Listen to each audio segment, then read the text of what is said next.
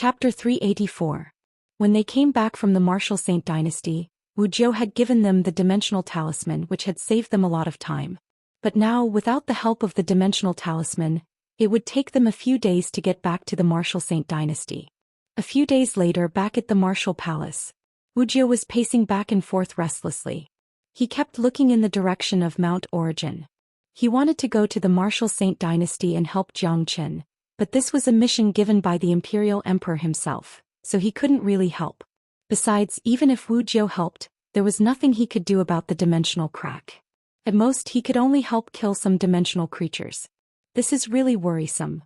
Wuxia shook his head and sighed. Suddenly, Wuxia's eyes lit up. He raised his head and looked into the distance. In the blink of an eye, a man arrived in front of him. The man looked to be about 17 years old and he wore white clothes. He had a handsome face and a faint smile could be seen on his face. Who else could it be but Xianxia? Brother, you're finally back. Wuxia hurriedly walked up to Xianxia and asked impatiently, how was it? The dimensional crack has been dealt with and the dimensional creatures have been dealt with as well. I just stayed at home for a few more days which delayed my return. Xianxia shrugged his shoulders and said, what? Dealt with? You fixed the dimensional crack? That's impossible, absolutely impossible. Wuxia's expression changed. He thought Xianxia was joking with him. Only Combat King warriors could fix a dimensional crack, and no matter how strong Xianxia was, he was only a divine core warrior. Something that even Wuxia couldn't do, let alone Xianxia. Of course it's impossible for me to fix it, but I've sealed it with a formation so the dimensional creatures can't come out. I guess I've completed my mission. Xianxia said with a smile on his face. What? Sealing the dimensional crack with a formation? That's even more impossible. Sealing a dimensional crack is much more difficult than fixing it. Even with the formations I'm familiar with, I still can't do it, and with your cultivation level, it's even more impossible. Wuxia didn't believe Xianxia's words at all. In his opinion, Xianxia was here to make fun of him. If it was true, then it really subverted his perception. The Origin mountain range is my hometown. How could I joke about this? If you don't believe me, you can follow me to the Origin mountain range to take a look. Xianxia said. Wuxia stared at Xianxia with a pair of eager eyes, and he felt that it was difficult for him to breathe. If someone else had said this in front of him, Wuxia would have sent that person flying with a slap. But since this was said by Xianxia, he had 100 reasons to believe it. Brother, can you tell me what formation you used? Wuxia asked. Skymend formation. Xianxia said. Skymend formation? Even I have never heard of such a formation. Wuxia was startled, and the way he looked at Xianxia changed even more. To be honest, Brother Zhou Dehuang is an expert in the Heavenly Book of Source formations, and he knows quite a few ancient formations. This Skymend formation is exactly what Dehuang told me, and we worked together to construct it, sealing the dimensional crack. Xianxia said, pushing the blame of the Skymend formation to Dehuang Dog. Brother, you've created another miracle. Since we've completed the mission, let's head to the Martial Saint Dynasty now. Shangguan Xing and Tiangang Yi have been waiting for us in the Martial Saint Dynasty for quite some time. Let's hand in the mission now and give them a big surprise. Wuxia said excitedly. Xianxia nodded his head. Both men flew into the sky and soon disappeared from the sky above Mount Wufu, heading toward the Martial Saint Dynasty. Wuxia had a special method to locate the Imperial Emperor. Therefore, when both of them stepped into the Martial Saint Dynasty, the Imperial Emperor had already appeared in the Martial Saint Palace. Greetings, Imperial Emperor. Wuxia and Xianxia bowed toward the Imperial Emperor at the same time. Swoosh, swoosh, swoosh. Right at this moment, beams of light shot into the Martial Saint Palace from the outside. Those who could enter the Martial Saint Palace in such a way, aside from having the Imperial Emperor's permission, had an extraordinary status. Soon, more than a dozen people were standing in the Martial Saint Palace.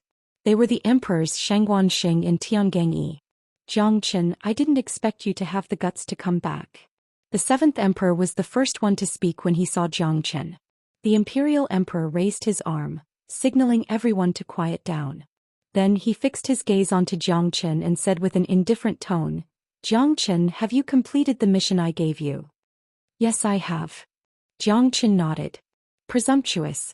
How dare you boast in front of the Imperial Emperor? This is a great disrespect to the Imperial Emperor. You should be beheaded. Right after Jiang Chen's words left his mouth, the seventh emperor immediately flew into a rage. Not only him, all the other men were wearing sneers on their faces as well. Only Shangguan Sheng's eyes were filled with hatred and gloominess. He had received news from the Shangguan clan that sect elder Shangguan Ying's soul jade slip had broken a few days ago, which meant that Shangguan Ying was dead. For the Shangguan clan, a late combat soul warrior was a pillar of support, a true high-ranking member of the clan. Such a loss was something they couldn't make up for. Jiang Chen, did you just say you've repaired the dimensional crack? The Imperial Emperor was startled for a moment, then he asked with great interest. Of course, if not, I wouldn't be here. Jiang Chen said with a smile on his face. Impossible, this guy is just talking nonsense. With his divine core cultivation, there's no way he could have repaired the dimensional crack. The 10th Emperor said with a loud voice. Jiang Chen, you better think about the consequences of boasting. Shangguan Xing said with a gloomy expression.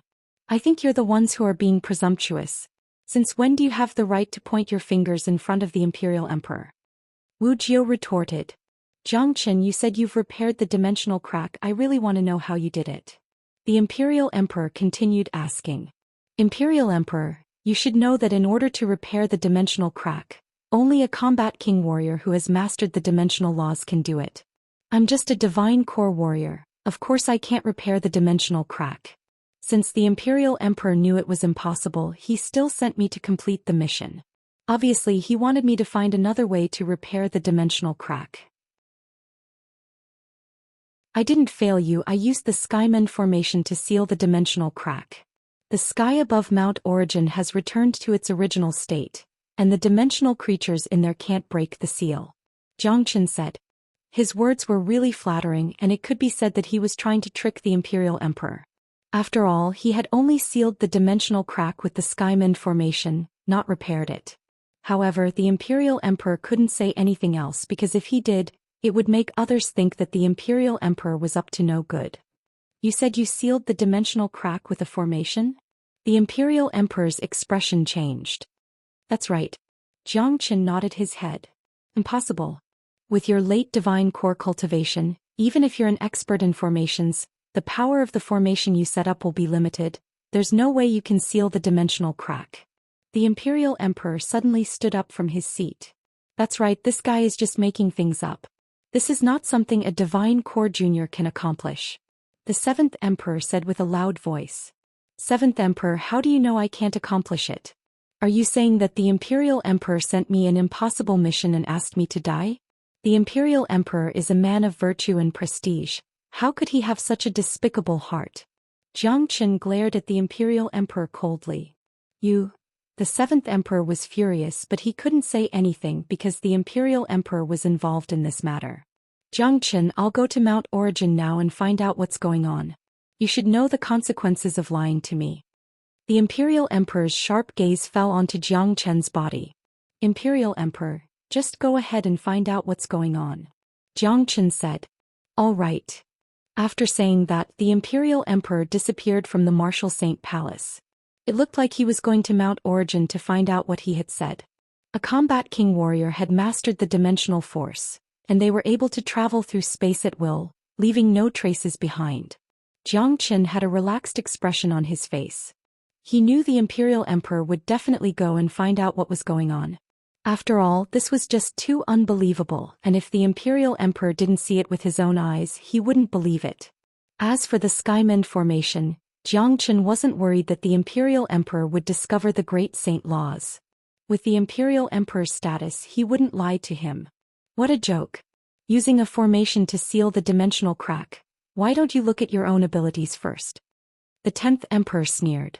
My abilities are not something you can imagine. Jiang Chen gazed at the 10th Emperor. Kid, who do you think you are? How dare you talk to me in such a tone? The 10th Emperor was furious. With his identity, status, and cultivation, no junior had ever dared to talk to him in such a manner. Who do you think you are? Don't try to show off your seniority in front of me. In less than a year I'll be able to crush you with a single finger. Jiang Chen coldly harumphed. This 10th Emperor was trying to save face in front of him, but that was a huge mistake. Bastard, you're courting death. The 10th Emperor was furious and a strong killing intent burst out from his body. "10th brother, are you going to fight in the Martial Saint Palace?" Wuxia shouted out. Only then did the 10th Emperor retract his killing intent. The Martial Saint Palace was the central palace of the Martial Saint dynasty. Even though he was the emperor, he didn't have the right to fight here. The Imperial Emperor has already gone to check it out himself. As long as this kid speaks, there's only one ending for him. Let's just wait and see. Tiangenyi said. Just like the others, he didn't believe that Zhou Xian could seal the dimensional crack with a formation. "Zhou Xian, let me ask you, did you kill Shangguaning?" Shangguanxing asked in a lungling manner. "I'm sorry, I've killed too many people, so I can't remember which one you're talking about," Zhou Xian said with an indifferent tone. When talking to his enemies, he would never give them any face. Mount Origin. The calm space suddenly trembled, and a man wearing a dragon robe walked out from the void like a ghost. This man had eyes like a dragon and a tiger's, and he appeared right at the spot where the dimensional crack was. This man was none other than the Imperial Emperor who came from the Martial Saint Palace. With the Imperial Emperor's speed, it only took him a few minutes to travel from the Martial Saint Palace to Mount Origin. When he appeared, his eyes immediately fell onto the Skymend formation. Chapter 385. The Imperial Emperor's eyes lit up. Standing underneath the Skymend formation, he had sent his divine sense into the spatial crack, and the shocked expression on his face became even stronger. This guy really didn't lie, he really did seal the dimensional crack with such a method. However, although this formation is very mysterious, it's not strong enough to seal the dimensional crack. It's as if a special force has been added to it, and that's why the dimensional creatures can't break through the barrier. The Imperial Emperor murmured to himself. With his experience, he was able to see through the Skymend formation with just a single glance. This formation was indeed amazing, but because the person who constructed it was too weak, the power of the formation was limited, and it wasn't strong enough to seal the dimensional crack. However, the formation in front of him had completely sealed the dimensional crack. It was as if there was a mysterious force hidden within the Skymend formation, and it was forcefully supporting the formation. This was what shocked the Imperial Emperor the most. "I'd like to see what kind of method Zhou Xian is going to use to create such a formation." After saying that, the Imperial Emperor waved his hand at the Skymend formation. A tearing sound was heard, and the Skymend formation was instantly torn apart. At the moment when the Skymend formation was torn apart, the thread of Great Saint Law silently flew away. Not even the Imperial Emperor noticed it. The Skymend formation was supported by the Great Saint Law, so even a combat king warrior like the Imperial Emperor wouldn't be able to tear it apart so easily. However, Zhou Xian was a very clever man. When he constructed the Skymend formation, he had intentionally left some room for himself. He used all of the formation's power to block the violent energies and dimensional creatures from the other side of the dimensional crack, and left no defense for the outside world. Even an ordinary combat soul warrior could easily destroy the Skymend formation from the outside. This was also the reason why the Imperial Emperor was able to destroy it so easily. Zhou Xian was a wise and famous man, and he had always done things flawlessly. He had already predicted that the Imperial Emperor would come here to investigate, and he would definitely find out what was going on. Therefore, the Imperial Emperor would definitely tear the Skymend formation apart. Of course, Zhou Xian didn't have to make the Skymend formation too perfect.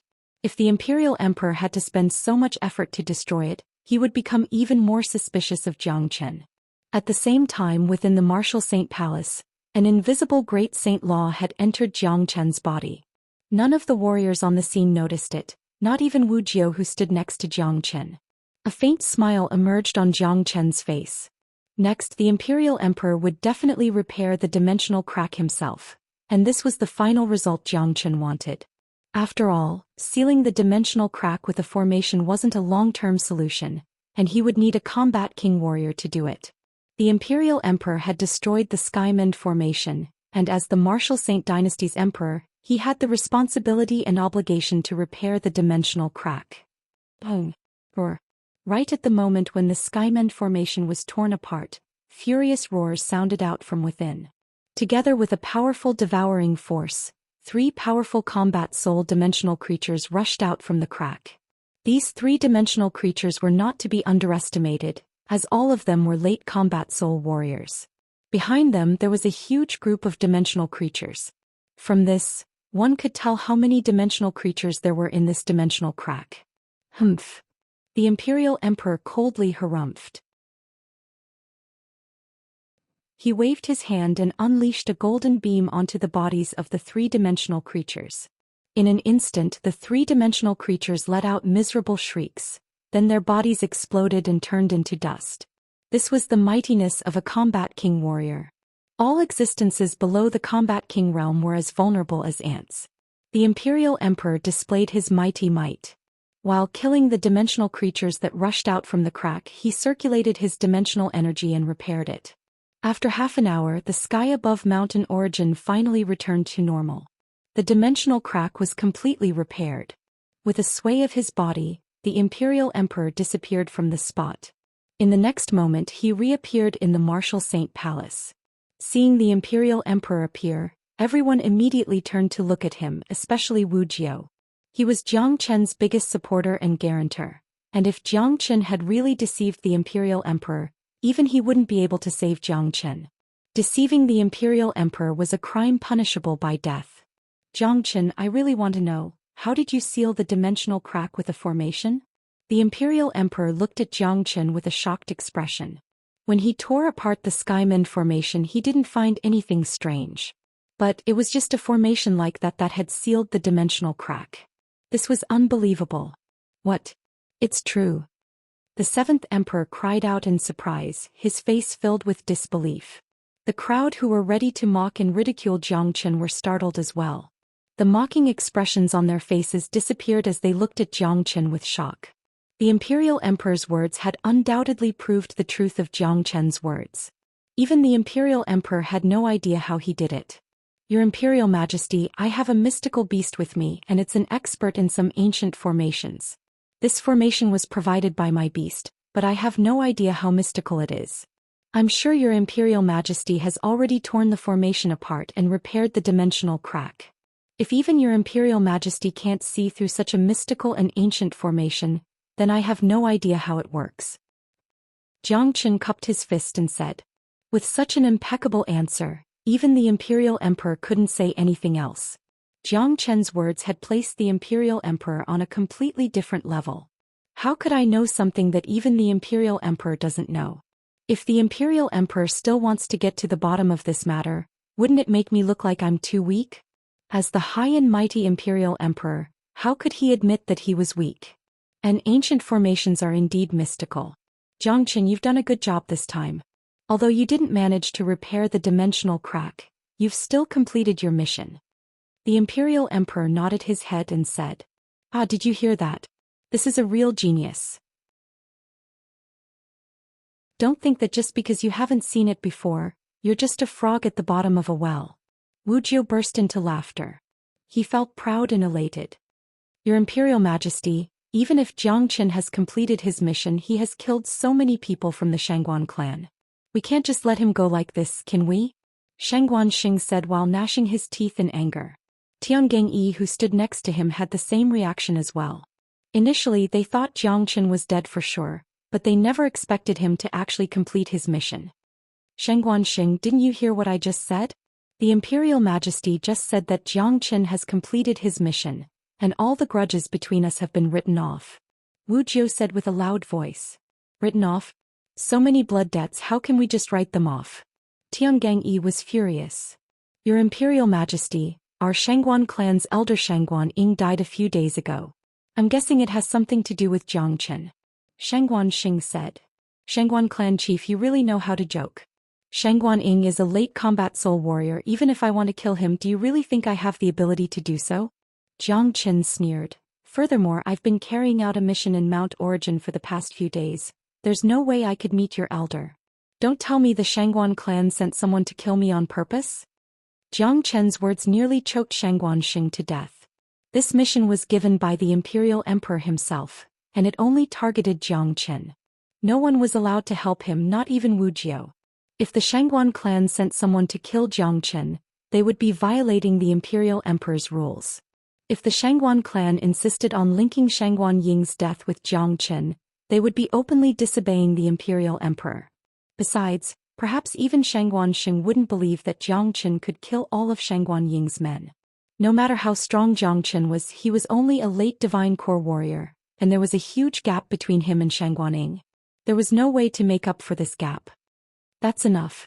The imperial emperor waved his hand and said, "This matter ends here. All grudges between Zhou Xian, the Shangguan clan, and the Myriad Sword sect will be written off. Zhou Xian will officially become a disciple of the martial palace." The imperial emperor's words were filled with authority. Regardless of whether or not this decision came from his own heart, he had to do it, because this involved his dignity as the imperial emperor, and his words carried enormous weight. Imperial Emperor. Shangguan Shing and Tiangang Yi were unwilling to accept this result, but they dared not say anything. They could only gnash their teeth in hatred toward Zhou Xian. Wuxia burst into laughter. He was the happiest person in the entire palace, and he felt like he had just won a war. Imperial Emperor's reputation. Zhou Xian cupped his fist toward the Imperial Emperor and said with a loud voice, "Zhou Xian, I heard that you found a broken piece of an Emperor weapon on the island of ice. Can you show it to me?" The Imperial Emperor changed the topic to the broken piece of the Emperor weapon. Although he was a combat king warrior, there was still a huge gap between him and a combat emperor. He had never seen the legendary Emperor weapon before, so of course he was very interested in it. Zhou Xian had a frown on his face. He didn't expect the Imperial Emperor to bring up this topic, and it made Zhou Xian feel extremely uncomfortable. Last time he didn't kneel down in front of the Imperial Emperor, and that had caused the Imperial Emperor to hold a grudge against him. If he couldn't take out the Emperor weapon today, it would be a slap to the Imperial Emperor's face. However, Zhou Xian really couldn't take it out. Everyone thought it was a broken piece of an Emperor weapon, but only Zhou Xian knew that it was a broken piece of the Heavenly Saint Sword, and it had already merged into a brand new Heavenly Saint Sword. How could he take out the broken piece of the Emperor weapon? Furthermore, although the Imperial Emperor said that he wanted to admire it, it was obvious that he wanted Zhou Xian to contribute the broken piece of the Emperor weapon. "Zhou Xian, with your cultivation, that broken piece of the Emperor weapon is useless to you. You should take out a treasure like this and offer it to the Imperial Emperor." The seventh Emperor said, "I'm really sorry, that isn't an Emperor weapon, it's just a broken piece of a king weapon. I've already smelted it into my natal weapon." Zhou Xian said, "Bullshit. Many people have seen it, it's definitely an Emperor weapon. Zhou Xian, you're just making things up. Even if it's a king weapon, how could you smelt it with your cultivation?"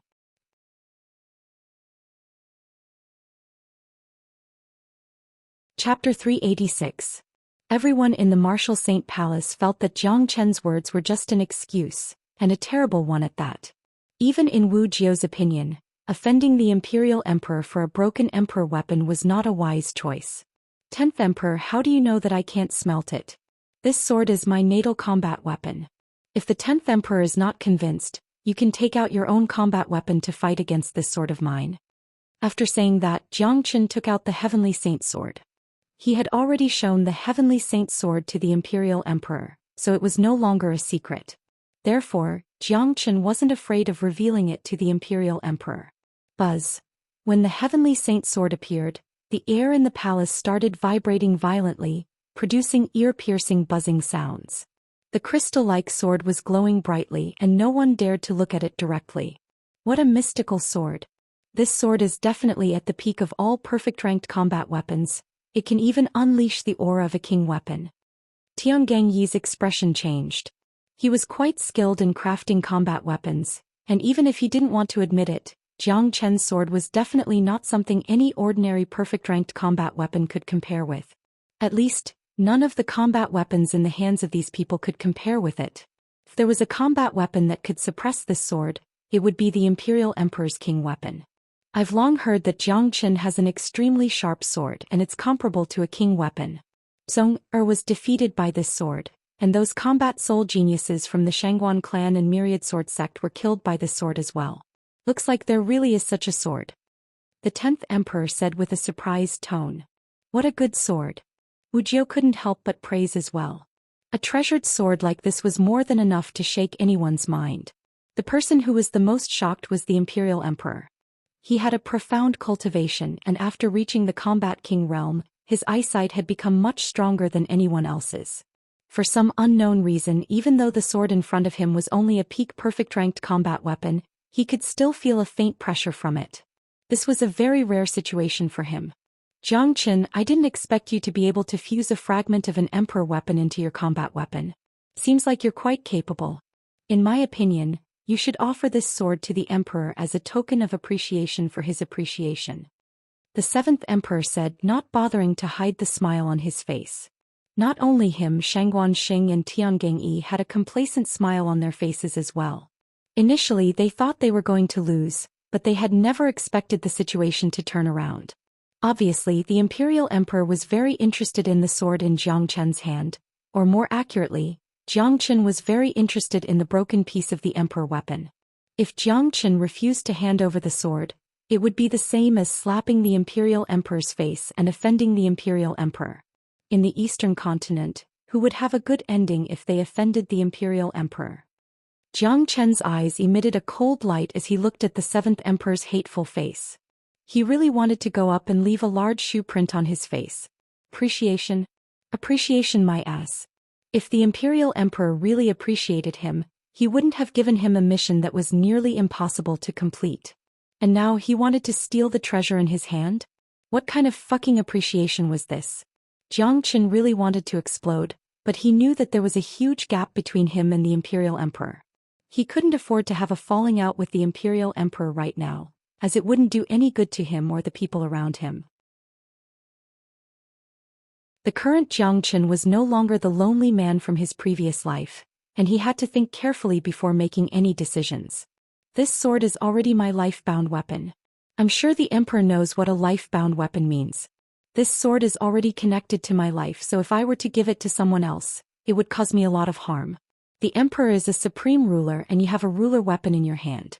I'm sure you wouldn't covet a mere sword of mine. Xianxia put away the Heavenly Saint sword, then cupped his fist toward the Imperial Emperor. A cold light flickered in the Imperial Emperor's eyes.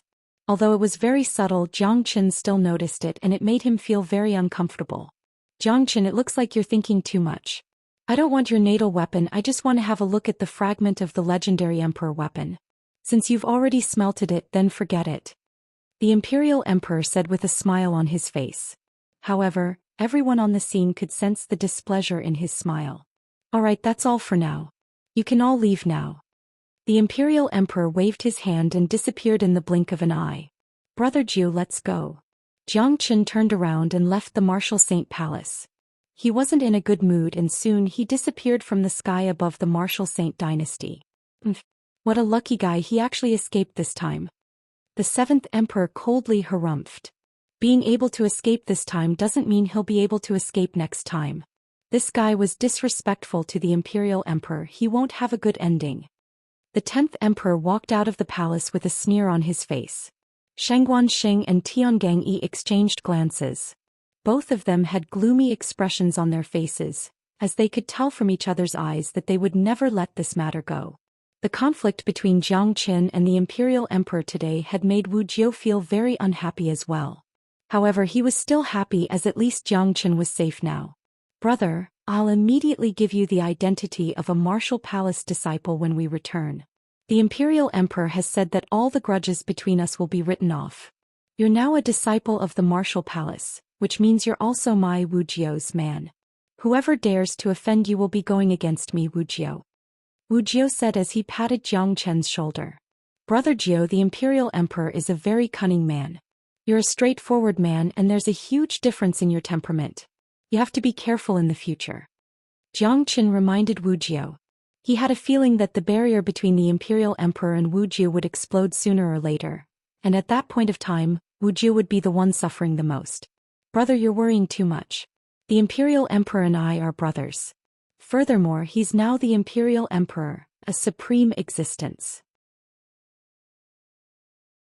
The entire Martial Saint dynasty, even the entire Eastern continent, belongs to him. Brother, don't think too much about it. Wuxia said with a smile on his face. It wasn't hard to tell that he wasn't on guard against the Imperial Emperor at all. I hope so. Jiang Chen smiled and didn't say anything further. In Jiang Chen's mind, Wuxia was a real man. He was a straightforward man, especially when it came to his own people. He wouldn't play any dirty tricks. However, the Imperial Emperor was different. He was a very cunning man, and Jiang Chen could easily relate this to the fact that he was able to obtain the quota to go to the Island of Ice 100 years ago. What Wuxia said was right. The Imperial Emperor was now a supreme existence, standing at the pinnacle of the martial Saint dynasty, and was respected by all the people. However, it was precisely because of this supreme existence that he couldn't stand the slightest bit of disobedience, as it was a provocation to his dignity. Furthermore, the Imperial Emperor hated it when people talked about the quota to go to the Island of Ice 100 years ago. It made him feel as if everything he had today was given to him by Wuxia, and this made him feel as if he had a deep grudge against Wuxia. And now, because of what happened to Jiang Chen, this grudge had become even more obvious. Jiang Chen didn't say anything about this because he knew it was useless. It was impossible to dispel this grudge, and Wuxia wouldn't accept his explanation. The only thing Jiang Chen wanted to do now was to increase his strength as fast as possible. He hated the feeling of being led by the nose. Furthermore, from the moment he walked out of the Martial Saint Palace, Jiang Chen had made up his mind. He wanted to overthrow the Martial Saint dynasty and make Wuxia the new Imperial Emperor. This was a very scary goal, and if Wuxia knew about it, he might fall from the sky on the spot. However, Jiang Chen had no other choice but to have this goal, because the Imperial Emperor was too scary. He would never tolerate Wuxia and him in his heart. The Imperial Emperor didn't kill Jiang Chen today because he was worried about Jiang Chen's face. Without a suitable opportunity, Jiang Chen believed that once he had a suitable excuse, the Imperial Emperor would kill Wuxia without any hesitation. Jiang Chen didn't want to see something like this happen. If he wanted to change this, he would need strength. In this cruel world, nothing was more important than strength. Therefore, Jiang Chen had a strong desire to become stronger, and he desired to increase his cultivation. Only by becoming stronger would he be able to change everything. After returning to the Martial Palace, Jiang Chen chose to enter secluded cultivation. Currently, the Martial Palace was the safest place for him, and he wanted to use this free time to strengthen his cultivation. Jiang Chen planned to leave the Martial Palace in a few days' time. He now had 4,500 dragon marks in his Qi, and he just needed another 500 more to break through to the Combat Soul Realm. He was planning to leave the Martial Palace and find an opportunity to break through to the Combat Soul Realm. As long as he could break through to the Combat Soul Realm, his combat strength would be greatly improved. Once he broke through to the Combat Soul Realm, the Shangguan clan and Myriad Sword sect would no longer be a threat to him. The next day, Martial Saint Dynasty, the 10th Emperor's mansion. Within a magnificent palace, 4 men were sitting on the left and right side of the palace. The 10th Emperor sat in the seat of honor, and these 4 men were none other than the Shangguan clan's clan chief, Shangguan Xing, the Myriad Sword sect chief, Tiangang Yi, the current 7th Emperor, and the 10th Emperor's son, Wukong. His hatred toward Jiang Chen was stronger than anyone else's, and he wanted to kill Jiang Chen more than anyone else. When he thought about what happened on the Island of Ice, he felt like he had lost all his face. Now that the Imperial Emperor has given his word, all the scores between us have been written off, and Jiang Chen is protected by the 9th Emperor. There's no way we can find a way to deal with him. Tiangang Yi said. We have to think of a way to deal with him. This guy has incredible talent and he's just a peak divine core warrior. If we allow him to continue growing, it will be extremely difficult to deal with him. Shangguan Xing said while gnashing his teeth in anger. Can't you all see that? That brat has angered the Emperor. Although the Emperor didn't want to lower himself to the same level as him, the Emperor has begun to hate this Jiang Chen. This can be seen from the mission that the Emperor has given him. Therefore, since all the grudges in the past have been written off, let's create a new one.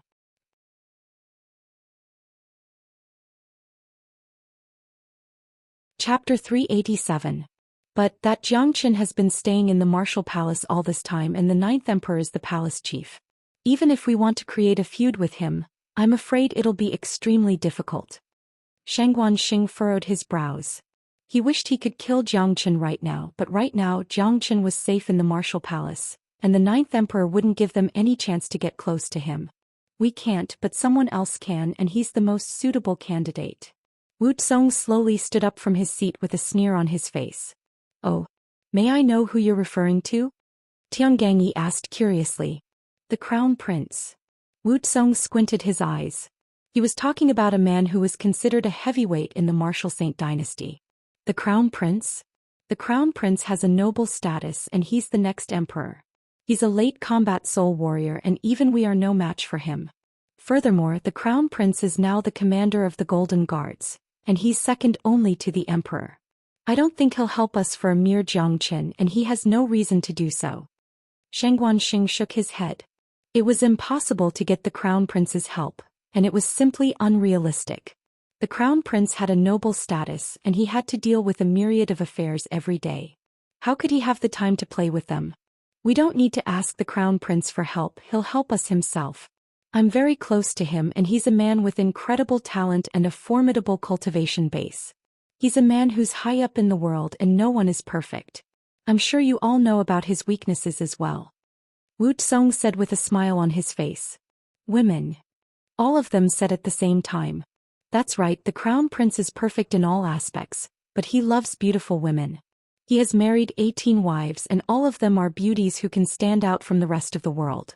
I've secretly found out that Jiangqin has a beautiful woman following him, and she is treated as a precious treasure by him. Her name is Yan Qinyu and she looks like a fairy, pure and refined. She is not someone the Crown Prince's women can compare with. If the Crown Prince meets Yan Qinyu with his character he will definitely have some ulterior motives, and at that point of time a conflict will naturally arise. Jiangqin has left a bad impression on the emperor, and if he offends the Crown Prince as well in this eastern continent, even if he had 10 lives he would still die. Wu Tsong said sinisterly. The Crown Prince really has a good plan. That kid Jiangqin has the 9th Emperor's protection so we can't do anything to him. But if the Crown Prince and the Emperor are involved then things will be different. Shang Guanxing's eyes lit up and he gave Wu Tsong a thumbs up. I'll leave this matter to me. The Crown Prince is in seclusion these few days and will come out in half a month at most. At that time we will give him a surprise. Wu Tsong laughed heartily. He felt as if his scheme had succeeded. The few of them had their eyes on Yan Qinyu, but little did they know that the current Yan Qinyu was no longer the same as before. With her 9 Yin meridians completely activated, even Wu Tsong would not be able to pose a threat to her. Furthermore, with the mysterious black ice talisman and the ice demon's protection, anyone who wanted to harm her would not be able to do so easily. Martial House. Within an independent courtyard, Jiangqin was pacing back and forth while staring at the full moon in the sky, which was half covered by dark clouds. He felt as if his mood was shrouded by a layer of haze. Originally he was in seclusion but for some unknown reason he felt agitated and restless. As the once greatest saint in the world, Jiangqin rarely felt agitated like this. He always felt that some things were bound to happen sooner or later. Although he had arrived at the martial house, the storm wasn't as calm as it seemed on the surface. He could feel that something was brewing in the dark. For the first time in his life, Jiangqin felt that some situations were out of his control. It was a very bad feeling because he was no longer the lonely man from his previous life. He had people in his heart and he had the 7 emotions and 6 desires that a normal person should have. He was no longer a martial arts maniac who only knew how to fight and kill. The enemy was very powerful. If Jiangqin was alone he could just run away and no one would be able to threaten him. But now he couldn't. Even if he ran away the people around him wouldn't be able to. Therefore there were some grudges that needed to be resolved sooner or later. Strength, it's still strength. Looks like I need to go out and walk around. Jiangqin said with mixed emotions. He was getting closer and closer to the combat soul realm, but it was still not an easy task to break through. Jiangqin decided to go out and train himself as soon as possible. The sooner he broke through to the combat soul realm, the sooner he would have a stronger foundation and resources. Creak. Right at this moment the courtyard's door was pushed open, and a majestic man walked in. He was none other than Nangong Wentian. After entering the courtyard, Nangong Wentian turned around and closed the door behind him. With an ugly expression and a heavy heart he walked up to Jiangqin. Brother Nan, what's wrong? Jiangqin asked. He and Nangong Wentian hadn't known each other for a long time, but they were like brothers and they knew each other very well. Nangong Wentian had always been a cheerful man, and he had never looked so worried even when facing a dangerous situation. Something like this was definitely going to happen. Little Chinzi, I'm here to bid you farewell. Nangong Wentian said with a bitter smile on his face. Oh, you're going back to the southern continent? Jiang Qin asked with a puzzled expression. That's right, I'm going back. I hope I can make it in time. Nangong Wentian said. What's wrong? Jiang Qin asked with a frown on his face. Nangong Wentian sighed but didn't say anything. He knew Jiang Qin was very busy and he didn't want Jiang Qin to worry about him any longer. Brother Nan, you're my brother. Jiang Qin patted Nangong Wentian's shoulder. The word, brother, immediately warmed Nangong Wentian's heart. Our Nangong family is one of the top superpowers in the southern continent, and we're strong enough to compete with the Shangguan clan and Myriad Sword sect. However, in recent years our family has been in chaos. Before I left the southern continent, my father gave me a personal communication talisman. It's a special talisman for our Nangong family. Even though I'm in the eastern continent right now, I'll still be able to receive a message immediately. Furthermore, this talisman can only be used once. If it's not something extremely important, my father won't use it. Half an hour ago, I received a summon from my father. He told me that our family is in danger and he asked me to come back as soon as possible. Nangong Wentian said with a frown on his face. He didn't tell Nangong Wentian that the talisman exploded right after receiving the message. This meant that the family was in a very serious situation. I'll go back with you, Jiang Qin said. What? Hearing this, Nangong Wentian's eyes lit up. However, a bitter expression immediately emerged on his face. Little Chinzi, I appreciate your kindness as a brother. However, you're already busy enough here. I don't want to trouble you with my Nangong family's matters.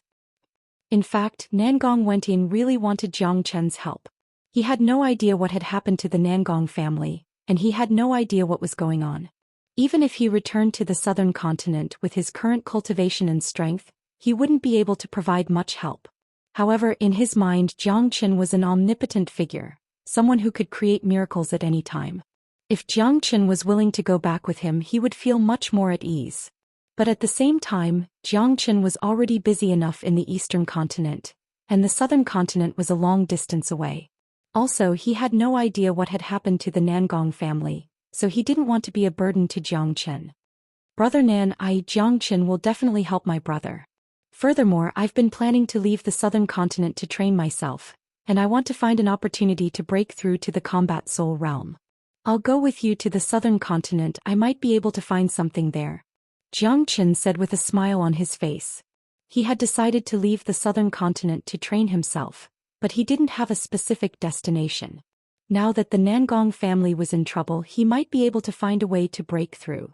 More importantly, Nangong Wentian was his brother who had gone through thick and thin with him, and when he was in a difficult situation, Jiang Qin couldn't just stay out of it.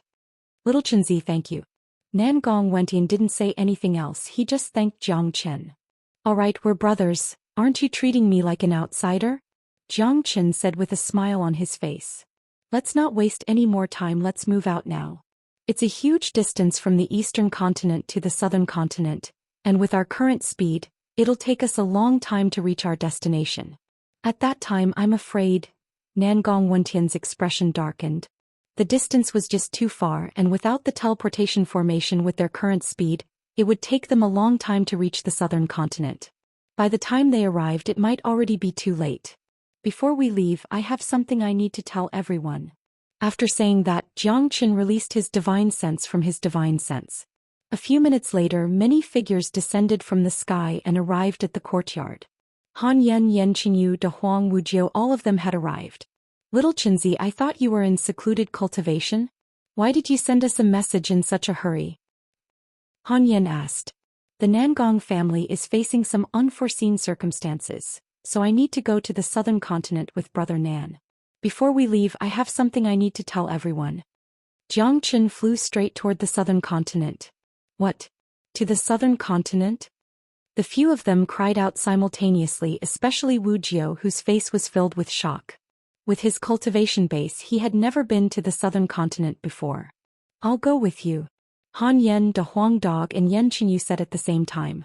They didn't care how far away the southern continent was, as long as they could stay by Jiang Chen's side. Furthermore, since Nangong Wentian was in trouble, they wanted to help as well. No, this trip to the southern continent is filled with unknown dangers. I'll only go with Brother Nan. You guys stay in the Martial Palace for now, that's the safest place. If we leave together, we'll become a huge target. Once I'm done with the Nangong family, I'll come back immediately. Jiang Chen said with an unquestionable tone. Han Yen and Yen Chenyu nodded their heads helplessly. De Huang Dog kept mumbling to himself, showing his dissatisfaction. However, they knew very well that Jiang Chen had already made his decision, so it was useless for them to insist. Before we leave, I have a few things I need to tell you. Jiang Chen's expression was extremely solemn.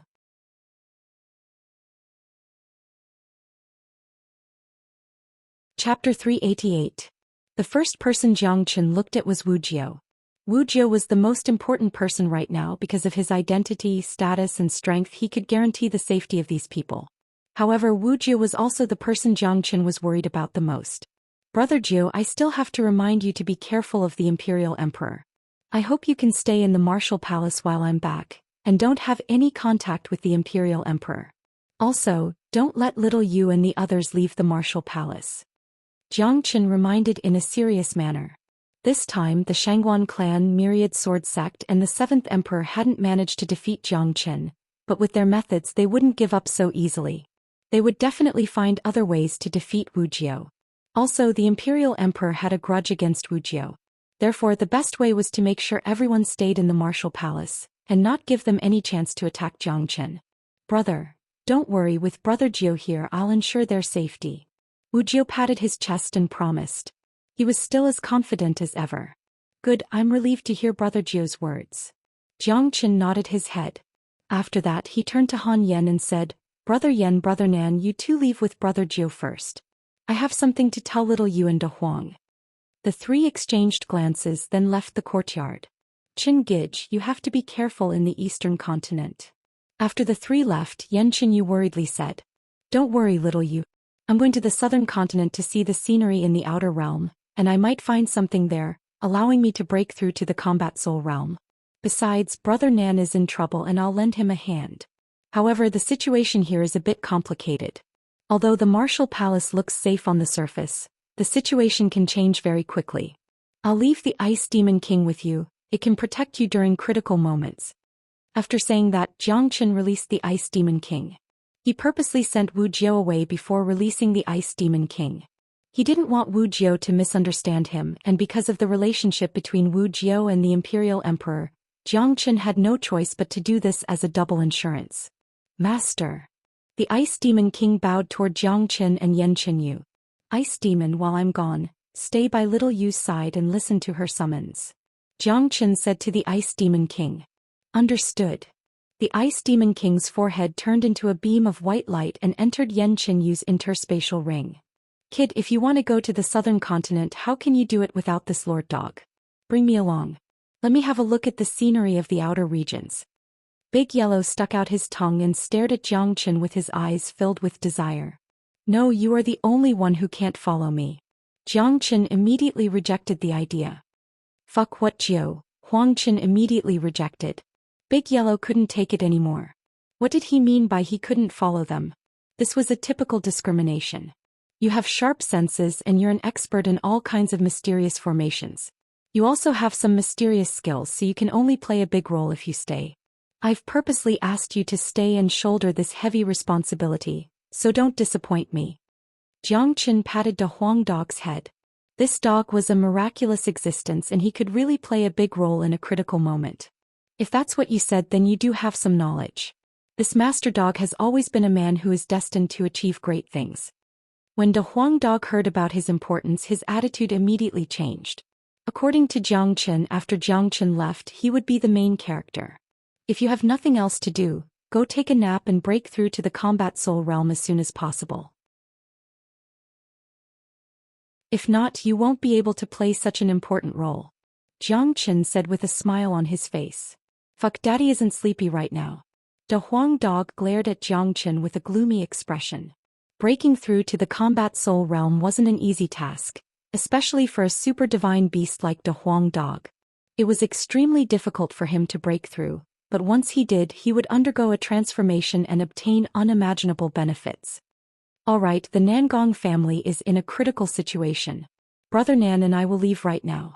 After saying that, Jiang Qin moved his body and disappeared from the scene like a ghost.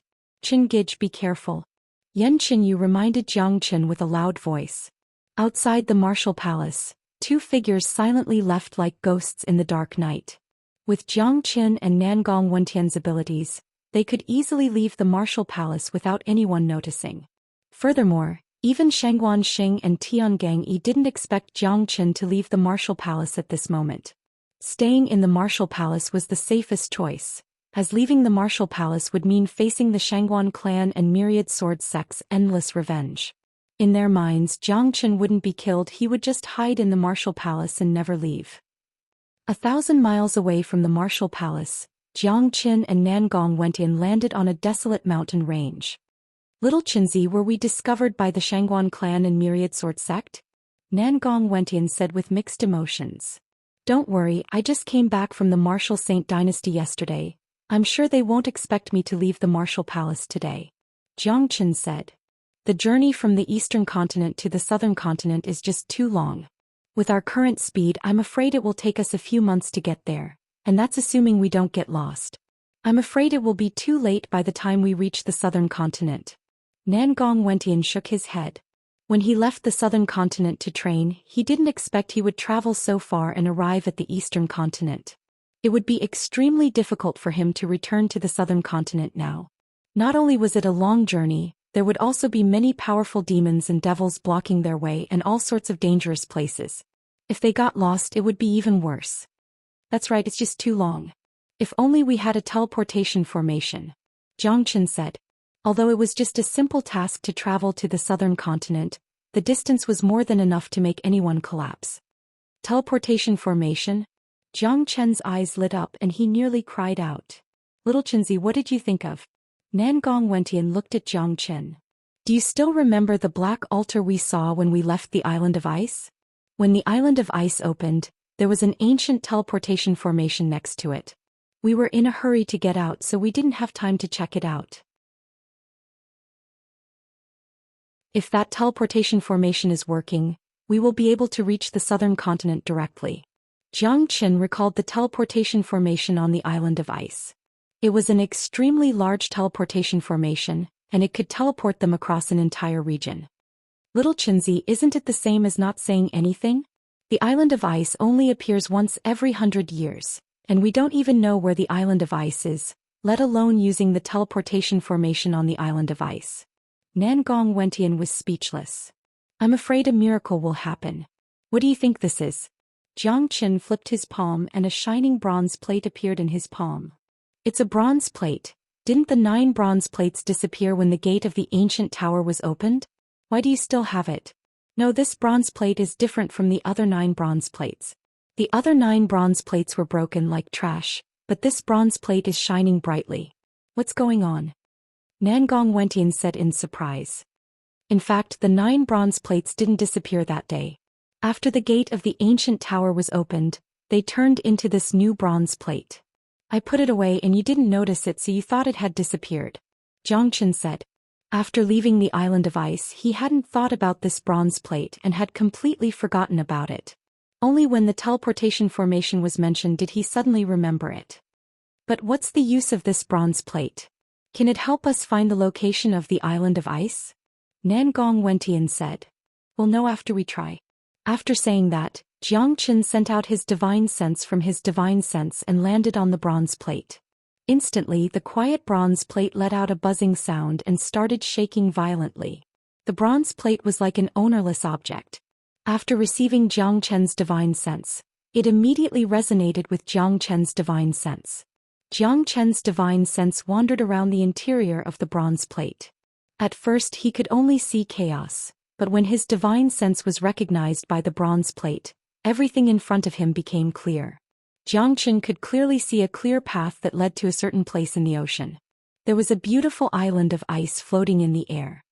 Found it, I found the location of the Island of Ice. Jiang Qin was pleasantly surprised. What? Nangong Wentian even cried out in surprise. Zhou Xian was able to find the location of the island of ice with the bronze plate, which meant that the bronze plate and the island of ice had a close relationship. This was proven by the fact that the 9 bronze plates were able to open the gate of the island of ice. Now that they had found the location of the island of ice, it meant that they could use the bronze plate to enter the island of ice. I've now obtained the bronze plate's recognition. Let's head to the ocean and find the location of the island of ice. With the help of the bronze plate, we should be able to enter the island of ice and even find the black altar. If we can open the teleportation formation, it'll be much easier for us to go to the southern continent. Zhou Xian said. Haha, that's great. Little Chinzi, there's nothing you can't do. Being with you is so fucking awesome. Nangong Wentian burst out laughing. Being with someone like Zhou Xian who was blessed with great luck was truly awesome. It seemed like no matter what kind of trouble they faced, Zhou Xian would always be able to find a way to solve it. Now that they had found the location of the island of ice, if they could use the teleportation formation, it would save them a few months of traveling. This was undoubtedly a great thing for Nangong Wentian. Let's go, we'll head to the ocean first. It's quite a distance from here to the ocean. Even if we travel at full speed, it'll still take us 2 days. Zhou Xian put away the bronze plate. Both of them then unleashed their extreme speed and flew across the dark night sky like 2 ghosts. Their speed was extremely fast, leaving behind numerous afterimages as they flew towards the ocean. 2 days later, on the same night, Zhou Xian and Nangong Wentian arrived at the edge of the ocean. Zhou Xian took out the bronze plate once again and sent his divine sense into it. The location of the island of ice was now even clearer. The island of ice is hidden in an extremely secret location deep within the ocean. I can sense it directly through the bronze plate.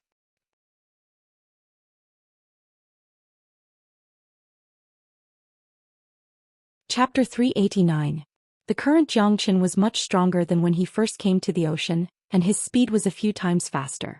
Nangong Wentian couldn't catch up with him at all, and he had to rely on Zhou Xian to carry him. This was a great blow to Nangong Wentian. He was a famous genius in the Nangong family, and he had never been impressed by anyone among the younger generation. However, compared to Zhou Xian, the gap between him and Nangong Wentian was obvious. An hour later, Zhou Xian and Nangong Wentian arrived at an island. The island was covered with green mountains and clear waters. It was surrounded by a thick layer of mist, and it looked like a celestial island from the ocean. We've arrived at the blissful island again. Nangong Wentian said with a smile. Master Blissful has helped me a lot. If there's a chance, I'd like to visit him again. Zhou Xian said. But let's find the island of ice as soon as possible. Nangong Wentian reminded. Zhou Xian took out the bronze plate once again. Judging from their current location, they were still quite a distance away from the island of ice. They still had to travel deeper into the ocean.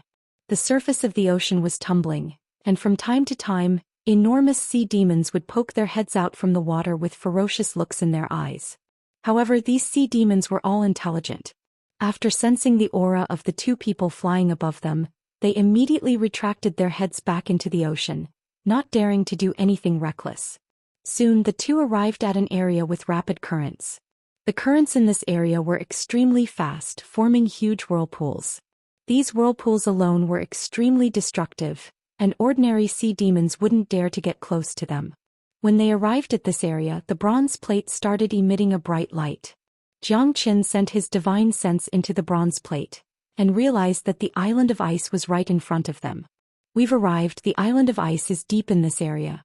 Be careful of those whirlpools, let's go down. Zhou Qian's eyes lit up. The 2 of them activated their yuan force and dove into the water. However, after swimming around for a while, they didn't find any trace of the island of ice. Little Chinzi, something's wrong. The island of ice is huge, we should have sensed it long ago, but there's nothing here.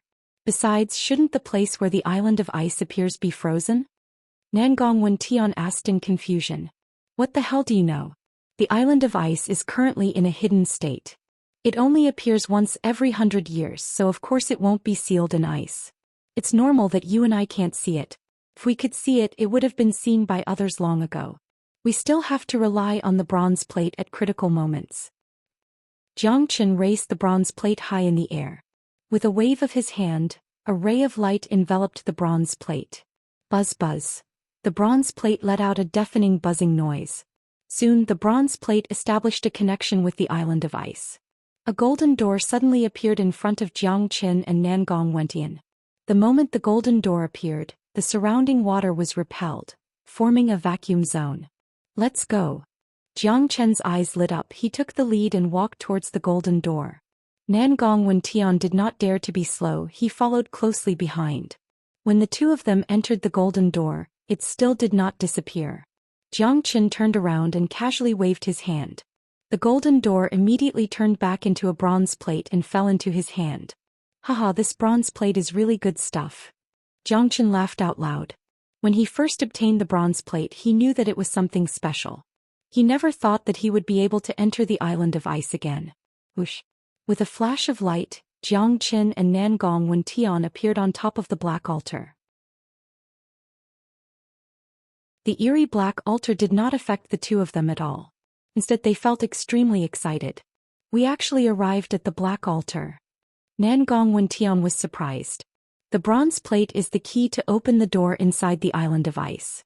It's normal for us to arrive at our destination after opening the door inside the bronze plate. Let's see if we can activate the teleportation portal. After saying that, Jiang Qin walked towards the teleportation portal on the black altar. This teleportation portal was extremely old. If it wasn't for the mysterious symbols on it, it would have been broken long ago. The black teleportation portal was around 1 zhang in radius. It was covered with countless symbols. The entire teleportation portal was filled with a deathly stillness. No one knew how long it had been since it was activated. Little Qinzi, will this work? Nangong Wentian's heart was beating like a drum. This teleportation portal looked too shabby. If it couldn't be used, wouldn't it be a huge embarrassment? They would have to fly to the southern continent and it would take them a few months to get back. It shouldn't be a problem. We can give it a try. Look at the center of this teleportation portal, there's a groove. Isn't it the same as the bronze plate? If I'm not mistaken, this bronze plate is the key to the teleportation portal. Jiang Qin said. He took 2 steps forward and arrived in front of the teleportation portal. He raised the bronze plate in his hand and pressed it into the groove. When the copper plate was placed into the groove, a sudden change occurred. The originally deathly still teleportation array suddenly shone with a brilliant light, and golden light filled the sky. There was no longer any sense of dilapidation. The patterns on the surface seemed to have come to life like spirit snakes wriggling. Gotcha! The teleportation portal began to emit cracking sounds. A crack appeared in the middle of the portal. An icy cold spatial energy blew out from the crack, causing Jiang Qin and Nangong Wentian's bodies to sway. Gotcha! Soon the crack became bigger and bigger. A few minutes later, the crack turned into a gigantic space gate. The space gate was 3 zhang tall and it was shining brightly. Following that, 3 golden lines appeared in the space gate. One of the lines pointed to the south, one to the north, and the last one to the center. Look, it's pointing to the southern continent. The light at the front is the southern continent. Nangong Wentian was overjoyed. The light at the end of the line pointing to the south was the brightest. That was the location of the southern continent. This teleportation portal was indeed powerful. It could directly connect to the southern continent. Jiang Chen's eyes landed on the line in the middle. This line was much longer than the north and south lines. It was dozens of times longer. At the top of the line there was a huge light dot the size of a fist. The light dots that represented the southern continent and the northern continent were the size of a little finger. Compared to the light dot in the middle, the difference between the two was huge. That should be the divine continent, right? Nangong Wentian looked over and said in surprise. That's right. That's the center of the Saint Origin world, the divine continent. Jiang Chen's eyes lit up. That was his true destination, his ultimate goal. I've heard that the divine continent is vast. The east, west, south, and north continents combined are not even a tenth of the divine continent size. It is the true pure land of the Saint Origin world. The cultivators there are strong and unpredictable, far stronger than the 4 remote continents. However, to reach the divine continent from the 4 remote continents, one has to cross countless large domains. This distance is simply shocking. That's why the 4 remote continents are almost isolated from the divine continent. It's hard to imagine that this teleportation portal can connect to the divine continent. Nangong Wentian sighed. As a genius of the Nangong family, he was very familiar with the geography of the Saint Origin world. He knew that although the southern continent was vast, it was only a small part of the divine continent. The gap between the southern continent and the divine continent was huge. Brother, after everything here is settled, are you interested in going to the divine continent with me? The world outside is much more interesting. Jiang Qin said with a smile. His eyes were fixed on the light in the divine continent for a long time. Nangong Wentian's body trembled. Similarly, he had always wanted to go to the divine continent, but he had never thought about going there. However, Jiang Chen's words had instantly ignited his passion. That's right, the world of the divine continent is the most interesting place. Alright, if there's a chance I'll definitely go to the divine continent. That way I won't have lived in vain. Nangong Wentian's expression changed. Let's go. We can't go to the divine continent for now. Now that the teleportation portal is open, let's go to the southern continent first. With a thought, the bronze plate once again fell into Jiang Chen's palm. He tossed the bronze plate forward, and it landed right on the southern continent's coordinates. Whoosh. Suddenly, a strong gust of wind blew. Waves of powerful spatial energy were exerted on Jiang Chen and Nangong Wentian. Both of them felt their bodies become lighter and flew into the portal. With a flash of light, the scene in front of them changed. Jiang Chen and Nangong Wentian appeared in a spatial tunnel. The bronze plate was floating in front of them. Whoosh. A strong gust of wind blew past. Nangong Wentian looked at the variegated spatial turbulence around him, and he could feel the hurricanes that came from the spatial tunnel. His body couldn't help but tremble. Damn it, so this is the spatial turbulence?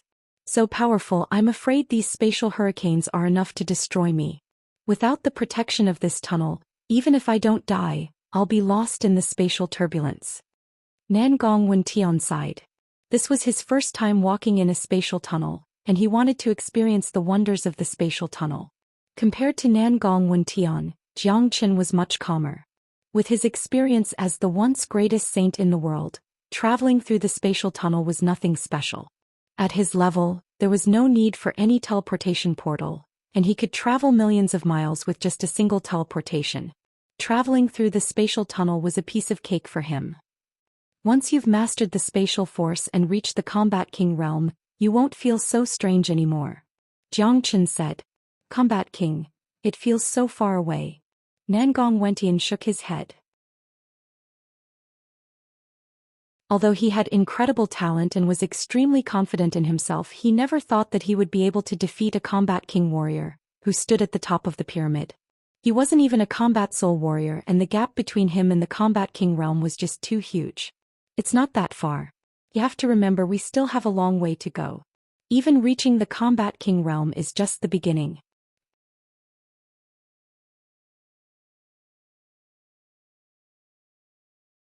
Chapter 390. Jiang Qin and Nangong Wentian quietly waited in the dimensional tunnel with the bronze plate acting as a guide. They were moving forward along with the dimensional force. Little Qinzi, how long will it take for us to reach the southern continent? Nangong Wentian asked. From the eastern continent to the southern continent is a huge domain. Even if we use the spatial teleportation formation, it will still take us 2 hours. However, the spatial tunnel here is very sturdy. It should be able to last until we reach the southern continent. Jiang Qin said. Just 4 hours. Damn it. Back then I spent God knows how long rushing to the eastern continent. I nearly lost my life in the process. It's still better to have a teleportation matrix. Nangong Wentian sighed. Compared to the spatial teleportation formation, his flying speed was pitifully slow. Anan, tell me about your Nangong family. Jiang Qin asked with interest. Since he had decided to help Nangong Wentian, he needed to know more about the Nangong family. Our Nangong family hasn't been in the eastern continent for a long time. Our foundation is not as deep as the other major powers. According to my dad, our family only has a history of 100 years. Nangong Wentian said. 100 years? Jiang Qin was startled for a moment. He had always been touched by the words 100 years. It seemed like the great changes that happened in the Saint Origin realm had only started 100 years ago. It was exactly because he had slashed the heavens with his sword and opened the door to the realm of immortals that the barrier of the Saint Origin realm had changed. Because of that, the structure of the Saint Origin realm had changed. That's right. 100 years ago, my grandfather came to the southern continent and used his extraordinary talent to establish the Nangong family's foundation. He settled down, married a wife, and had children. The Nangong family has a treasure that outsiders don't know about. This treasure was brought over by my grandfather, and even I don't know what it looks like. I only know that my grandfather placed it in a very secretive place in the Nangong family, and sealed it with a profound yang formation. The treasure that my grandfather hid seemed to have no other use other than to be able to extract a certain amount of 9 solar holy water every year. It was also because of this 9 solar holy water that the Nangong family rose rapidly in the past few decades, and became one of the top families in the southern continent. Nangong Wentian said. He knew the history of the Nangong family very well. What? A treasure that can extract 9 solar holy water? Jiang Qin was a little surprised. However, nothing was too strange in this world. It might be normal for such a treasure to exist. If that was really the case, it wouldn't be surprising for the Nangong family to rise in power in such a short period of time. Just think about it, the descendants of the Nangong family were baptized by the 9 solar holy water from birth. Which one of them wasn't a genius? It would be hard for such a family to not become powerful. Yes, the amount of 9 solar holy water produced every year isn't much, but it's more than enough to support the rise of our Nangong family. Do you still remember when I used the 9 solar holy water to trade for pills in the blissful manner? I brought the 9 solar holy water from my clan.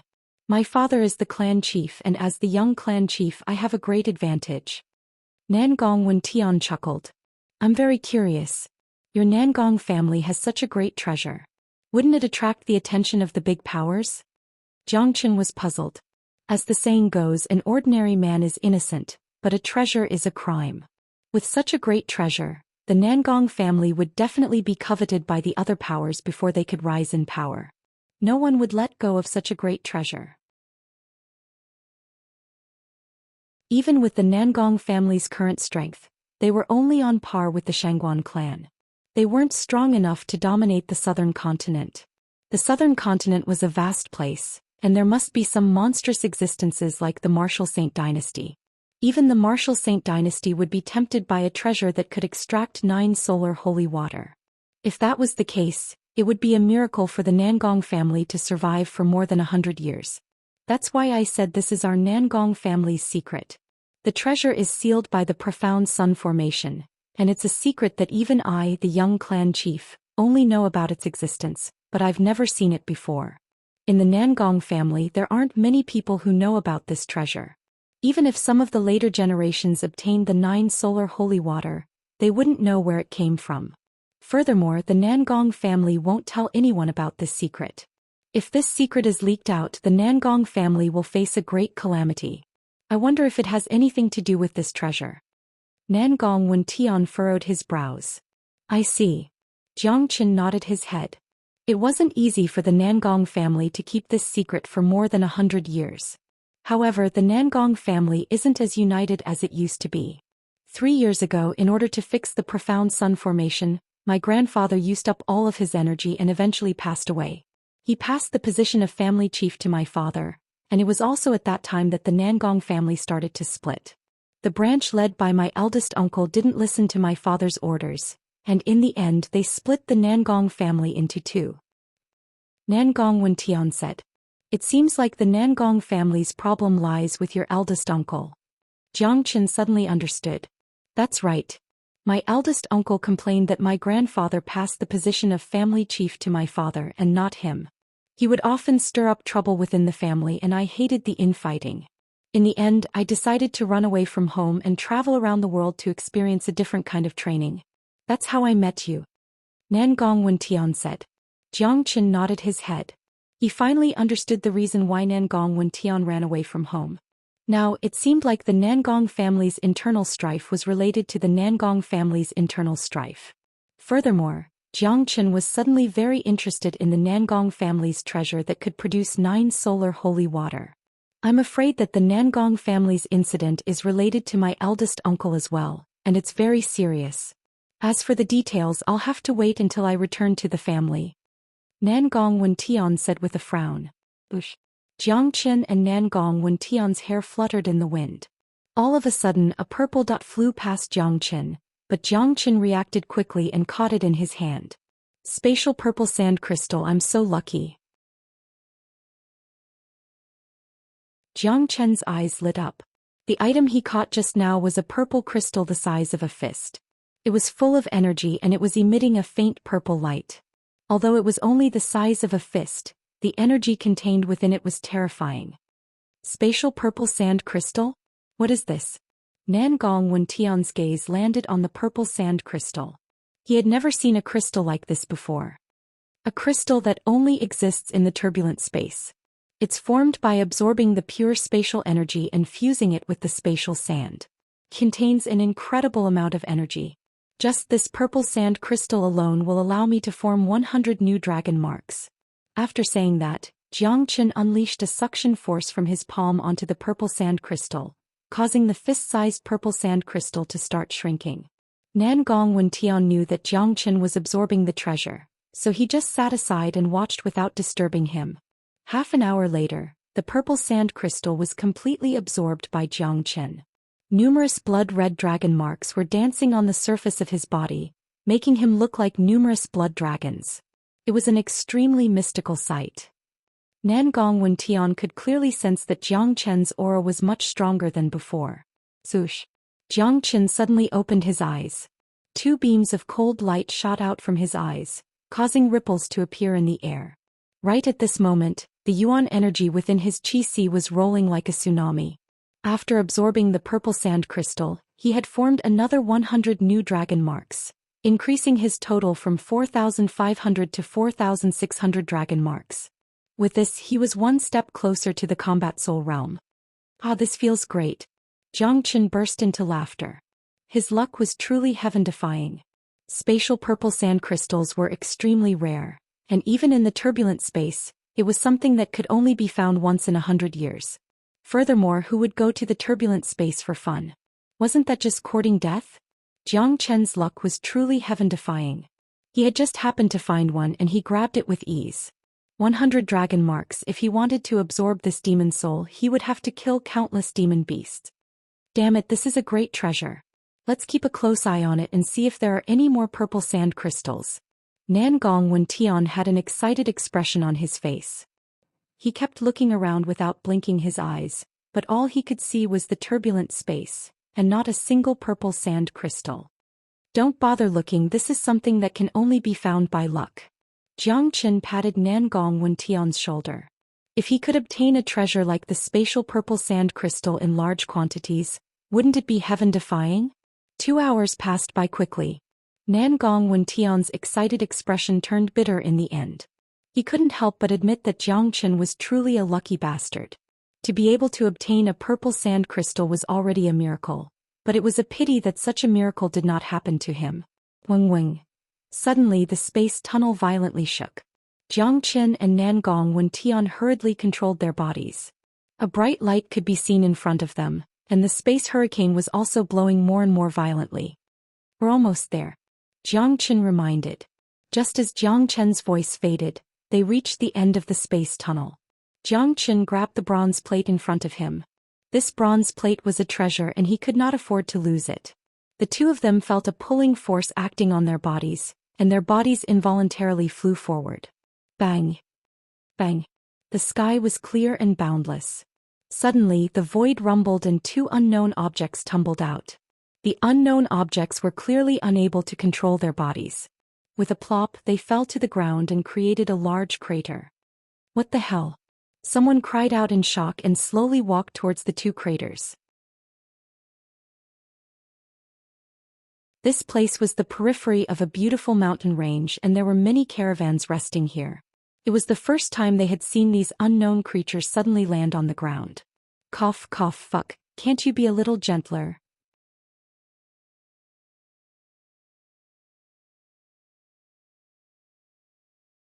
Chapter 391. What the fuck? While climbing out from the pit, Nangong Wentian kept cursing. This guy obviously didn't have any preparation or experience as his face was covered in dirt. Compared to him, Jiang Chen's image was much better. Although he had also fallen into a deep pit, he still looked calm and composed. After Nangong Wentian came out, he realized that something was wrong. He then realized that everyone was staring at him. What the fuck are you looking at? Get lost. Nangong Wentian was furious. He was already in a bad mood, and now that he was being stared at like a monkey, he lost his temper. What the fuck are you looking at? Haven't you seen a handsome guy before? Nangong Wentian cursed. He patted the dust off his butt and walked away. Cough cough. Jiang Chen lightly coughed, then he quickly walked away from Nangong Wentian, pretending as if he didn't know him. At least he didn't know him well. No matter what, he was still the young master of the Nangong family, so he didn't care about his image at all. Only after the two of them had walked far away did the people from the caravan react. Who is that idiot? Is his brain damaged? What the fuck, an idiot fell from the sky. If it wasn't for the fact that there's something wrong with his brain, I would have beaten him up. Far away, Nangong Wentian's yuan force shook, and the embarrassed look on his face disappeared. He then took out a set of green clothes from his Chen Kun ring and put them on. Damn it, this teleportation portal is really not meant for humans. It was a bit too much when we came out. Nangong Wentian said gloomily. I can only say that you are inexperienced. Jiang Chen laughed. I'm finally back. But this is only the edge of the southern continent. It will take at least 1 or 2 days to reach the Nangong family. Nangong Wentian looked around. The climate of the southern continent is really different from the eastern continent. Although the weather is hot, it is humid and full of natural yuan qi. It is very suitable for living. Jiang Chen nodded. There was a huge difference in the climate between the southern continent and the eastern continent, but the heaven and earth essence energy was about the same. For cultivators, the difference in climate did not affect them much. However, there are many fiendish demons in the southern continent. The fiendish demons and humans are irreconcilable enemies. There will often be fiendish demons attacking human cities. It's much more chaotic than the eastern continent. Nangong Wentian said. This is the cruel world. Jiang Chen smiled. Let's go home. Nangong Wentian locked onto the Nangong family's direction. The two of them turned into 2 blurs and flew forward. At this moment, in a city closest to Jiang Chen and Nangong Wentian's mountain range, a white-clothed young man who looked to be in his 20s, was sitting in a courtyard with his eyes closed. Next to him, a majestic white eagle was lying on the ground in boredom. Suddenly, the eagle climbed up from the ground and looked into the distance with its bright eyes. Eagle, did you find Brother Wentian's tracks? The white-robed man's eyes lit up. Screech. The white eagle let out a screech, flapped its wings and flew into the sky. The young man's face was filled with joy. He stepped on the air, landed on the back of the palace and flew out of the city. In the distance, Jiang Chen and Nangong Wentian, who were flying at full speed, suddenly heard a sharp screech. The sound startled Nangong Wentian, and he quickly looked toward the source of the sound, only to see a white dot approaching them at high speed. It's the Nangong family's white eagle. Nangong Wentian was overjoyed. He was very familiar with this white eagle as it was specially trained by the Nangong family. Apart from its strong attack power, it was also extremely fast. More importantly, the white eagle had a special ability which was tracking. Just like now, the white eagle could smell Nangong Wentian's aura within a certain range, and it flew directly toward him. Soon, the white eagle arrived in front of Nangong Wentian. The white eagle and Nangong Wentian were obviously very close, and after seeing Nangong Wentian, it let out a series of screeches in excitement. Brother Wentian, you're finally back. A joyful expression emerged on the young man's face when he saw Nangong Wentian. He flew up into the sky and arrived in front of Nangong Wentian. Wentian, why are you here? Nangong Wentian had a surprised expression on his face as well. He didn't expect to meet someone close to him as soon as he returned to the southern continent. Brother Wentian, you've been gone for too long. I think you must have gone far away. That's why I've been waiting for you in the city ahead with the white eagle. It's not too late for you to come back now. I'll send a message to the family chief right away. Nangong Wentian took out a golden messenger talisman and shattered it with his yuan energy. The talisman then turned into a golden beam and disappeared into thin air. Brother Wentian, who is this? Nangong Wentian turned to Zhou Xian and asked. Let me introduce you, this is my sworn brother, Zhou Xian, and this is Nangong Wentian, my cousin. After introducing each other, Nangong Wentian punched Nangong Wentian's shoulder and said, Buddy, you've improved quite a bit, you've broken through to the mid-divine core realm. Hee, compared to brother Wentian, there's still a huge gap. Nangong Wentian said with a smile on his face. Obviously, the two of them had a good relationship. Little bastard. Both brothers were overjoyed to see each other again. Brother Wentian, something big has happened in the family, let's hurry back. Nangong Wentian said with a serious expression. Wentian, what happened in the family? My father only told me to come back as soon as possible, but he didn't tell me what happened. Nangong Wentian asked anxiously. It's all because of Big Uncle. Big Uncle has been holding a grudge against Grandpa for passing the position of family chief to your father, and that's why he left with his family. Now he's back and he wants the family chief to hand over the position. Nangong Wentian said angrily. It really has something to do with Nangong Yunjing. This guy always knows how to stir up trouble, but it won't be easy for him to seize the position of family chief. Nangong Wentian coldly harumphed. It's a bit troublesome this time because the Profound River Palace is involved. Nangong Wentian said. What? Why would the Profound River Palace get involved in the internal affairs of the Nangong family? Could it be because of Grandpa's treasure? Nangong Wentian cried out in shock. What kind of power is the Profound River Palace? Zhou Xian interrupted. The Profound River Palace is the #1 sect in the southern continent, and its status is equivalent to the Martial Saint dynasty in the eastern continent. A superpower like this usually doesn't interfere with the internal affairs of other powers and families, but this time they got involved in the internal strife of the Nangong family. I'm afraid it's not that simple. Nangong Wentian furrowed his brows. Brother Wentian is right. A superpower like the Profound River Palace must have a great purpose for them to get involved in the internal strife of the Nangong family. Our family chief guessed that Big Uncle Nangong Yunjing must have reached an agreement with the Profound River Palace, and Zhou Xian has leaked the secret of your family's treasure. Nangong Wentian said while gnashing his teeth. Using the Profound River Palace's power to help Nangong Yunjing get rid of your father, so that he can take control of the Nangong family. In exchange, Nangong Yunjing must have promised your family's treasure to the Profound River Palace. Zhou Xian said.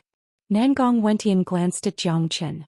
He didn't have much feelings for this friend that Nangong Wentian had brought back, but what Zhou Xian said was correct. What Brother Zhang said is exactly the same as what our family chief guessed. A few days ago, Big Uncle sent an ultimatum to our family chief. In half a month's time, there will be a competition to fight for the position of family chief and the right to control the treasure left behind by my grandfather. Nangong Wentian said. What kind of competition? Nangong Wentian asked. Although it's called a competition, it's actually a death match. Since the Profound River Palace is involved, our family chief has no way of rejecting Nangong Yunjing's offer. There will be 3 rounds of the battle. The first round will be between you and Nangong Wenyan, and the second round will be between our family chief and Nangong Yunjing. As the young master of the Nangong family, you can't miss out on this battle. The upper echelons of the Nangong family believe that only the strongest warrior among the younger generation of the Nangong family is qualified to be the young master. Nangong Wentian continued. This battle concerns the survival of the Nangong family. The treasure left behind by my grandfather is our family's greatest asset, and we can't allow it to fall into someone else's hands. Furthermore, the Nangong family's foundation can't be destroyed in the hands of our family chief. That's why the family chief urgently summoned you here, and he wants to fight for the survival of the Nangong family. But what? Nangong Wentian's expression turned ugly, because even he didn't expect his big uncle Nangong Yunjing to betray the Nangong family. Brother Wentian, I have to remind you that Nangong Wenyan has broken through to the combat soul realm not long ago. With your current cultivation, I'm afraid you're no match for him. Nangong Wenyang said with a worried expression. Looks like Big Uncle is determined to win this battle. How long until the battle begins? Nangong Wentian asked. Half a month. Nangong Wenyang felt that this amount of time was too short. Even for a genius, breaking through to the combat soul realm from the late divine core realm in half a month was not an easy task. Half a month. Fine Nangong Wenyan, I'll be waiting for the battle with you. I won't give up even if it's only half a month. This matter concerns the survival of the Nangong family. I, Nangong Wenyan, will never back off. Nangong Wenyan clenched his fists so tightly that cracking sounds could be heard. After calming himself down, Nangong Wenyan turned to Nangong Wenyang and said, "My dad and big uncle are at the same level, so it won't be easy to determine a winner. Big uncle, I'm sure you think I'm going to lose.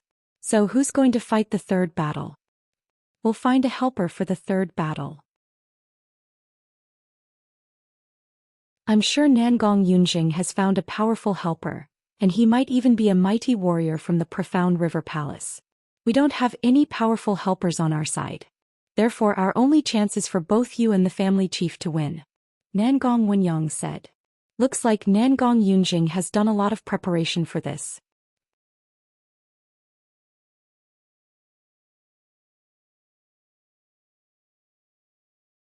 Chapter 392. 3 men and a hawk were flying high up in the sky at an incredible speed. Nangong Wentian and Nangong Wenyang's expressions were extremely unsightly. Their eldest uncle Nangong Yunjing came prepared this time, and he had the support of the profound river palace.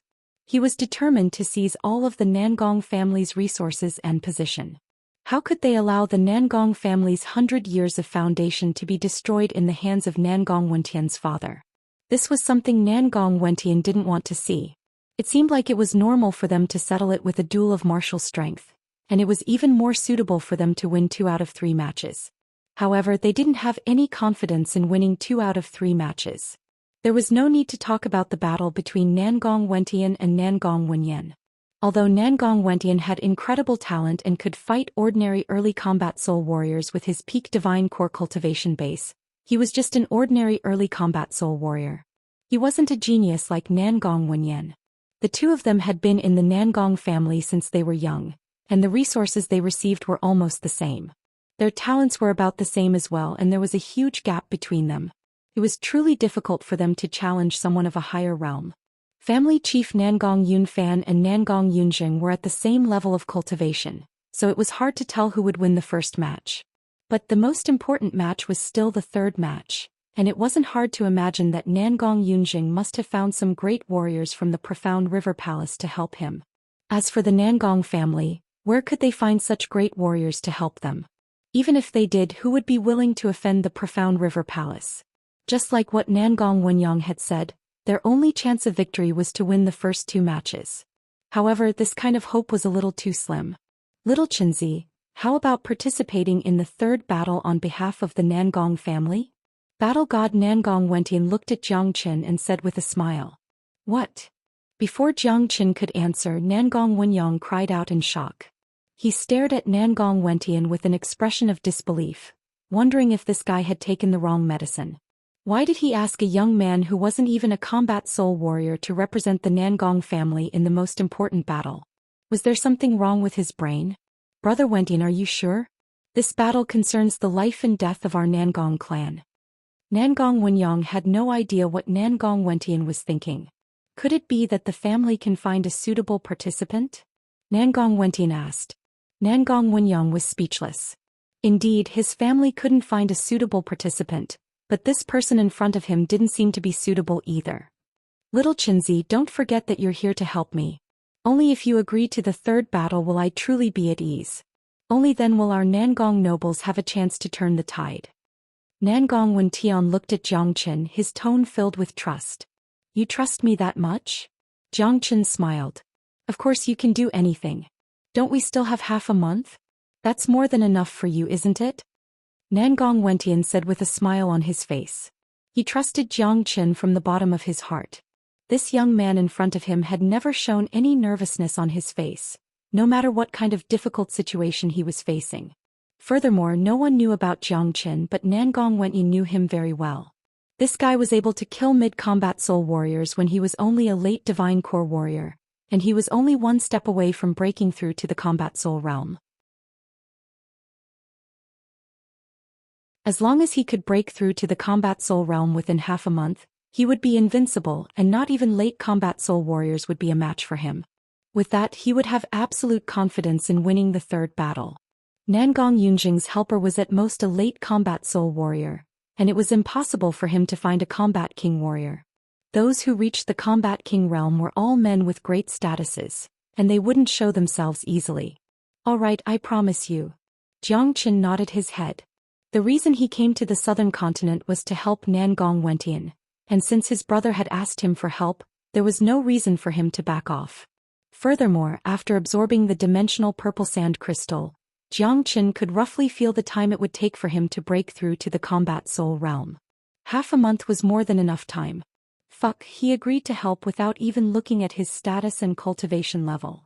Nangong Wenyang, who stood next to Jiang Qin, grumbled. His voice wasn't loud, but it was loud enough for Jiang Qin and Nangong Wentian to hear clearly. Little Qinzi, don't lower yourself to Wenyang's level. Nangong Wentian joked. Jiang Qin responded with a smile. Of course, he didn't care about Nangong Wenyang's question. Anyone else would question Jiang Qin's decision as well.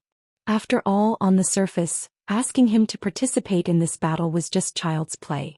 Furthermore, this battle would determine the future of the Nangong family. Below them was an endless wilderness without any signs of human habitation. Suddenly, a wave of slaughter chi appeared in front of Jiang Qin and the others.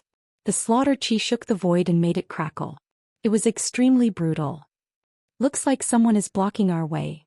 A grin emerged on Jiang Qin's face. Right after his words left his mouth, two bright figures suddenly appeared in front of him. They were two old men in gray robes, and their robes were fluttering in the wind. Both of them were early combat soul warriors, and they immediately locked their gazes onto Nangong Wentian, unleashing their auras that locked down the entire space. Obviously, they didn't come with good intentions. Jie, young master Wentian, we've been waiting for you here for a long time. One of the old men let out an evil laugh. He looked at Nangong Wentian as if he was looking at his prey. It's you. Nangong Wentian said with an indifferent expression. He and Nangong Wenyang knew these two men. They were Zhang Feng and Li Gai, who Nangong Yunjing took in. What do you want? Nangong Wenyang asked with a loud voice. What do we want? Little guy, do you think we're here to chat? Of course we're here to kill you. Zhang Feng had an extremely evil smile on his face. Facing these three divine core juniors, he felt like he could easily crush them like ants. Bastards, we've agreed on the duel in half a month, and now you're here to assassinate Brother Wentian? Don't you think this is too shameless? Nangong Wenyang gnashed his teeth in anger. Shameless. If you're all dead, who knows how you died? Besides, once Nangong Wentian is dead, the Nangong family will have no young master, and our young master Wenyan will be the new young master. According to our ancestors' rules, we won't even need to fight. Zhang Feng said with a smile on his face. Hearing what Zhang Feng said, Nangong Wenyang's expression became extremely ugly. This was the rule of the Nangong family. If the young master Nangong Wentian died, they would have to choose a new young master, and Nangong Wenyan would be the best candidate. At that point of time, they wouldn't even need to fight because Nangong Yunjing could just take over the position of the young master. I never thought Nangong Yunjing would be so shameless. Nangong Wenyang was so angry that his body was trembling. No one had expected Nangong Yunjing to use such a despicable method, not even the family chief Nangong Yunfan. That was why he asked him to come out and greet Nangong Wentian. If not for the sake of Nangong Wentian's safety, he would have sent out some mighty warriors to protect him. But who would have thought that Nangong Yunjing would still use such a despicable method after they had agreed on the duel? Compared to Nangong Wenyang's nervousness and anger, Nangong Wentian was much calmer. Judging from the current situation, these two old men weren't here to kill, they were here to get themselves killed. Nangong Wentian didn't expect his eldest uncle to send out some mighty warriors to assassinate him, but his opponents also didn't expect that he would be followed by a true killer, the god-killing Devil King who was feared by countless people in the eastern continent. You shameless old dogs, do you really think you can kill me? I'll give you a chance. Kneel down and kowtow to me, kowtow until I'm satisfied, and I'll consider leaving your bodies intact.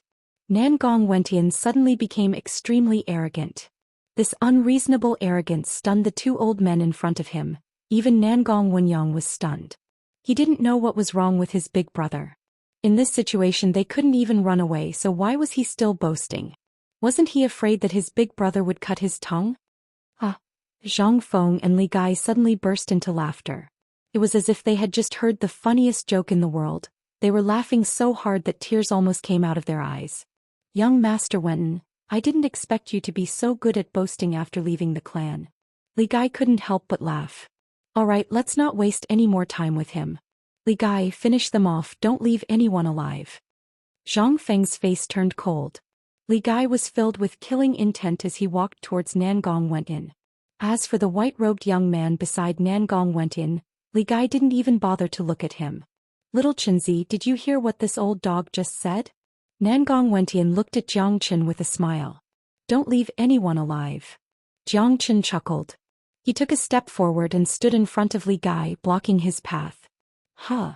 Li Gai was startled. He immediately slapped Jiang Chen's face and said, Blind fool, you're courting death. Bang. A muffled sound suddenly rang out between Jiang Chen and Li Gai, followed by a blood-curdling scream. Li Gai's body was sent flying backwards, blood spurting out from his mouth. Swoosh. In the next moment Jiang Chen also disappeared. His speed was extremely fast. In the blink of an eye, he caught up with Li Gai and stomped on the top of Li Gai's head. With a cracking sound, Li Gai's head exploded, turning into a mist of blood. His body fell down from the sky. He died on the spot. What? Zhang Feng and Nangong Wentin both cried out in shock. This sudden turn of events was too shocking for them. They didn't know where this young man came from, but his methods were so ruthless. Fast, Jiang Chen's movements were too fast. They didn't even see how Jiang Chen attacked and Li Gai was already dead. He couldn't even withstand a single attack from Jiang Chen. He didn't even have the strength to fight back. How is this possible?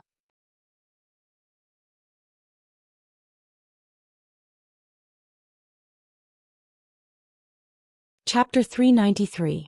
The scene seemed to have come to a standstill and even the air seemed to have frozen.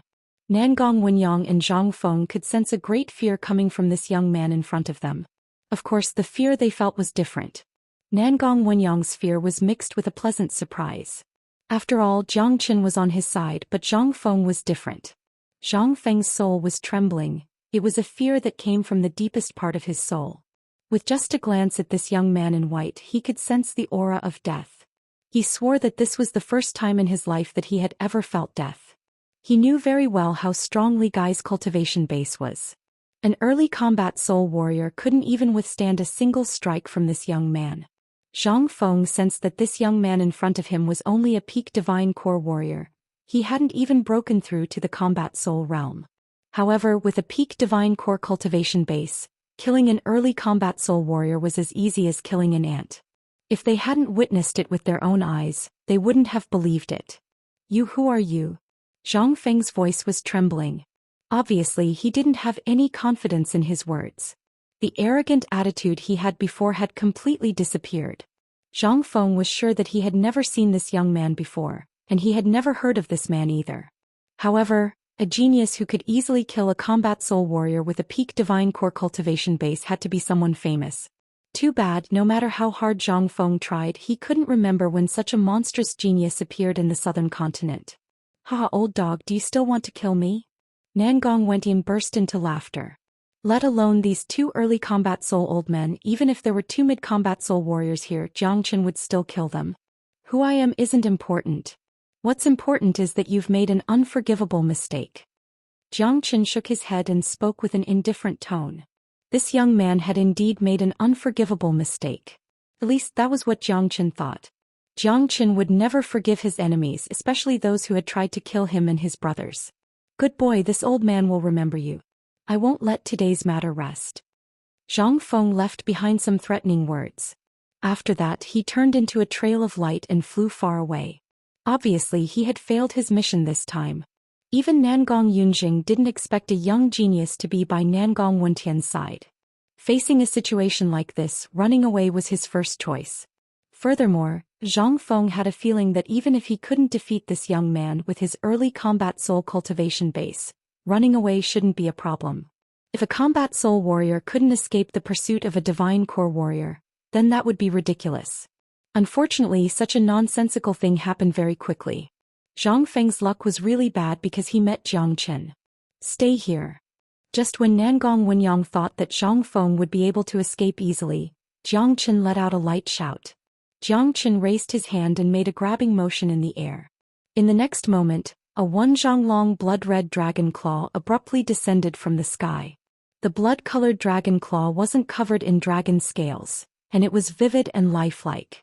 It was as if a real dragon's hand had appeared, and it shook the void to the point that it emitted crackling sounds and dazzling sparks. Bang! The void was trembling. The true dragon palm had transformed into an indestructible cage, and it trapped Zhang Feng, who was running away with all his might. What? Zhang Feng cried out in shock. The frightened expression on his face had reached an indescribable level. Before he could even attack the dragon claw, he could already feel a mountain-like pressure coming from the dragon claw. Bam! The enormous force smashed onto Zhang Feng's body. Even with his early combat soul cultivation base, there was no way he could withstand it. In an instant he was smashed dozens of meters into the ground and he spat out a mouthful of blood. Crack crack. The true dragon palm followed Zhang Feng like a shadow, and it didn't disappear at all. It completely covered Zhang Feng's body, causing his bones to produce cracking sounds, and his face to become twisted. Right at this moment, Zhang Feng finally felt the threat of death. He had never felt death so close to him, and this was the first time he felt the true fear of death. No, don't kill me. Zhang Feng was panic-stricken and he started begging for mercy. No one wanted to die, especially a combat soul warrior like Zhang Feng. It wasn't easy for him to cultivate to his current level. Jiang Chen was a cruel and merciless man. He turned a deaf ear to Zhang Feng's pleas, then he forcefully clenched the true dragon palm. Following a miserable shriek, Zhang Feng's entire body was crushed into a blood mist, and he died on the spot. After killing 2 men in a row, Jiang Chen had returned to his normal state. Or he had been maintaining this state all this time. With one hand placed behind his back, a faint smile could be seen on his face, and the corner of his mouth was slightly curved upward.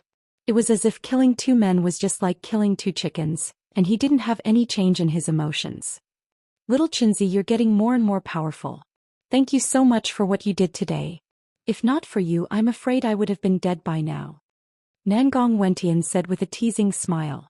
However, the gratefulness in his voice was obvious. Nangong Wenyang, who stood next to Jiang Chen, still hadn't recovered from his shock. 2 combat soul warriors had been killed in such a simple manner, and the dangerous situation had been resolved so easily. This made Nangong Wenyang feel as if he was in a dream. He stared at Jiang Chen, who had a warm smile on his face. It was hard for him to imagine that such a handsome young man could be so ruthless when he attacked. Nangong Wenyang was no idiot. From how Jiang Chen killed the 2 men in such a calm manner, he could tell that this young man in front of him, who looked like he was only 16 or 17 years old, had long since become numb to killing. Nangong Wenyang took a deep breath, then he strode toward Jiang Chen. He cupped his fist toward Jiang Chen and said, "Wenyang failed to recognize Mount Tai. I've offended Brother Jiang with my words just now. I hope Brother Jiang won't take it to heart." Nangong Wenyang felt really sorry for what Jiang Chen had done. He even had the urge to slap himself in the face. He felt like he was really blind. How could he look down on such an amazing genius? Just thinking about it made his face turn hot. "Brother Wenyang, please don't say that, we're on the same side." Jiang Chen patted Nangong Wenyang's shoulder. Seeing how straightforward Jiang Chen was, a bright smile emerged on Nangong Wenyang's face. His impression of Jiang Chen had changed dramatically, and he now had a very good impression of Jiang Chen. No matter what, not only had Jiang Chen saved Nangong Wentian's life, he had also saved his own life. If not for Jiang Chen's presence, those 2 men would have killed him after killing Nangong Wentian, and even the White Eagle from the Nangong family wouldn't have been able to escape. However, although Jiang Chen's performance was amazing in Nangong Wenyang's mind, he wasn't strong enough to represent the Nangong family in the 3rd match. After all, a mighty warrior invited by Nangong Yunjing wasn't someone a small fry like Zhang Feng could compare with.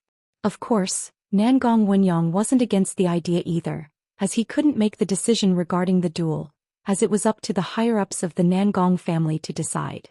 After clearing the obstacles, the 3 of them once again used their full speed and flew in the direction of the Nangong family. After 1 day and 1 night, they finally returned to the Nangong family. This time there were no more obstacles on the way. Nangong City. It was a magnificent city with a circumference of over 1,000 miles. Looking from the outside, Nangong City was filled with tall buildings, splendid palaces, and a magnificent atmosphere. It could easily be called the #1 city in the southern continent. This city wasn't called Nangong City before, but it was renamed because of the Nangong family.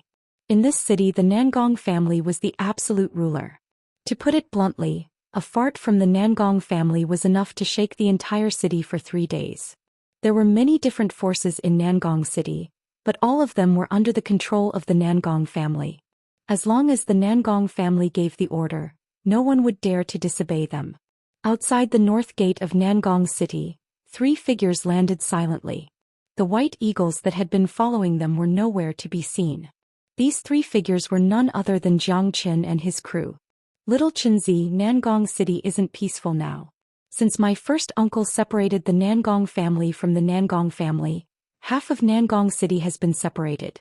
The people and forces at the south gate are all under my first uncle's control, while the north gate is still under the control of the Nangong family. However, as it's a sensitive time, it's better for us to keep a low profile. We'll enter the city on foot and return to the Nangong family first. Nangong Wentian explained. Zhou Xian nodded his head. As they were approaching the city, he could vaguely sense that something wasn't right. This magnificent city was definitely not as peaceful as it seemed to be. There must be something going on behind the scenes. Stop right there, you'll need to pay a fee to enter the city. Outside the north gate, 6 muscular guards stood on both sides. They immediately stopped Zhou Xian and his crew after seeing them. Are your dog eyes blind? Nangong Wenyang walked forward and shouted at the leading guard. Only then did the guard clearly see the appearance of the person who had come, and he was immediately scared out of his wits, kneeling on the ground with a putong sound. I didn't expect it to be Mr. Wenyang, my apologies. The guard's back was covered in sweat. He was only a captain of the guards of the Nangong family. He was nothing compared to a genius like Nangong Wenyang. Humph. Nangong Wenyang let out a cold harumph, as he made a welcoming gesture toward Zhou Xian and Nangong Wentian, and strode into the city. The guards kneeling on the ground did not even dare to raise their heads, nor did they see Nangong Wentian. Otherwise they would be scared to death on the spot. In Nangong City, the young master of the Nangong family could do whatever he wanted. Little Chinzi, these are the guards of the Nangong family. Not only is Nangong City luxurious, it's also very safe due to the protection of the Nangong family. Those who live in Nangong City do not need to pay a fee to enter the city. Those who are not from Nangong City are required to pay a fee to enter the city. Nangong Wentian explained to Zhou Xian. In Nangong City, the Nangong family was the true emperor, and their words were final.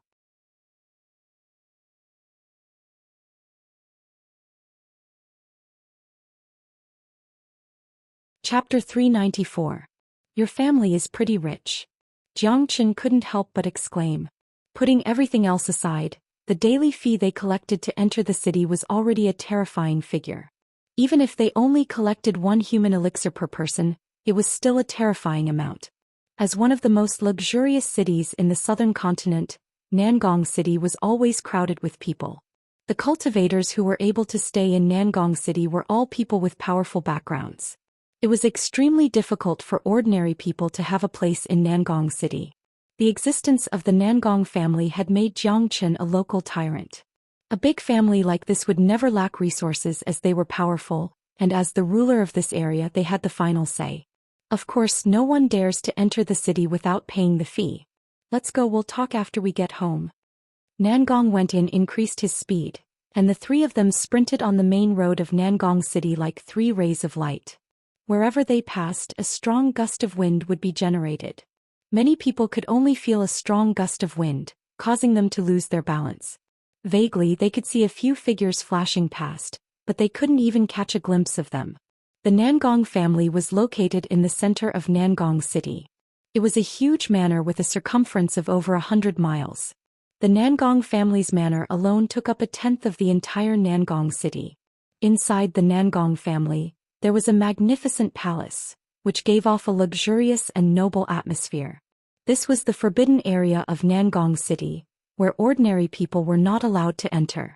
However, at this moment the atmosphere in the biggest manor in Nangong City was a bit gloomy, as the Nangong family was no longer the same as before. After Nangong Yunjing separated them, not only did the Nangong family's overall power decline, they were also constantly having internal conflicts. The recent internal conflict was related to the life and death of the Nangong family. The news about the duel between Nangong Yunjing and the Nangong family was already known to the public. Currently, everyone in the Nangong family was not in a good mood. They were all waiting for the return of their young master, as he was the most important part of the duel. Sigh. Where did the young master go? It's been so long since he came back. That's right. The duel is coming soon, and if the young master doesn't come back in time, Nangong Yunjing will have a legitimate reason to take over the position of the clan chief. I don't think it's possible even if he comes back. I'm afraid our Nangong family is in real danger this time. Nangong Wenyan has broken through to the Combat Soul Realm, and only if our young family chief breaks through to the Combat Soul Realm will we have a chance of fighting him. Everyone in the Nangong family was talking about their young master, Nangong Wenyan. Many of them still didn't know that the profound river palace was involved in this matter. However, Nangong Yunjing had caused such a huge commotion, and it was obvious that he came prepared. He was determined to win, and this caused many people to worry about the future of the Nangong family. Look, it looks like the young clan head is back. Someone suddenly cried out. Many people raised their heads and looked into the sky above the Nangong family. They saw 3 figures flying across the sky toward the Nangong family's main palace. One of them was Nangong Wenyang, and everyone was familiar with him. The young man standing in the middle wore green clothes and he looked ferocious and handsome. Although he had left the Nangong family for quite some time, everyone could still recognize him. He was the young master who they had been waiting for. It really is the young clan chief. He came back just in time. Who is that young man in white clothes next to him? Why haven't I seen him before? I'm sure he is a friend of the young clan chief, but it looks like his cultivation is just ordinary. That's right, but it seems like the young clan chief is only at the peak divine core realm. He hasn't broken through to the combat soul realm yet. There are only 14 days left until the duel, and if the young clan chief can't break through to the combat soul realm within this period of time, he won't be a match for Nangong Wenyan. But breaking through to the combat soul realm in just a dozen days? Sigh, I don't think there's any hope for him to do so. Nangong Wentian's return had lifted many people's spirits. However, Nangong Wentian's cultivation and combat strength had made many people feel discouraged. Although they had expected this, they still couldn't help but feel disappointed when they saw it for themselves. Many people had lost all hope for the duel in 14 days. Nangong Wentian arrived at the Nangong family's main palace without any obstructions. Right now, there were dozens of men gathered in the main palace, and all of them were mighty warriors of the Nangong family. The weakest among them was an early combat soul warrior. Dad, I'm back. After Nangong Wentian walked into the main palace, he immediately called out to the muscular middle-aged man who was sitting in front of the main palace. This middle-aged man looked to be in his 40s and he was wearing embroidered clothes. His thick hair was messy and his eyes were extremely sharp, just like a pair of blades. His face looked as if it had been carved by a blade and he gave off a domineering aura. This domineering middle-aged man was none other than the current family chief of the Nangong family, Nangong Yunfan. When you're finally back. A happy expression emerged on Nangong Yunfan's face when he saw his son. All the other men felt relieved as well. No matter what, his son was finally back. Wenyan, this is the most important place in the Nangong family. How could you just bring someone here? Right at this moment, an old mid-combat soul warrior said. This old man looked to be in his 70s or 80s and he looked skinny and weak. However, the aura he was unleashing was extremely frightening. His name was Liang Zhui, an old man who had followed Nangong Yunfan to conquer the world. Although his surname wasn't Nangong, he had a very high status in the Nangong family, and even Nangong Yunfan had to give him some face.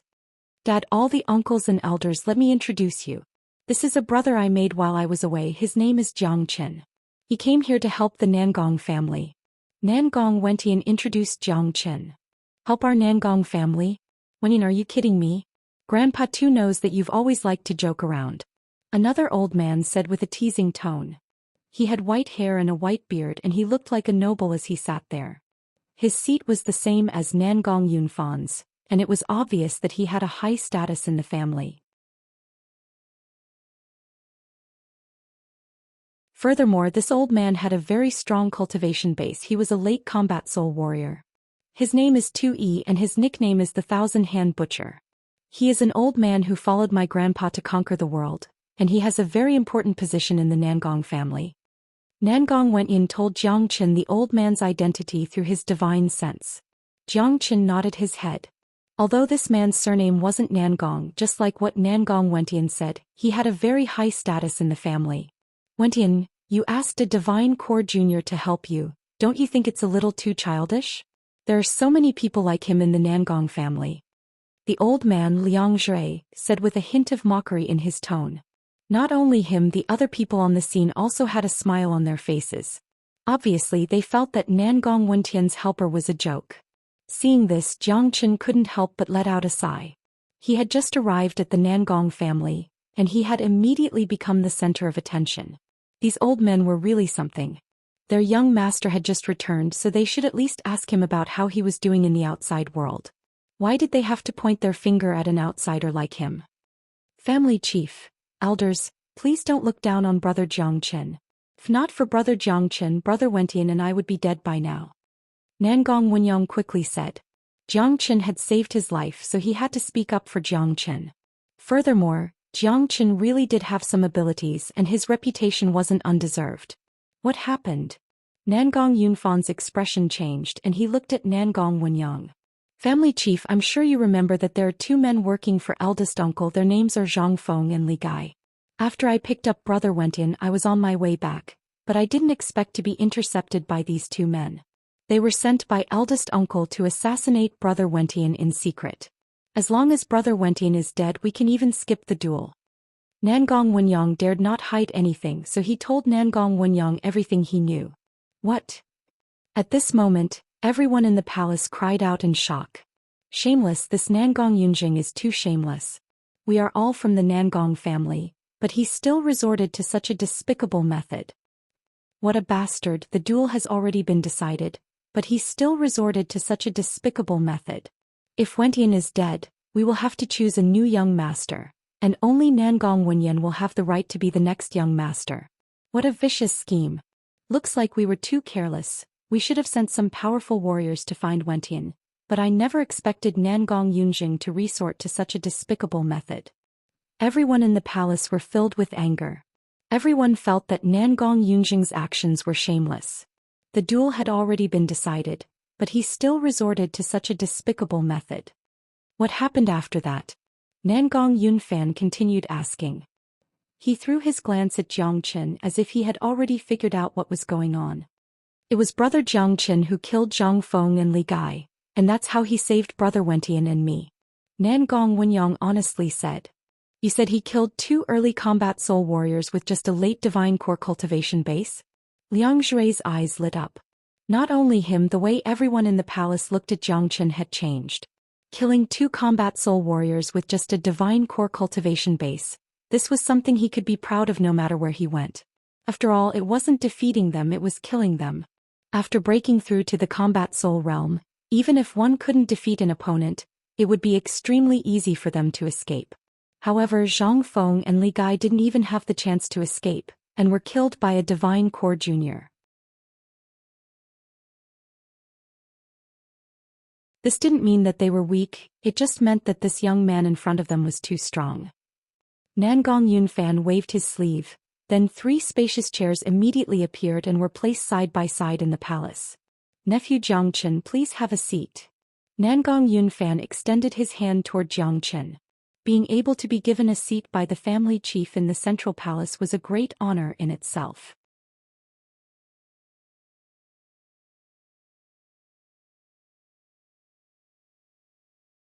Chapter 395.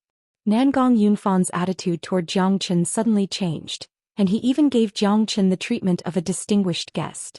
No one felt anything strange about this, as Nangong Wentian and Nangong Wenyang's words couldn't be wrong. A genius who could kill 2 combat soul warriors at the divine core realm, Just this talent alone made him worthy of being recruited by the Nangong family. More importantly for Nangong Yunfan, Jiang Chen had saved his son's life, and this alone was more than enough to establish Jiang Chen's status in the family. Thank you, Chief Nangong. Jiang Chen cupped his fist toward Nangong Yunfan. Without any hesitation he sat down on a chair with Nangong Wentian and Nangong Wenyang. He had a calm expression on his face and a faint smile could be seen on his face. There was no sign of nervousness on his face. Just this calmness alone was enough to make everyone secretly praise him. This was an important place for the Nangong family, and even the geniuses of the family would have to be submissive in front of so many combat soul warriors. However, Jiang Chen was perfectly calm and he didn't show any signs of discomfort. It was a calmness that came from the bottom of his heart and it couldn't be faked. Nephew Jiang Chen has saved my son, and that's why I, Nangong Wentin, owe you a debt of gratitude. However, Wentin, I believe Wenyang has told you about the family's current situation. There are only 14 days left until the duel, and with your current cultivation, there is no way you can be a match for Nangong Wenyan. Nangong Yunfan changed the topic and got back to the main topic. Right now, the most important thing for the Nangong family was the duel that was going to take place in 14 days. This duel would determine the survival of the Nangong family. Not only Nangong Yunfan, everyone in the crowd were worried, especially after they saw Nangong Wentian's cultivation level. According to a reliable source, that bastard Nangong Yunjing has already contacted the Profound River Palace, and it's highly possible that he has already told them the secret of our family's treasure. That's why the Profound River Palace is paying attention to this matter.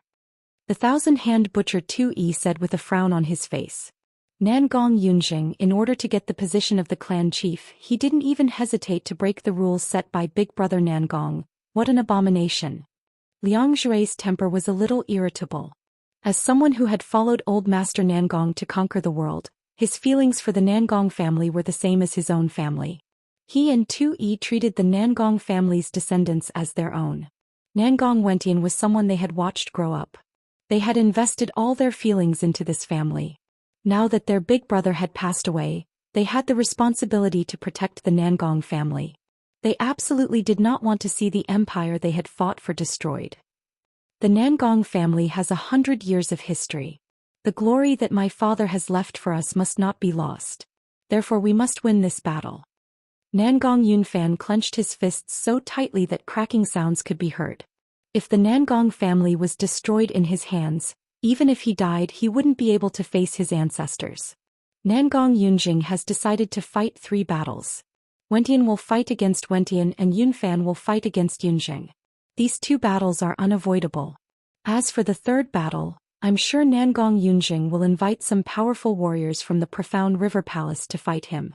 We can't find any new helpers for now. Someone said, Dad, let little Chinzi fight the 3rd battle on behalf of the Nangong family. Nangong Wentian said, Nonsense. Nangong Yunfan scolded.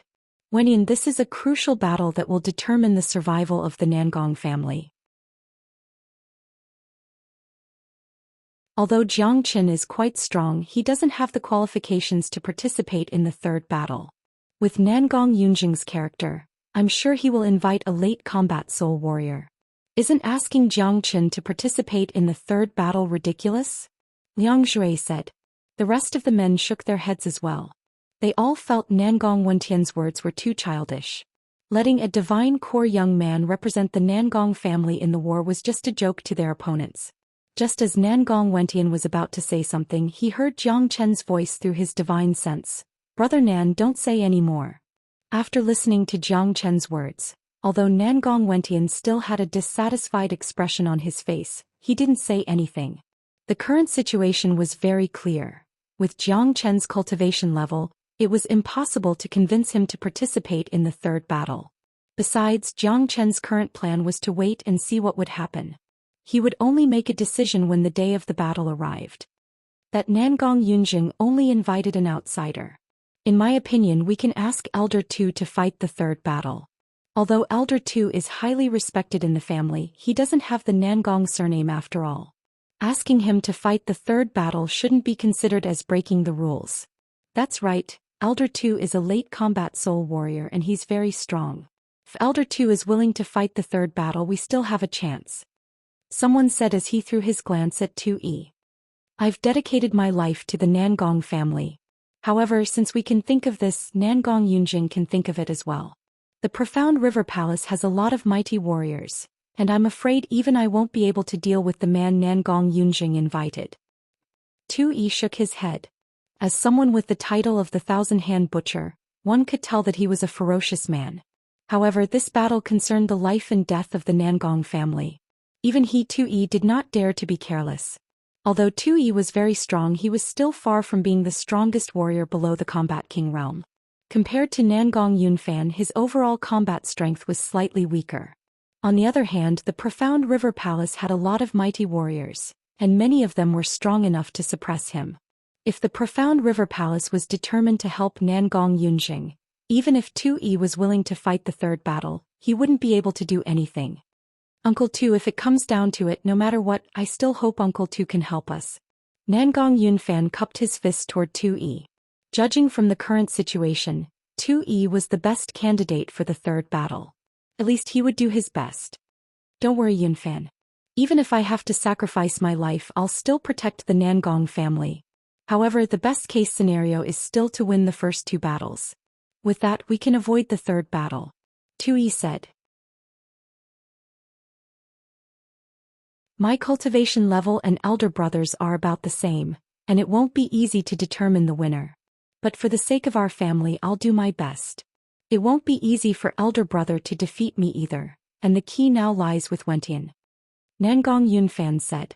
At this moment, everyone threw their gazes onto Nangong Wentian. All three battles were crucial, and Nangong Wentian's battle was the most crucial one. It's going to be difficult.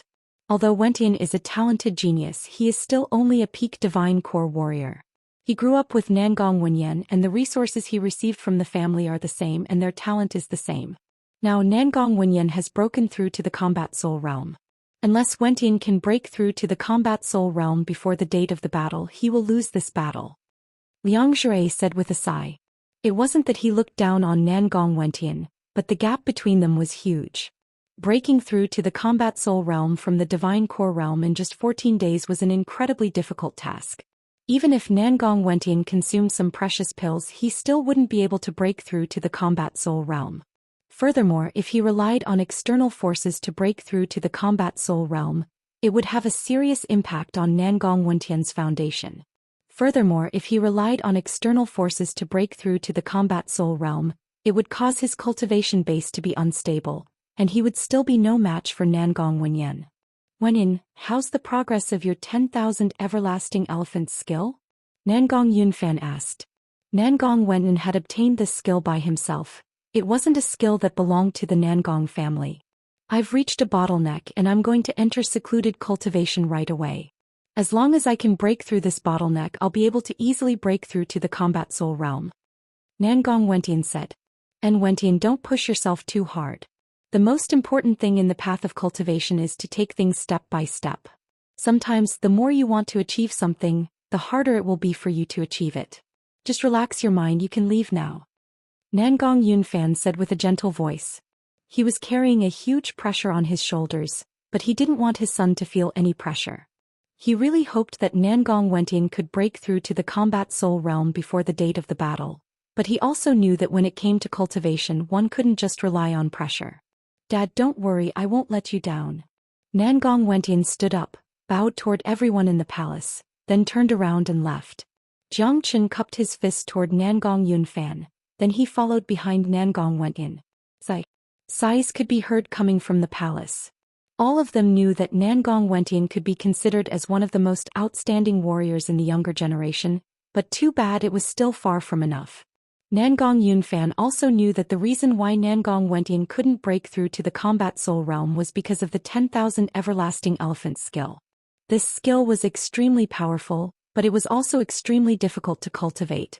The further one cultivated, the more difficult it would be, and if a cultivator couldn't break through a bottleneck, they would be stuck for a very long time. If Nangong Wentian was only cultivating an ordinary skill from the Nangong family with his talent, he would have long since broken through to the Combat Soul realm, surpassing Nangong Wenyan. However, both Nangong Wentian and Nangong Yunfan knew that by cultivating the 10,000 everlasting elephants skill, Nangong Wentian and Jiang Chen's achievements would be unimaginable.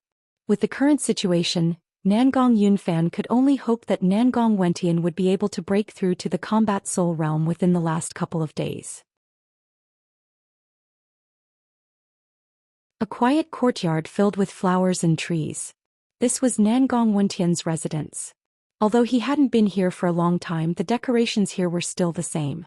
Every day a servant would come and clean the place. Sigh. Nangong Wentian stood in the courtyard and let out a heavy sigh. He knew what his problem was. It was extremely difficult to break through a bottleneck. Brother Nan, circulate your 10,000 everlasting elephants skill. Let me see where your bottleneck is. Jiang Chen suddenly said. Nangong Wentian's eyes immediately lit up upon hearing this. Only now did he remember that there was an omnipotent guy following him. This guy looked like he was only 16 or 17 years old, but there was nothing he didn't know. Skills, combat skills, formations, alchemy, combat weapons, there was nothing he didn't know.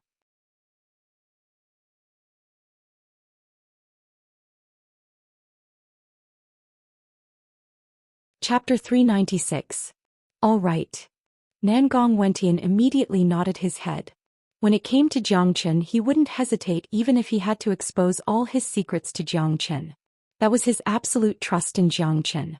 Furthermore, he believed that his 10,000 everlasting elephants skill might not even be able to catch Jiang Chen's eyes, because Jiang Chen's skill was much stronger than his own. After saying that, Nangong Wentian started adjusting his condition. Waves of dense yuan force burst out from his body. Under the influence of the yuan force, his robe fluttered and his hair fluttered in the wind. A layer of faint golden light appeared on the surface of his body. Following the appearance of the golden light, Nangong Wentian's entire aura began to undergo an earth-shattering change. At first, the golden light was extremely sharp, but gradually Nangong Wentian's aura became somewhat heavy as a mountain. As his aura continued to rise, the entire courtyard began to shake. Then an ancient qi overflowed from his body. Jiang Chen stared at Nangong Wentian without blinking his eyes. What a mystical skill. This skill has an ancient qi to it, as if it has been passed down for a very long time. It seems like Anan's luck is not bad. This skill is very powerful. It can continuously improve his innate potential, giving him endless benefits in the future. Jiang Chen praised in his heart. At first he thought that Nangong Wentian's skill was just an ordinary skill in Saint Origin World. At most it would be of a higher grade, but now it seemed like it wasn't as simple as it seemed. Anan, display all of your skills, don't hold back, unleash all of your qi. Jiang Chen shouted coldly. His voice was like a thunderclap that entered Nangong Wentian's ears, causing his body to tremble uncontrollably. All right. Nangong Wentian didn't dare to hesitate and immediately responded. Little did he know that what was happening right in front of him was the dream of countless people. To be able to receive personal guidance from the greatest saint under the heavens was a blessing that could only be obtained through countless generations of hard work. Wang Wing Nangong Wentian's qi began to tremble. The golden light that rushed out from his body became thicker and thicker, as if it was made of pure gold. How? Finally, Nangong Wentian unleashed his energy to its peak. A muffled roar came from his body, and behind him, a 30-meter-tall golden elephant manifested. The elephant was only an illusion, but in Jiang Chen's eyes, it was extremely mystical. The barbarian elephant had 4 limbs and was covered in golden scales. There were spikes on its long trunk, and its fangs were like 2 world-shaking blades, ancient and sharp. The barbarian elephant's eyes were turbid and solemn, and it exuded the aura of a high and mighty king, as if it was a king of the heavens. That's an ancient desolate ancient elephant, the king of 10,000 elephants. I didn't expect Anan's 10,000 everlasting elephants to be able to manifest the desolate ancient elephant. This is unbelievable. Jiang Chen was quite knowledgeable. He immediately recognized the ancient desolate ancient elephant. It was a true king of beasts, a supreme existence. Unfortunately, Anan has only scratched the surface of the 10,000 everlasting elephants' mysterious art. The desolate ancient mammoth he manifested only has the feeling of being as heavy as a mountain. He hasn't revealed the desolate ancient mammoth's aura of a king of beasts. This is his bottleneck, Jiang Chen thought to himself. He immediately saw through Nangong Wentian's problem. Anan, withdraw your qi, Jiang Chen said. Nangong Wentian's body swayed slightly, and like a deflated balloon, all his qi was withdrawn. Little Chinzi, when I was cultivating the 10,000 everlasting elephants, I felt like my strength had reached its peak, and it was extremely difficult to increase it any further. I've reached a bottleneck and I can't break through it. Nangong Wentian said with a frown. Ah Nan, your situation is normal. It's because you haven't found the true secret of cultivating the 10,000 everlasting elephants. Jiang Chen said. The true secret? Nangong Wentian was startled. That's right. Just now, I saw that the wild elephant you conjured was a desolate ancient elephant. This ancient elephant is the king of all elephants, a natural king of beasts. When you were cultivating, you only focused on the power of the elephant, but you didn't think about the elephant's aura. This aura is the aura of a king of beasts. It is the essence of the 10,000 everlasting elephant's skill. Therefore, you cannot focus on the power of the skill, you must feel the essence of the skill. Feel the aura of the king of beasts in the desolate ancient elephant. As long as you find that aura, you will be able to completely solidify the desolate ancient elephant's shadow and break through the bottleneck. Once you do this, the skill will also transform and the benefits you will obtain will be unimaginable. Jiang Chen said. Focus on the qi of the origin. Nangong Wentian was startled. He had been cultivating the 10,000 everlasting elephants skill for a long time, but he had always thought it was a skill that focused on physical strength, and he had never thought about the inner side of it. But now, after being reminded by Jiang Chen, he suddenly felt enlightened. Haha, I understand now. It turns out I never understood the true essence of the 10,000 everlasting elephants skill. Little Chinzi, I never expected you to have such sharp eyes, and your words are so accurate. I think I've found the way to break through. Nangong Wentian burst into laughter. His face was filled with excitement. It was rare for a warrior to suddenly gain enlightenment after being stuck in a bottleneck, so he couldn't help but feel excited. I believe you, you can definitely do it. Jiang Chen patted Nangong Wentian's shoulder. Little Chen, we don't have much time left. I need to enter secluded cultivation immediately, and try to break through the bottleneck and break through to the combat soul realm before the day of the duel. During this period of time, you just need to rest in the Nangong family. As the Nangong family's esteemed guest, you can go anywhere you want. Nangong Wentian said. No, staying in the Nangong family won't do me any good. I need to go somewhere else. While you're in secluded cultivation, I need to find a way to break through to the combat soul realm as well. Jiang Chen said with a smile.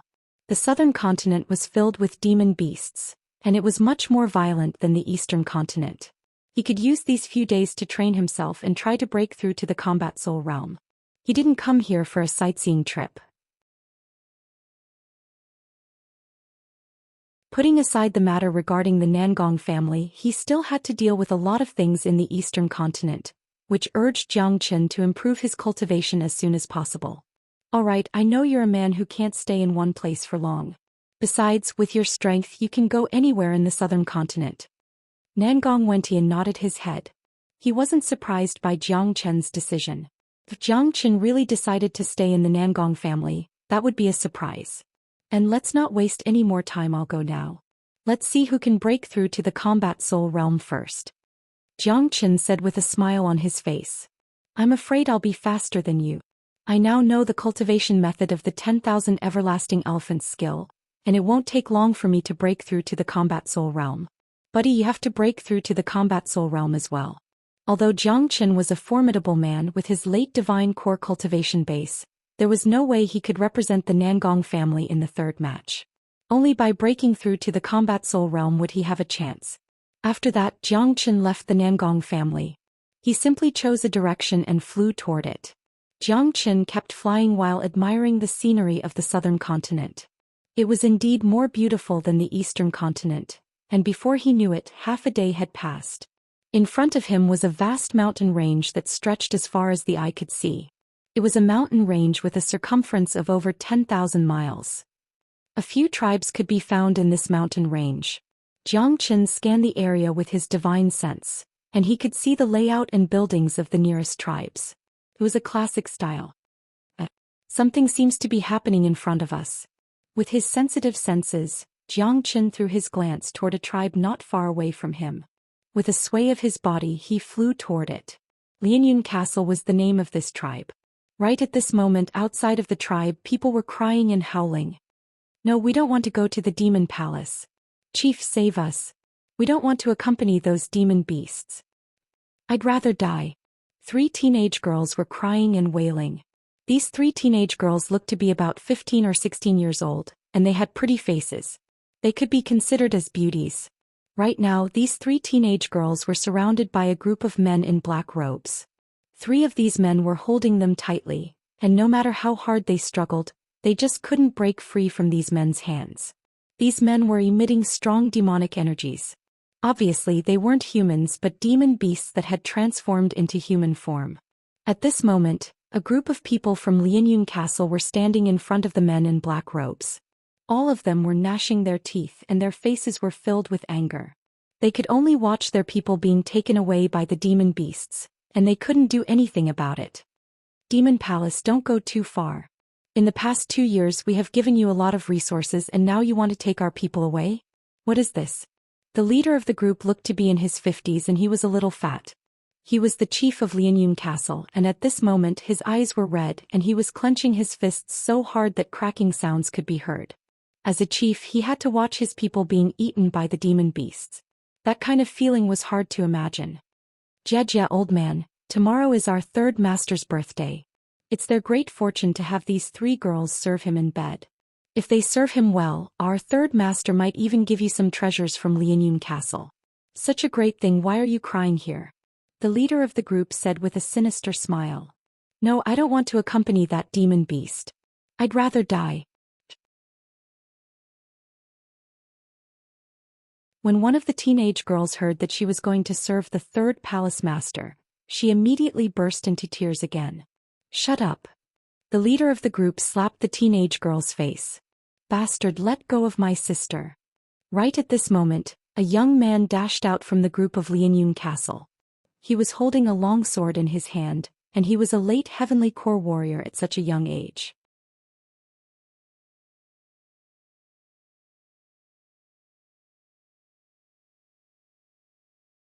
Chapter 397. Lian Ming, come back. Seeing this, family chief Lian Haolong immediately shouted out in shock. Although Lian Ming was a late heavenly core warrior, there were a few divine core warriors in front of him. Lian Ming's actions were no different than courting death. Unfortunately, Lian Ming was completely enraged. He couldn't hear the clan leader's voice at all. Ever since his sister was taken away he had lost his mind. The 3rd palace master of the demon palace was a notorious sex fiend. If these 3 girls fell into the 3rd palace master's hands, they would definitely be ravaged to death. You're courting death. The leader of the group waved his hand, unleashing an invisible force that smashed onto Lian Ming's body like a huge hammer. Bam! Puff! Lian Ming, who was charging towards Lian Ming, was hit head-on, and he was immediately knocked back. Along the way he threw up a mouthful of blood but the family chief quickly caught him. Family chief, I beg you, please save my sister. Lian Ming didn't care about his own injuries. He grabbed the family chief's arm tightly with both hands. He knew that the strongest warrior in front of him was only a mid-divine core warrior, but his family chief was a late divine core warrior. If the family chief could help, his sister would definitely be saved. Lian Ming, I want to help as well. Lian Haolong's body was trembling. He wanted to kill these damn demon beasts more than anyone else, but he couldn't do it. As the family chief he had to think about all the people in Lianyun Castle. If he killed these demon beasts today, it wouldn't take long before Lianyun Castle was attacked by the demon palace. Blood would flow like a river and no one would be spared. Old fool, control your men. I'm already being merciful by not killing him just now. If anyone from Lianyun Castle dares to go against the demon palace's will, I'll wipe out the entire Lianyun Castle. I'll kill every single one of you. The leading black-robed man said in a gloomy voice. He didn't take these human beings seriously at all. In his eyes, human beings were just prey and these girls were just playthings for them to vent their anger on. As long as they wanted to, they could destroy all the human tribes in this mountain range at any time. Let's go. The man in black waved his hand, turned around and was about to leave. The 3 girls were crying and throwing a tantrum, their faces were filled with despair. The people from the Lianyun Castle were all trembling.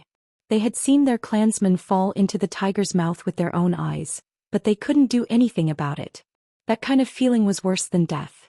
Ever since the demon palace had taken over this mountain range, they had been like lambs waiting to be slaughtered. Put the three girls down. A ghostly voice suddenly sounded from behind. Then a white-robed youth appeared, blocking the path of the black-robed men. The sudden appearance of the young man caused everyone to be stunned. That was because the place where the young man was previously standing was completely empty. In other words, the young man had suddenly appeared like a ghost and no one had seen him. "Kid, who are you?" the leader of the black-robed men shouted. "I'll say it again. Don't worry about the three girls." The white-clothed youth's gaze was lowered, and his voice was as indifferent as water. He didn't even raise his head to look at these transformed demonic beasts. It was as if these black-clothed men weren't worthy of his attention. Where did this young man come from? "You're courting death." A heavenly core black-clothed man unleashed his energy, then he stretched out his black claw and grabbed towards Zhou Xian. Zhou Xian let out a cold snort. The black-clothed man who was attacking Zhou Xian suddenly let out a miserable shriek. His body kneeled down on the ground and turned into a pool of blood. What? This turn of events was too frightening. Everyone, including the clansmen of Lianyun Castle, exclaimed in shock. Everyone looked at the white-clothed young man in front of them in a completely different light. They didn't even see how this young man attacked, but with just a cold snort he had killed a heavenly core demon lord. This was really frightening. If they didn't see it with their own eyes, they wouldn't believe it was real. "Who are you?" the leader of the black-clothed men continued asking. "How dare you kill someone from the demon palace? You're really courageous. Looks like you didn't understand what I said." Zhou Xian suddenly raised his head. Two beams of cold light shot out from his eyes. His gaze was extremely sharp, and it made the few black-clothed men tremble in fear. Zoosh! The white-clothed young man in front of them disappeared. In the next second, the young man reappeared at the same spot as if he had never left. It was as if what happened just now was just an illusion, but what happened next shocked all the men from Lianyun Castle. Plop, plop. All the black-clothed men fell onto the ground one by one. Blood started gushing out from their wounds and they were all dead, including the few divine core demon lords. Gasp. All the men from Lianyun Castle who witnessed this gasped. They stared at this white-clothed young man who appeared out of nowhere as if they were looking at a ghost. Oh heavens, how strong was this young man? How did he attack? They didn't even see it from such a close distance. What was even more frightening was that when this young man killed all the black-clothed men, his opponents didn't even have the chance to scream, let alone fight back. They were all killed on the spot. This didn't mean that these brutal demon beasts were weak. It just meant that this young man in front of them was really frightening. The three girls were stunned in place with their mouths wide open. They had already given up all hope and were prepared to die, but they didn't expect that a handsome young man would suddenly appear and kill all the demonic beasts in the blink of an eye, saving them from disaster. "Thank you for saving us, young master." One of the teenage girls was the first to react. She hurriedly kneeled down. "Thank you, young master." The other two teenage girls also kneeled down and kowtowed toward Zhou Xian. In just a split second, this young man who they didn't even know had left an unforgettable impression in their hearts. "Stand up," Zhou Xian said casually. A gentle force emerged from his body and lifted the three teenage girls up. He happened to pass by this place, and when he saw these demon beasts bullying humans, he had to do something about it. "Sister. Lian, The people of Lianyun Castle rushed forward and surrounded the three teenage girls. "Thank you, young master, for saving my sister. Please accept my bow." The severely injured Lian Ming immediately kneeled down in front of Zhou Xian. "Stand up. You do have some guts. Take this elixir and heal your wounds." Zhou Xian casually threw a healing elixir to Lian Ming. Lian Ming had good eyesight. Just by looking at the quality of the elixir, he could tell that it was a priceless elixir. "Young master, this elixir is too precious. I can't accept it." Lian Ming couldn't stay calm. "Just accept it." Zhou Xian glared at Lian Ming. This young man was willing to sacrifice his life for his sister. Zhou Xian admired him for his courage. Subsequently, Zhou Xian looked at Lian Haolong and said, "You are the clan leader here." "Yes." Lian Haolong greets the young master. Lian Haolong bowed deeply to Zhou Xian. Jiang Chen's strength made him not dare to be careless. Moreover, a person who could take out such a precious elixir was definitely not an ordinary person. At the very least, Lianyun Castle couldn't afford to offend such a person. You must be worried that after I killed those demon beasts, the demon palace will come back to take revenge on you, right? Jiang Chen knew what Lian Haolong was thinking. Of course, it was normal for him to have such thoughts. As the clan leader, he had to think about the whole clan at all times. Young master, you have killed the people of the demon palace, so they won't let you off easily. However, we are already very grateful that you helped us because of our Lianyun Castle. The demon palace is too powerful, so you should leave as soon as possible. Lian Haolong sighed. He knew that Lianyun Castle's doomsday was coming. Jiang Chen did it to save people, not to harm people. Don't worry, since I'm involved in this, I will definitely take care of it. Tell me more about the demon palace and I will help you get rid of them. Jiang Chen said. He had come here to train himself and his first target was powerful demon beasts. Now, the demon palace, which was bullying the human race, was his target. What? Many people in Lianyun Castle cried out in surprise. Getting rid of the demon palace? Just hearing about it made people's hearts jump. Young Master Jiang, the demon palace is too powerful. We can't afford to offend them. Lian Haolong said with a frown. Seems like you don't need my help. Fine, I will leave now. Lianyun Castle can fend for itself. Jiang Chen glared at Lian Haolong, then turned around and was about to leave. Young Master, don't leave. The people from Lianyun Castle immediately stopped Jiang Chen. What a joke. If this young man left, their Lianyun Castle would definitely face destruction. This young man's strength was immeasurable, and he might really be able to deal with the demon palace. At least he was much stronger than Lianyun Castle. Besides, this young man was their only hope. Young Master Jiang, the demon palace belongs to the demon race and they are very powerful.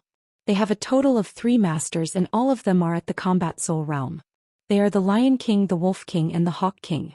Among them, the Lion King is a mid-combat soul warrior and he's extremely powerful. The demon palace has been running amok in this area, and all the human tribes in this mountain range have suffered a lot from them. We don't dare say anything about it. Tomorrow is the birthday of the 3rd master, the Hawk King and the Hawk King. The Hawk King loves women the most and he actually came to our Lianyun Castle to kidnap some girls to sleep with him.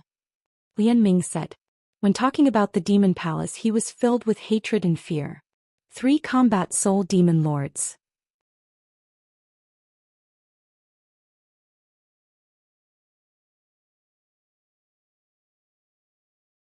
Chapter 398. After listening to Lian Tsong's explanation, Jiang Chen had a better understanding of the demon palace. It was a powerful demon clan and there were 3 palace masters, the Lion King, the Wolf King and the Eagle King. The existence of the demon palace made Jiang Chen understand more about the demonic beasts in the southern continent. In the eastern continent, although demonic beasts were quite common, there were very few powerful demon clans. It could be said that the entire eastern continent was under the rule of the human race. However, in the southern continent, the demonic beasts were more organized and more terrifying. The battle between the human race and the demon race had reached a point where they were like fire and water. There were definitely more than one demon clan like the demon palace in the southern continent. Do you know the location of the demon palace? Jiang Chen looked at Lian Haolong and asked. Hearing this, everyone from Lianyun Castle was shocked. From the looks of it, Jiang Chen was really going to fight against the demon palace. This made them both worried and happy. If Jiang Chen could really help them get rid of the demon palace, it would be great news for all the human clans in this mountain range. At first, the people from Lianyun Castle thought that Jiang Chen was just joking, but now it seemed like this young man was going to fight for real. After knowing the strength of the 3 palace masters of the demon palace, this young man didn't seem nervous at all. He was just as calm as before and that kind of indifferent expression couldn't be faked. This could only mean one thing. This young man in front of them indeed had the strength to deal with the demon palace. This could be seen from Jiang Chen's attack just now. Although the people from Lianyun Castle lived in the mountains, they weren't isolated from the outside world. They still knew a little about the outside world. The southern continent was a vast place and there were many geniuses in it. For example, the Nangong family and the Profound River Palace were the top powers in the southern continent, and they all had many geniuses. Even a demon clan like the Demon Palace was nothing in their eyes. In the eyes of the people of Lianyun Castle, this young genius who had appeared out of nowhere was probably a genius from one of the top powers in the southern continent. With such a genius attacking the Demon Palace would definitely be finished. Mr. Jiang, we don't know the exact location of the Demon Palace. We've been bullied all this time. If you had killed one of them, it would have been better. Chief Lien Haolong said while shaking his head. They had been bullied by the Demon Palace for 2 years, but they didn't even know the exact location of the Demon Palace. It was really sad. Don't worry. Lien Tsong, throw the corpses of the people from the Demon Palace to a more conspicuous place in the mountain range. I believe it won't take long before the people from the Demon Palace come here in anger. I'll wait here. Jiang Chen said to Lien Kong, all right. Lien Tsong immediately agreed. After witnessing Jiang Chen's strength as well as the fact that Jiang Chen had saved her sister, Jiang Chen was like a lofty mountain in her heart. She could only look up to him. Therefore she would obey every single one of Jiang Chen's orders. Lien Tsong immediately called a few people from Lianyun Castle to carry the corpses of the Demon Palace away. Within Lianyun Castle, Lien Haolong had prepared a very quiet place for Jiang Chen to rest. Jiang Chen casually pulled a chair and sat in the courtyard with his legs crossed, looking very relaxed. Compared to Jiang Chen's leisurely and relaxed demeanor, the people of Lianyun Castle couldn't remain calm. Including Patriarch Lien Haolong, all of them were restless and their hearts were beating like a drum. They knew exactly what was going to happen to Lianyun Castle. Going against the Demon Palace was something they had never even dreamed of, and in their minds doing something like this was insane. Even though they knew that a terrifying genius had come to their Dao clan, they still couldn't calm down. After all, for the past 2 years, the Demon Palace had left a huge shadow in their hearts, and it was impossible for them to get rid of it in just a short period of time. 1 hour later. A dense black smoke could be seen in the distant sky. It looked like a dark cloud and it was getting closer and closer to Lianyun Castle. Thunderous sounds could be heard wherever it went. They sure are fast. Jiang Chen raised his head and casually glanced at the black smoke. Sensing the intense demonic energy coming from it, Jiang Chen couldn't help but sneer. The Demon Palace had arrived in just an hour, much faster than he had expected. Look, the people from the Demon Palace are here. Heavens, what a powerful aura.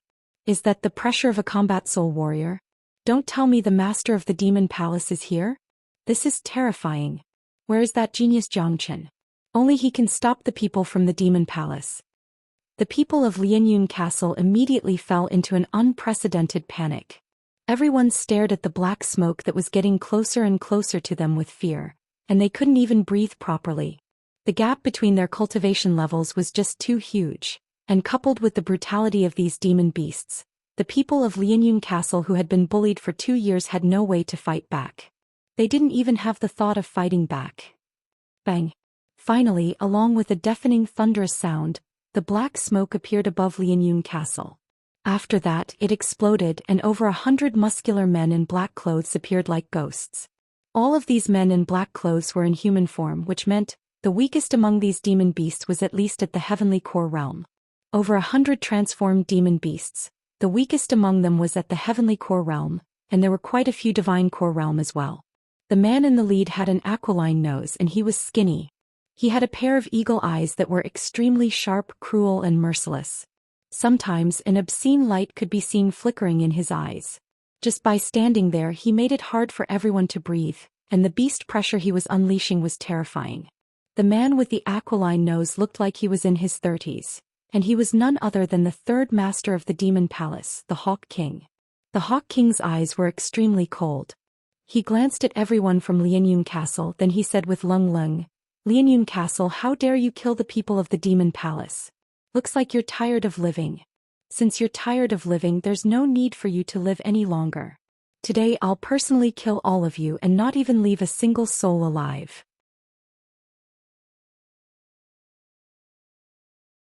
Haha, kill all these humans and keep the women. They'll be great for the third master's birthday celebration tomorrow. A man standing next to the Hawk King burst into laughter and flattered the Hawk King. "You animals, how dare you trample on the human race's homeland? You deserve to die." Right at this moment, a strange voice came from within the Lianyun Castle. Soon after, an elegant young man dressed in white appeared in the sky, standing opposite to the Hawk King. Who are you? Did you kill the people of the Demon Palace? When the Hawk King saw Zhou Xian, he was stunned for a moment, then he asked. With his experience, he could tell that this young man in front of him was not an ordinary person. Furthermore, he knew the Lianyun castle too well. With the way the Lianyun castle operated, they wouldn't dare to kill the people of the Demon Palace. It seemed like this young man in white was the one who did it. Who I am is not important. What's important is that I killed all the demonic beasts of the Demon Palace. If you come here, you'll be killed by me just like them. Zhou Xian said casually. Hearing such arrogant words, the people of the Demon Palace were stunned for a moment, but soon after, they burst into laughter. Ha, this is so funny. Where did this young man come from? He hasn't even grown his pubic hair yet, but he actually dares to say that he will kill all the people of the Demon Palace? He's courting death. Young man, you must be out of your mind. Don't think you can be so arrogant just because you have some talent. Our third palace master is an early combat soul warrior. He can easily kill you with just one hand. Third palace master, don't waste your breath with him. This young man killed our people. That's a capital offense. Let's kill him first, then slaughter the entire Lianyun castle and take all the women away.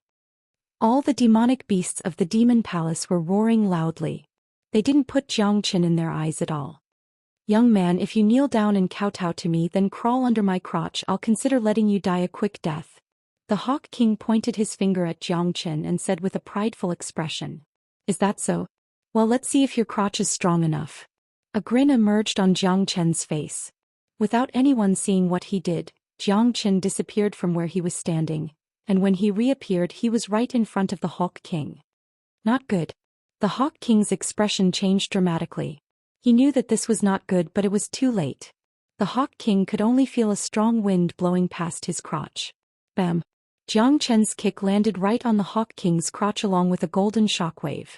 It was Zhou Xian's kick and it contained a tremendous force. It could even shatter a mountain. Thus, the Eagle King's body was like a kite with a broken string, flying hundreds of feet away.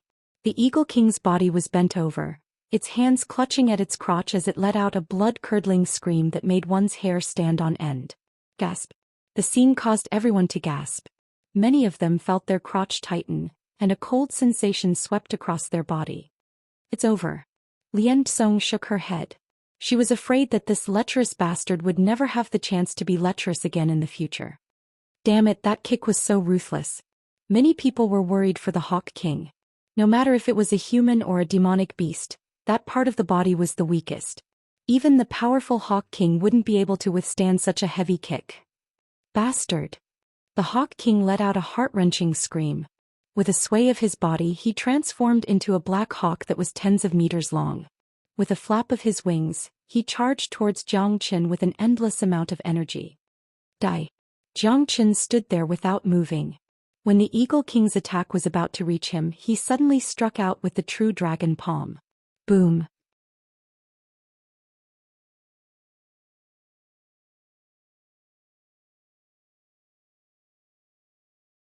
Chapter 399. This was an extremely shocking scene. An early combat soul demon lord, the third palace master of the Demon Palace, was killed by an unknown young man with just a single strike. Heavens, what did I just see? Dead. The third palace master was really killed? This is too frightening. How strong is he? That was a combat soul demon lord, but he couldn't even withstand a single strike from him. He killed it with just a single strike. This is too shocking. I feel like I'm dreaming. Everyone in Lianyun Castle felt like they were in a dream. They couldn't accept this reality. The third palace master who had been bullying them all this time was killed just like that. Right at this moment, no matter if it was the people from Lianyun Castle or the Demon Palace, all of them were looking at this handsome young man in white with fear in their eyes. You killed our third palace master. A man in black roared at Zhou Xian. However, his voice was trembling and he didn't seem to be very confident. Zhou Xian didn't pay any attention to these men in black. He stretched out his hand and grabbed a golden demon soul from the Hawk King's exploded body. An early combat soul demon soul should be able to help me form 100 new dragon marks. If I can kill all 3 palace masters of the Demon Palace, I might be able to break through to the combat soul realm. A faint smile emerged on Zhou Qian's face. He unleashed the true dragon flame from his palm onto the fist-sized golden demon soul. Under the scorching heat of the true dragon flame, the demon's soul started melting bit by bit. In just a few breaths' time, the demon's soul was completely absorbed by Zhou Xian. Just as Zhou Xian had expected, this demon's soul had helped him form 100 new dragon marks. Right now, Zhou Xian had a total of 4,700 dragon marks in his body, and he was only 300 away from reaching 5,000. His next target was clear: the other two palace masters of the demon palace. Zhou Xian liked doing things like this as it would benefit both himself and the others. Not only could it satisfy his own needs, it could also help the people get rid of a threat. Boss, the third palace master was killed. What should we do now? One of the demonic beasts whispered to the leader of the group. Let's go back and report this to the Grand Palace Master. The Grand Palace Master will definitely grind this brat's bones to dust. The leader of the black-clothed men gnashed his teeth and said. Then the hundreds of men in black leaped into the air, once again transforming into a cloud of black smoke, and flew into the distance. Beasts were violent and cruel creatures, but they were not idiots. This young man who appeared out of nowhere from the Lianyun castle had even killed the Eagle King. Why would they fight against him? Only death awaited them. Pa, since you've come, then don't leave. All of you stay. Zhou Xian let out a loud laugh and unleashed the true dragon palm. All these brutal beasts deserved to die, and since he had decided to attack, he would definitely kill them all.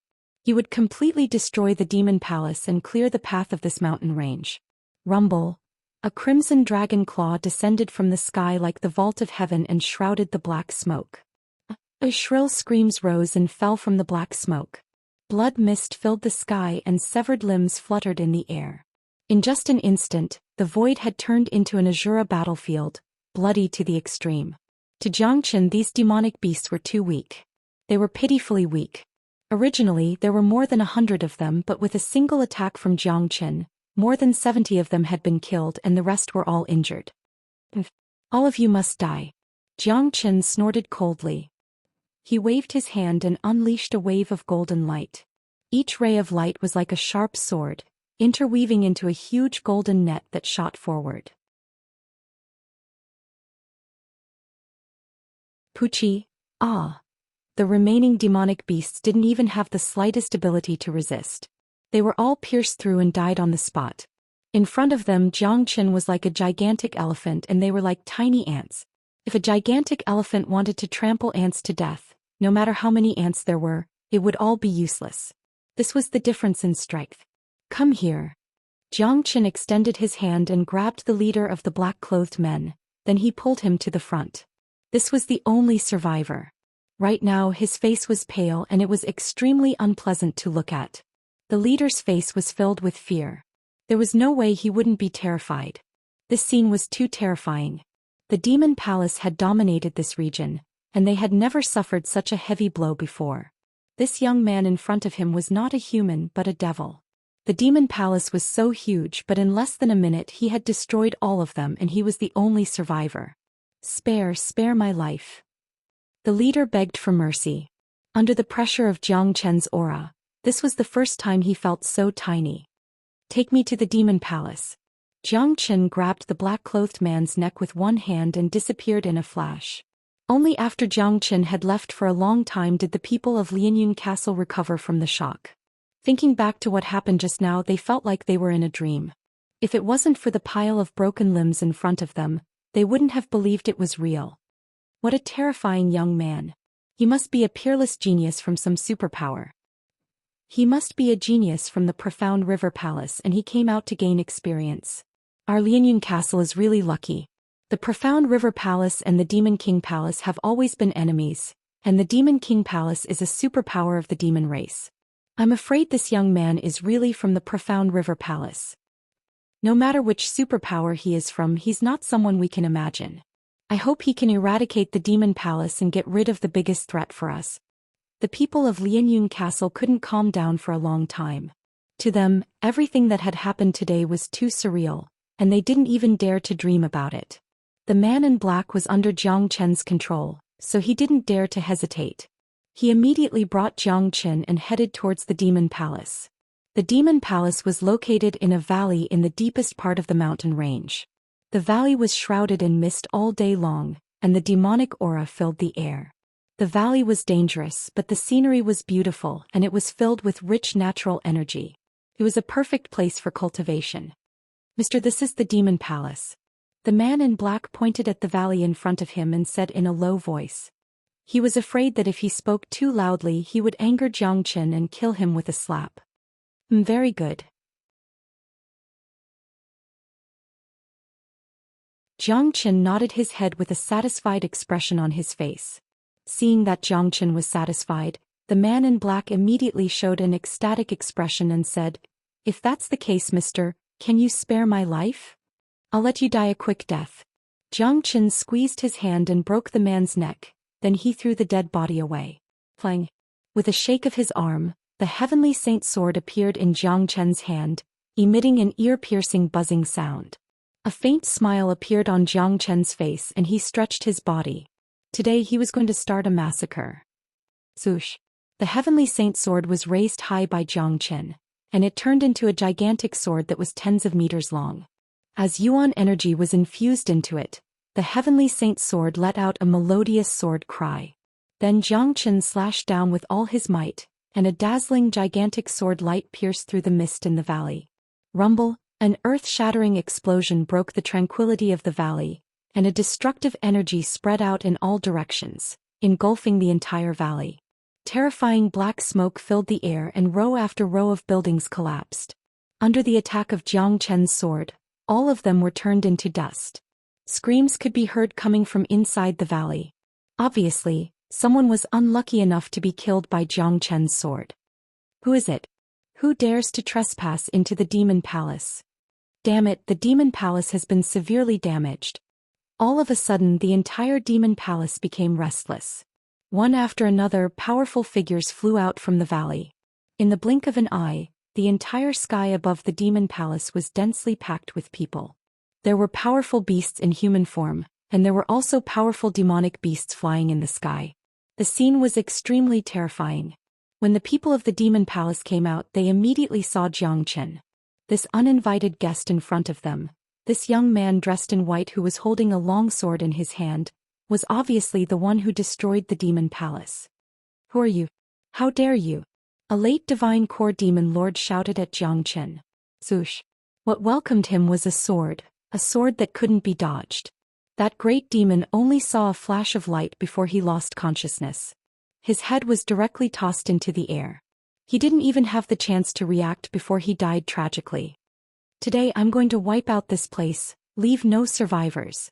Zhou Qian carried a mighty force and he didn't show any mercy. With a sway of his body, he dashed into the Demon Palace's camp and swung the Heavenly Saint sword back and forth.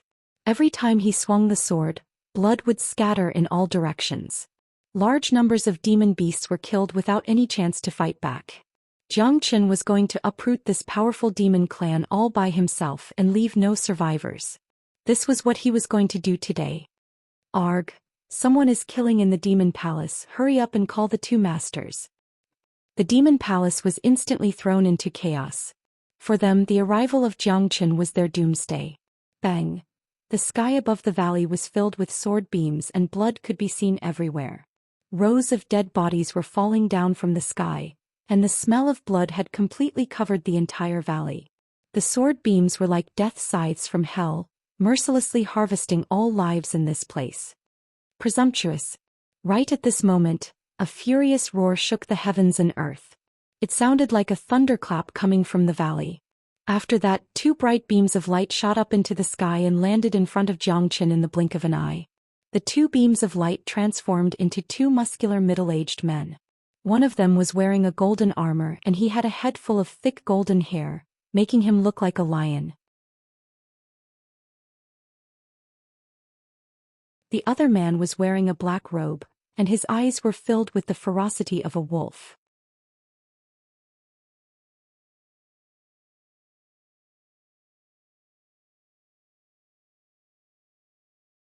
Chapter 400. Colorful lights filled the sky and thick smoke could be seen everywhere. There was also a pungent smell of blood that lingered in the air. The misty white mist had been completely dispersed, and the entire valley had turned into a living hell. Broken limbs could be seen everywhere, and the broken buildings were stained with blood. This place had turned into a hellish battlefield. Looking at this scene, all the demon beasts in the demon palace had ugly expressions on their faces. When they thought about what happened just now, they couldn't help but feel terrified. The Lion King and Wolf King were both trembling with anger. Both of them stared at Xianxia like a pair of venomous scorpions. This uninvited guest who appeared out of nowhere had nearly destroyed the demon palace and killed countless demon beasts. This was a huge provocation to the demon palace. No, this was no longer a provocation, it was contempt. As the palace masters of the demon palace, the Lion King and Wolf King felt that they had to tear this young man in white into pieces. Only then would they be able to vent their anger. Did you do all this? The Lion King's voice was like a giant bell, and his voice turned into waves of sound that resonated throughout the valley. It was obvious how angry he was right now. He knew everything was done by this young man, but he still couldn't help but ask. He wanted to know what this young man was thinking, and why did he have the guts to come to the demon palace and cause trouble? What else could it be? Xianxia shrugged his shoulders. With his experience, he had already figured out the Lion King and Wolf King's strength. The Wolf King was only an early combat soul warrior just like the Eagle King. For the current Xianxia, he couldn't even withstand a single blow. As for the Lion King, he was a mid-combat soul warrior, but Xianxia had killed many mid-combat soul warriors.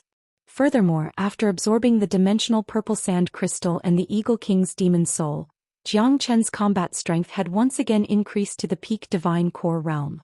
Even without the heavenly saint sword, he was confident he could kill the Lion King. Today the demon palace would be completely destroyed by his hands. Who are you? How dare you attack the demon palace? The Wolf King said with a loud voice. The demon palace belongs to the demon clan. Originally we could have lived in harmony with the human clan. However, you've bullied the human clan and you're cruel and brutal. Naturally you'll be killed. The third palace master, the Eagle King, has already been killed by me. Now it's your turn. Xianxia was calm and composed. All that could be seen on his face was indifference and indifference. What? You killed third brother? Hearing this, the Wolf King cried out in alarm. There were 3 palace lords in the demon palace, and from this, it wasn't hard to tell that the 3 of them had a good relationship with each other. Now that they heard that their third brother had died, they were naturally furious. Don't worry, you two are the same. Xianxia slowly raised the heavenly saint sword, pointing it at the Lion King and Hawk King. The tip of the sword was constantly emitting a brilliant light. It was extremely beautiful, but under this kind of beauty, it represented a boundless hell. To Xianxia's enemies, the heavenly saint sword itself was a sword of hell. It represented destruction. You human geniuses are really arrogant. You think that you can ignore everything just because you're talented? I don't care which power you're from, but since you've dared to break into my demon palace, only death awaits you. I'll cut you into 1,000 pieces and extract your soul. I'll torture you to death and I'll avenge my third brother. The Lion King coldly snorted. His aura fluctuated and layers of light rippled out from his golden armor. In the next moment, the Lion King made his move.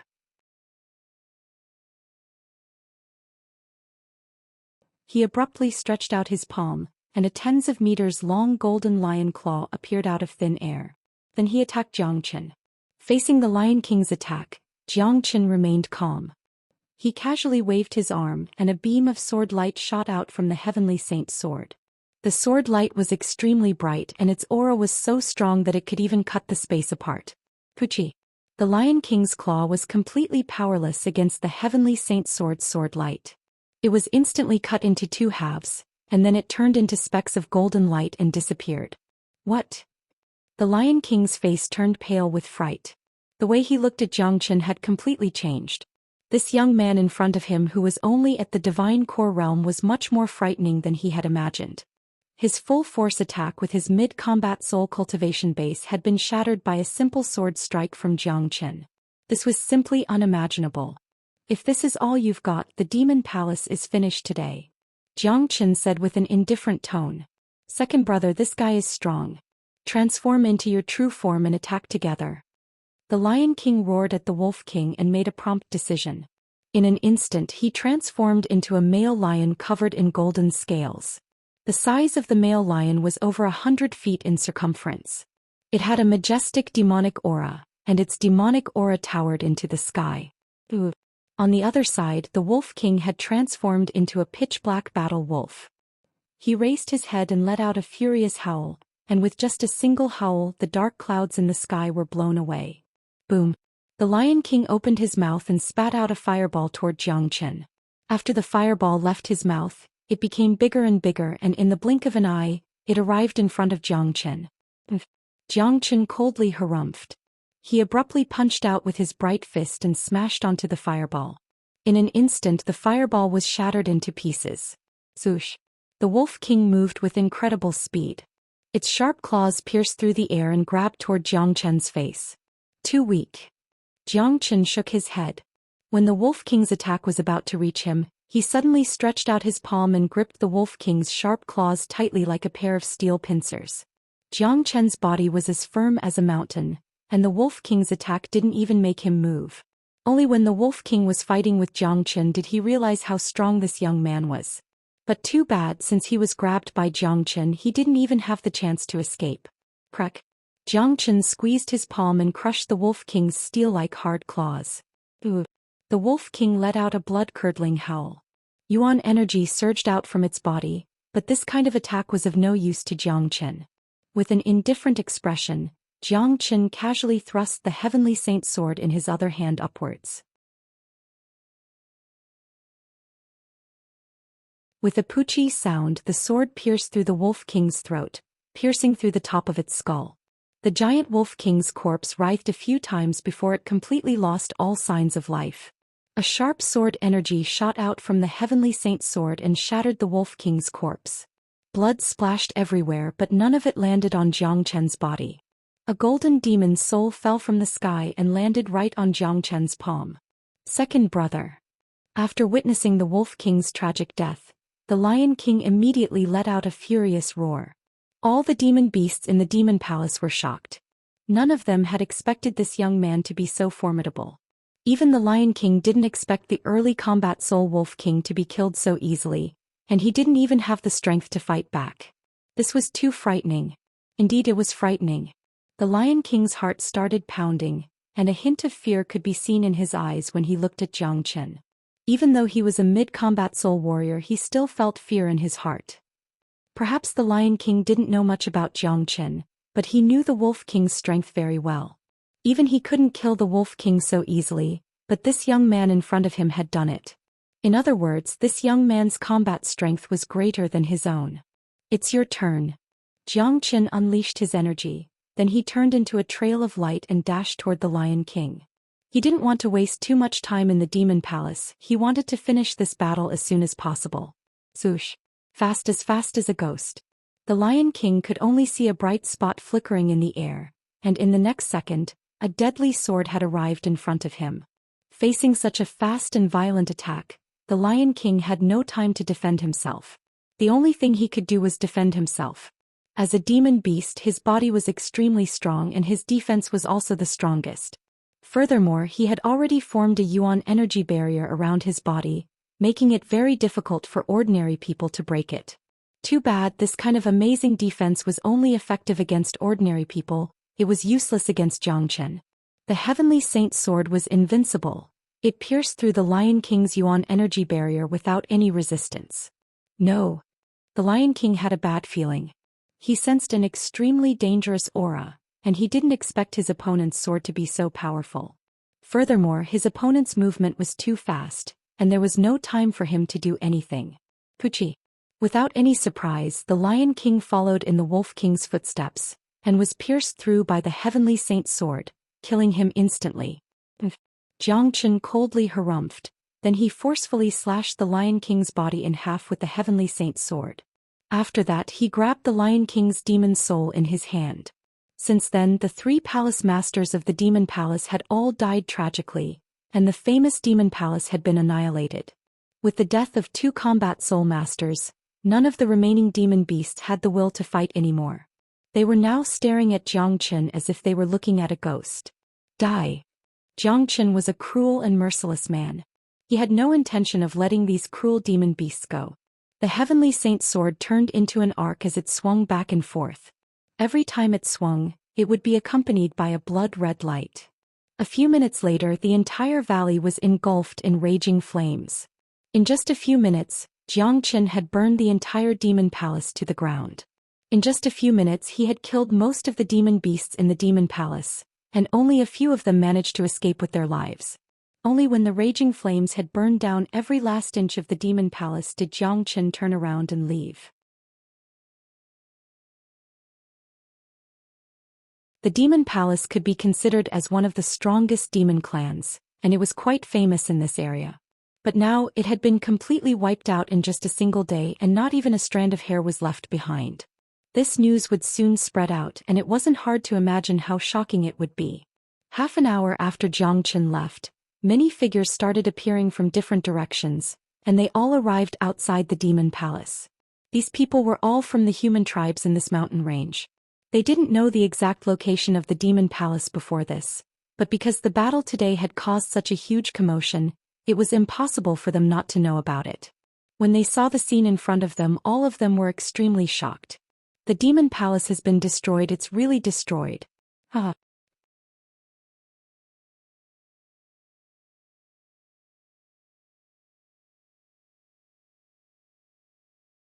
Chapter 401.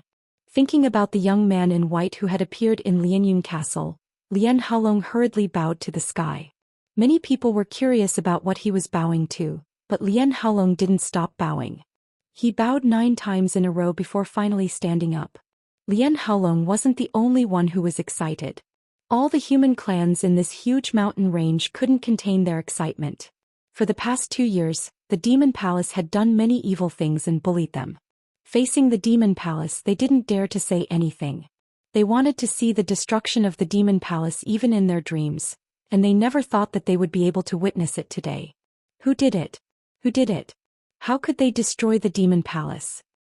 Our savior. This is a great favor to our generation.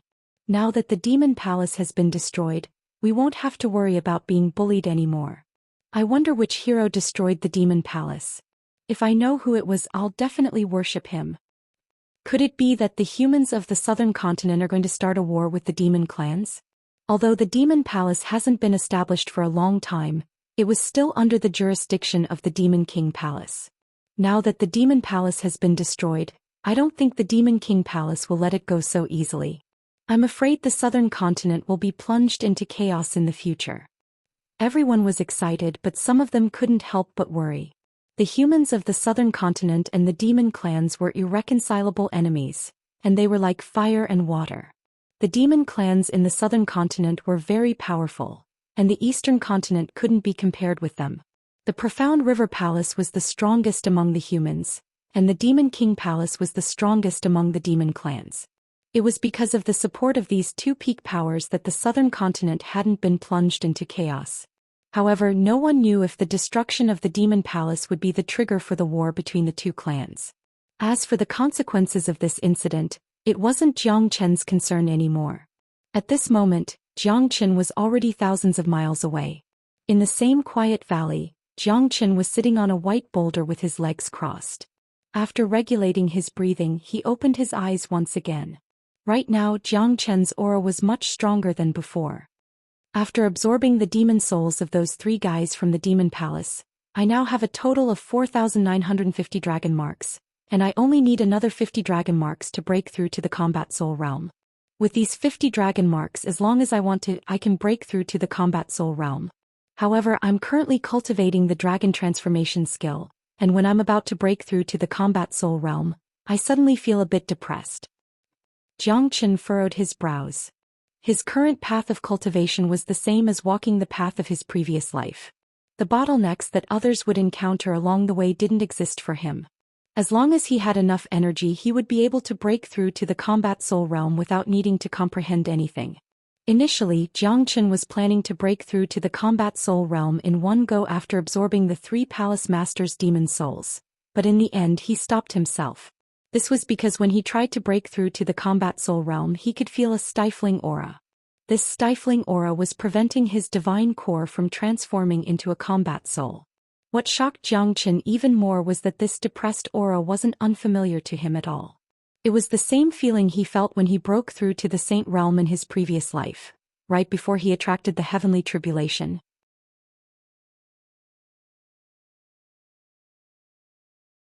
Damn it, don't tell me Daddy is going to face the heavenly tribulation when I break through to the combat soul realm? Isn't that a little too ridiculous? Xianxia couldn't help but curse out loud. He didn't know whether he should laugh or cry. Heavenly tribulation, it was something that was far away from him and it was going to strike him again so soon. In the entire Saint Origin realm, there were very few people who were qualified to face heavenly tribulation. However, heavenly tribulation was something that every peak combat emperor warrior longed for. Once they experienced heavenly tribulation, they would immediately become a saint. However, the meaning of heavenly tribulation was also something that could make all peak combat emperor warriors tremble in fear. 9 out of 10 chances of survival, one would be reborn into a butterfly. Once they passed through the heavenly tribulation, they would become a saint. If they failed, they would be turned into ashes. However, facing heavenly tribulation while breaking through to the combat soul realm was something that had never happened before. Xianxia had seen the flood dragon go through the 3 minor tribulations, but that was only a transformation of its essence. Only when something that defied the natural order appeared would it attract the punishment of the heavens, and the heavenly tribulation would descend. The heavens ruled over everything, and they would never allow anything that defied the natural order to appear. Since the moment Xianxia started cultivating the dragon transformation skill, he had decided to walk a path that defied the natural order. Now that he was about to form a combat soul, he had to shake the heavens and earth, and the heavenly tribulation would descend upon him. I have a very strong feeling about it. I think the heavenly tribulation will descend within the next 2 days. Although it's a bit ridiculous to face the heavenly tribulation while breaking through to the combat soul realm, I'm still looking forward to it. An excited expression emerged on Xianxia's face. Although the heavenly tribulation was terrifying, Xianxia's heart was filled with anticipation. Even though he was the once greatest saint underneath the heavens, he had never faced a heavenly tribulation while breaking through to the combat soul realm. After that, Xianxia left the valley and flew toward the nearest city. He was going to face the heavenly tribulation soon, so Xianxia decided not to give himself any pressure, and he wanted to relax for a while. Dancing Sun City. The city was quite famous in the southern continent. Of course, it was only famous. Compared to Nangong City, there was still a huge gap between this city and Nangong City. Today the Dancing Sun City was extremely lively. The city was filled with people. After leaving the valley, Xianxia immediately arrived at the Dancing Sun City. In the center of the Dancing Sun City there was a gigantic square. Today on this square there was a towering golden altar. On top of the altar there was a dazzling golden light.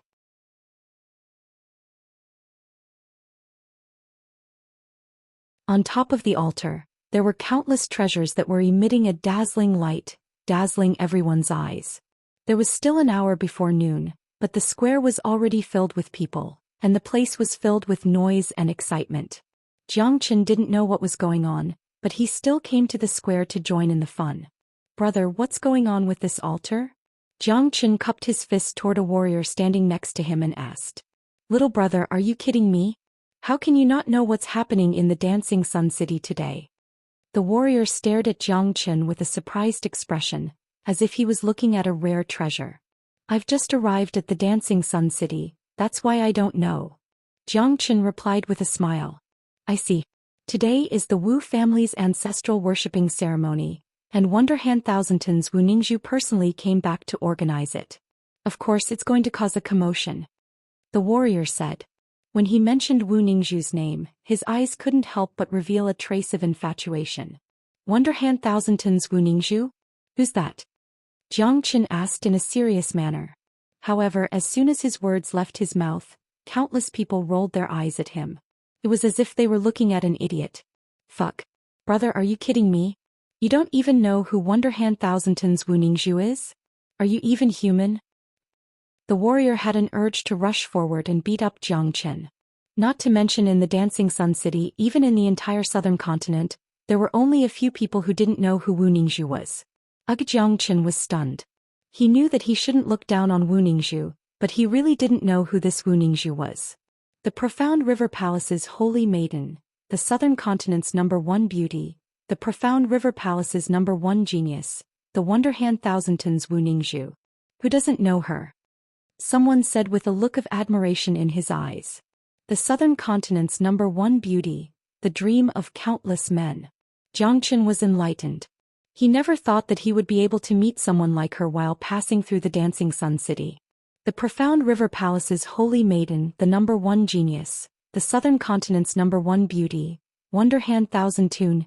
Each of these titles was enough to push a person to the peak and make them the center of attention. Furthermore, the profound river palace was the name that attracted Xianxia the most.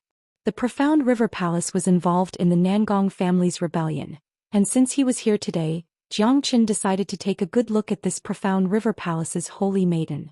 The Wu family is really lucky to have given birth to such a genius. This city wasn't originally called the Dancing Sun City, but because of young Miss Wu Ningzhu the name was changed. That's right.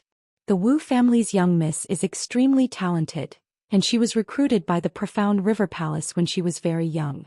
I heard that not long ago Wu Ningzhu has broken through to the late combat soul realm, and she came back to pay her respects to her ancestors. This is a great honor for the Wu family. Amazing.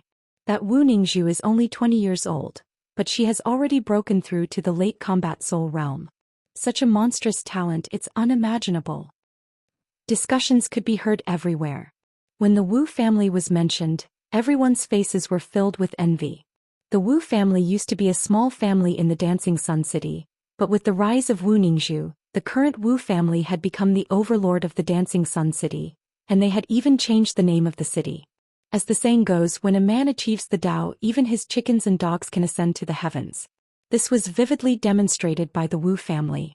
As for Wu Ningzhu herself, she was the dream of countless men. The main reason why the ancestral worshipping ceremony was so lively was because Wu Ningzhu was going to show herself. In order to see Wu Ningzhu, many people had traveled thousands of miles to the Dancing Sun City. No one was willing to miss such a once-in-a-lifetime opportunity. Wu Ningzhu, what a nice name. Since she has the title of the prettiest girl in the southern continent, I'm sure she's pretty as well. Xianxia thought to himself. Initially, he wanted to rest in the city and prepare for his heavenly tribulation. But now that he had come across such an important event, he decided to stay in the square and wait for the arrival of the prettiest girl. Time passed by and it felt like a long wait. However, none of the people in the square seemed impatient. Let alone a short wait. It would be worth it even if they had to wait for a few months in order to witness Wu Ningzhu's beauty. Soon an hour had passed. The scorching sun hung high up in the sky. It was noon, and it signaled the start of the Wu family's ancestral worshipping ceremony. Suddenly, a loud sound could be heard from the sky. In the next moment, the sky was filled with golden lights and many gorgeous figures appeared. Look, the people from the Wu family are here. The ancestral worshipping ceremony is about to begin. Wu Ningzhu is here as well? Where is she? Why are you panicking? Wu Ningzhu is the most important person. How could she appear so soon? Just wait patiently.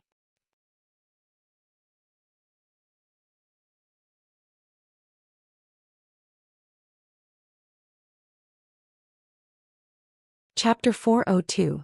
They were all dressed in luxurious clothes and the sky was filled with bright lights. Every single person who appeared had a superior and arrogant expression on their faces. They were the nobles of the Dancing Sun City, and they were supposed to be superior to everyone else. A total of over 20 muscular men wearing luxurious clothes appeared in the first batch. They slowly landed on the huge altar, then they stood in 2 rows in an orderly manner. After these 20 muscular men appeared, more and more men started appearing in the sky. Each of these men were the upper echelons of the Wu family. Today was the Wu family's ancestral worshipping ceremony, and those who were qualified to stand on the altar were all men with high status. The man who led the group looked to be in his 30s. He had a graceful and luxurious face, and he had both hands placed behind his back. He was walking calmly in the sky toward the altar. Look, that's Wu Tianyong, the chief of the Wu family and Wu Ningzhu's father. This guy really has a good daughter. That's right, and his cultivation base isn't weak either. I heard that he just broke through to the mid-combat soul realm not long ago. A mid-combat soul warrior, and with Wu Ningzhu's help, Wu Tianyong can really do whatever he wants no matter where he goes. The appearance of Wu Tianyong immediately attracted everyone's attention. This chief of the Wu family was the true ruler of the Dancing Sun City, and even a fart from him could cause the entire city to tremble. Jiang Qin nodded his head. This Wu Tianyang did have an extraordinary bearing, at least not someone ordinary could compare with him. However, if Wu Tianyang was the strongest warrior in the Wu family, then the gap between the Wu family and the Nangong family was huge. However, if the genius Wu Ningzhu was taken into consideration, and the relationship between the Wu family and the profound river palace was taken into consideration, then the Wu family's status wasn't any lower than the Nangong family's. Therefore, in the southern continent, the Wu family was an exception.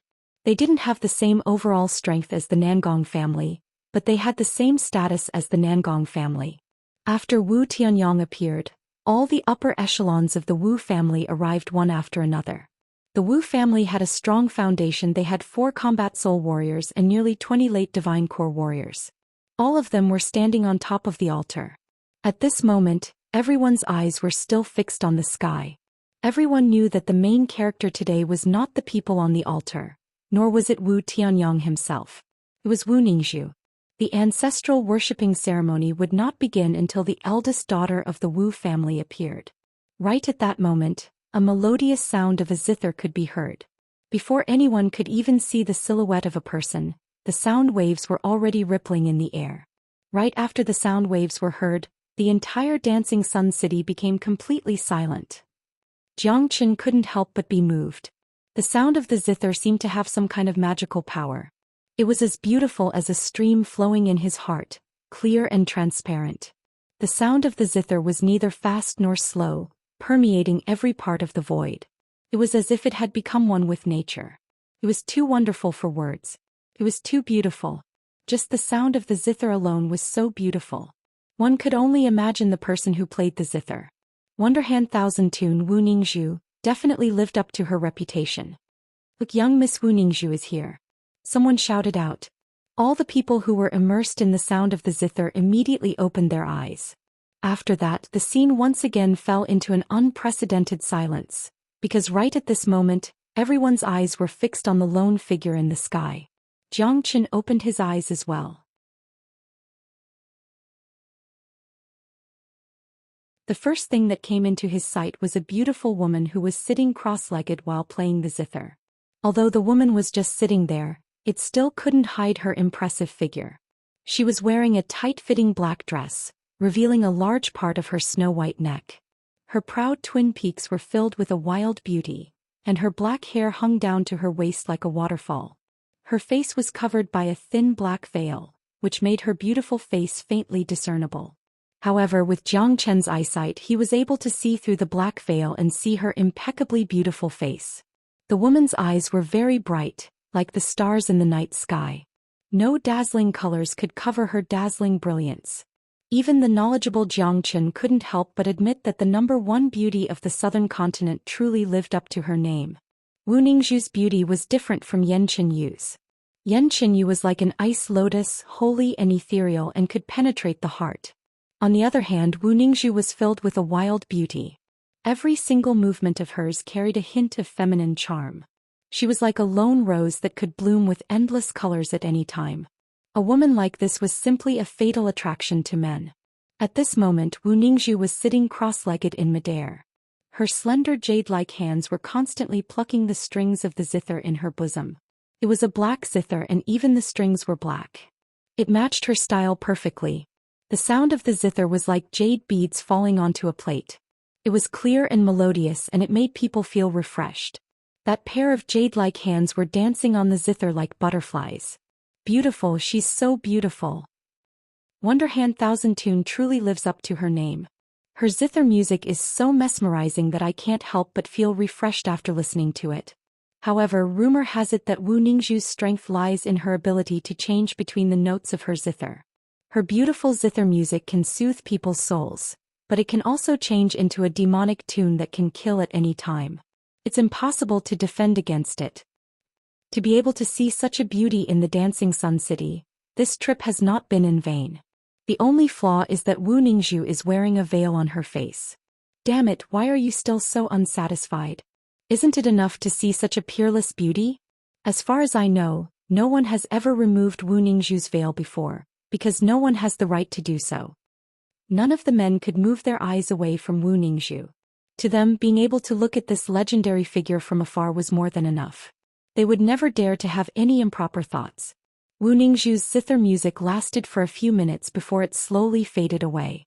The zither in her arms turned into a black light and disappeared. Wu Ningzhu slowly stood up, revealing her tall and proud figure. Such a marvelous figure was enough to make people's noses bleed. Wu Ningzhu raised her beautiful eyes and glanced at the crowd below. Her star-like eyes were filled with a demonic charm. After that, Wu Ningzhu walked towards the altar with light steps. Right when Wu Ningzhu was about to reach the altar, an old man appeared in the sky and arrived next to her.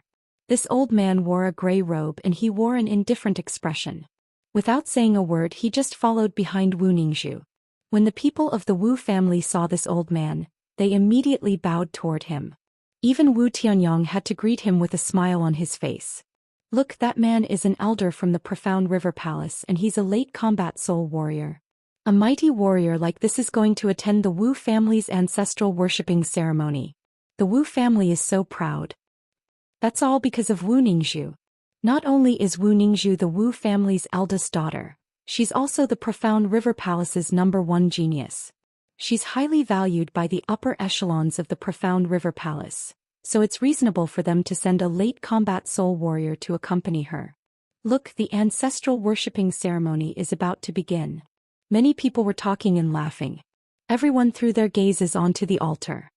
Haha, the Wu family's ancestral worshipping ceremony is so lively. I wonder if I, the guardian, will be welcomed? Right at this moment, a sudden change occurred.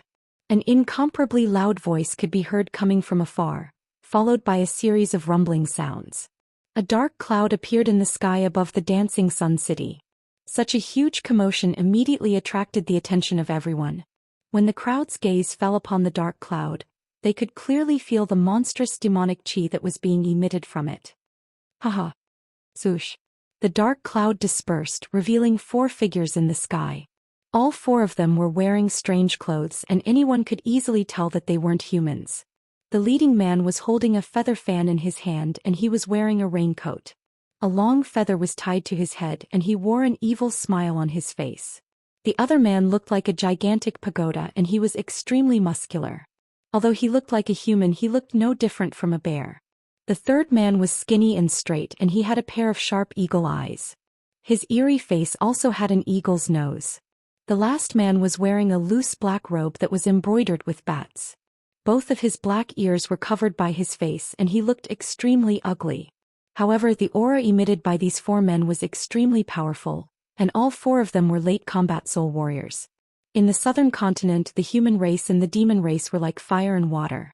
Since the Wu family was holding their ancestral worshipping ceremony, it was obvious that these demon warriors didn't come with good intentions. When the old man standing next to Wu Ningzhu saw these 4 men, his expression instantly changed. Yun Zhanghe, Baoshan Xiong, Iron-Winged Eagle, Heixin Fu, for out of the 8 great guardians of the Demon King Palace are here. May I know why the 4 of you are here in the Dancing Sun City? The old man said with a loud voice. The Profound River Palace and the Demon King Palace were rivals, and the upper echelons of both sides were very familiar with each other. The 8 great guardians of the Demon King Palace were very famous, and almost everyone knew about them. Today the Wu family was holding their ancestral worshipping ceremony, and the Demon King Palace had actually come here. Shaning, we're not here for you today, we're here for young lady Wu Ningzhu. Our palace chief has been drooling over young lady Wu Ningzhu for a long time, so I wonder if young lady Wu Ningzhu can come with us? Yun Zhanghe, who was holding a feather fan, threw his glance at Wu Ningzhu and spoke with an indifferent tone. Presumptuous. The Profound River Palace's holy maiden is not someone you demons can touch. The old man's name was Shan Ying. When he heard that the Demon King Palace was planning to touch Wu Ningzhu, he immediately became furious. Today is our Wu family's ancestral worshipping ceremony, but I never thought that the Demon King Palace would be here. For out of the 8 great guardians are here, and judging from your appearance you're probably here for a fight, right? Wu Ningzhu spoke.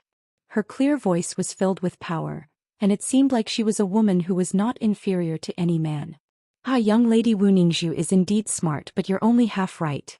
We're not here to fight, we're here to kill. Today we're going to kill everyone in this Dancing Sun City, and we'll bring young lady Wu back to our palace chief. Yun Zhonghe said without beating around the bush. Right after he finished speaking, dark clouds began to rumble in the sky, and an endless amount of demonic energy filled the air. Don't say that the Demon King Palace started a war. Not long ago, a genius of your human race annihilated a major power of our demon race. Our Demon King Palace isn't a pushover, so we'll use this opportunity to slaughter everyone in the city and teach you a lesson. Yun Zhonghe coldly harumphed.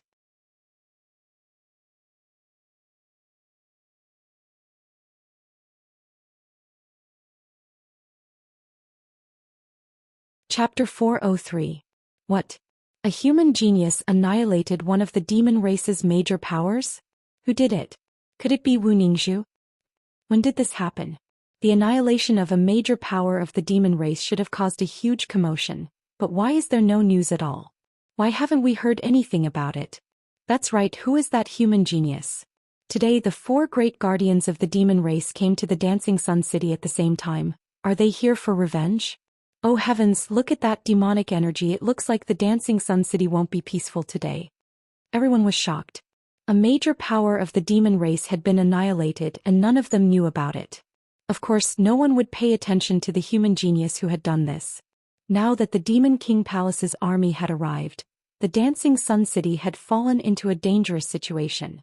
With the ferocious and brutal demonic beasts, if a fight broke out, the Dancing Sun City wouldn't be able to gain any advantage.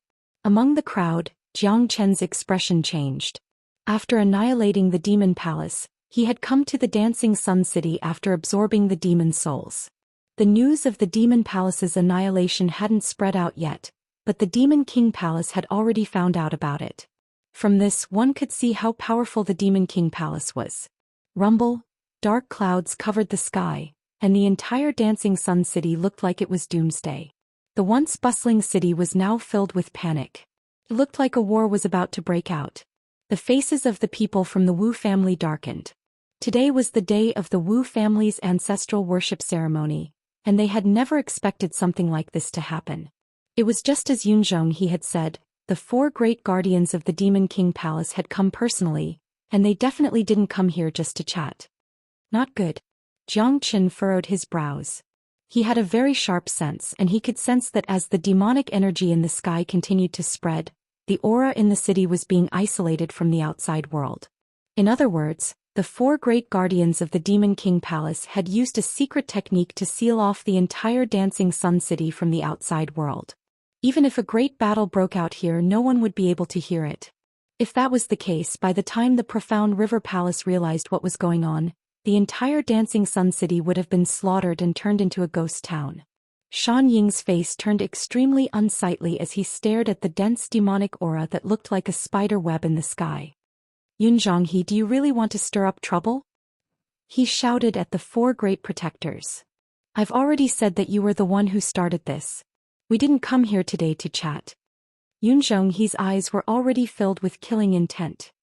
I'm afraid the 4 of you aren't enough to destroy my Dancing Sun City, right? Wu Ningzhu opened her mouth to speak. Even in the face of such a situation, she did not show the slightest bit of panic. Just this temperament alone was worthy of respect. I've heard that the miraculous 1,000 sounds Wu Ningzhu's 1,000 fantasy zither melody is a unique skill.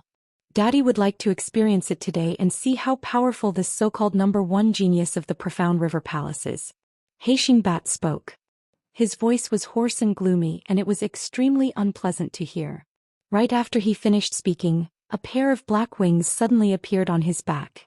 With a flap of his wings, he dashed toward Wu Ningzhu with incredible speed. Following Heixing Bat's attack, the battle immediately broke out.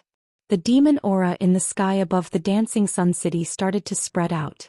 Numerous demon beasts covered the entire sky and covered the earth as they let out ear-piercing howls. A bloodthirsty gleam could be seen in their eyes as they charged toward every corner of the Dancing Sun City. Swoosh! The entire Dancing Sun City had fallen into an unprecedented crisis. Those unprepared warriors quickly reacted and took out their combat weapons to fight against the demon beasts. No one had expected that the Demon King Palace would suddenly attack the Dancing Sun City. Furthermore, there was no warning at all, and such a large-scale attack had never been seen before. Blood splattered everywhere and a massacre instantly took place. Zhou Xian just stood there and didn't do anything. He had been paying attention to the defense mechanism in the sky above the Dancing Sun City. At this moment, the defense mechanism had been completed, and the Dancing Sun City was completely sealed off from the outside world. Before the defense mechanism was removed, no one would know what was happening here. At first, Zhou Xian thought that the Demon King Palace was enraged because he had annihilated the Demon Palace. That was why they had sent their 4 guardians to attack the Dancing Sun City. But now it seemed like that wasn't the case at all. His annihilation of the Demon Palace was just an excuse for the Demon King Palace. Even if he didn't annihilate the Demon Palace, what was happening in the Dancing Sun City today couldn't have been avoided. The Demon King Palace had clearly planned this for a long time. Otherwise, they wouldn't have come with such a large-scale attack. That defense mechanism was the most important part of the Demon King Palace's plan. It hadn't been long since he annihilated the Demon Palace, and no matter how fast the Demon King Palace reacted, there was no way they could have done this, and they wouldn't have specifically chosen the Dancing Sun City. Obviously, the Demon King Palace's target was Wu Ningzhu. In the southern continent, Wu Ningzhu's reputation was simply too big. She was known as the #1 genius of the younger generation, and her dazzling talent was more than enough to make the Demon King Palace feel a sense of crisis. Once Wu Ningzhu was eliminated, the Profound River Palace's future would be destroyed. Therefore, the Demon King Palace had sent out 4 guardians to attack during the Wu family's ancestral worship ceremony. The roars of demonic beasts could be heard everywhere. Some of the demonic beasts had extremely strong bodies and they were as big as small hills. Wherever they went, all buildings would be destroyed and turned into dust. A fierce battle had unfolded without any warning. The Wu family wasn't prepared for this, and the Wu family's ancestral worship ceremony hadn't started yet. Perhaps there was no chance for it to start, because the altar had been turned into a fierce battlefield. Such a large-scale war was something that ordinary people wouldn't even dare to imagine, let alone experience. Facing these ferocious demonic beasts, no one could remain calm. Only someone like Zhou Xian, who had seen the world, wouldn't take any battlefield seriously. Dong! A huge golden lion suddenly landed on the square.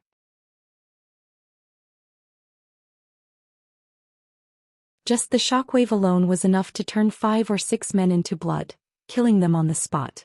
The golden lion was extremely ferocious. It had transformed into its true form, and it was a late divine core warrior. Its eyes were bloodshot and it was filled with killing intent. Bang! Just as everyone was panicking, a gigantic crimson dragon claw descended from the sky and landed squarely on the raging lion, shattering it into pieces. Swoosh! Many people were shocked by what they saw. Some of them were looking around, but they had no idea who did it. The one who killed a late divine core demon lord with a single slap was definitely a mighty warrior. Everyone listen up. Follow me and fight these demonic beasts to the death. Wu Tianyong held a huge golden sword in his hand. His voice was like a clap of thunder, and it unleashed a powerful shockwave that resounded throughout the entire Dancing Sun City. The Wu family wasn't prepared for this, but they were still a big family. Therefore, they could still deal a fatal blow to the Demon King Palace if they attacked at the critical moment.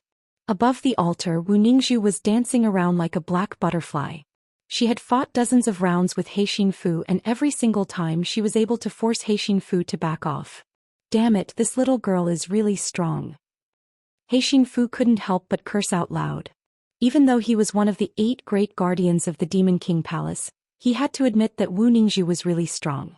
She hadn't even used the zither that he was so proud of, but she had already defeated him. On the other side, Yunzhong He and Shan Ying had started fighting as well. Both men had similar cultivation bases, but Shan Ying was much older, and his body couldn't be compared with the demons. Yunzhong He was an immortal crane, and his speed and attack were both extremely strong. Therefore, after a few rounds, Shan Ying was completely at a disadvantage. The mighty warriors of the Profound River Palace are nothing more than this. Yunzhong He kept waving the feather fan in his hand, causing bright lights to shoot out from it. Shan Ying's eyes were bloodshot. He glanced at the dancing sun city below him, and when he saw the tragic scene he couldn't control his emotions anymore. Yunzhonghe, how dare you slaughter a human city? This is a huge provocation to the Profound River Palace. The Profound River Palace will soon find out what happened here. Today all 4 of you will die here. Pa, is that so? I don't mind telling you this, the entire Dancing Sun City has been sealed off by the 4 of us. This place is completely isolated from the outside world. Even if we overturn this place, the Profound River Palace will never find out. Yunzhonghe burst into laughter. What? Xianxia cried out in shock. Only now did he notice that there was indeed a faint layer of light hovering above the Dancing Sun City.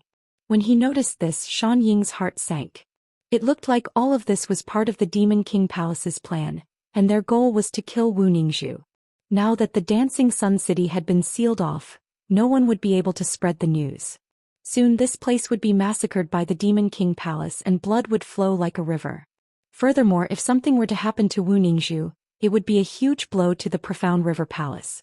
But with the current situation, the Dancing Sun City was completely defenseless, and they were no match for the Demon King Palace's army, which was led by the 4 great guardians. Therefore today this place will become a living hell. All of the living beings here will be killed under the iron hooves of the Demon King Palace, and no one will be left alive.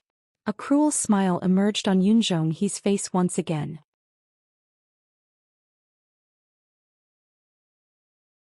He turned around and looked at the 2 men who were watching the show, then he said with a loud voice, Lao Xiong Lao Ying, work together with Hefei, and Hefei will capture Wu Ningzhu. Remember, don't kill her, the palace master is still thinking about this little girl. Let's end this quickly. Jie, all right. Baoshan Xiong and Iron-Winged Hawk immediately joined forces with Hefei Shu. The 3 of them formed a triangle formation surrounding Wu Ningzhu in the middle. The 3 great guardians of the Demon King Palace are ganging up on a girl like me. You really don't know how to feel ashamed. Wu Ningzhu coldly harumphed. You won't feel ashamed if you win. Wu Ningzhu, if I were you, I'd surrender obediently so that I won't have to suffer any pain. Baoshan Xiong said. Don't even think about it. You 3 can just join forces, but I'm afraid we still don't know who will win.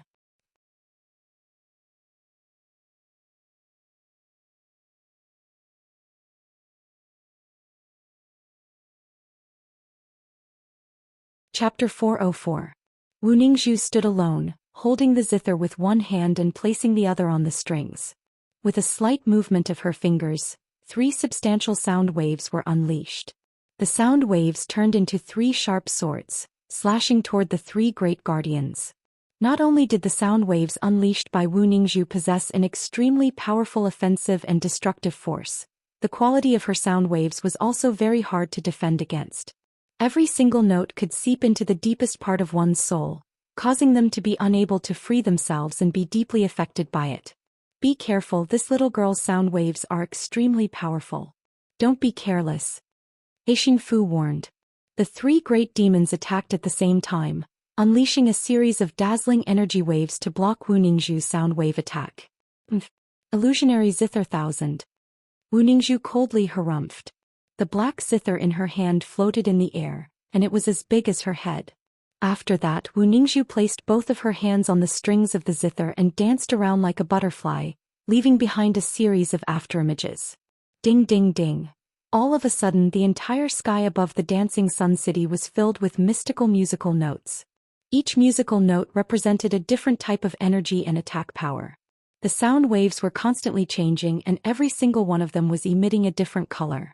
Blotting out the sky, the sound waves enveloped the 3 great guardians. Facing an attack like this, even the 3 great guardians were shocked. This Wonderhand 1000 tune, the #1 genius of the Profound River Palace, truly lived up to her reputation. Wu Ningzhu's sound waves could change at will, from gentle to wild, from ear-piercing, from elegant to barbaric, from the sound of nature to the sound of evil. Every change was natural and it could directly affect the minds of those who heard it. Roar. Baoshan Xiong let out a furious roar. His body instantly grew to 3 meters tall, and his pair of iron fists glowed with a bright light as they collided with the incoming sound waves, shattering them into pieces. The iron wings of the iron-winged eagle were incomparably terrifying, and could be said to be indestructible. At this moment the iron-winged eagle was dancing in the air, and not a single drop of water could escape from it. Heishin Bat kept roaring and also released ear-piercing sound wave attacks. However, compared to Wu Ningzhu, his attack power was still lacking. However, Wu Ningzhu was, after all, fighting against 3 of them at the same time. Moreover, her opponents were the protectors of the Demon King Palace. Even if she was extremely powerful, her strength was still scattered. It was impossible for her to defeat all 3 of them. For a moment she couldn't even break through the defense of the 3 of them. It seemed like this was destined to be a long battle. Jiang Chen could tell that Wu Ningzhu was indeed a peerless genius, as she had reached such a high cultivation at such a young age. The 3 great guardians of the Demon King Palace were not easy to deal with, and their combat strength was greater than Shan Ying's. No ordinary late combat soul warriors could compare with them. The fact that Wu Ningzhu was able to remain undefeated despite fighting against 3 of them at the same time was more than enough to prove her strength. If this was a one-on-one fight, none of the 4 great guardians of the Demon King Palace would be a match for Wu Ningzhu. But if they were to fight together, it would be a different story. Wu Ningzhu unleashed her illusionary zither melody, and she was in a deadlock with the 3 great guardians. On the other side, although Shan Ying could only defend himself, he was still a late combat soul warrior, and a respectable elder of the Profound River Palace.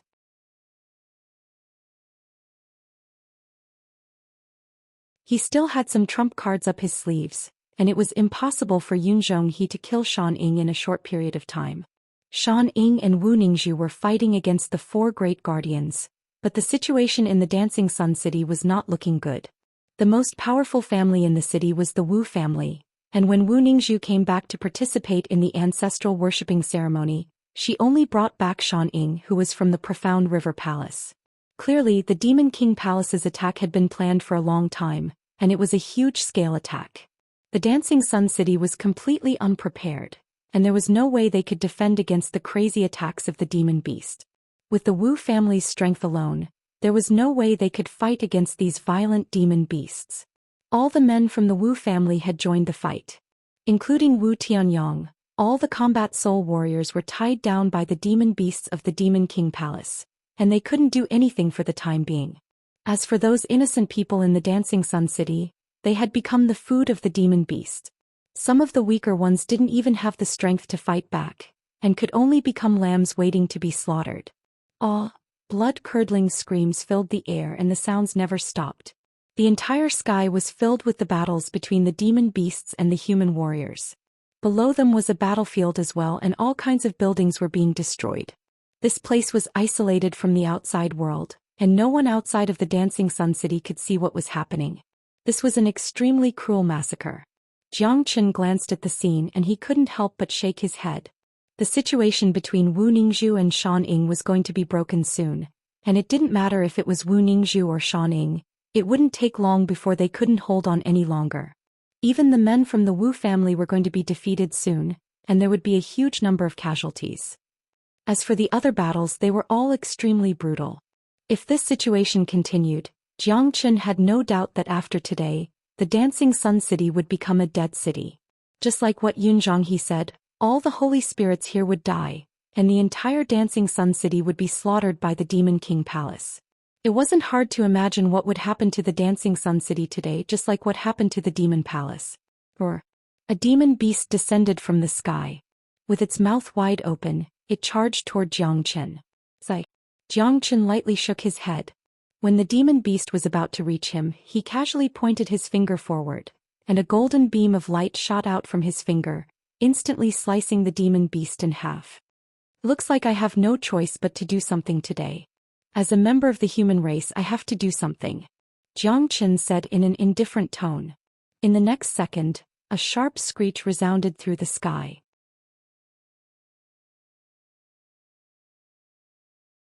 The screech was extremely ear-piercing, and it immediately attracted the attention of many people. When they raised their heads, they saw a gigantic golden sword that was tens of meters long appearing in the sky. It was an extremely mystical sword. Although it wasn't being controlled by anyone, it was still flying in the sky. As if someone was controlling the golden sword from the dark, it began to rampage across the battlefield. Wherever it went, all the demon beasts would be sliced in half. It was as if the golden sword had a mind of its own. It didn't attack humans but instead, it only targeted the demon beasts. Wherever it went it was like a hot knife through butter. None of the demon beasts were able to withstand the attack of the golden sword. Look. What's with that sword? So mystical. That golden sword killed so many demon beasts. This is great. There are so many demon beasts here. That sword is so powerful. It looks like there's a powerful warrior hiding in the Dancing Sun City. The owner of such a powerful sword must be an extremely powerful warrior.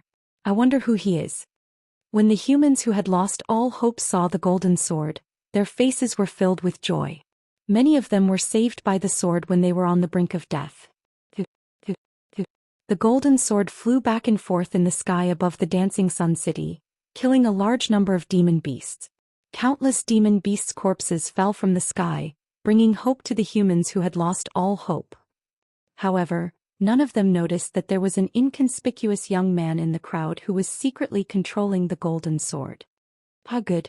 Wu Tianyong couldn't help but laugh out loud while fighting with a mid-combat soul demon beast. The sudden appearance of this sword was really exciting. At least Wu Tianyong knew that there was a powerful warrior hiding in the Dancing Sun City. Wu Tianyong wasn't an idiot. With his experience he could easily tell how frightening that sword was. No ordinary man would be able to possess such a mystical sword. Wu Ningzhu and Shan Ying, who were in the middle of a fierce battle, also saw the sudden appearance of the golden sword. All the guardians of the Demon King Palace also saw it. This sword is pretty good, I want it. He Xinfu's eyes lit up. He flapped his wings and grabbed toward the golden sword. Don't. Wu Ningzhu wouldn't let him get away with it. She immediately unleashed a mysterious sound and blocked He Xinfu's path. He Xinfu, there can't be a real powerful warrior in the Dancing Sun City. Let's take down Wu Ningzhu first, then we'll deal with that sword. Yunzhong, he said with a loud voice. He once again waved the feather fan in his hand, causing Shan Ying to vomit blood. He staggered back and said, Old fool, I don't want to play with you anymore. Crane cry. Yunzhong, he had gone mad. He wanted to end the battle quickly and kill Shan Ying. Zhoosh. An illusionary giant crane suddenly appeared above Shan Ying and forcefully rammed into his body. Shan Ying was already injured, so there was no way he could withstand such an attack. He was instantly knocked flying away and blood was shooting out from many parts of his body. This time his injuries were extremely serious and he had lost at least half of his combat strength. Zhoosh. After Yunzhong he injured Shan Ying, he didn't chase after him. Instead he turned around and charged toward Wu Ningzhu, joining forces with the other three guardians. With the addition of Yunzhong, Wu Ningzhu finally couldn't hold on any longer. Her zither tunes started becoming chaotic, and she couldn't maintain the balance of the sound waves anymore. On the other side, a powerful demon lord suddenly jumped out. This demon lord was a mid-combat soul demon lord, and he immediately transformed into his true form and dashed toward the golden sword. My sword wants to move as well.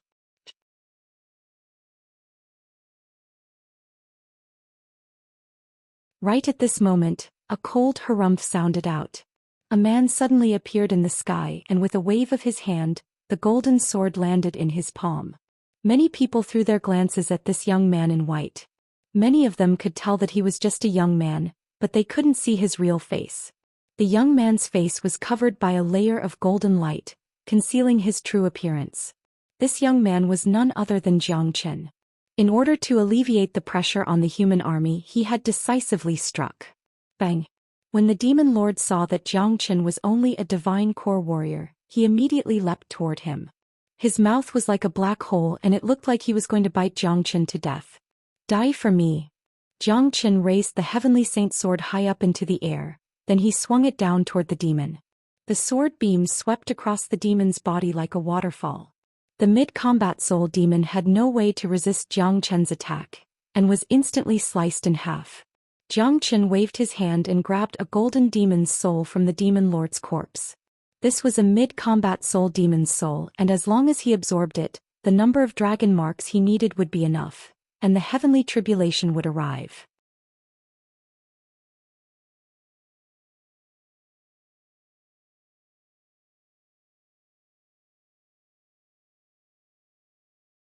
Chapter 405. The young man in white had appeared out of nowhere and instantly killed a mid-combat soul demon lord. This scene immediately caused a huge uproar, causing the already violent battlefield to become even more heated. Where did this young man come from? How can he be so strong? He looks like he's only a divine core warrior. He hasn't even broken through to the combat soul realm, but he's able to kill a mid-combat soul demon lord with just a single strike. This is unbelievable. A shocked expression emerged on Wu Tianyong's face. Where does this genius come from? The Profound River Palace doesn't have such a genius, and I've never heard of such a genius in the southern continent either. But a genius like this shouldn't be a nobody. Wu Ningzhu, who had a pale face, stared at the young man in white as well. Her heart was filled with shock. However, even with her eyesight, she couldn't see through the layer of golden light covering the young man's face. She couldn't see his true appearance. However, when she saw this young man in white for some unknown reason, Wu Ningzhu suddenly felt a glimmer of hope. It was a very strange feeling.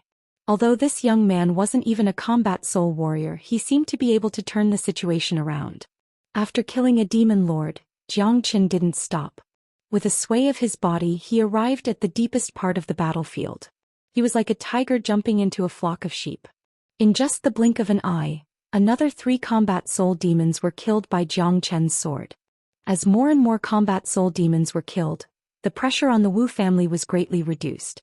That young man in white, he's the one who destroyed the demon palace. Yunzhong, he couldn't help but say when he saw Jiang Qin walking across the battlefield and stirring up a storm of blood. That's right. According to the survivors of the demon palace, the one who destroyed the demon palace was a 16 or 17-year-old young man dressed in white, and he had an extremely terrifying sword in his hand. It must be that young man. I've searched far and wide for him only to find him by chance. I'm going to kill him now. Bao Shanxiong shouted out loudly. Old Xiong, let's take down Wu Ningzhu first, then kill this guy. Yunzhong, he stopped Bao Shanxiong. After that, the 4 great guardians all took out their combat weapons. The 4 of them had been fighting together for a long time and they had great teamwork. A dark cloud that was completely condensed from combat weapons and demonic qi rushed towards Wu Ningzhu. Wu Ningzhu's complexion changed greatly. Her jade-like hands constantly danced on the zither strings. Mysterious notes rushed out like sickles. However, even with the Wonderhand Thousand Tune, she was unable to withstand the joint attack of the 4 great protectors. Bang! Puff! Wu Ningzhu's body was sent flying and she spat out a mouthful of blood, staining the black veil on her face. Wu Ningzhu's aura began to weaken, and it was obvious that she had suffered serious injuries. Seeing that Wu Ningzhu was injured, Wu Tianyong and Shan Ying let out a cry of surprise at the same time. Shan Ying dragged his wounded body and came to Wu Ningzhu's side, facing the 4 great guardians. Old bastard, I'll take your life now. Attack with all your strength and don't let Wu Ningzhu live. Yunzhong, he was a brutal man. With the 4 of them joining forces, they only needed one more attack to kill Shan Ying, and Wu Ningzhu would no longer have the strength to fight back. Bang! Right at this moment, a sudden change occurred. A thunderclap suddenly sounded out from the sky above the dancing sun city. It was an earth-shattering thunderclap and it caused the entire city to tremble. Bang! That thunderclap was only the beginning. In the next second, the sky was filled with thunderclaps and dark clouds began to roll.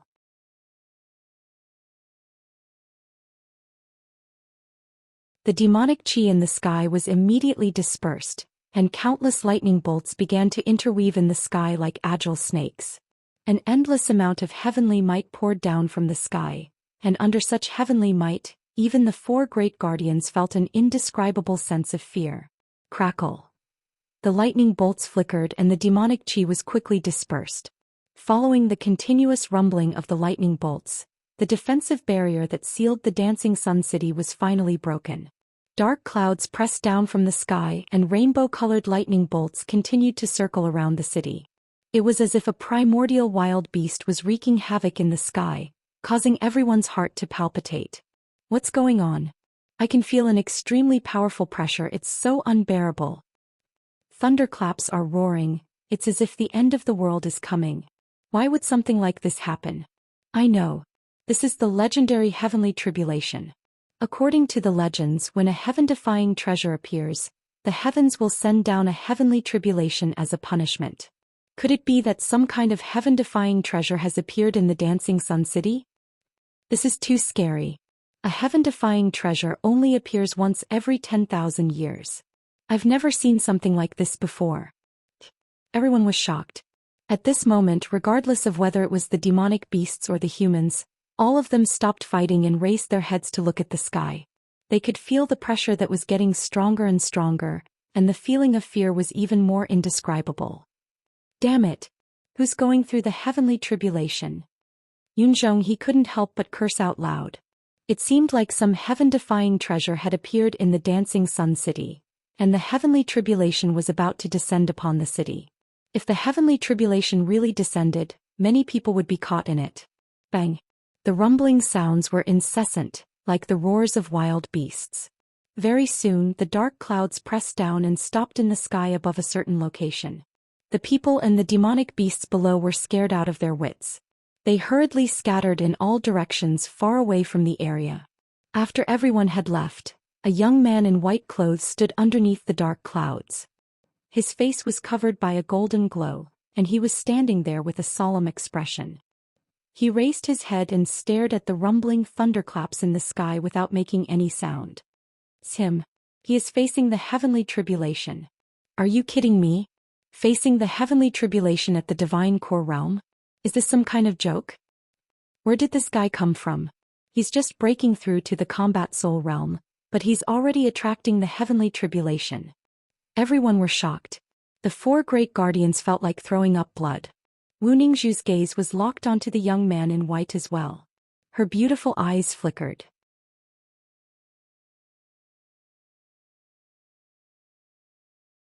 She was known as the #1 genius of the Profound River Palace, and she would never compromise in terms of talent. However, she had never seen a super abnormal genius who had to go through the heavenly punishment when breaking through to the combat soul realm from the divine core realm.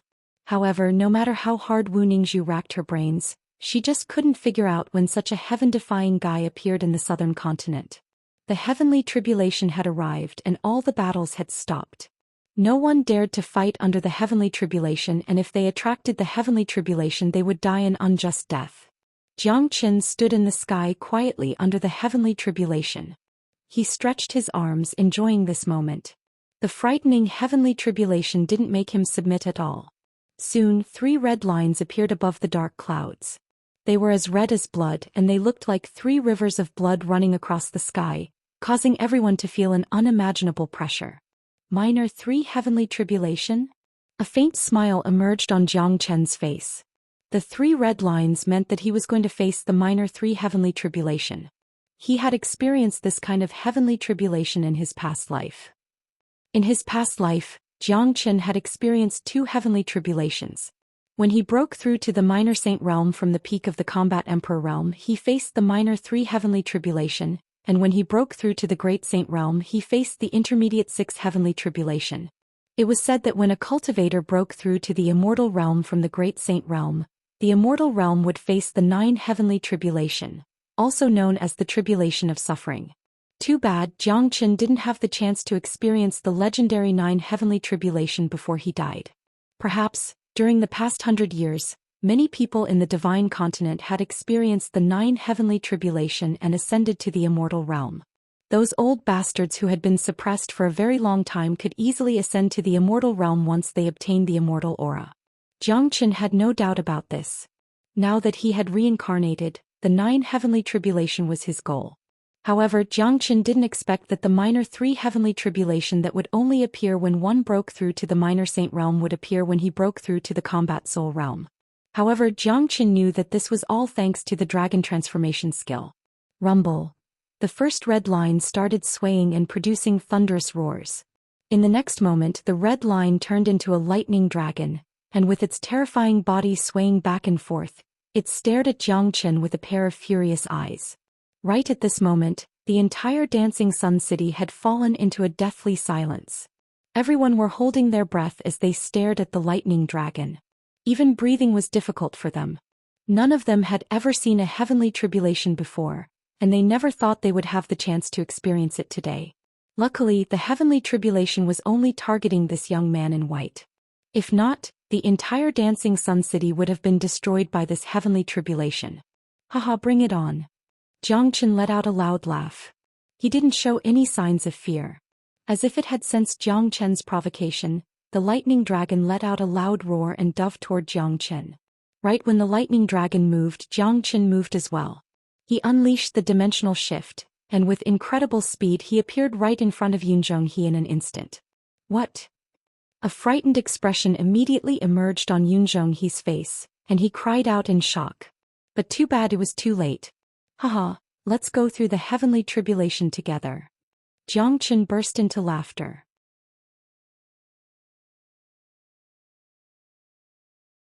He stood right next to Yunzhonghe, and the terrifying lightning dragon poured down from the sky like a waterfall of lightning, drowning Jiang Chen, and Yunzhonghe. Arg! A blood-curdling scream came from within the lightning curtain, and everyone who heard it felt their hair stand on end. Many people saw a corpse that had been split into two falling down from the lightning curtain. The corpse was already charred, but it was still obvious that it was Yunzhonghe. In the next moment, the lightning curtain disappeared and the young man in white appeared. His body seemed to be staggering, but his aura was still unparalleled. After experiencing the first wave of the heavenly tribulation, he wasn't injured in the slightest. The heavenly tribulation itself had a specific target. For those who were undergoing the heavenly tribulation, if they had the potential to defy the heavens, then they would have the potential to successfully pass the heavenly tribulation. But for other living beings who were undergoing the heavenly tribulation was truly fatal. For example, Yunzhonghe, who was directly under the heavenly tribulation, had triggered his own heavenly tribulation. The terrifying might of the heavenly tribulation wasn't something he could withstand, and he was split into two on the spot. Everyone gasped, especially the other three great protectors of the Demon King Palace. Each of them widened their eyes and looked at the young man in white as if they had seen a ghost. This young man was too ferocious, he could actually lock onto someone to accompany him in the heavenly tribulation. Motherfucker, stay away from this guy. Xianxia couldn't help but curse. Whoever accompanied this young man to undergo the heavenly tribulation would die. There was no other way, and the powerful Yunzhonghe had already served as a warning.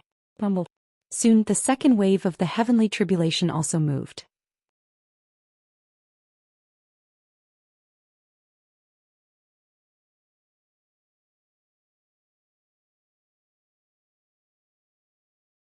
Chapter 406. Rumble. The heavens and earth shook violently. The intense heavenly pressure caused everyone to panic. Regardless of whether they were demon beasts or humans, they all left this place.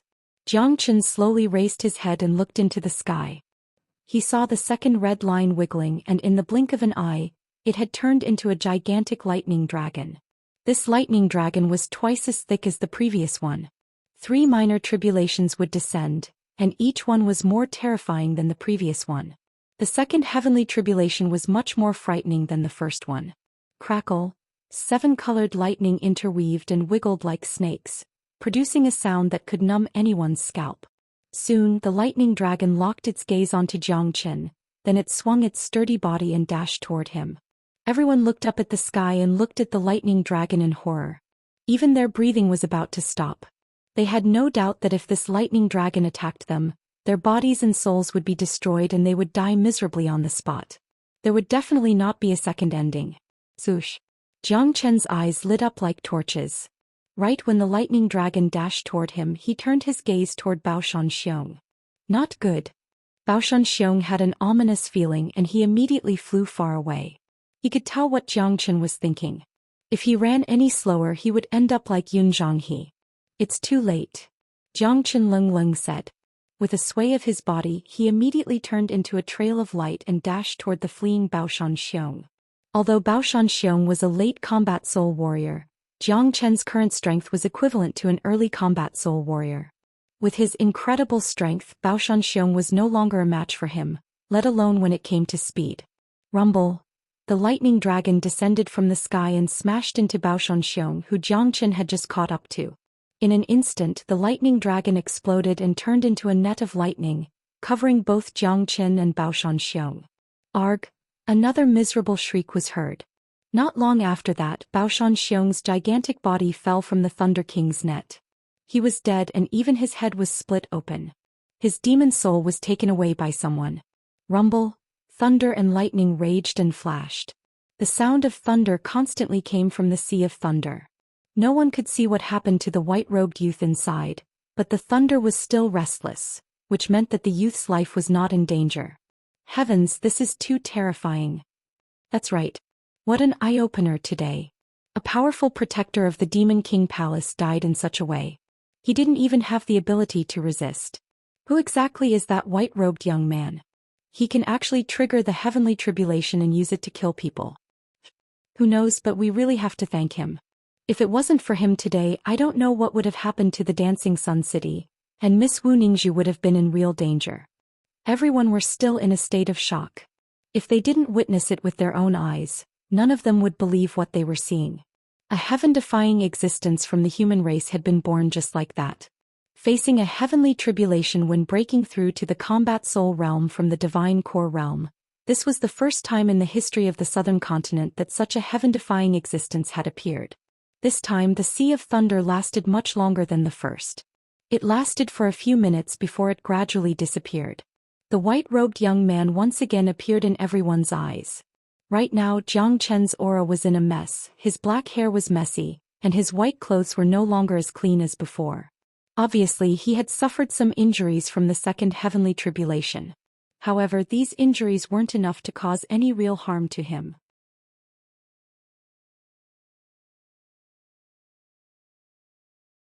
The dragon transformation skill had the ability to heal itself, so these injuries were nothing to him.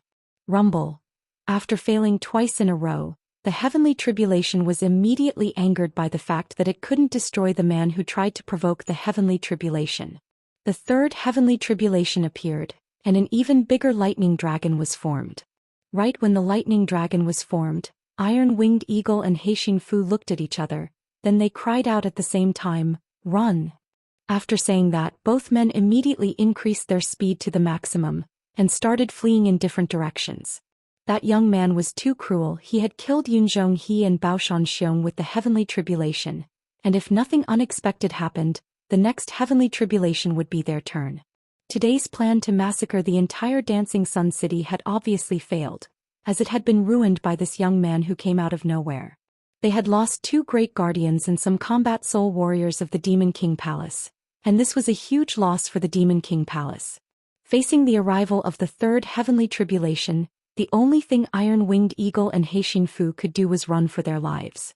If they were any slower, they would be killed by the heavenly tribulation. Let's leave one behind. It seemed like Jiang Chen had long predicted their actions. Without hesitation he chased after Heixin Fu. Although Iron-Winged Eagle and Heixin Fu were both demon beasts that specialized in speed, Heixin Fu was much slower than Iron-Winged Eagle. Since Jiang Chen had to face the heavenly tribulation at the same time, he didn't have the ability to kill both of them. However, he could still kill one of them. With the help of the 9 phantom wolves and the dimensional shift, Jiang Chen caught up with Heixin Fu in the blink of an eye. Heixin Fu turned his head around and saw the huge lightning dragon coming toward him from the sky. No! An unprecedented fear emerged in Heixin Fu's eyes. He knew he was going to die and he immediately let out a heart-wrenching scream. He wasn't afraid of the young man in white who was facing the heavenly tribulation, but the real heavenly tribulation. But too bad, fear couldn't change anything. When the lightning dragon came crashing down, Heixin Fu's fate was sealed. Arg! As expected, Heixin Fu let out a miserable scream and died within the ocean of lightning once again. His demon soul was forcefully dug out by Jiang Chen. It was a late combat soul demon soul and it would bring him unimaginable benefits. On the other side, seeing Heixin Fu being killed as well, Iron-Winged Eagle was so scared that he shrunk his neck. Without hesitation, he threw his head back and let out a loud cry, then transformed back into his true form, a 30 meters long Iron-Winged Eagle. He flew into the sky and disappeared in the blink of an eye. Roar!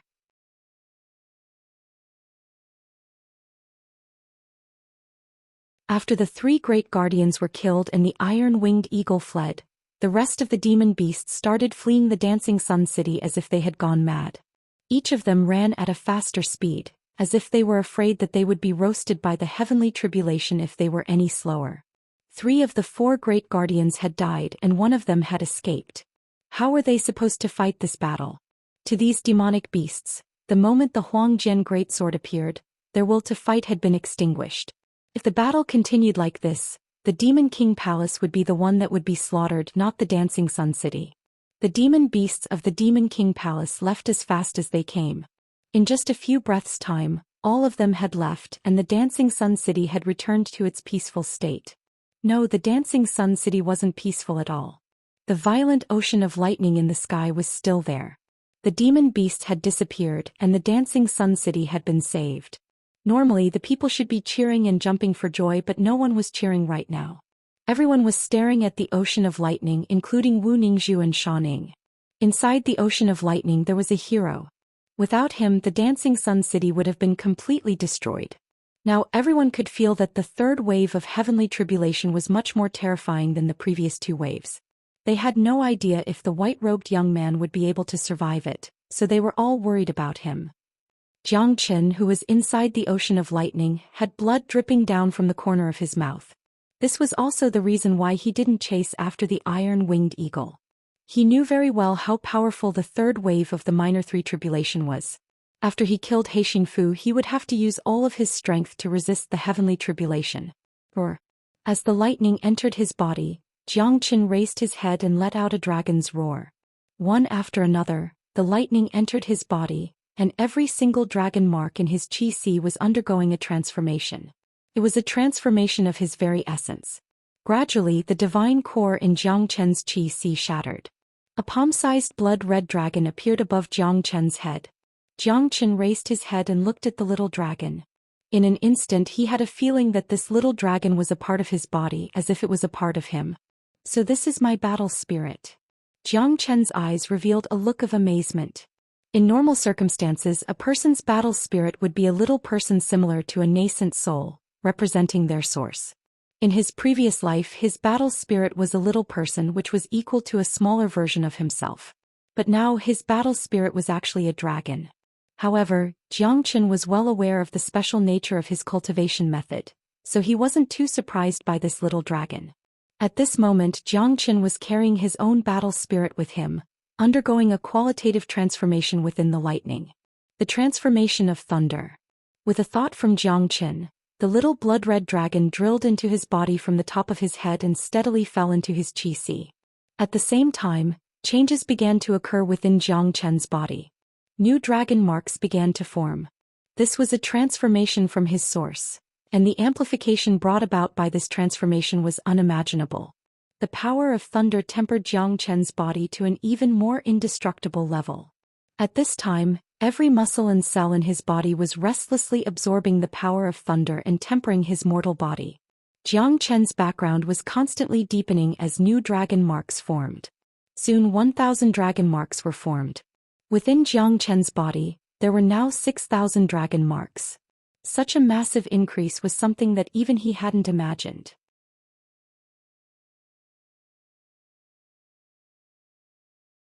Even so, the help of thunder still hadn't ended. New dragon marks continued to form. At this time, Jiang Qin really didn't wish for the heavenly tribulation to disappear so quickly. If it could continue for a bit longer, then that would be a good thing. Everyone feared heavenly tribulation like a tiger. It was rare to see someone like Jiang Qin who wholeheartedly wanted to cross tribulation. It could even be called a marvel. After tempering my body with thunder, my background has become even deeper. I can borrow the power of thunder to refine Jiang Chen's 3 demon spirits and push my boundary to the peak. Jiang Chen's eyes lit up. With a flip of his palm, 3 demon souls appeared in his palm.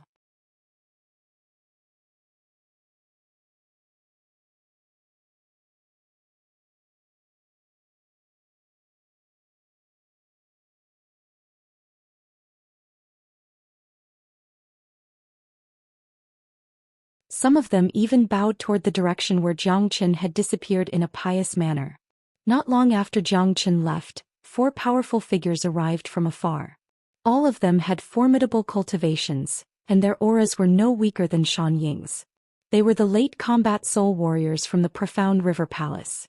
When Jiang Qin triggered his heavenly tribulation and destroyed the defense mechanism that sealed the Dancing Sun City, the commotion had spread out.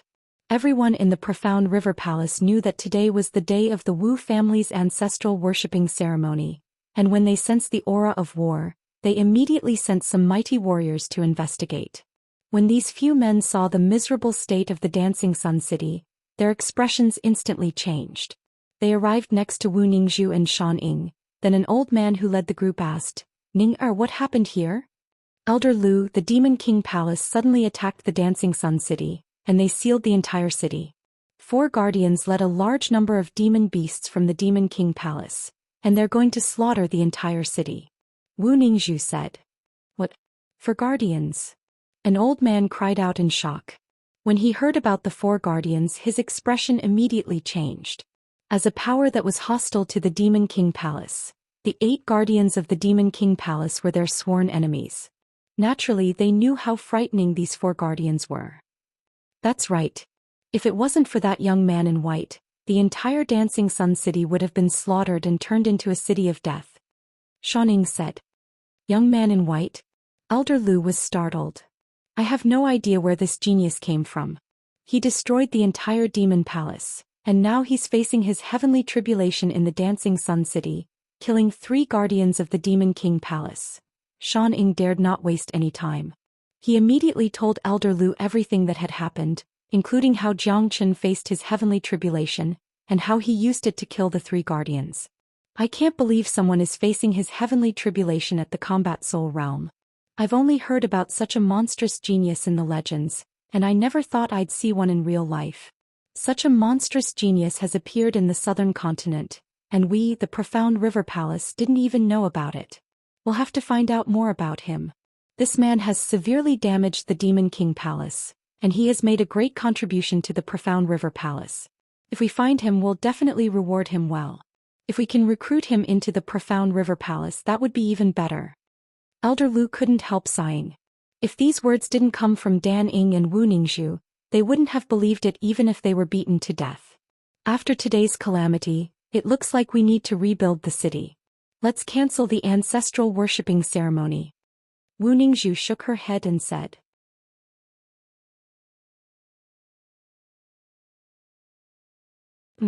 Looks like we're going to have a fierce battle with the Demon King Palace. Xianxia coldly harumphed. The Demon King Palace has lost 3 great guardians, and that's a serious loss. I don't think they'll make any moves in a short period of time. However, we still need to prepare ourselves and prepare for a war with the Demon King Palace. Both you and Elder Xianxia are injured. You should go back and rest. Elder Lu said.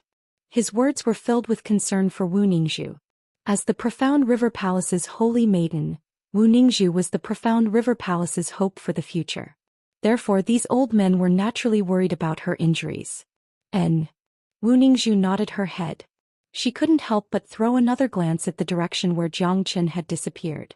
Right now, Jiangchen had already traveled more than 1,000 miles away. He was standing on a cloud and he was slowly flying toward the Nangong family. After coming to the southern continent, Jiangchen had experienced such a huge transformation in such a short period of time, and this made Jiangchen feel very satisfied. Jiangchen flipped his palm, then an azure flame that looked like a lotus started dancing on his fingertip. The flame was filled with a masculine aura, and crackling sounds of lightning could be heard coming from it, giving it a mystical feeling. The purest lightning flame between the heavens and earth, it's the true heavenly flame, and its level is even higher than the true dragon flame. I now possess both the true dragon flame and the lightning flame, and after fusing them together, it will become the strongest flame between the heavens and earth. There's nothing that it can't burn, and it's the nemesis of all evil beings. A faint smile emerged on Jiangchen's face. He had obtained this lightning flame when he was facing the heavenly tribulation, and it was his biggest gain. In the future, no matter if it was used in battles, pill concocting, or weapon crafting, it would bring him unimaginable benefits. After going through the minor 3 tribulations, I've experienced an unprecedented transformation. I now have a total of 7,000 dragon marks in my body, and my cultivation base has completely stabilized at the early combat soul realm. However, in order to break through to the mid-combat soul realm, I'll need 10,000 dragon marks, and I'm still short of 3,000 dragon marks. Looks like I'll have to work harder. Luckily, I have a strong foundation and I'll be able to quickly break through in the future. Jiangchen thought to himself. Although he had obtained the approval of the dragon transformation skill and had full control over it, he still had to wait until he broke through to the next realm before he could find out what he needed to break through to the next realm. For example, right after he broke through to the early combat soul realm, he immediately found out how many dragon marks he needed to break through to the next realm. From the early combat soul realm to the mid-combat soul realm, he would need 5,000 dragon marks. With 7,000 dragon marks and having been tempered by the heavenly lightning, it'll be hard for me to find a worthy opponent in the combat soul realm. Only a true combat king warrior will be able to suppress me. Xianxia was extremely confident in himself. The further he cultivated the dragon transformation skill, the more monstrous it would be. He knew this since a long time ago. The heavenly tribulation caused a huge commotion and I had to hide my identity. If not, it would be hard for me to have a peaceful life in the future. Xianxia sighed. He recalled what happened in the Dancing Sun City and how he had to hide his identity. If not, the Profound River Palace would definitely try their best to find him. After all, no one had ever attracted a heavenly tribulation when they were only at the combat soul realm.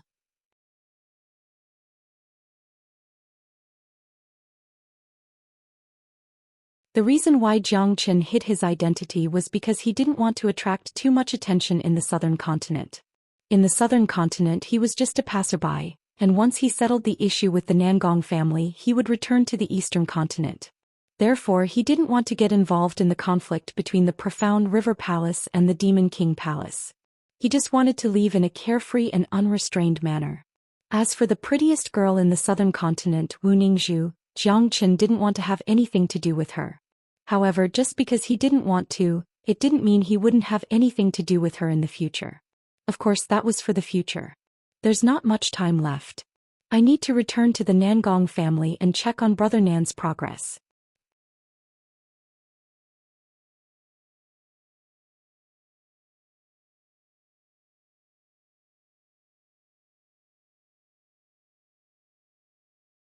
Chapter 408. Xianxia took a few breaks along the way. While enjoying the scenery of the southern region, he continued his journey toward the Nangong family. When he arrived at the Nangong city, including the time he spent leaving the Nangong family, it had been exactly 2 days. There were still 12 days left until the duel with the Nangong family. After arriving at the Nangong city, Xianxia went straight to the Nangong family. Since Nangong Yunfan had personally arranged for Xianxia to be the Nangong family's esteemed guest, he was allowed to come and go as he pleased. Therefore Xianxia didn't encounter any obstacles, and he went straight to Nangong Wentian's courtyard. Just as Xianxia expected, Nangong Wentian had yet to break through to the combat soul realm. The step from the divine core realm to the combat soul realm was extremely easy, and not everyone was like Xianxia. Xianxia's path of cultivation could be said to have no bottlenecks, but it was different for Nangong Wentian. The transition from the divine core realm to the combat soul realm was the biggest hurdle for any cultivator. However, Xianxia was very confident in Nangong Wentian. As long as Nangong Wentian could master the essence of cultivating the 10,000 everlasting elephants skill, he would have a high chance of breaking through to the combat soul realm before the duel. Late at night the sky was filled with countless stars. The southern continent's night sky was much more beautiful than the eastern continent's, and the moon seemed rounder and bigger. Xianxia threw his glance toward the eastern horizon. He didn't miss his hometown, but he couldn't stop worrying about what was happening in the eastern continent. 5 days later. Eastern Continent, Martial Saint Dynasty, Crown Prince Palace. On this day the commander of the Golden Guards, the Crown Prince, came out from his secluded cultivation. Wuxia, why are you in such a hurry to see me? Within the Crown Prince Palace's main hall, the Crown Prince was wearing a golden robe. He was well dressed and he had a tall stature. His face was like a piece of jade and his eyes were like the stars in the sky. He was a handsome man. Furthermore, the Crown Prince had broken through to the late combat soul realm at such a young age, and he was the next Crown Prince. The Crown Prince's cultivation has improved after going into seclusion. Looks like he's getting closer and closer to the Battle King realm. Congratulations. Wuxia hastily flattered the Crown Prince and saluted him. Although the two of them were uncle and brother, there was a huge gap between their statuses. Wuxia was only an heir, so when he saw the Crown Prince he still had to salute. The Crown Prince's lips curled into a smile. It was obvious that this flattery was very effective on him. He had always been extremely confident in his cultivation and combat abilities. You brat, you don't come without a reason.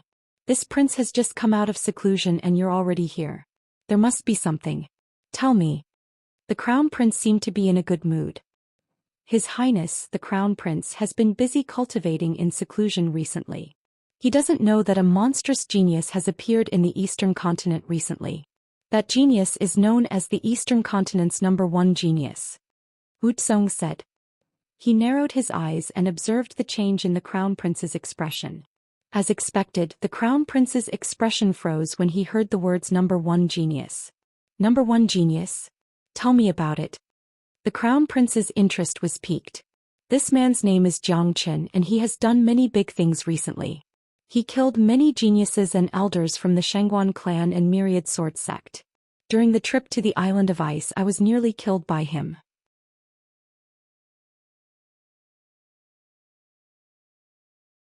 He's a proud and arrogant man and he doesn't even put the imperial emperor in his eyes. Wuxia told the crown prince everything he knew about Zhou Xian, including how Zhou Xian killed the geniuses from the myriad sword sect and Xianxia clan, how the two superpowers brought the matter to the imperial emperor, how Zhou Xian knelt down in front of the imperial emperor, and how Zhou Xian sealed the dimensional crack with a formation. Of course, some of the details were exaggerated. The reason why Wuxia came to the crown prince was very obvious. Currently, the 9th emperor was protecting Zhou Xian and Zhou Xian was hiding in the martial palace. They had no chance to create a new conflict with Zhou Xian, and in the entire martial Saint dynasty, perhaps only this young man in front of them had the ability to create a new conflict. Furthermore, the crown prince had always thought that he was the #1 genius among the younger generation of the martial Saint dynasty. Wuxia purposely made Zhou Xian sound like a god in order to attract the crown prince's attention. A brat who came out of nowhere dares to disrespect my father? He's courting death. The crown prince coldly harumphed. In his mind, the imperial emperor's position was extremely high, and he would never allow anyone to disrespect the imperial emperor's prestige. That's right, this brat is extremely arrogant and lawless. Right now, both the Xianxia clan and myriad sword sect wish they could eat him alive. But too bad, the imperial emperor's golden words made all the resentments in the past disappear. Now that Zhou Xian is hiding in the martial palace, there's no way for us to deal with him. Wuxia sighed. Little brother Tsong, it looks like you want me to deal with this Zhou Xian. The crown prince was a smart man. How could Wuxia's little scheme hide from him? Crown prince, you're a wise man. It's not like I don't have a way to deal with him. In the entire martial Saint dynasty, only the crown prince can deal with him. Besides, if this brat continues to grow, he will threaten the crown prince's position sooner or later. Wuxia said.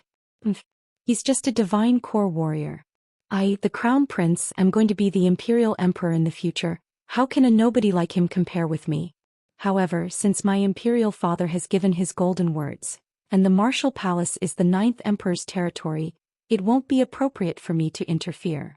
Besides, with my status, if I take the initiative to cause trouble with a divine core brat, it will just bring shame to my reputation. The crown prince coldly harumphed and said. He still had to give some face to Wuxia.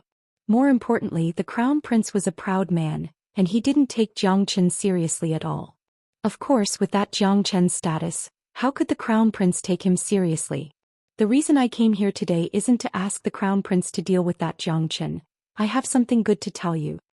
Wuxia said with a smile on his face, as if the crown prince's reaction was within his expectations. Oh.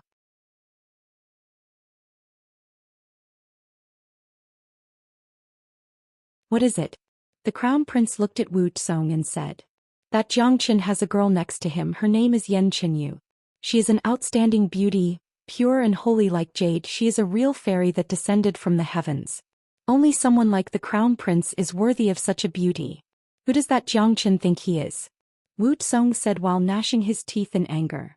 Brother, I think you're exaggerating. I, the crown prince, have seen all kinds of beauties in my life. The crown prince said with a smile. If the crown prince doesn't believe me, there's nothing I can do about it. After all, when I saw Yan Qinyu, I was shocked like a goddess. If the crown prince doesn't believe me, you can go to the martial palace and have a look. I'm not going there to cause trouble, and I don't think I'm going to offend the 9th emperor. Wuxia said. He knew the Crown Prince's problem very well. Jiang Qin couldn't attract the Crown Prince's interest, but this Yan Qin you would definitely be able to. Indeed, after hearing what Wu Tsong said, the Crown Prince's eyes immediately lit up. He slowly stood up from his seat and said, let's go to the Martial Palace and have a look. If that Yan Qin Yu is just an ordinary girl, I won't forgive you. Don't worry, the Crown Prince. I can guarantee with my head that she is definitely the girl that the Crown Prince likes. Wu Tsong smiled. The first step of his scheme had succeeded.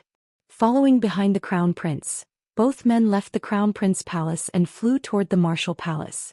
With their speed, it wouldn't take them too long to reach the Martial Palace from the Martial Saint dynasty. Soon after, both men arrived at the Martial Palace. With their status and identity, no one would stop them from entering the Martial Palace. Where is that Jiang Qin? Since I'm here, I might as well meet him. The Crown Prince said. Over there. Wu Tsong had already found out where Jiang Qin and the others were staying. He brought the Crown Prince and flew toward one of the courtyards. Right at this moment within the courtyard, Yan Qinyu and a Huang dog were bathing in the morning sunlight. Han Yan wasn't here as he had gone into secluded cultivation to break through to the combat soul realm. Only Yan Qinyu and a Huang dog were here. Suddenly, the dispirited De Huang dog suddenly stood up from the ground. Two bright lights immediately shot out from his eyes as he stared at the two men who had suddenly appeared in the courtyard. He didn't know the handsome man who wore the imperial robe, but Wu Tsong was no stranger to him. Back on the island of ice, Wu Tsong had tried to make things difficult for him several times. Since the man in the imperial robe was with Wu Tsong, he couldn't be a good person either. This was De Huang dog's first impression of the Crown Prince. When the Crown Prince landed in the courtyard, he immediately saw Yan Qinyu. After that, he couldn't move his eyes away from her. Pure and holy like the snow, dressed in white like a fairy, her entire body was spiritual and her beautiful face was flawless. How could there be such a beautiful woman in this world? In just an instant, the Crown Prince's heart had been completely conquered by Yan Qinyu. He admitted that he had seen countless women, but he had never seen anyone as beautiful as her. What a beautiful woman! The Crown Prince couldn't help but praise. The Crown Prince's gaze was extremely passionate. This kind of gaze made Yan Qinyu feel extremely disgusted. She slightly frowned. Right at this moment, an incomparably majestic De Huang dog blocked in front of Yan Qinyu. His long tongue kept spitting saliva at the Crown Prince and Wukong. The beautiful scene was immediately interrupted. Only now did the Crown Prince notice that there was a dog next to him.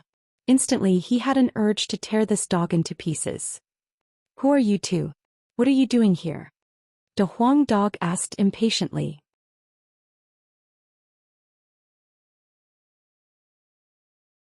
Presumptuous. You stupid dog, do you know who you are talking to? This is the Crown Prince. Wu Tsong shouted loudly. Can a Crown Prince trespass into private property? This is the Martial Palace. If you have something to say, say it. If not, just leave. De Huang dog scolded impatiently, but he didn't forget to wave his hooves in the air like a human. You're courting death. Wu Tsong was infuriated on the spot. His impression of this dog could be said to be extremely bad. Back when they were on the island of ice, he wished he could skin this dog alive. This dog's mouth was extremely vicious. Just as Wu Tsong was about to make his move, the Crown Prince stopped him and said, "Be a gentleman, we are not here to fight." The Crown Prince tidied up his clothes in a gentlemanly manner. Of course, this gentlemanly behavior was only what he thought. Yan Qinyu didn't agree with him. In Yan Qinyu's eyes there was only one man, Jiang Qin. Where is Jiang Qin? Tell him to come out, the Crown Prince wants to see him. Wu Tsong said loudly. No one knew that Jiang Qin and Nangong Wentian had secretly left the Martial Palace for the southern continent.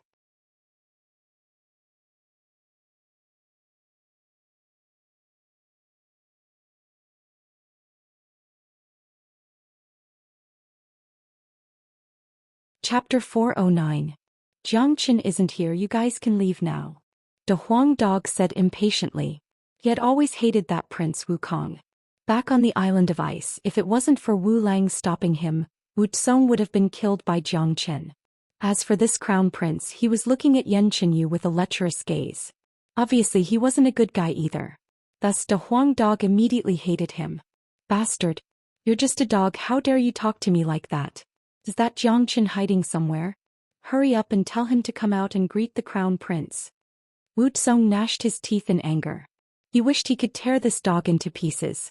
Damn it, who do you think you are? You're nothing but a defeated opponent of Xianxia. Back on the island of ice, if it wasn't for Wu Lang stopping you, you would have been killed by Xianxia. If Xianxia was here, he would have thrown you out like a chicken. De Huang Dog's mouth was indeed vicious, but he would never show any mercy to someone like Wu Kong. You're courting death. Wuxia was enraged. Even an ordinary person wouldn't be able to stand such a mean dog, let alone a prince. Wuxia reached out his hand and tried to grab De Huang Dog. Big Yellow just stood there without moving, but the crown prince moved. He casually unleashed a strong wind and blocked Wuxia's attack. After that he scolded, Wuxia, we're not here to cause trouble, you better pay attention to your image. Yes, Crown Prince. Wuxia hurriedly bowed toward the Crown Prince, but the corner of his mouth revealed a cold smile. He knew the Crown Prince's temper too well. If it was in the past, this dog would have already been smashed into pieces by the Crown Prince. But now, the Crown Prince had to pay attention to his image and maintain his gentlemanly demeanor. Obviously, he had taken a fancy to Xianxia and he wanted to leave a good impression on her. As long as the Crown Prince took a fancy to Xianxia, his plan would be successful. The Crown Prince said to Xianxia in a refined and courteous manner, I've heard that Miss Yen is a peerless beauty. Now that I've seen you today, I'm sure you're like a celestial being. I wonder if Miss Yen would do me the honor of visiting the Crown Prince's palace? The Crown Prince directly sent out an invitation. His smile was as warm as jade, his demeanor was elegant, handsome, and at ease. Such a man, coupled with his status, almost no woman would refuse his invitation.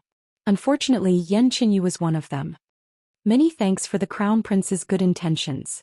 Little you appreciates it, but I won't go to the Crown Prince's palace. Xianxia rejected him without any hesitation. In her mind, besides Xianxia, all the other men were nothing but shit. The Crown Prince, who had been smiling, was suddenly stunned. He had been rejected, and in such a decisive manner. This was the first time something like this had ever happened before. However, the Crown Prince put on a bright smile again. Since Miss Yen doesn't want to go to the Crown Prince's palace, I will ask someone to arrange a better place for Miss Yen to cultivate in the Martial Palace. This place is too shabby. No need, this place is pretty good. After Xianxia finished speaking, she turned around and walked away without even turning her head back. This action made the Crown Prince's face twitch. Ever since he was born, he had never been rejected by a woman. There had never been a woman who didn't give him face. This Xianxia was the first one. Presumptuous. Wuxia shouted at Xianxia, but the Crown Prince waved his hand and stopped him. Crown Prince, our little Yu is already taken, I suggest you save your breath. De Huang Dog said to the Crown Prince with an indifferent tone. This dog didn't care about the Crown Prince at all. Even if it was the Imperial Emperor, as long as he wasn't happy, De Huang Dog wouldn't give him any face.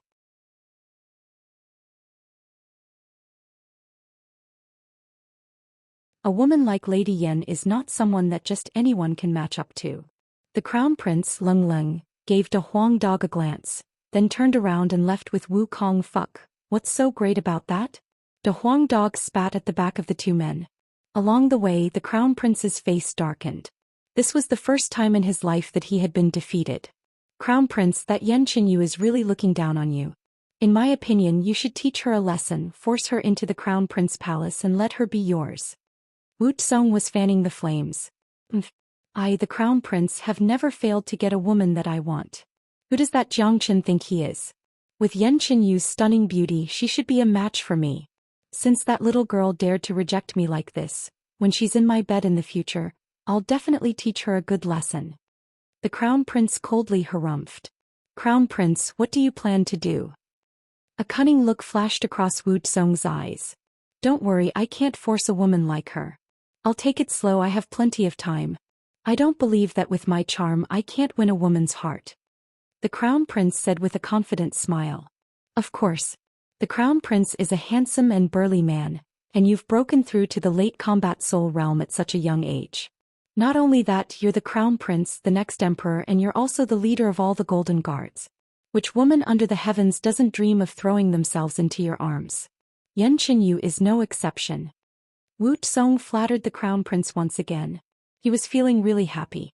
Judging from the crown prince's expression, he was determined to win Yan Qinyu's heart, and this was the best result he wanted. With the crown prince as the fuse, the conflict between him and Jiangchen would definitely erupt. Southern Continent Nangong family. Recently, Jiangchen had been accompanying Nangong Wentian in secluded cultivation. While Nangong Wentian was breaking through to the combat soul realm, Jiangchen was stabilizing his cultivation. He had obtained a lot of benefits from the minor three tribulations, and he needed some time to digest them. There are 7 more days until the duel. Judging from Brother Nan's aura, it should be soon. Jiangchen could sense that Nangong Wentian's aura was constantly changing, and it was becoming more and more profound. This was a good thing for Nangong Wentian. Besides that, Jiangchen was really interested in the Nangong family's hidden treasure that could produce 9 solar holy water. However, his current status was quite special and he was just a guest in the Nangong family. Therefore he couldn't check it out. It looked like he could only wait until the duel was over and find an opportunity to get in touch with Nangong Wentian. In the blink of an eye, 7 days had passed. During these 7 days, the crown prince had gone to the martial palace to look for Yan Qinyu almost every day.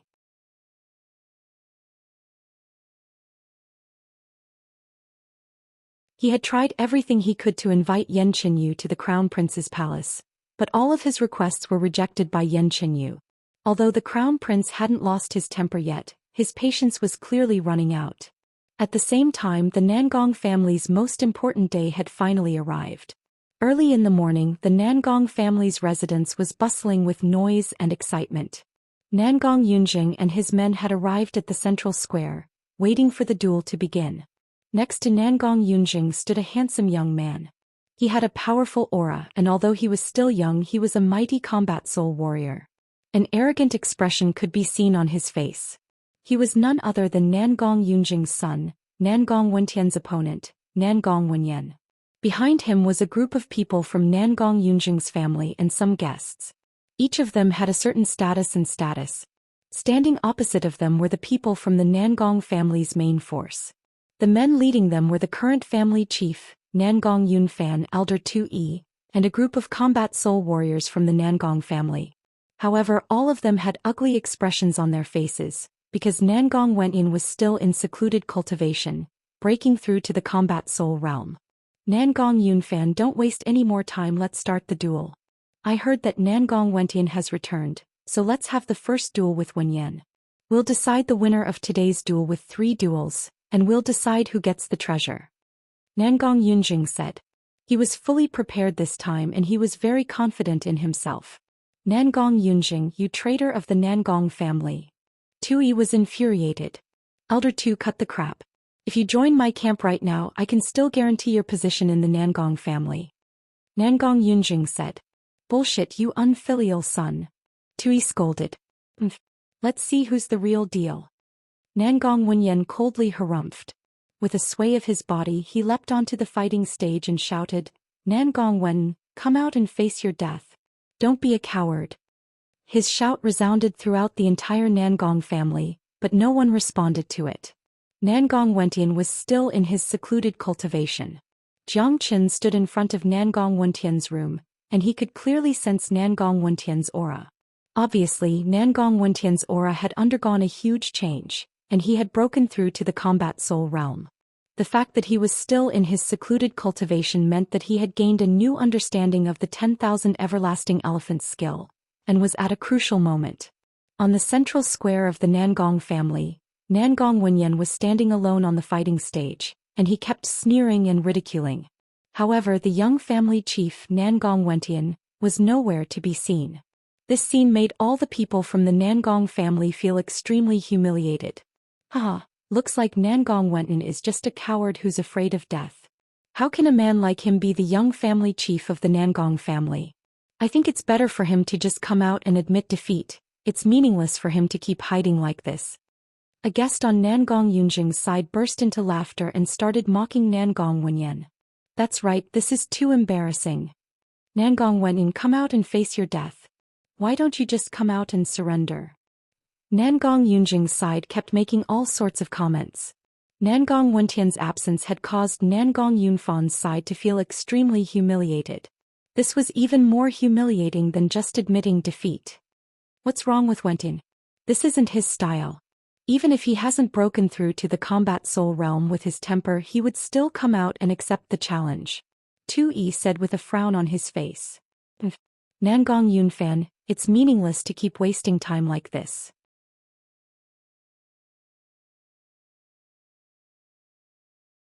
Let's wait for another 5 minutes, and if Nangong Wentian still doesn't come out, Nangong Wenyan will be the winner. Nangong Yunjing coldly harumphed and said. Boom. Right after Nangong Yunjing's words left his mouth, a loud explosion suddenly sounded out from the southern side of the Nangong family. A powerful shockwave shot up into the sky, and after that a muscular young man jumped out from the explosion. Who said Nangong Wentian won't accept the challenge?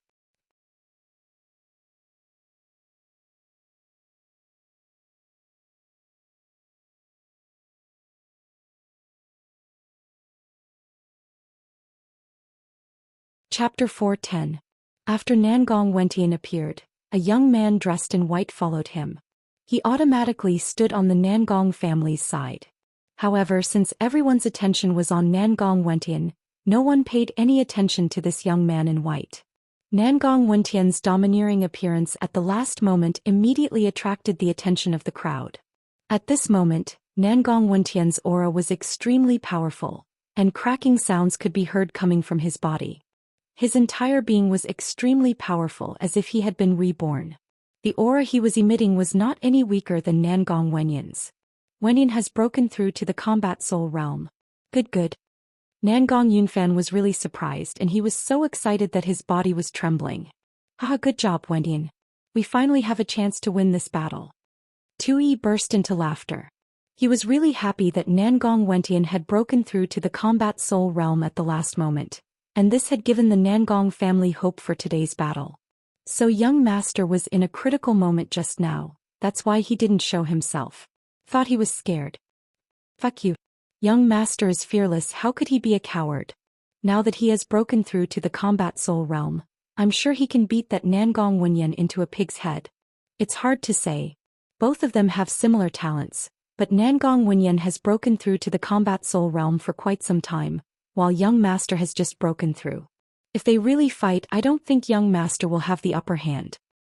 There's still hope, he's much stronger than before. Let's just watch the show. The battle between two geniuses of the younger generation is going to be exciting. All the people of the Nangong family were discussing among themselves, guessing who was stronger between Nangong Wentian and Nangong Wenyan. In short, since Nangong Wentian had broken through to the combat soul realm, this battle was going to be interesting. If Nangong Wenyan was still at the same stage as before, he would just be courting death. This little bastard really broke through to the combat soul realm. Nangong Yunjing's expression instantly darkened. Initially he thought Nangong Wentian would only be a divine core warrior when he came back, but he never expected Nangong Wentian to break through to the combat soul realm in such a short amount of time. Furthermore, it looked like Nangong Wentian was strong enough to fight his son. Don't worry, this guy just broke through to the combat soul realm at the last moment. Compared to young Master Wenyan, there is still a gap between him and young Master Wenyan. If they really fight, I'm sure he won't be a match for young Master Wenyan. A guest beside him said. Alright, let the duel begin. Nangong Yunfan let out a loud shout, signaling the official start of today's duel. Since they were going to win 2 out of 3 duels, the first duel between the younger generation was the most crucial one. On the high fighting stage, Nangong Wentian and Nangong Wenyan were facing each other. Wherever their gazes met, sparks would immediately fly. Wenyan, if I were you, I would just admit defeat and ask your father to give up the position of clan chief. That way you won't have to come out here and die. You should know that today's match is a death match, and I will never show any mercy when I attack. Even though you've broken through to the combat soul realm, you are still no match for me. Nangong Wenyan said. He was extremely confident in his own strength. I really don't know where you get your confidence from. Nangong Wenyan, you and I have been fighting against each other since we were young. Today let's put an end to this. Nangong Wentian's aura was unstoppable. He did not put Nangong Wenyan in his eyes either.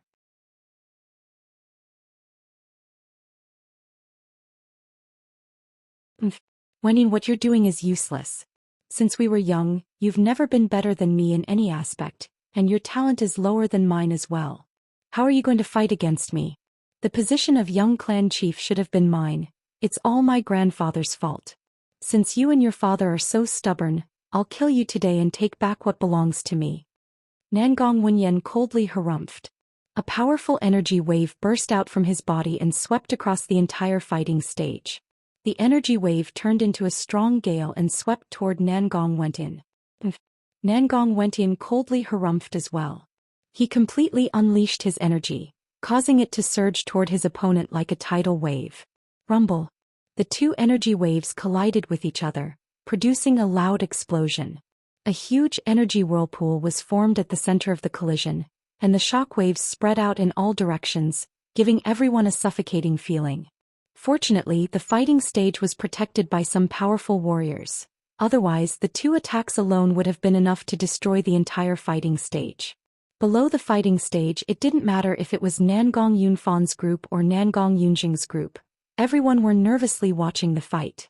Jiang Qin narrowed his eyes. With his eyesight, he could easily tell the difference between the two men. Both of them are equally powerful. It won't be easy to determine a winner between them. However, Nan's 10,000 everlasting elephants skill is not as simple as it looks. It's extremely powerful during fights. Therefore, Nan has a great chance of winning this fight, or it could even be said that he has a 100% chance of winning. Jiang Qin thought to himself. He was certain that Nangong Wenyin would win this fight. If that was the case, the Nangong family would have won the first fight, and as long as they won the second fight, they wouldn't have to fight the third fight. A stone raises 1,000 ripples. Nangong Wenyin suddenly let out a loud shout. His body flew high up into the sky, then he abruptly threw a punch towards Nangong Wenyin. This punch brought along an endless gust of wind, and a gigantic fist shot out from the energy whirlpool. The energy waves spread out in all directions, and it looked like countless waves were dancing in the air. The power of this punch was extremely great. The frightening energy attack arrived in front of Nangong Wenyin in the blink of an eye. Sky trampling barbarian elephant. Nangong Wenyin let out a loud shout as well. His majestic body leapt into the air as well. Right at this moment, an illusionary barbarian elephant appeared around his body. It was a gigantic golden barbarian elephant, and it had completely merged with Nangong Wenyin. At this moment, it gave people the illusion that Nangong Wenyin was the barbarian elephant, and the barbarian elephant was Nangong Wenyin. Bang! The barbarian elephant transformed from Nangong Wenyin raised its huge hoof and stomped on the illusionary fist.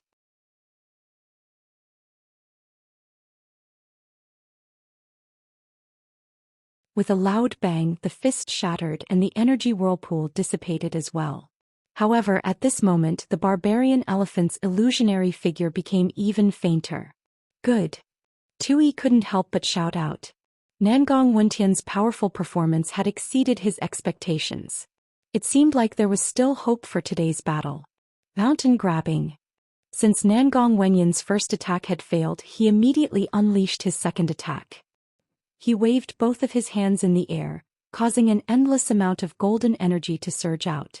In the next moment, a 10-zhang tall golden mountain appeared in the air. It was a giant mountain completely formed by condensing energy and was as heavy as a mountain. Such a barbaric attack was not something that ordinary people could withstand. Bang!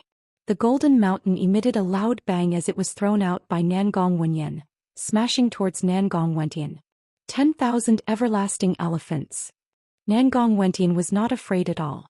He once again transformed into a barbarian elephant, and an extremely majestic barbarian elephant's illusionary figure appeared around his body. It was as big as a golden mountain, and it charged straight towards the golden mountain. It was obvious that Nangong Wenyin had mastered the essence of the 10,000 everlasting elephant's skill, and any random attack he unleashed would be extremely powerful. Bang! This was the fiercest collision. Frightening energy ripples swept across the place, causing the surrounding space to tremble violently.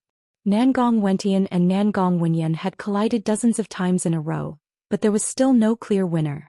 So powerful. Both of them are only early combat soul warriors, especially Wenyin. He has just broken through to the combat soul realm, but he already possesses the combat strength of a mid-combat soul warrior. Even if I were to fight him myself, I might not be his match. A mid-combat soul elder standing next to 2E couldn't help but say. Although both Nangong Wentian and Nangong Wentian were only early combat soul warriors, they both possessed the combat strength of a mid-combat soul warrior, and that was more than enough to fight a mid-combat soul warrior. This was what a genius was. They had extraordinary potential and abilities that surpassed ordinary people. I'm done playing with you, ancient barbaric elephant. Nangong Wentian let out a muffled roar and his aura rose once again.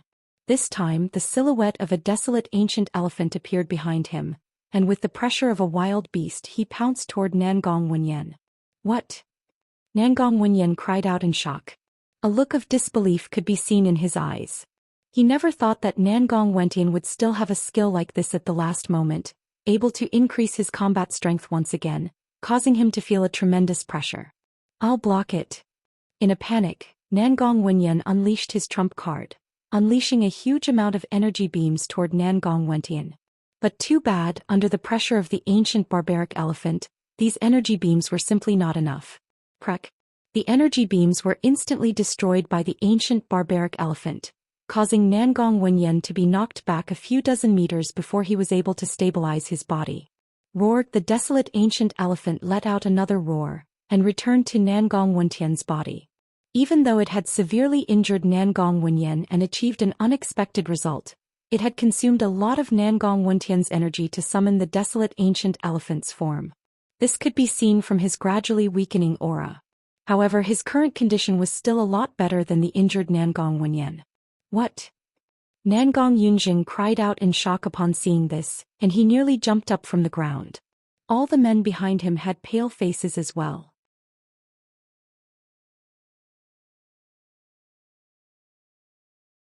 They never thought that Nangong Wentian, who had just broken through to the combat soul realm, would be able to defeat Nangong Wenyan. This was completely different from what they had expected. Haha, good. Compared to Nangong Yunjing's performance, although Nangong Yunfan was shocked as well, he was happy. His son was about to win, how could he not be happy? Today's match was related to the Nangong family's future, and if Nangong Wentian could defeat Nangong Wenyan and win, not only would it increase the Nangong family's chances of winning, more importantly, Nangong Wenyan had used his strength to defend his position as the young family chief, and he had used a domineering method to tell everyone that he, Nangong Wentian, was more qualified than anyone else to be the young family chief. Wenyan is really frightening. Looks like Nangong Wenyan is going to lose this match.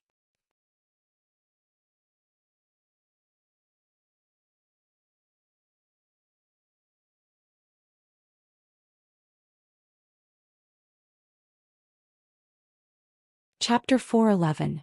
Nangong Wentian's strength had caused the people of the Nangong family to become excited. Although the battle was not over yet, judging from the current situation, Nangong Wenyan's situation was no longer optimistic. He was unable to withstand Nangong Wentian's attacks even when he was at his peak condition, let alone now that he was injured. Nangong Wenyan, didn't you say that you've always been stronger than me since you were young? How about now? Nangong Wentian borrowed Nangong Wenyan's previous tone and sneered. Do you really think you've won? Today's battle of life and death will determine who lives and who dies. Don't think that you can defeat me just because you've gained the upper hand with just one attack, you're too naive. Nangong Wenyan coldly harumphed. He flipped his palm and a golden pill appeared in his palm. He swallowed it, and after swallowing the pill his aura started to rise rapidly, and in the blink of an eye he had returned to his peak condition. If I can defeat you once, I can defeat you again. Nangong Wentian coldly harumphed, then he threw out a punch. This punch contained an endless amount of qi and the might of a barbarian elephant. A golden beam of light was shot out, and in the blink of an eye, it arrived in front of Nangong Wenyan. Plang! Nangong Wenyan's black hair was fluttering in the wind. With a wave of his arm, a silver spear made of unknown materials suddenly appeared in front of him. The spear was extremely terrifying, its body was covered with mysterious patterns, and its sharp spearhead looked like it was made of ice. It kept emitting a cold light, causing people to feel fear in their hearts. Buzz! The silver spear slightly swayed and a buzzing sound immediately rang out, causing the air to tremble.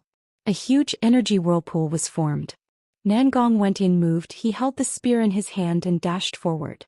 The indestructible spearhead accurately pierced the golden beam of light unleashed by Nangong Wentian. Bang! Nangong Wenyan, who had returned to his peak state, was extremely powerful as well. Adding the terrifying battle spear in his hand, his battle prowess had once again increased by leaps and bounds.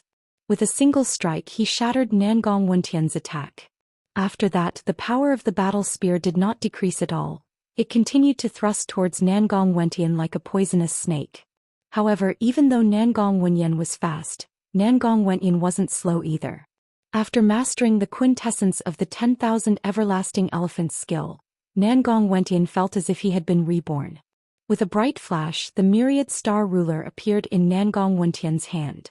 He had obtained this combat weapon together with the 10,000 everlasting elephants skill, and had long since refined it into his natal weapon. Not only was the ruler extremely powerful, it could also absorb the power of the stars. Nangong Wentian would use the power of the stars to temper his battle weapon almost every night.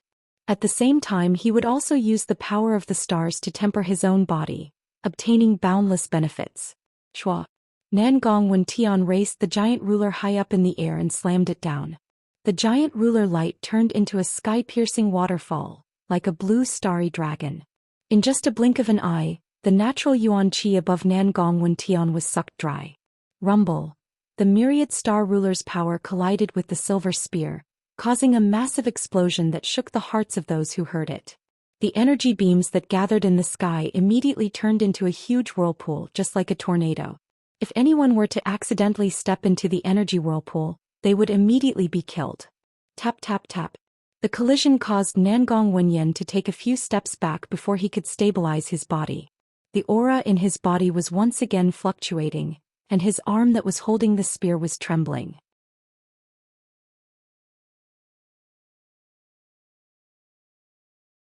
Impossible. He has just broken through to the combat soul realm. How could his combat strength be so strong? It's even stronger than mine. This time Nangong Wenyan was utterly shocked. All along he had looked down on Nangong Wentian in his heart, and had never placed him in his eyes. Therefore he was 120% confident that he would win this battle. But now he had been defeated by Nangong Wentian twice in a row. How could he possibly accept this reality? Nangong Wenyan, take this. Nangong Wentian's hair was fluttering in the wind, and he looked like a ferocious beast that came from the ancient times.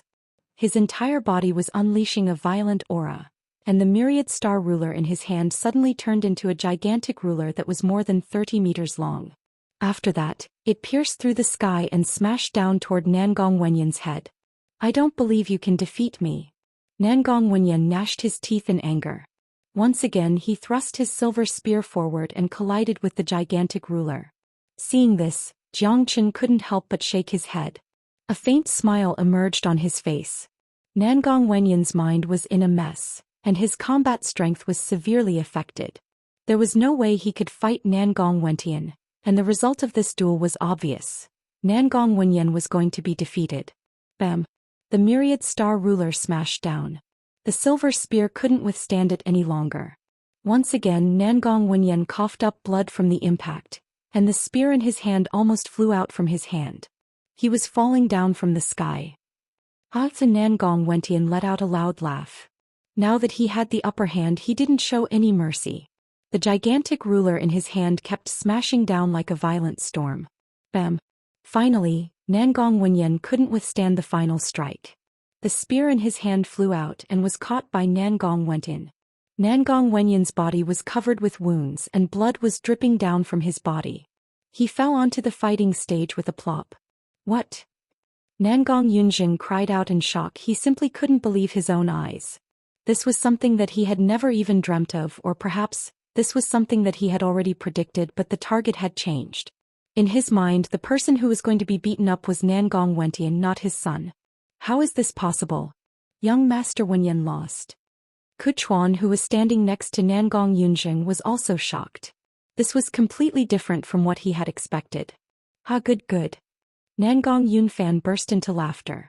Right at this moment, only the word good could describe how proud he was feeling right now. Nangong Wentian had won. Not only did it mean that there was hope for him to win today's duel, It also meant that his son was stronger than everyone else, and he was the best candidate for the position of young master. Young master's really amazing.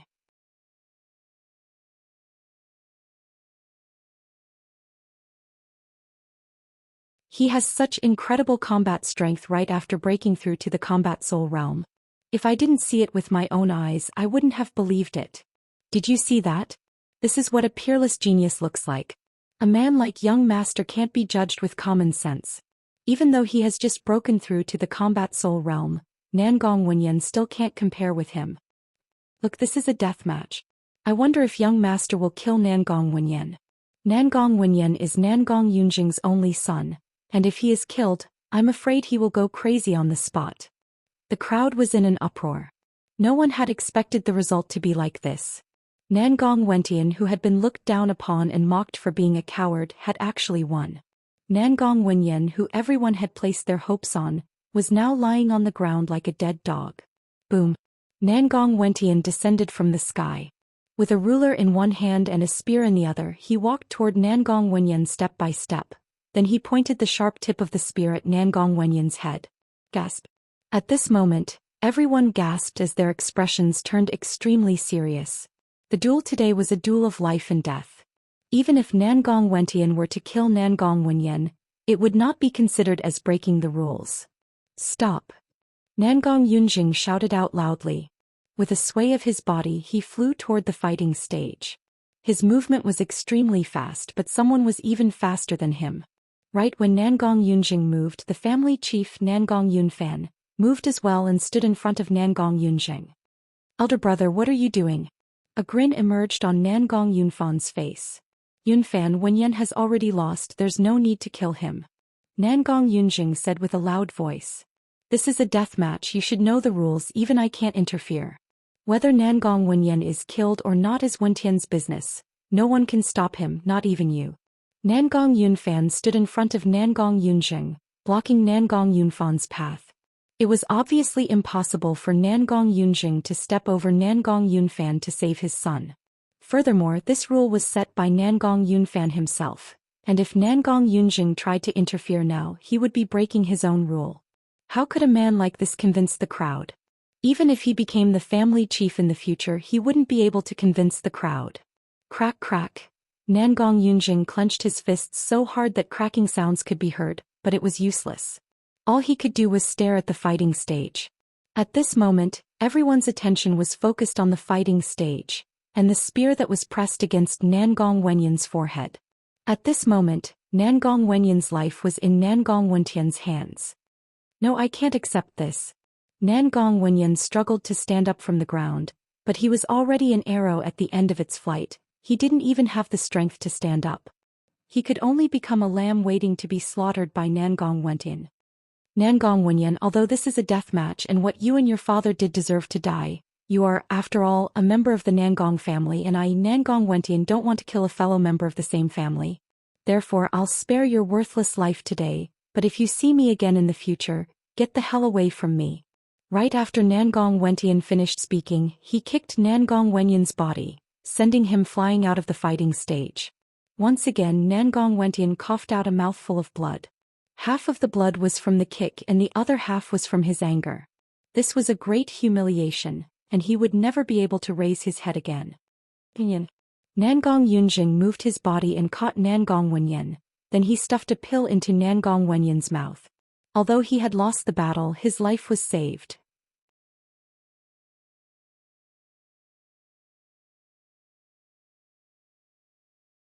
On the fighting stage, Nangong Wenyan put away the myriad star ruler and the silver spear, then he returned to the Nangong family's camp.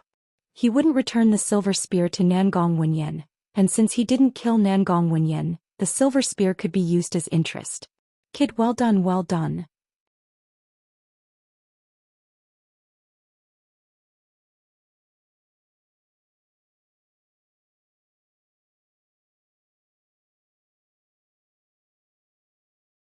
Chapter 4:12. Wenyan, that's great. Tu Yi's eyes were curved into crescent moons. He had no reason not to be happy as he had watched Nangong Wenyan grow up. Now that he had witnessed Nangong Wentian's growth, how could he not be happy? More importantly, the first victory had boosted the Nangong family's morale, and it had given them a ray of hope. It's great that Wentian was able to defeat Wenyan. As long as family chief can defeat Nangong Yunjing in the second match, we won't have to fight the third match anymore. After that, even the elders of the Profound River Palace wouldn't dare to say anything. Elder Liang Jue said, "That's right. Yunfan, the second battle will depend on you. However, your strength is about the same as Yunzhang's, and all that you have learned in your lifetime was passed down from your father. It really won't be an easy matter to determine a victor." Tu Yi looked at Nangong Yunfan. They had already won the first match, and although the second match wasn't the most important one, it was still the most important one for the Nangong family. As long as they could win the second match, they would win the match, and if they lost the second match, the consequences would be severe. The third match required both sides to send out their helpers, but for Nangong Yunjing, that mysterious helper still hadn't shown himself. Although he hadn't shown himself, it wasn't hard to imagine that he was a powerful warrior from the Profound River Palace, and even Tu Yi might not be a match for him. Nangong Yunfan nodded his head. He knew the key to the second match. On the other side, after consuming the pill, Nangong Wenyan's injuries had slightly recovered, and he was now able to stand on his own. He glared fiercely at the high-spirited Nangong Wentian in front of him, as a great sense of humiliation arose in his heart. The battle today was a great humiliation to him. His father had placed great hopes on him, but he had been defeated so miserably. "Don't worry, just stand here and watch the show. I'll definitely defeat Nangong Yunfan in the second match, and we'll still win the third match when a real powerful warrior shows up. I thought that warrior wouldn't have to show up, but I didn't expect him to show up." A cold smile emerged on Nangong Yunjing's face. With a sway of his body, he stepped onto the fighting stage. This time he was even more confident than Nangong Wenyan. "Yunfan, don't waste any more time, get on the fighting stage." Nangong Yunjing looked at Nangong Yunfan. "Humph." Nangong Yunfan coldly harumphed. He leapt into the air and landed on the fighting stage, standing in front of Nangong Yunjing. "Big brother, it's all your fault that we've ended up like this. If father is watching us from the heavens, he wouldn't be able to see the Nangong family in such a state," Nangong Yunfan said. His tone was filled with helplessness and pain. "If you were willing to give up the position of patriarch, this would not have happened. I am the eldest brother, the position of patriarch should have been mine. Since father is being unfair, I will take it out myself," Nangong Yunjing said with a loud voice. He didn't think what he did was wrong. In his mind, what he did today was just to get back what belonged to him. "Even so, you can't tell anyone about our family's secret. You're using our family's treasure to get help from the Profound River Palace, and that's going against the rules our father told us. If we lose our family's treasure, how are you going to bear the responsibility?" Nangong Yunfan scolded loudly. "Cut the crap. All these years, the Profound River Palace has been taking care of our Nangong family. Furthermore, the Profound River Palace doesn't want our treasure. The palace chief of the Profound River Palace just wants to see the appearance of that treasure. In fact, even you and I have never seen the appearance of that treasure, and I want to see it for myself."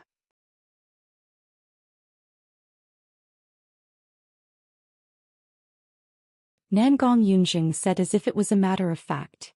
"Don't even think about it. Let me tell you, Nangong Yunjing, as long as I'm still alive, I won't let you get what you want. Father's treasure will never be taken by an outsider. I'll use all my strength in today's battle. Let's do it." Nangong Yunfan was furious. In order to get the position of patriarch, Nangong Yunjing had resorted to any means possible, and he even wanted the family's treasure. For hundreds of years, the treasure had been the biggest secret of the Nangong family, and no one had ever told anyone about it. Only the higher-ups of the family knew about its existence. Now that the old man had passed away as the current family chief, Nangong Yunfan had to protect the treasure. "Come, let's see how you're going to use all your strength." Nangong Yunjing's body moved, and he completely unleashed the energy of a late combat soul warrior. It covered the entire sky above the Nangong family, and the powerful energy waves made it difficult for everyone to breathe. On the other side, Nangong Yunfan's gray robe was fluttering in the wind. He had also completely unleashed his energy, and when the two energies collided with each other, sparks were produced. He's so strong. A mighty late combat soul warrior is indeed not someone ordinary men can compare with, Just the energy he unleashed is enough to suffocate everyone. That's right. A mighty warrior like this is not something we can imagine. I wonder when we'll have the chance to reach such a level. Stop dreaming. With your talent you'll be lucky if you can break through to the combat soul realm in your lifetime. You'll have to wait until the sun rises from the west to reach the family chief's level. Who do you guys think is stronger? Between the family chief and Nangong Yunjing, who will win this battle? It's hard to say. They are brothers and they've been cultivating the same skills since they were young. Now that their cultivation levels are at the same level, it's going to be really difficult to determine a winner. All the onlookers of the Nangong family were discussing among themselves. After the first match had ended, the situation had become more and more intense. Everyone was paying close attention to the next match, because today's match would directly determine the future of the Nangong family. Rumble.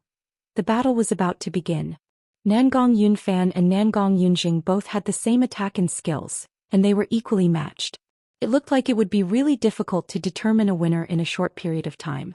Nangong Wenyin turned around and placed his arm on Jiang Chen's shoulder, then said, "Little Chenzi, I really have to thank you for your guidance. If not for you I wouldn't have been able to break through to the combat soul realm so easily. Now that you've broken through to the combat soul realm as well, that's great.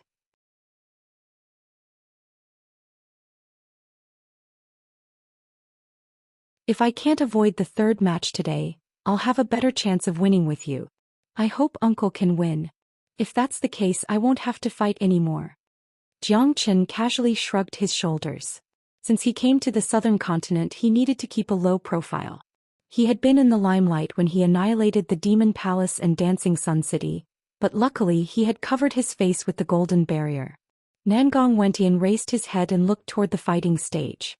Energies were tumbling about and destructive energy vortexes could be seen everywhere.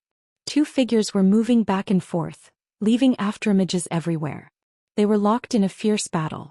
However, both of them were at the same level and it was unrealistic for them to determine a winner in a short period of time. "Little Chenzi, you have sharp eyes. Let's see if my dad can defeat my uncle," Nangong Wendian asked. He was very confident in Jiang Chen's judgment. Both of them are at the same level and their combat strength is also at the same level. If they keep fighting like this, they won't be able to determine a winner even if they fight for a year. The key is to see what skills they have up their sleeves, and judging from this, Uncle might be in danger. Jiang Chen said with an indifferent tone. "What do you mean?" Nangong Wendian's expression turned serious. With his eyesight he couldn't see any signs of his dad losing. At least for now Nangong Wendian seemed to be in danger. He had no idea how Jiang Chen came to the conclusion that Nangong Yunfan was in danger. It's very simple. If there's a person who knows Uncle the most in this world, it must be Nangong Yunjing. Since he dares to fight Uncle today he must be well prepared and he has enough confidence in himself. In other words, he has a trump card that's enough to defeat Uncle, because he has already established a relationship with the Profound River Palace. The Profound River Palace is very powerful, and since this superpower has decided to meddle in the Nangong family's internal affairs, they will definitely provide Nangong Yunjing with help. Therefore I'm sure that Nangong Yunjing has a terrifying trump card, and if Uncle doesn't have it this battle will be very dangerous. Jiang Chen said slowly. He didn't try to lower his voice so all the upper echelons of the Nangong family could hear him clearly. Including 2E, all of their expressions changed. If Jiang Chen didn't remind them they wouldn't have thought of this. But now after hearing what Jiang Chen said, they immediately felt that it made sense. Since Nangong Yunjing started the fight, it was impossible that he didn't have a trump card. At the same time, Nangong Yunjing knew Nangong Yunfan very well, including what powerful trump cards Nangong Yunfan had. Under such circumstances, Nangong Yunjing had a very high chance of winning. 2E and Liang Zhui couldn't help but look at Jiang Chen. They had never taken this friend of Nangong Wendian seriously, but after listening to Jiang Chen's words just now, they had a new impression of Jiang Chen. Regardless of how strong he was, just his eyesight and intellect alone were enough to prove that he wasn't an ordinary man. "Let's see what powerful trump cards Yunjing has," 2E said as he squinted his eyes. Rumble. On the fighting stage thunderous booms could be heard, and the shockwaves from the fight could be felt everywhere. The fighting stage below the stage had cracks all over it. It was certain that after this fight the fighting stage would be destroyed. And this was because the two of them were fighting in the sky. If they were fighting on the fighting stage would have already been turned into ashes. This was a fight between two of the strongest warriors of the Nangong family. Just the shockwaves and aura emitted from the fight were enough to suffocate the onlookers. They could only look up to this kind of power.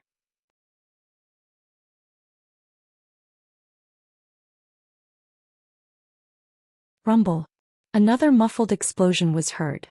Both of them had exchanged another attack and both of them were pushed back a few dozen meters. Once again they were equally matched. Yunfan, if this goes on it's going to be hard for us to decide the winner, said Nangong Yunjing. However, his eyes were glowing with a strange light as if he had a card up his sleeve.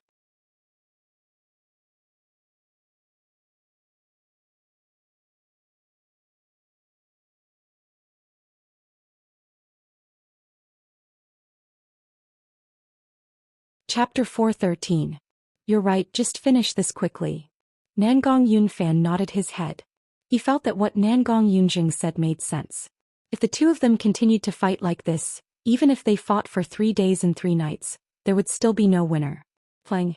Nangong Yunfan didn't want to waste any more time. With a wave of his arm, a huge long sword immediately appeared in his hand. The sword was extremely dazzling and it was emitting a cold light. It was long and wide with a sharp edge. There were runes engraved on it, and it was obviously a top-grade perfect-ranked combat weapon. On the other side, a long sword appeared in Nangong Yunjing's hand as well. Compared to Nangong Yunfan's sword, his sword was much more nimble. It was as thin as a cicada's wing and a buzzing sound could be heard as he swung it. It was easy to imagine how powerful this sword was. Tiangang slash.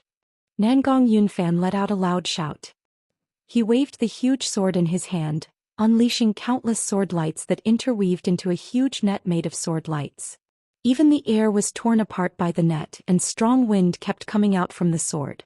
Nangong Yunfan's sword was as fast as lightning. He swung his sword, which was powerful enough to shatter a mountain, and arrived in front of Nangong Yunjing in the blink of an eye. Boundless sword chi. Nangong Yunjing didn't show any signs of weakness. He raised his sword to meet the incoming attack. It was a simple and fast attack. The sword was emitting a bright light, and it looked like a poisonous serpent as it rushed towards the incoming sword. Playing.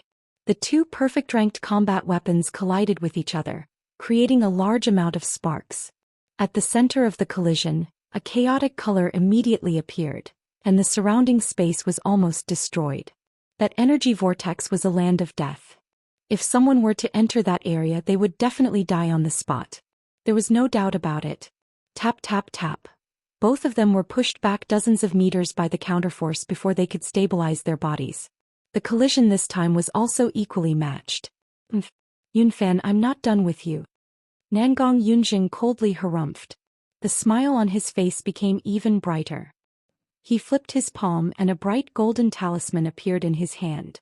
After the talisman appeared, it exploded and turned into tiny sparks that seeped into Nangong Yunjing's body. Crack crack. In the next moment, cracking sounds could be heard from Nangong Yunjing's body, and his energy began to rise like a rising tide. What's going on? Why did Nangong Yunjing's aura suddenly become so powerful? 2E, who was already filled with worry, cried out in alarm. It's because of that spirit talisman. Sure enough, this guy has a backup plan.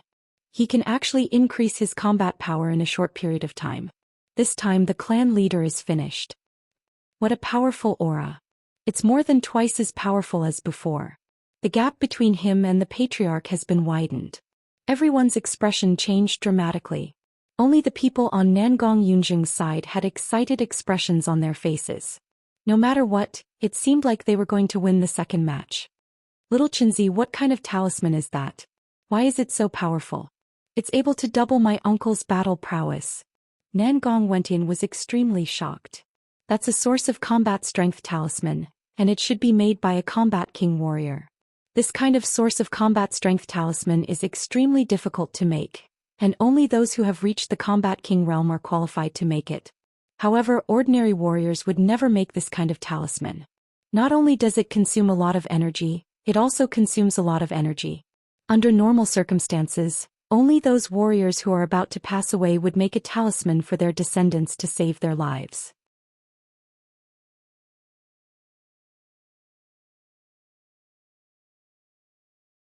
I think Nangong Yunjing got this source of combat strength talisman from the Profound River Palace.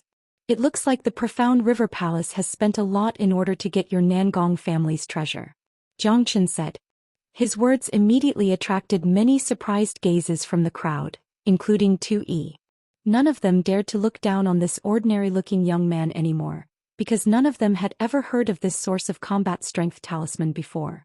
However, this young man seemed to know everything about it. How could they not be shocked? Nangong Yunjing used the source of combat strength talisman to double his combat power. Uncle is going to lose for sure. Jiang Chen shook his head and said. Yunfan, just admit defeat. 2E shouted toward the fighting stage. Judging from the current situation, Nangong Yunfan was going to lose for sure. Therefore, it was better for him to just admit defeat and save himself some injuries. In the sky, Nangong Yunfan's expression kept changing. This match was extremely important, and if he lost he would have to fight the third match and the Nangong family would have a very slim chance of winning.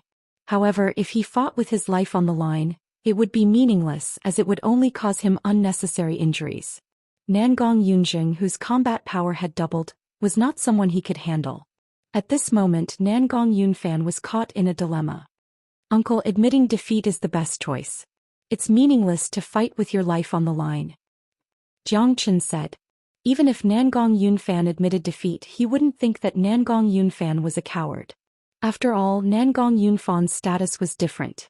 He was not only representing himself, but also the entire Nangong family. He was the leader of the Nangong family, and if something bad happened to him, the entire Nangong family would collapse, and the Nangong family would fall into an unprecedented panic. At that time, Nangong Yunjing would be able to take over the Nangong family and become the new leader. Since he was going to lose anyway, there was no need for him to take any risks. Nangong Wenyin had already won the first match and there was still the third match. Buzz! Waves of airwaves rolled out.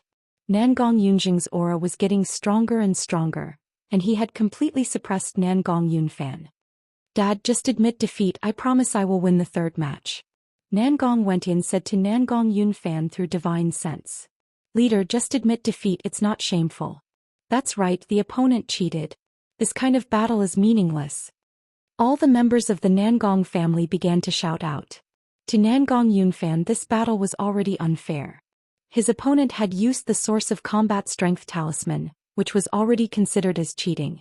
If he continued to fight when the gap between him and his opponent was already too wide, it would not be brave, it would be stupid. Sigh. Nangong Yunfan let out a heavy sigh and said helplessly, I admit defeat.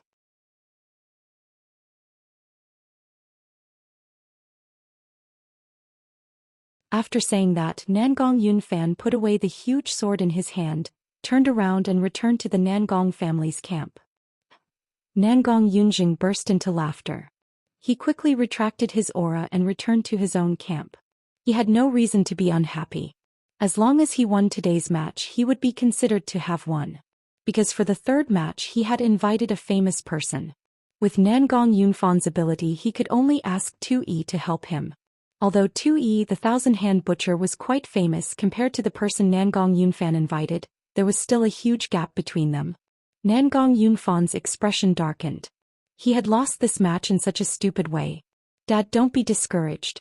Eldest uncle cheated, he couldn't do anything about it. Nangong Wenyin comforted his father. We've lost the second match and the third match is about to begin. I'm afraid it's going to be tough.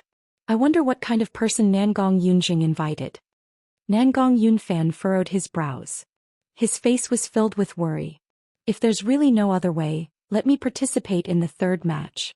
Even if I have to sacrifice my old bones, I won't let them win. 2E unleashed his energy and said, Dad, let little Chinzi participate in the third match. Nangong Wenyin said, Wenyin, this is a crucial match, you can't joke about it. Liang Jue said with a frown on his face. Although his impression of Jiang Chen had changed a lot, asking Jiang Chen to represent the Nangong family in the third match was just a joke. Sect Elder Liang Jiang Chen has broken through to the early combat soul realm, and he was able to kill mid-combat soul warriors when he was still a divine core warrior. With his current cultivation, unless a combat king warrior is here, no one can be his match. Nangong Wentian said with a serious expression. He had the utmost confidence in Jiang Qin. His words caused everyone to throw their glances at Jiang Qin. Although they doubted Nangong Wentian's words, they believed that Nangong Wentian wouldn't joke around with the future of the family. But an early combat soul warrior fighting a late combat soul warrior, wasn't that a bit ridiculous? Was there really such a monstrous genius in this world? Let's see who our opponent is. Tui said. To put it bluntly, they still didn't have any confidence in Jiang Qin. In their minds, Jiang Qin was just an outsider. On the other side, Nangong Yunjing had retracted his energy. He turned to Nangong Yunfan and said with a loud voice, Yunfan, you've won one and lost one of the previous 2 matches. Now we're going to proceed to the 3rd match, and just like what we agreed before, you'll have to find your own helper for the 3rd match. I don't care who your helper is, my helper is about to enter the arena. The smile on Nangong Yunjing's face was like a blooming flower. That helper would definitely win the 3rd match, and no one from the Nangong family would be his match. Young lady Wu Ningzhu, please show yourself. Nangong Yunjing shouted toward the sky. After that, a black figure appeared from afar, and in just a few blinks, it arrived above the Nangong family and landed on the fighting stage. When people's gazes landed on that black figure, they couldn't help but cry out in surprise. That woman's figure was extremely hot, and her black clothes made her look even more alluring. Her exquisite figure was simply the most perfect proportion. Just this figure alone was enough to make all the men in the world spurt out blood. The woman had long black hair that flowed like a waterfall, and her face was covered by a black veil, revealing her delicate facial features.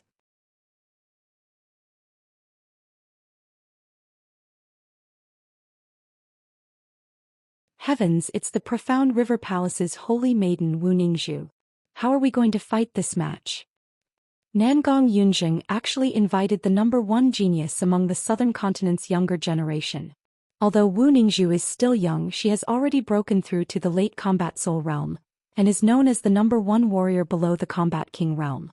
I heard that not long ago, during the incident in the Dancing Sun City, Wu Ningzhu fought against 3 great guardians of the Demon King Palace alone, and she didn't fall into a disadvantageous position. None of us from the Nangong family are her match. We're finished, we're all finished. Wu Ningzhu is invincible. Even if Elder 2E were to fight her, I don't think he could last more than 10 strikes.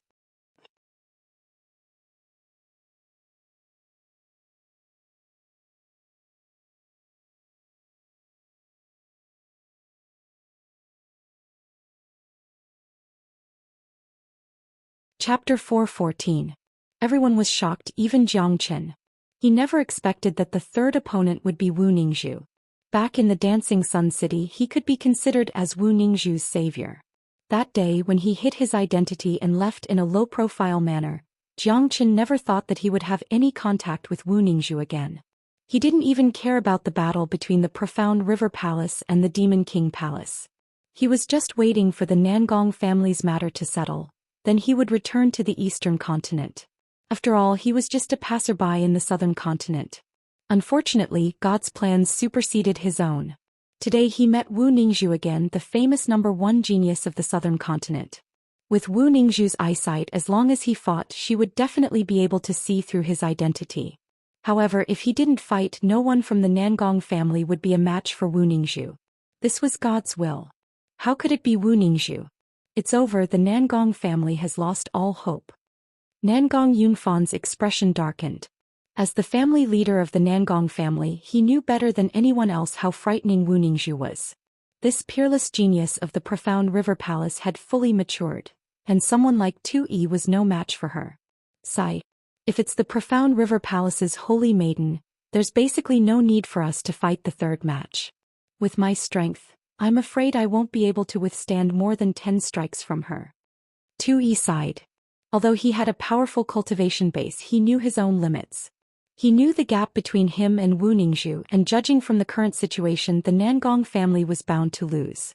Dad, Elder 2, it doesn't matter. Let Jiang Qin fight. Only Jiang Qin has a chance of defeating Wu Ningzhu.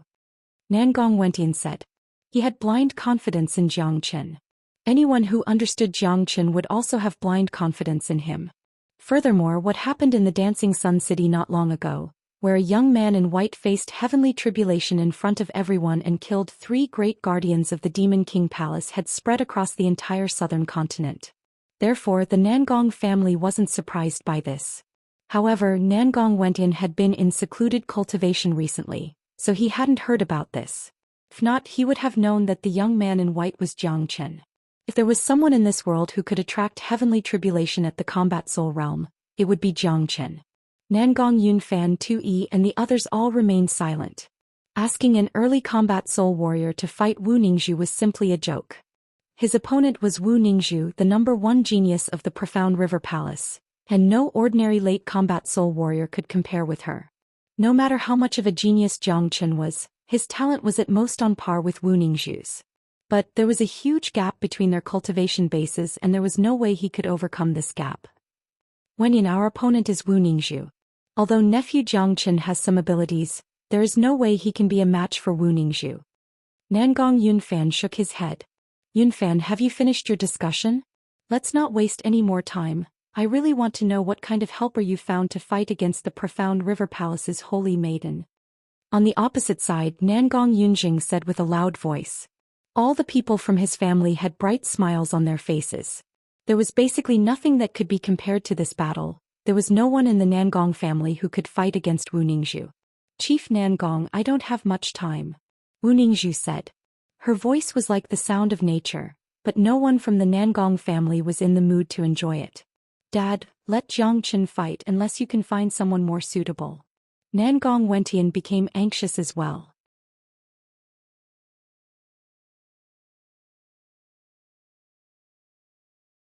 Nangong Yunfan and 2E looked at each other, then both of them sighed. Finally, they threw their glances at Zhou Xian. Nephew Zhou Xian will be relying on you for this last fight. If you're not a match for Wu Ningzhu, don't force yourself. Safety first. Nangong Yunfan said. Don't worry, uncle, Zhou Xian knows what he's doing. Zhou Xian bowed toward Nangong Yunfan. Little Qinzi, I believe in you. Nangong Wentian patted Zhou Xian's shoulder. He would only be relieved if Zhou Xian fought in the third fight. Zhou Xian nodded, then with a sway of his body he jumped onto the fighting stage and stood opposite of Wu Ningzhu. Wenyan, can you do it? Liang Zhui couldn't help but ask. Don't worry, I can't do it without him. Nangong Wentian said confidently. Nangong Wentian's confidence was the reason why Nangong Yunfan and 2E decided to let Zhou Xian fight. They didn't believe in Zhou Xian, but they believed that Nangong Wentian wouldn't harm their family. Besides, apart from 2E, they couldn't find anyone else to help them. With 2E's strength, it wouldn't make any difference if he fought against Wu Ningzhu. Letting Zhou Xian fight was like trying to save a dead horse. Who is this guy? I've never seen him before.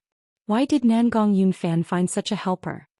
A man from Nangong Yunjing's group looked at Zhou Xian on the fighting stage and said with a surprised expression. This guy is only an early combat soul warrior. What kind of joke is Nangong Yunfan trying to pull? If he's going to give up, he should just admit defeat. There's no need to find someone like this. It's disrespectful to the holy maiden. Nangong Yunjing nearly burst out laughing. He had expected 2E to fight in the third fight, but a young man he had never seen before had suddenly appeared. What was going on? Did Nangong Yunfan really think an early combat soul young man could defeat the Profound River Palace's holy maiden? This was ridiculous. Not only them, even the members of the Nangong family were shocked. Although they didn't have much hope for the third match after seeing Wu Ningzhu, they still felt that it was a joke when they saw a young man on the fighting stage.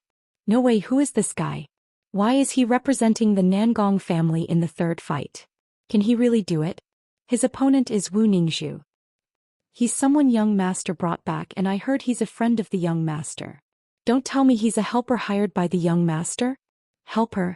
This is ridiculous. I'm afraid Wu Ningzhu could crush him to death with just one finger. Zai. Looks like the Nangong family has given up. Even if he has given up, he can't just find someone like this to fight in the third fight. This is simply damaging the image of the Nangong family. Even if Elder 2E loses in the end, it'll still be an honorable defeat. Let's wait and see. Since the Nangong family has asked this guy to fight in the third fight, perhaps he really does have some powerful abilities.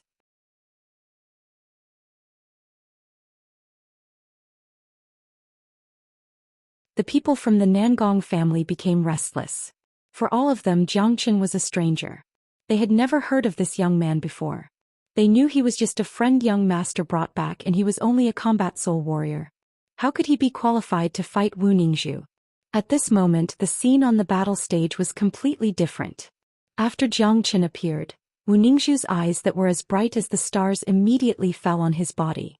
After that, she started sizing him up. "Miss Wu, looks like you've fully recovered from your injuries," Xianxia said with a smile on his face. Hearing this, Wu Ningzhu's expression instantly changed. She immediately confirmed Xianxia's identity. "It's you?" Wu Ningzhu's voice was filled with shock. Her beautiful eyes were staring at Xianxia's face. It was her biggest regret that she wasn't able to see this young man's face that day. Now that she had met him, she really didn't expect him to be so handsome. "That's right, it's me."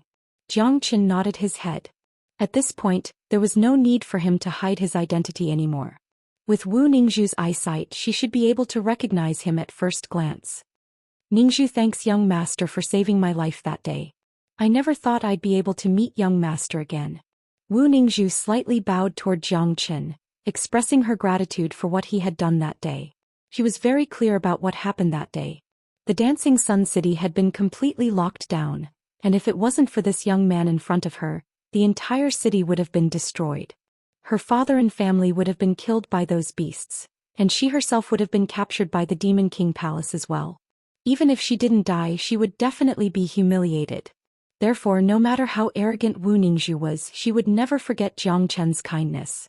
Ever since that day, his figure had been deeply imprinted in her heart. Wu Ningzhu's voice wasn't loud, but it was loud enough for everyone to hear. What's going on? Why is Wu Ningzhu thanking him?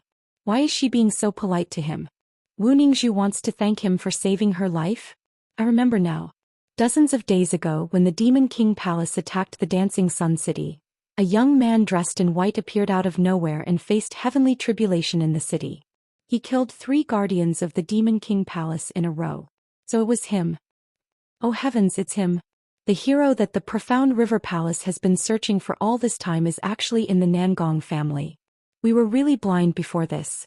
He's able to kill the guardians of the Demon King Palace and attract heavenly tribulation. He's an incredible monster. Everyone became excited. Obviously, they had all recalled what had happened in the Dancing Sun City not long ago. When they looked at the young man's clothes, they realized that he was exactly the same as the rumors said. An existence who could attract heavenly tribulation at the combat soul realm. He was a peerless monster. So it's nephew Xianxia. I'm such an old fool, I didn't expect this. Amazing, truly amazing. With nephew Xianxia's help, the Nangong family will definitely be safe. Nangong Yun Fan suddenly burst into laughter. I never thought this would happen. That peerless monster has been hiding in our Nangong family all this time. It looks like we've all neglected him. This is a true genius. Wu Ningzhu owes Xianxia a favor, and today's battle is really beneficial to us. 2E suddenly felt relaxed, and the way he looked at Xianxia had become serious. Liang Jue and all the upper echelons of the Nangong family were looking at Xianxia with different expressions. Although they didn't experience what happened in the Dancing Sun City, they had heard a lot about it. Someone was facing heavenly tribulation at the combat soul realm, and it was impossible for them not to know about it.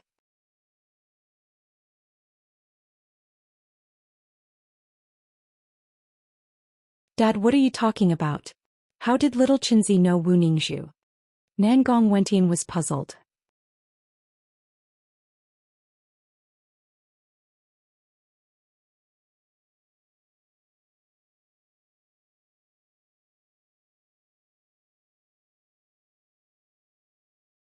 Chapter 4:15. Nangong Wentian had a confused expression on his face. He had no idea what had happened, but judging from the drastic change in everyone's attitude toward Xianxia, even an idiot could tell that Xianxia had done something incredible, and now even the profound river palace's holy maiden had to thank him in front of everyone. Wentian, you've been in secluded cultivation for the past few days, so of course you don't know what happened in the southern continent. A young man dressed in white suddenly appeared, and he killed a superpower from the demon race, the demon palace, all by himself. On the same day, the Wu family held their ancestral worshipping ceremony, and Wu Ningzhu was there in person, along with the 4 great guardians of the Demon King Palace. They led a huge group of demon beasts from the Demon King Palace and locked down the entire Dancing Sun City, wanting to slaughter everyone in the city. Right at that moment, that young man dressed in white struck again, and he faced his heavenly tribulation in the sky above the Dancing Sun City, killing 3 great guardians of the Demon King Palace, and repelling tens of thousands of demon beasts all by himself. He was hailed as a hero, and the Profound River Palace has been looking for that young man, but they couldn't find any trace of him. Who would have thought that such a peerless genius and great hero had been hiding in our Nangong family all this time? Nangong Yunfan told Nangong Wenyin everything that had happened in the Dancing Sun City. He was extremely excited as he didn't have any confidence in Jiang Chen before, but after knowing who he was, his attitude had instantly changed. Furthermore, Nangong Yunfan felt a sense of shame. The great hero that the southern continent was looking for had always been by his side, and he had neglected him. Haha.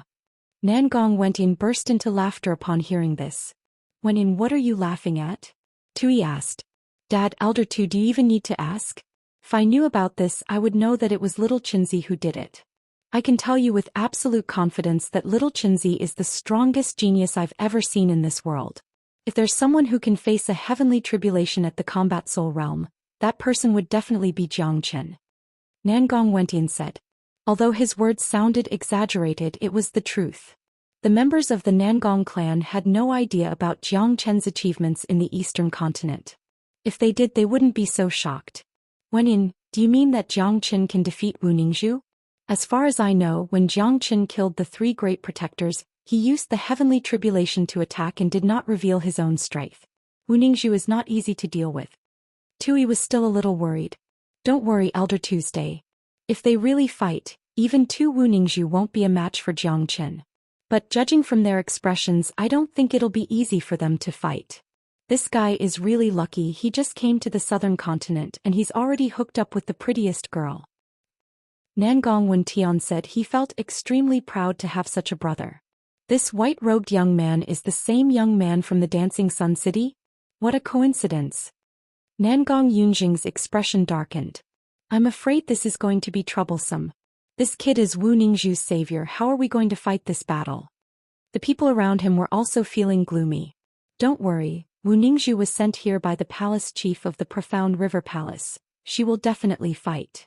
Nangong Yunjing said. On the fighting stage, after Wu Ningzhu thanked Jiang Chen, she immediately gave Jiang Chen a flirtatious glance with her bright eyes. What the hell, she's seducing me. Jiang Chen shuddered.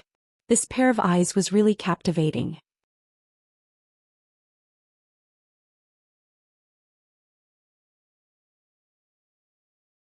In terms of beauty and body, this Wu Ningzhu was on par with Yan Chenyu, but she was more charming and feminine and men couldn't stand it. Wu Ningzhu's eyes shone brightly. Hee, I didn't expect Benefactor to be so young. Big sister thanks you again for what you did that day. May I know why little brother is here in the Nangong family? Wu Ningzhu giggled. The way she addressed Jiang Chen as little brother caused Jiang Chen to stagger, nearly causing him to fall down from the sky. Those who were familiar with Wu Ningzhu knew that this high and mighty saintess was usually a serious person. But today she actually teased Jiang Chen. Her temperament was very different from before. It looked like Jiang Chen's charm was really extraordinary. I'm here to fight for my friend. Big sister, do you think we should still fight? Jiang Chen said with a smile on his face. Although you've saved my life, I'm here today because of the palace chief's order. Therefore I have to fight. Besides, Big Sister also wants to know how strong a peerless genius who can attract heavenly tribulation at the Combat Soul Realm is. If I'm not mistaken, you used the heavenly tribulation to kill the 3 great guardians of the Demon King Palace. Since that's the case, let Big Sister witness your true abilities. Don't worry, I'll be gentle when I attack. Wu Ningzhu once again gave Jiang Chen a flirtatious glance. She had completely changed her cold attitude, and when she saw Jiang Chen again, she became more talkative. God damn it, this bastard actually let Wu Ningzhu talk to him so much, and she seems to be very happy about it. The Profound River Palace's holy maiden is a proud and arrogant woman, and she has never been interested in any man. I never thought she would change so much today and even reveal her flirtatious side. I'm so jealous. That guy is so lucky. I really want to go up there and leave a big footprint on his face. This is called charm. What do you know? No matter how arrogant Wu Ningxu is, she is still a woman. Right at this moment, any man would be jealous of Jiang Chen. Being able to make Wu Ningxu smile was the dream of many men. Alright, I also want to see if the #1 genius of the southern continent is worthy of his title. Jiang Chen said with an indifferent tone. Both he and Wu Ningxu had a good impression of each other. However, since he had broken through to the combat soul realm, he really wanted to see how strong this #1 genius of the southern continent was. This was a battle between geniuses, and only geniuses could attract other geniuses. Come, little brother. Wu Ningxu's eyes lit up. With a wave of her hand, 7 bright flowers immediately appeared. These flowers were condensed by Wu Ningxu using her yuan energy, and they looked extremely beautiful. Go. Wu Ningxu gently opened her mouth, then the 7 petals flew toward Jiang Chen. Wherever they went, they would cause strong gusts of wind. Each of the petals carried a sweet fragrance, and they looked extremely beautiful. Amazing. Jiang Chen couldn't help but praise.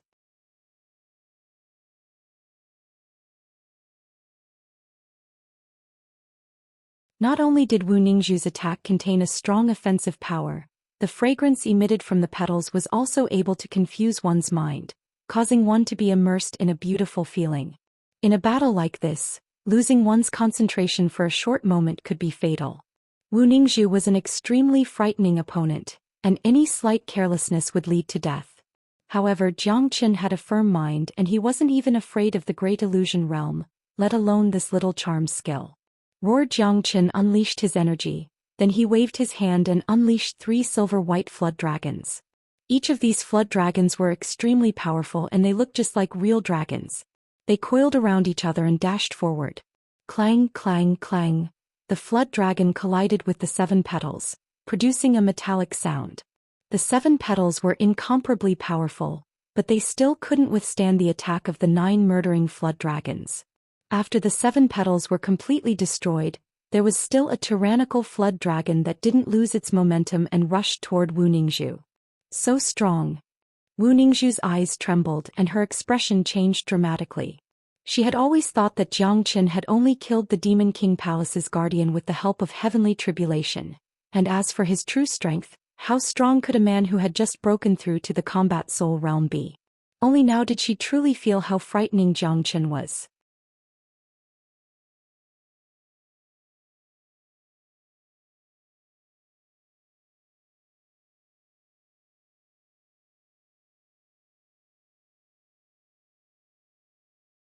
Chapter 416. Jiang Chen obtained the 9 murdering flood dragons by accident, but after absorbing the flood dragon's blood essence, he was able to unleash the full potential of the 9 murdering flood dragons, turning it into one of his strongest attacks. With his current condition, he was able to unleash the 4th or even the 5th attack of the 9 murdering flood dragons. However, to deal with Wu Ningxu, using 3 flood dragons was more than enough, as Jiang Chen didn't want to hurt Wu Ningxu. Facing the huge flood dragon, Wu Ningxu's reaction was extremely fast. With a flash of light, a black guqin appeared in her hand. With a flick of her jade-like hands, a string of musical notes drifted out, slicing the flood dragon into pieces. Little brother, looks like I've underestimated you. With just an early combat soul cultivation base, you're actually able to gain the upper hand when fighting me. You're indeed a monster who attracted heavenly tribulation at the combat soul realm. I, Wu Ningxu, have never seen someone like you before. However, since I'm here on a mission, I won't be polite with you. Take my illusionary zither melody. Wu Ningxu said. Wonderhand Thousand Tune. Wu Ningxu, you're indeed good at playing the zither. Let me see how powerful your illusionary zither melody is. Jiang Chen said in an imposing manner. With his current cultivation base, it was very difficult to find a worthy opponent below the Combat King realm. Even a genius like Wu Ningxu wasn't worthy of his attention.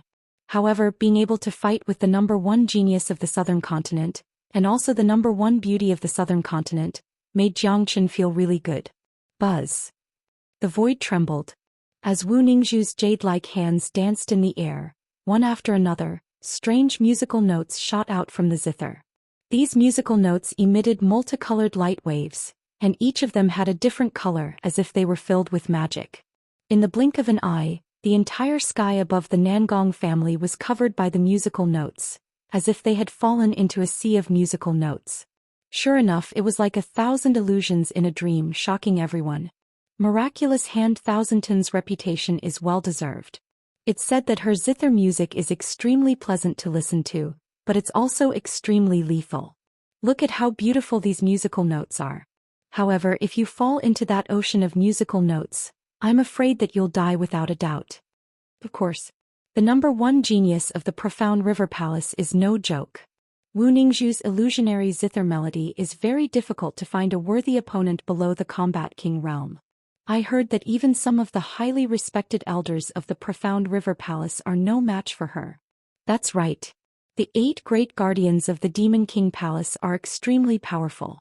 If it's a one-on-one battle, none of them would be a match for Wu Ningzhu.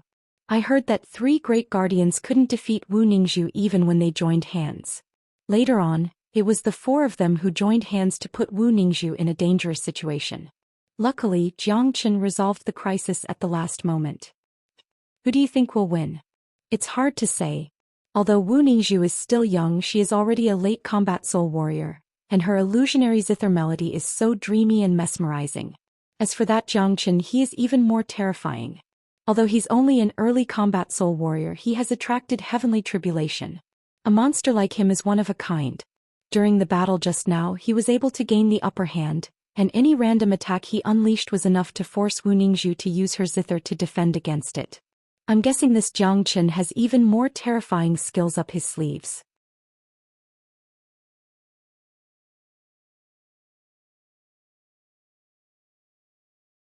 I think he might be able to defeat Wu Ningzhu today, and create a legend among the younger generation of the southern continent. Many people were paying close attention to this match.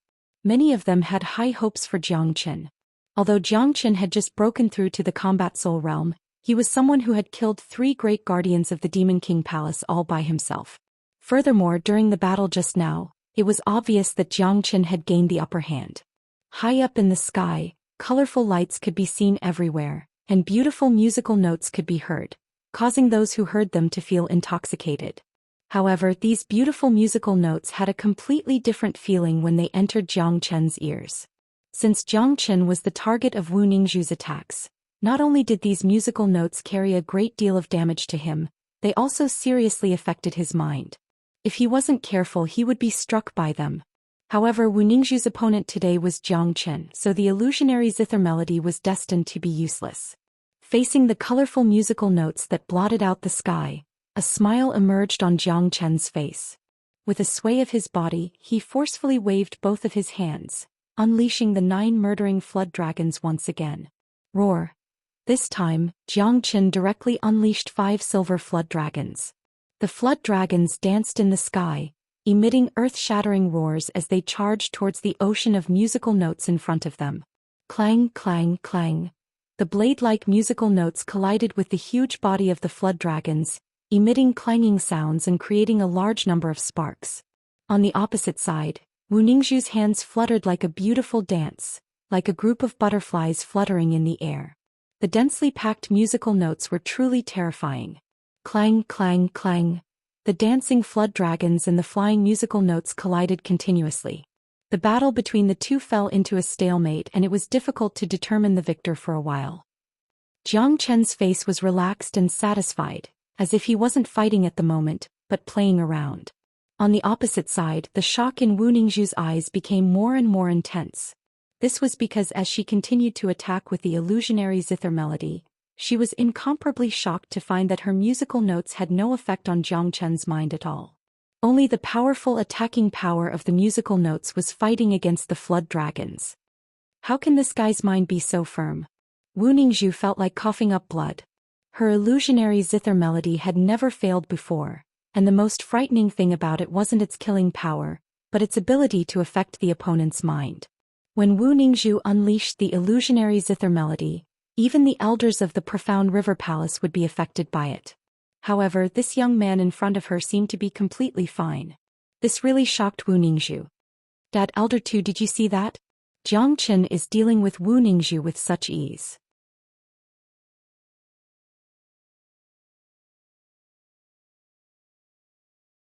He's just playing with the beauty, and as long as he wants to, he can defeat Wu Ningzhu in the next second. Nangong Wentian said with a prideful expression. This was the person whom he had recommended with all his might. Nephew Jiangchen is indeed a peerless genius. Even I have to admit that Wu Ningzhu is no match for nephew Jiangchen. Nangong Wentian nodded his head. With his eyesight he could easily tell that Wu Ningzhu had unleashed her trump card, the illusionary zither melody, while Jiangchen had only unleashed one attack, and he hadn't even taken out his combat weapon yet.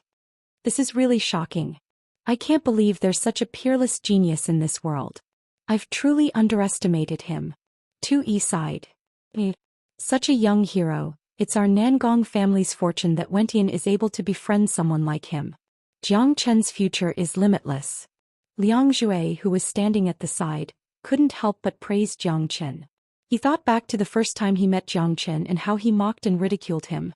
Instantly his face turned red and he wanted to slap himself in the face. With his current strength, if he were to fight against Jiang Chen, he would definitely be killed in an instant.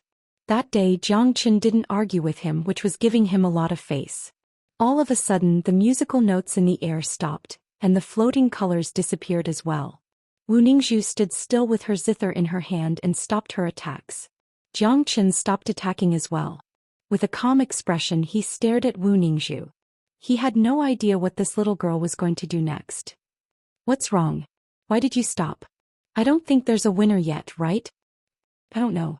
The spectators were all taken aback. They didn't know why Wu Ningzhu suddenly stopped attacking. Little brother, your sister admits defeat. Wu Ningzhu said. This was the first time in her life that she admitted defeat, but Wu Ningzhu knew very well that she had already lost.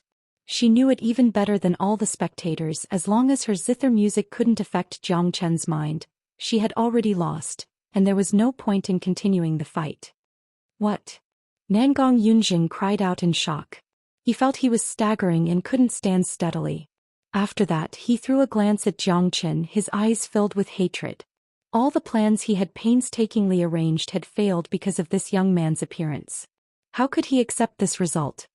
Oh my God, Wu Ningzhu admitted defeat. This is unbelievable. This is the first time this invincible holy maiden admitted defeat. Everyone was shocked. Wu Ningzhu admitted defeat. This was unbelievable. If they didn't see it with their own eyes, no one would believe it. Jiang Chen was startled as well. He didn't expect this holy maiden to be so straightforward. She knew she was going to lose, so she admitted defeat right away. She didn't even care about her reputation as a holy maiden. This kind of attitude made Jiang Chen's impression of Wu Ningzhu rise to another level. However, although your sister has admitted defeat, I still want to taste the feeling of being defeated. Little brother, let's have one last attack. I hope you can use the sword you used that day to fight against my zither. It might be helpful to your sister. Wu Ningzhu said again. She could still vividly remember the miraculous giant sword she saw in the Dancing Sun City. If she could be defeated by that sword today, it would be a glorious defeat. Perhaps she might even gain some unimaginable benefits during the process of defeat. Wu Ningzhu's eyes lit up. Fine, but if I win, can you take off your veil and let me see your true face?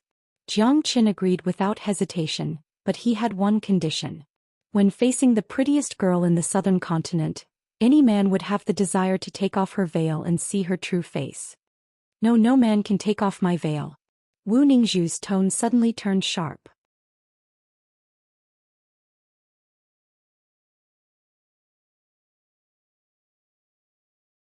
After that she floated her zither in front of her, and the sound waves once again drifted toward Jiang Chen.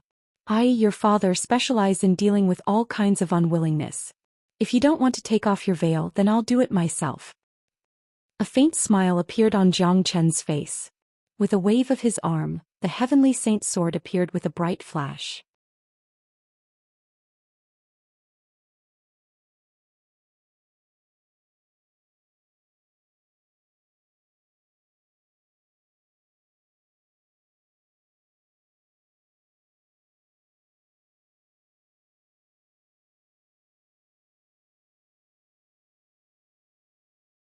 Furthermore, Jiang Chen had only come to the southern continent to help the Nangong family. He had never thought that he would have any interaction with anyone here. Although Wu Ningzhu was extremely beautiful, Jiang Chen was not a lecherous person. Everyone had a desire for beauty. When Jiang Qin removed Wu Ningzhu's veil, he was merely curious. He had no interest in Wu Ningzhu at all. Rumble. Just when Wu Ningzhu was about to say something, a sudden change occurred. An earth-shattering explosion suddenly rang out from the deepest part of the Nangong family. It was an extremely violent movement. Over there, an ancient building was smashed into pieces, sending debris flying everywhere. Nangong Yunfan's expression changed dramatically. He knew that place very well. It was the place where the Nangong family's treasure was kept. What's going on? Nangong Yunfan was shocked. That treasure was protected by the profound sun formation, which made it extremely difficult for anyone to attack it, let alone exploding on its own. This was the first time something like this had happened in the Nangong family's history. The expressions of everyone from the Nangong family changed, especially those who knew about the treasure. Right at this moment, Jiang Qin was even more shocked than the people from the Nangong family. The heavenly saint sword in Jiang Qin's hand began to vibrate violently, producing an ear-piercing sword cry. At the same time, Jiang Qin sensed a very familiar aura. It was the aura of the heavenly saint sword, a resonance between the sword and the man. There's a third broken part of the heavenly saint sword here. Jiang Qin almost cried out in shock. Swoosh!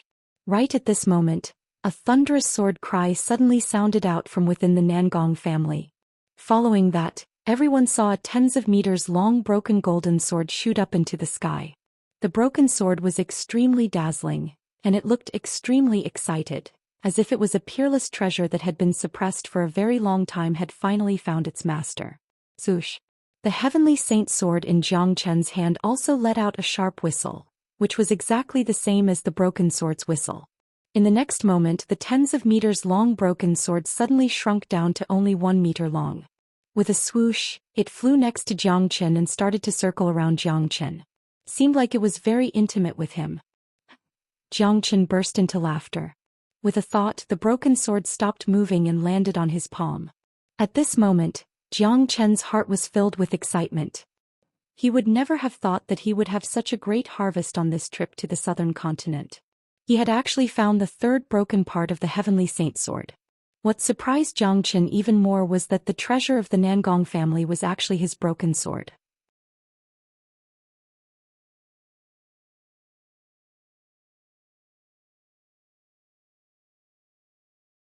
In the past, Jiang Qin had used the 9 solar energies to refine the heavenly saint sword, and this broken sword in front of him was the part that he had refined. With the help of the mystical sun formation, it wasn't strange that it could produce 9 solar holy water. This harvest was truly great. The heavenly saint sword had a total of 7 broken parts, and Jiang Qin had to find them one by one. This trip to the southern continent was really a stroke of luck. What's that? What a mystical broken sword. I don't know, but it's definitely a good treasure.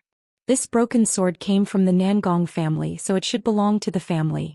How did it end up in Jiang Qin's hands? Many people were shocked. Even Wu Ningzhu's gaze fell onto Jiang Qin's hand.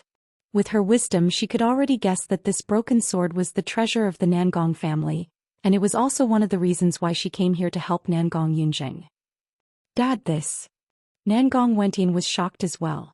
Even he didn't expect this to happen. Obviously, the broken sword wasn't snatched by Jiang Qin. It had jumped out of nowhere and landed in Jiang Qin's hand. That's the treasure left behind by the old man. It's the foundation of our Nangong family. We can't let it fall into someone else's hand. Tui was extremely excited. On the other hand, Nangong Yunfan had a calm expression on his face. He stared at Jiang Qin without blinking his eyes. I remember now. Dad, when I first came to the island of ice, little Qinzi found a broken sword like this. It's exactly the same as our Nangong families. The broken sword came to Jiang Qin on its own, as if it had always belonged to him. Nangong Wentian suddenly recalled the scene on the island of ice, and he finally understood why the broken sword jumped out of nowhere. Presumptuous. Put down the broken sword. Right at this moment, Nangong Yunjing shouted at Jiang Qin. Jiang Qin glanced at Nangong Yunjing with disdain. The heavenly saint sword was originally his, and now that it was in his hands, not even the god of heaven would be able to take it away. So the reason you came to our Nangong family is for our family's treasure. Let me tell you, this treasure is the foundation of our Nangong family. Don't even think about taking it away. Nangong Yunjing said with a stern expression. What if I insist on taking it away? Can you stop me? Jiang Chen said in an indifferent tone, but his eyes were extremely sharp. Nangong Yunjing's body trembled and he couldn't help but gasp. Only now did he realize how terrifying this young man in front of him was. With his current cultivation there was no way he could stop him. If this young man really wanted to leave, even if everyone in the Nangong family joined forces, they still wouldn't be able to stop him. Little brother Jiangchen, please, for Wentian's sake, leave the treasure here. Tui said. Hearing this, Jiangchen couldn't help but furrow his brows. There was no way he would leave the heavenly saint sword, but Nangong Wentian was his brother. If he took the treasure away just like that, how was he going to explain it to Nangong Wentian? No need. Right at this moment, Nangong Yunfan spoke and everyone's gaze fell onto him. Yunfan, what are you talking about?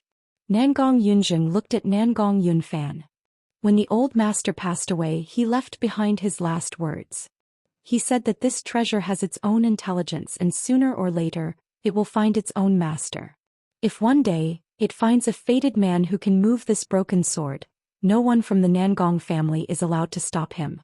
Because of this treasure, the Nangong family has enjoyed hundreds of years of benefits, and this is a gift from the heavens. Everyone here has seen what happened today. It wasn't nephew Jiangchen who tried to steal our treasure, it was the broken sword that jumped out and looked for nephew Jiangchen. This has never happened before.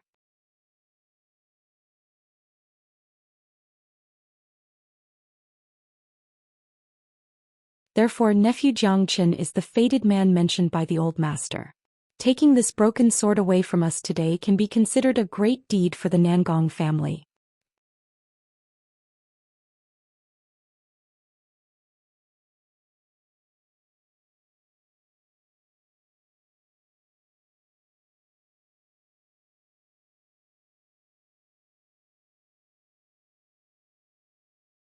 Chapter 418.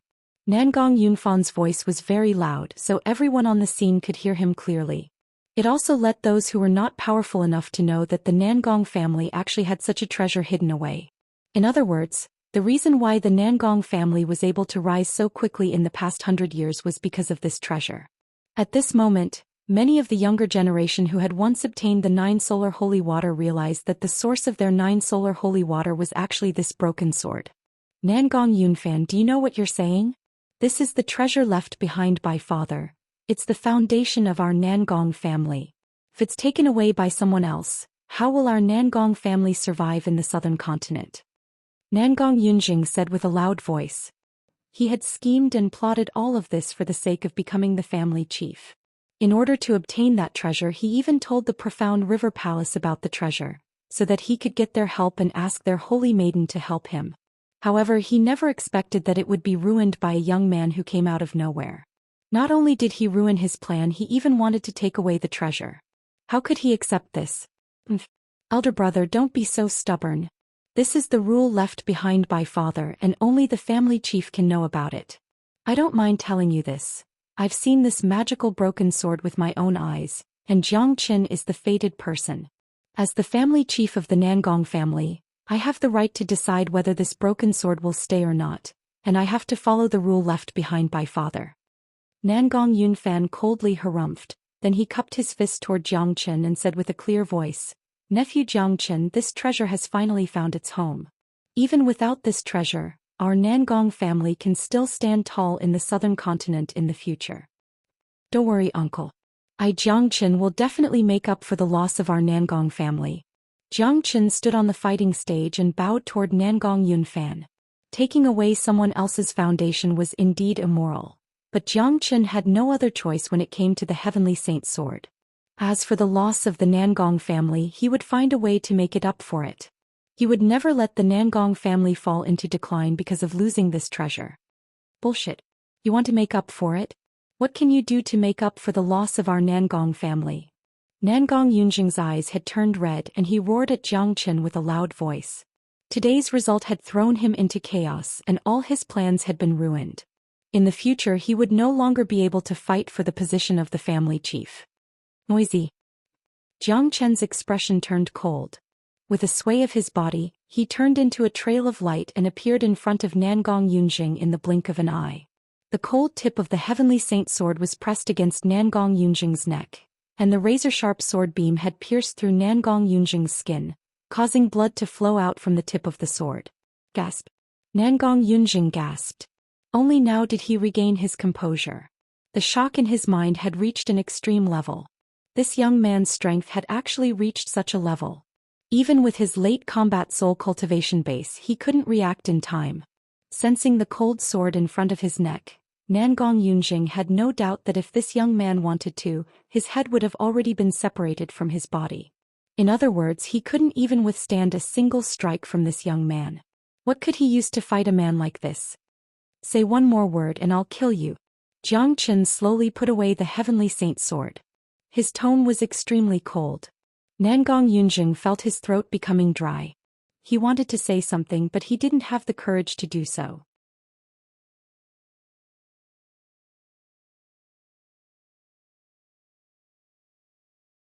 He believed that this young man in front of him wasn't joking with him. That pair of cold eyes made it seem like they came from the depths of hell. The killing intent unleashed from this young man's body simply belonged to someone who had killed countless people. Nangong Yunjing had no doubt that if he said one more word, this young man would immediately kill him. On the other side, including Nangong Yunfan and 2E, everyone couldn't help but feel their hearts trembling. Only now did they realize how ridiculous they had underestimated this young man. He was simply a peerless genius, and if Jiang Chen wanted to, he could take the broken sword and leave at any time he wanted. Who could stop him? Jiang Chen, I'll be back for you. After saying that, Wu Ningzhu disappeared from the sky above the Nangong family. For her, today's mission was considered a failure, and she didn't want to get involved in the Nangong family's internal affairs. Of course, the conflict between her and Jiang Chen was far from over. Ever since Jiang Chen unveiled her veil, the conflict between the two of them was destined to never end. Looking at the black figure disappearing into the distance, Jiang Chen couldn't help but let out a long sigh. Damn it, why did he remove her veil? But who cares, Daddy will be leaving soon, and I don't think I'll ever have the chance to come to the southern continent again. Let the Profound River Palace and Demon King Palace do whatever they want. Jiang Chen thought to himself. Now that he had solved the problem with the Nangong family, he needed to return to the eastern continent as soon as possible. It was easy for him to come here from the eastern continent, as he could just use the Island of Ice's teleportation formation. However, it wasn't so easy to go back. If Jiang Chen wanted to use the teleportation formation, he would have to find the Island of Ice. The Island of Ice was located deep within the ocean and it was too far away from here. Therefore, Jiang Chen could only rely on his own speed for this return trip. However, for Jiang Chen, his trip to the southern continent had brought him a huge harvest. Not only had he broken through to the combat soul realm, he had also obtained the third piece of the heavenly saint sword. Let's go. Nangong Yunjing waved his sleeves.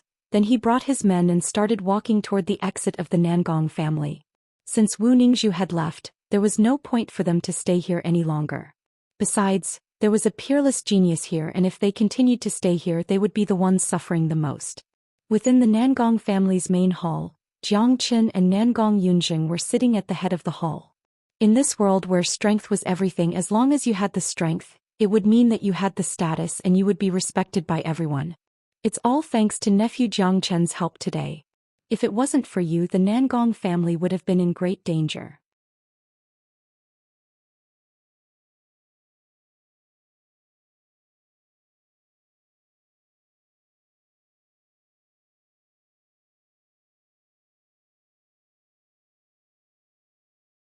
Jiang Chen was slightly startled. He immediately took a step forward and bowed towards Nangong Yunfan.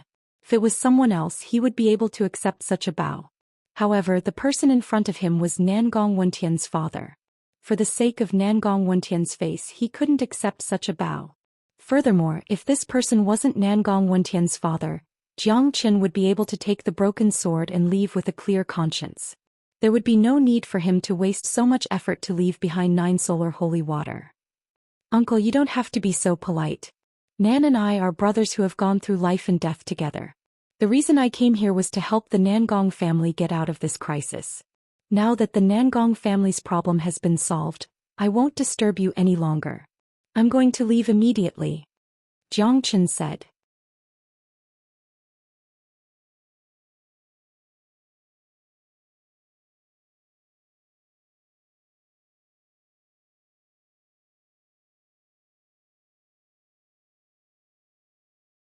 Chapter 419. Nephew, you're leaving so soon? Why don't you stay here for a few more days? We've been neglecting you during your stay, and we haven't had the chance to show our hospitality. Hearing that Zhang Chen was leaving, Nangong Yunfan was a bit reluctant. He still wanted to build a good relationship with a genius like Zhang Chen. Dad, little Chenzi has something important to take care of. It's already a rare opportunity for him to come to the southern continent. Now that the Nangong family's problem has been solved, he should go back. Nangong Wentian hastily said. Others might not know about Zhang Chen's situation, but he knew it very well. The current situation in the eastern continent was very unfavorable to him, and the Martial Palace and Martial Saint dynasty couldn't do without Zhang Chen. As for the Nangong family, it had basically stabilized.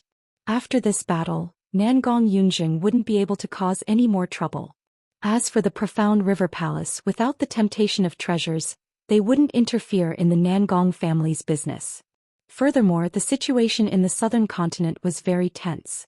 The incident at the Demon Palace and the Dancing Sun City had angered the Demon King Palace, and sooner or later, a war with the Profound River Palace would break out. With the Demon King Palace's interference, the Profound River Palace wouldn't have the time to care about the Nangong family's business. Therefore, the Nangong family's situation had stabilized. Even if Zhang Chen stayed, he wouldn't be able to help much. On the other hand, the eastern continent desperately needed Zhang Chen's help. Alright, if that's the case, nephew, I won't keep you any longer. Once you're done with your business, you must come to the Nangong family as a guest. Let me be your host. Nangong Yunfan said. Of course, uncle. Zhang Chen replied with a smile. That night, in Nangong Wentian's courtyard, the two of them were fighting side by side. Little Chenzi, it's all thanks to you. However, I really want to know one thing. Nangong Wentian said. If it's about the broken sword, it's better if you don't ask because I don't know how to answer you. Zhang Chen knew what Nangong Wentian wanted to ask. The broken sword flew out on its own. This was the first time something like this had happened. Adding on the fact that Zhang Chen was able to create so much 9 solar holy water, even an idiot could guess that the relationship between Zhang Chen and the broken sword was not ordinary. All right. Nangong Wentian shrugged. He really wanted to know the relationship between broken sword and Zhang Chen, but since Zhang Chen didn't want to tell him, he didn't ask anymore. Little Chenzi, how are you going to get back? Can we still find the teleportation formation we came from? Nangong Wentian asked. No, the bronze plate in my hand can only sense the location of the island of ice.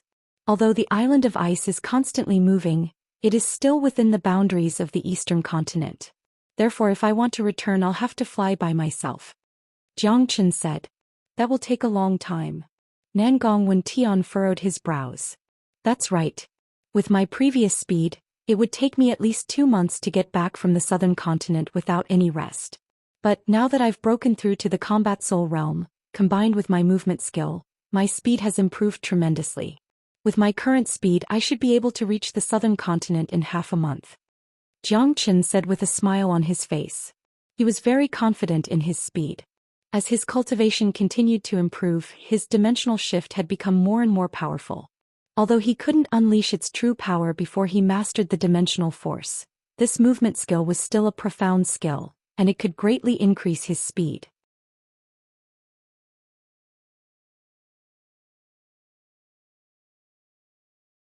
Once Zhang Chen broke through to the Combat King realm, he would be able to unleash the true power of the dimensional shift.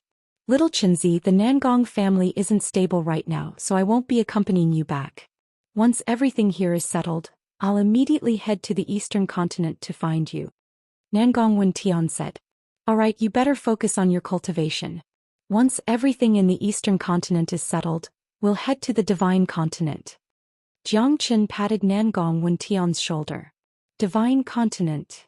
Nangong Wentian's face lit up. That was a pure land located at the center of the Saint Origin realm, the biggest piece of land. It was a place that countless warriors dreamed of visiting. That's right, a man born in this world doesn't seek to live forever, but to shine brightly like a shooting star. There's a more beautiful world out there and we have no reason not to explore it. Our blood will never be extinguished. The divine continent is a place where true warriors gather, and a combat king warrior is nothing to us. Only by working hard will we be able to find a foothold there. Therefore, brother, work hard. Jiang Chen smiled at Nangong Wentian. After that he turned into a trail of light and disappeared into the night. He had left and started his journey back to the southern continent. Blood, passion, I Nangong Wentian don't lack it. Nangong Wentian murmured to himself. Looking at Jiang Chen disappearing into the night, he suddenly felt his blood boiling.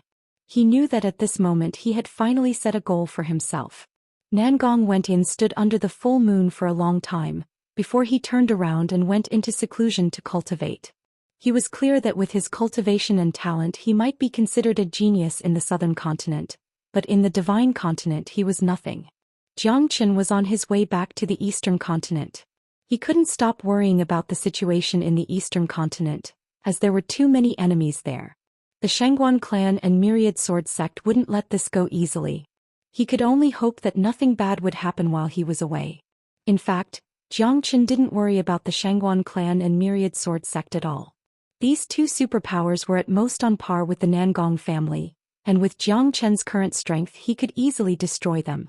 What worried Jiang Chen the most was the Martial Saint dynasty. It was a true colossus.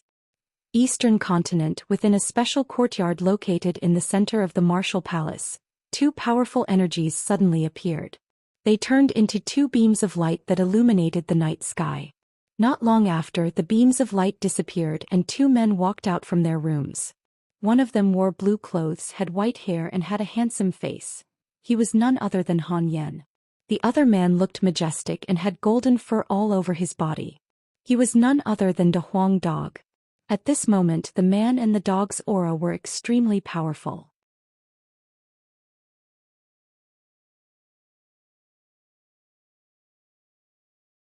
They looked at each other and laughed out loud. Brother Yen, De Huang, congratulations on breaking through to the combat soul realm. Yen Qinyu walked out from her room after sensing the powerful energies. When she saw Han Yen and De Huang Dog breaking through to the combat soul realm at the same time, a joyful expression emerged on her face. You broke through at the same time as this guy. De Huang Dog said with a smile on his face. A few days ago, De Huang Dog suddenly felt sleepy, so he immediately went back to his room to sleep.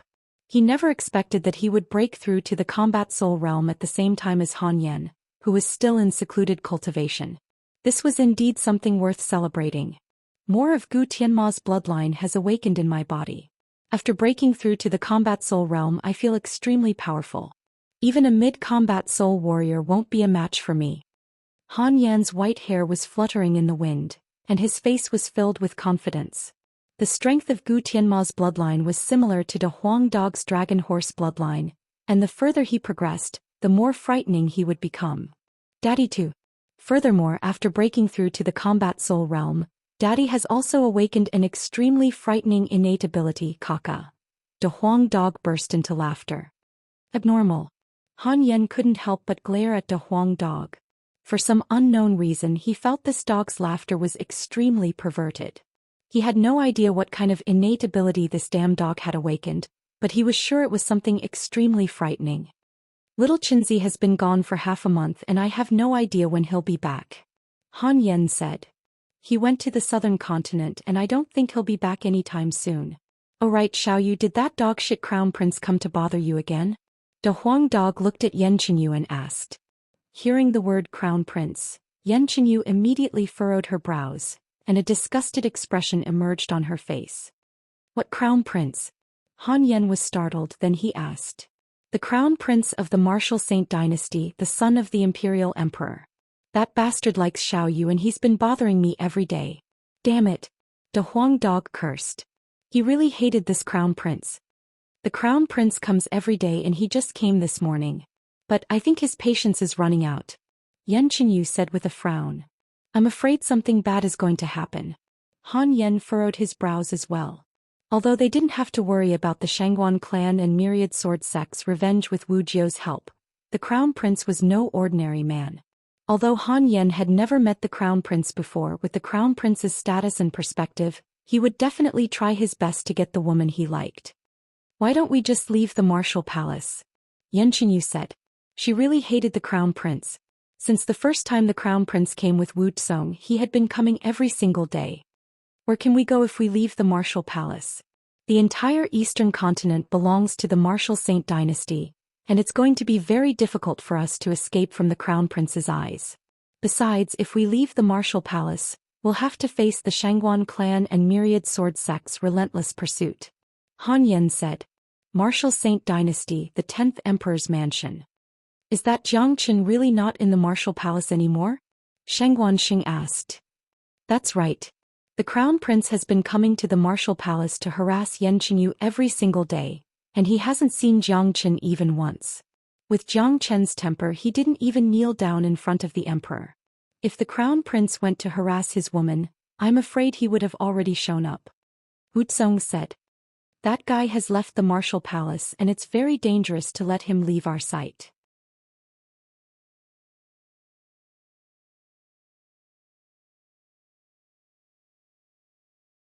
This guy has extraordinary talent and he's improving at an incredible speed.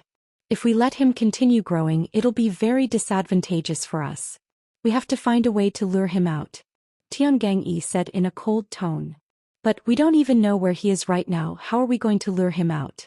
The 10th Emperor furrowed his brows. Don't worry, just wait. The Crown Prince has lost his patience with Yan Qinyu, and I'm guessing he's going to use some tricks.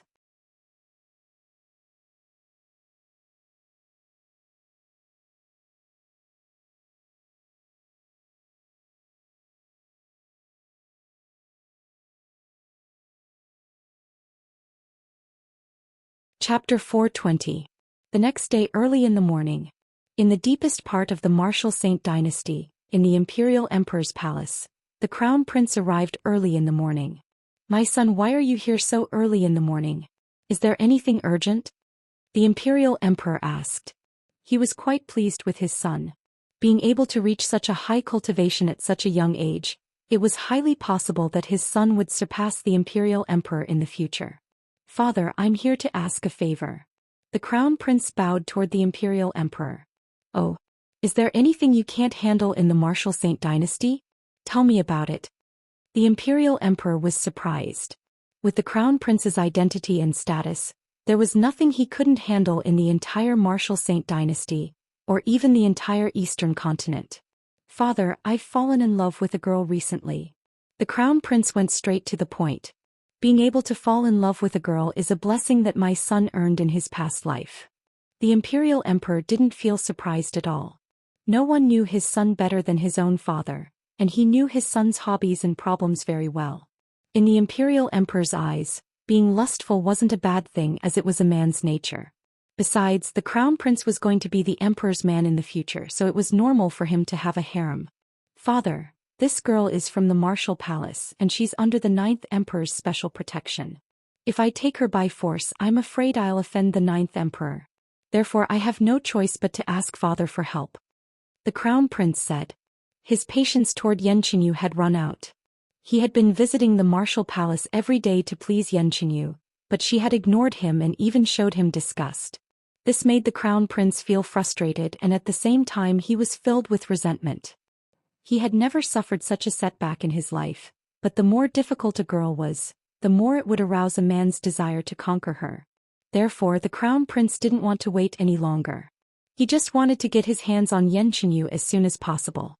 It's the 9th Emperor again. The Imperial Emperor furrowed his brows. Whenever the 9th Emperor's name was mentioned, he would have an uncomfortable feeling in his heart. Especially when the 9th Emperor was opposing him, the feeling would become stronger. Father, the 9th Emperor thinks that he has done a great job, and he's so arrogant that he doesn't even put you in his eyes. This is really damaging to your dignity. You should know that you're the true ruler of the Martial Saint dynasty, the true ruler. Don't tell me you still have to listen to that Wuxia? The Crown Prince said gloomily. The Crown Prince's words were like a sharp thorn poking into the Imperial Emperor's heart, causing his expression to change and a cold light to shoot out from his eyes.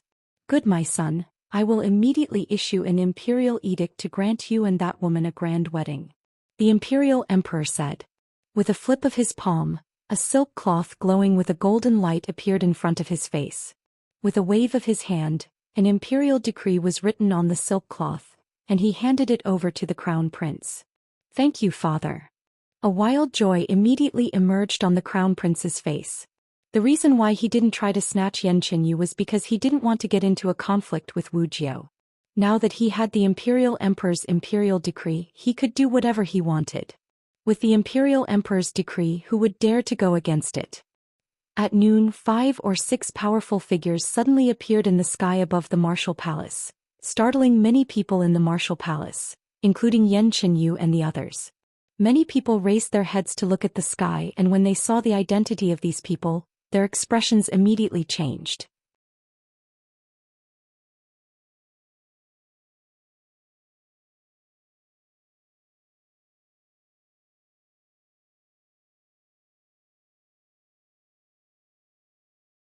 Now that the Imperial Emperor had personally issued an imperial decree, things had become extremely tricky. Perhaps even the 9th Emperor wouldn't be able to do anything about it. Right at this moment, Yu Zihan, Guan Yiyun and Tian Yishan, who were in secluded cultivation, walked into the courtyard from another courtyard. All 3 of them had heard the imperial decree, and their faces were filled with anger. Damn it! Why is this happening? Yu Zihan clenched his fists tightly. Damn it! Asking little Yu to marry that dog shit crown prince is bullshit. Worst comes to worst, we'll just have to fight. Han Yan's white hair fluttered in the wind. Asking Yan Qinyu to marry the crown prince? Not only Yan Qinyu wouldn't agree to it, Han Yan himself would never agree to it. Wei, who does that crown prince think he is? How can he be worthy of little Yu? Yu Zihan was a hot-tempered man, and Guan Yiyun and Tian Yishan were also filled with righteous indignation. However, all of them knew that this wasn't going to be an easy task. Yan Qinyu's face was filled with a gloomy expression, and she didn't say anything. In the sky, Wu Tsong looked at Yan Qinyu and said with a smile on his face, "Young Lady Yan, hurry up and accept the imperial decree. His Royal Highness, the Crown Prince, will be here to pick you up in a moment. Becoming the Crown Prince's concubine is a great honor, and young Lady Yan, you have to cherish it." No way. Before Yan Qinyu could say anything, Wu Jiu was the first to speak. "Old Jiu, are you going to defy the imperial decree?" The 7th Emperor Leng Leng said. "I said no, so no. Yan Qinyu is already a married woman, and she and Jiang Chen are already married. How can she marry the crown prince?" Wu Jiu said. He didn't know if Yan Qinyu and Jiang Chen were already married, but it was impossible for Yan Qinyu to marry the crown prince. Jiang Chen's anger wasn't something that anyone could withstand. Even if that's the case, so what? As long as His Royal Highness likes it, it's fine. Wu Tsong said with a smile. "I said no, so no. Tell the crown prince to give up and hand over the imperial decree." With a sway of his body, Wu Jiu suddenly appeared in front of Wu Kong. He reached out his hand and snatched the imperial decree from Wu Kong. Wu Tsong was so frightened that he quickly hid behind the 10th Emperor. "Old Jiu, what are you doing? How dare you try to snatch the imperial decree?" The 10th Emperor shouted. "Let alone the imperial decree, even if the imperial emperor came here himself, there's no room for negotiation." Wu Jiu was extremely domineering. He exerted his strength and tore the imperial decree into pieces. Wu Jiu was a man with a true heart. Ever since Jiang Chen saved him from the poisonous miasma space, Jiang Chen, his brother, had become the most important person in his life. He owed Jiang Chen his life, and at this critical moment he wouldn't hesitate even if he had to give up his life. Wu Jiu knew how important Yan Qinyu was to Jiang Chen. If anything happened to Yan Qinyu while Jiang Chen wasn't here, he wouldn't be able to answer to Jiang Chen. "Presumptuous. Wu Jiu, how dare you tear the imperial decree? This is a crime punishable by death." The 7th Emperor unleashed his energy and shouted at Wu Jiu. At the same time, many people were shocked. Tearing the imperial decree with one's own hands was something that had never happened before. In the entire Martial Saint dynasty, perhaps Wu Jiu was the only one who could do such a thing. This was a crime punishable by death. "Lord Jiu is truly a man with a true heart, I like it." Yu Zihan had nothing but admiration for Wu Jiu. "It's over." De Huang Dog let out a sigh and shook his head. Jiang Chen had told him about the Martial Saint dynasty. Although Wu Jiu had a noble status, the imperial emperor had long held a grudge against him.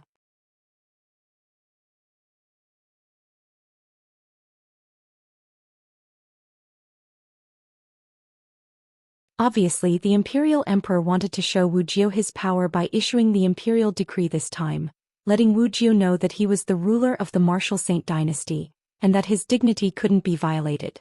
However, not only had Wu Jiu disobeyed the imperial decree, he had even torn it in front of everyone. This was equal to slapping the imperial emperor's face in front of everyone, and it gave the imperial emperor an excuse to punish Wu Jiu. I'm going to see the imperial emperor. Wu Jiu coldly harumphed and prepared to fly toward the martial Saint dynasty. There's no need. Right at this moment, another figure came from afar. This man was handsome and had a majestic appearance. He was wearing a golden robe, and behind him were dozens of golden guards in golden armors. He was none other than the crown prince. Wu Jiu, you've torn the imperial decree, showing no respect to the imperial emperor. That's a crime punishable by death. As the crown prince, I'm going to arrest you in front of everyone. The crown prince's voice was extremely powerful.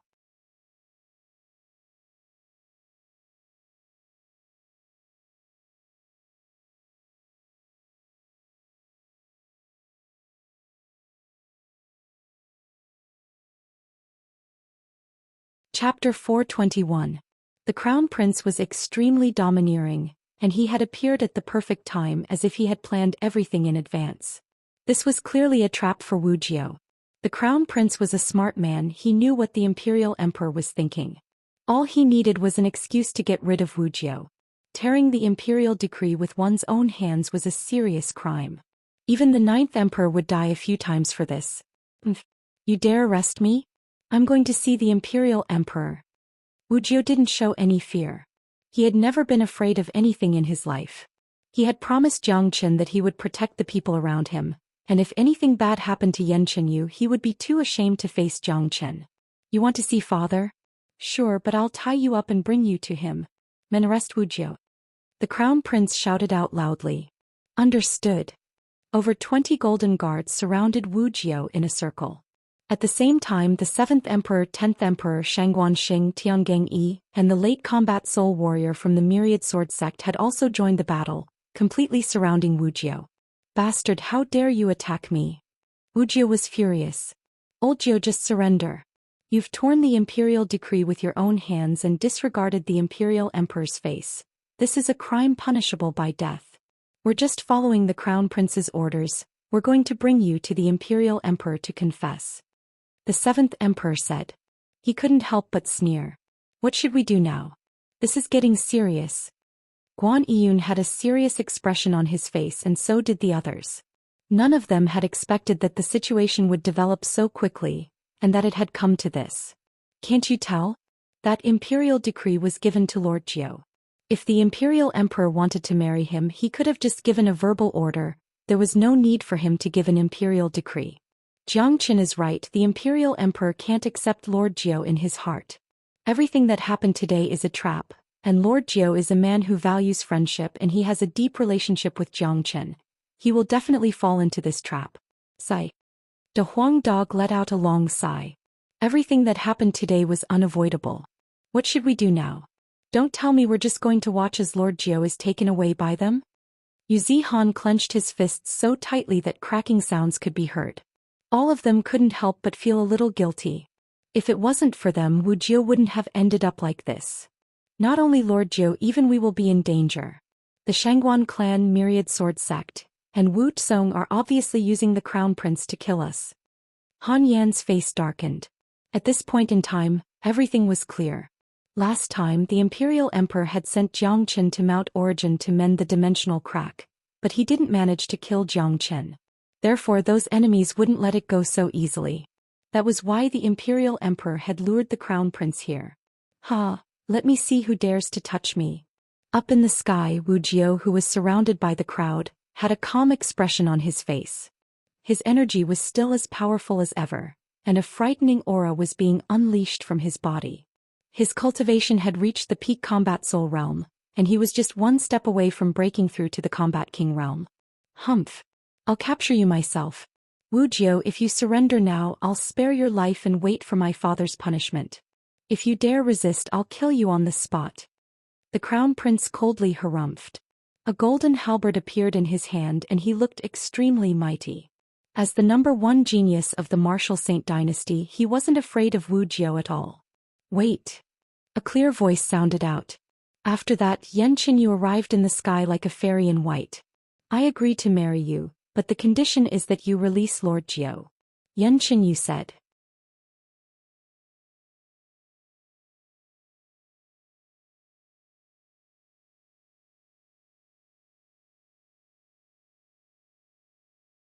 What? Hearing this, Wuxiu Hanyan and the others cried out in shock at the same time. They stared at Xianxia with shock in their eyes. No, I don't agree. Wuxiu said with a stern voice. He knew that Xianxia was doing this to save him, but he could never let her return to her original form, which would be like a lamb walking into a tiger's mouth. If that happened, even if he managed to save his own life, he wouldn't be able to see Jiangchen again. Will you come back? If worst comes to worst, I'll just fight them. Han Yan's body was filled with demonic energy. His white hair was fluttering in the wind, making him look like a demon king. He had no choice but to fight them. Even if he couldn't defeat them, he couldn't just give up. That's right. Who does that crown prince think he is? How dare he set his eyes on little Yu? Yu Zihan's eyes had turned red as well. Guan Yiyun and Tianishan were ready to fight as well. Jiangchen had saved their lives, and now that Yanqinyu was in trouble, they couldn't just stand there and do nothing. De Huang Dog was the only one who remained calm. He knew Yanqinyu's feelings for Jiangchen too well. He would rather believe that Yanqinyu would die than marry someone else other than Jiangchen. Besides, Yanqinyu was no longer a young girl who had just started her cultivation. After experiencing life and death situations, she had gone through a tremendous transformation. She must have her own plan for coming out at this moment. Up in the sky, when the crown prince heard that Yanqinyu had agreed to marry him, a look of extreme joy emerged on his face. Right now the only thing he cared about was Yanqinyu's attitude towards him. Miss Yan, are you serious? The crown prince looked at Yanqinyu. That's right. I agree to marry you and you promised to let the 9th emperor go. Yanqinyu said. Bastard. Wujiu was completely enraged. He unleashed his energy and prepared to attack Shangguan Xing, who was the closest to him. Stop. Yanqinyu shouted coldly, 9th emperor, this is my own business. Who I marry has nothing to do with you. Yanqinyu's words were extremely cold. After saying that, she immediately used her divine sense to communicate with Wujiu Hanyan and the others. 9th emperor, brother Yan De Huang, I'll leave with the crown prince. After I leave, you guys should find a way to escape from this place. Don't worry about me, I have my own ways to escape. Just like what De Huang had said, Yanqinyu was no longer the ignorant girl who had just started her cultivation. After following Jiangchen for such a long time, she had learned how to remain calm. Looking at the current situation, if she didn't stand out, Wujiu would be killed and they would be killed as well. The crown prince had come prepared and he wouldn't let any of them go. Furthermore, Wujiu had torn the imperial decree impulsively, giving the crown prince an excuse to deal with Wujiu.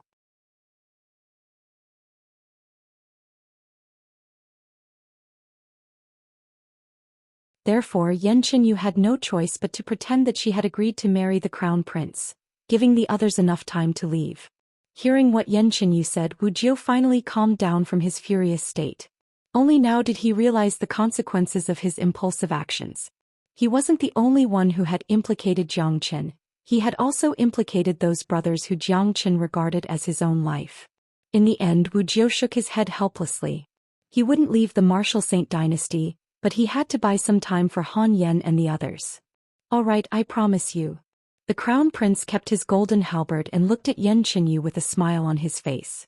As long as he could marry Yanqinyu, he wouldn't pursue Wujiu for the time being. After all, Wujiu wouldn't be able to escape and he would have plenty of chances to do so in the future. Crown Prince, Wujiu tore the imperial decree. This is a crime punishable by death. The 7th emperor looked at the crown prince.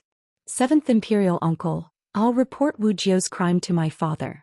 Today is my wedding day, so all of you can leave now. The crown prince waved his hand, and the golden guards immediately retreated from the encirclement. As the commander of the golden guards, the crown prince was their direct superior. Therefore they had to obey his orders unconditionally. The 7th emperor and the others retreated as well. Although they weren't satisfied with the fact that they couldn't punish Wujiu today, they weren't idiots. They knew that they couldn't spoil the crown prince's mood. After all, Wujiu had already committed the crime of tearing the imperial decree, and he would be punished sooner or later. Miss Yen, Now you can follow me to the Crown Prince's palace, right? The Crown Prince looked at Yan Qinyu and revealed a smile that he thought was extremely gentle. Yan Qinyu nodded and walked to the Crown Prince's side. The Crown Prince reached out his arm and was about to put his arm around Yan Qinyu's waist, but Yan Qinyu sensed it and moved aside. Your Highness, I've already promised to marry you. Before I marry you, please respect me. Alright, I was being too reckless. The Crown Prince hurriedly smiled apologetically, but in his heart he was cursing. However, he liked a conservative and pure woman like Yan Qinyu the most. The harder it was to touch her, the more his heart itched. I'll let you be arrogant for a while. After all, there are only 3 days left. After you marry me, I'll definitely teach you a good lesson. The Crown Prince thought to himself. He was already imagining how he would teach Yan Qinyu a lesson. Go. Yan Qinyu said. The Crown Prince hurriedly walked to Yan Qinyu's side. The two of them flew up into the sky, followed by the golden guards. Seeing this, Yan Qinyu stopped and said with a frown, I want to be alone with the Crown Prince. You can leave now. Hearing this, the golden guards immediately looked at the Crown Prince. They had always listened to the Crown Prince's orders. Didn't you hear, Miss Yan? The two of us want to be alone, why are you following us? The Crown Prince scolded the golden guards. The golden guards bowed to him, then they flew in another direction. The Crown Prince didn't mind Yan Qinyu's actions at all. Yan Qinyu was just an early combat soul girl, and even if she had wings she wouldn't be able to escape from his palm. Crown Prince, let's go. After saying that, the two of them turned into 2 trails of light and disappeared from the scene. Wu Jiu's face darkened as he looked at the 2 disappearing women. He turned to the 7th Emperor and the others and shouted, Get lost. Old Jiu, what are you being so arrogant for? Tearing the imperial decree with your own hands is a capital offense. Sooner or later, you'll be punished by the imperial emperor. The 7th Emperor coldly harumphed.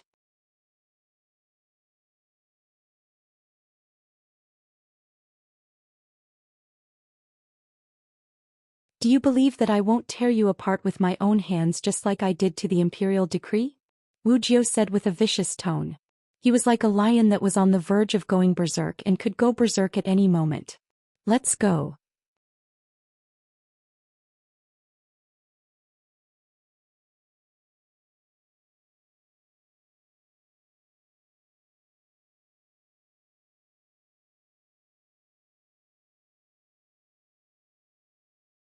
Chapter 422.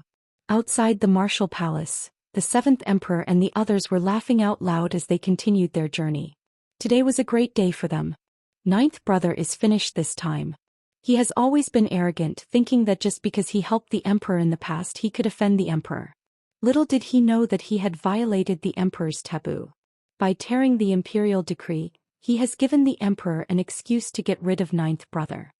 The 10th Emperor said with a complacent expression. Even after what happened today, that Jiang Qin still hasn't shown up. It looks like Jiang Qin is really not in the martial palace. This man is extremely dangerous and we must lure him out.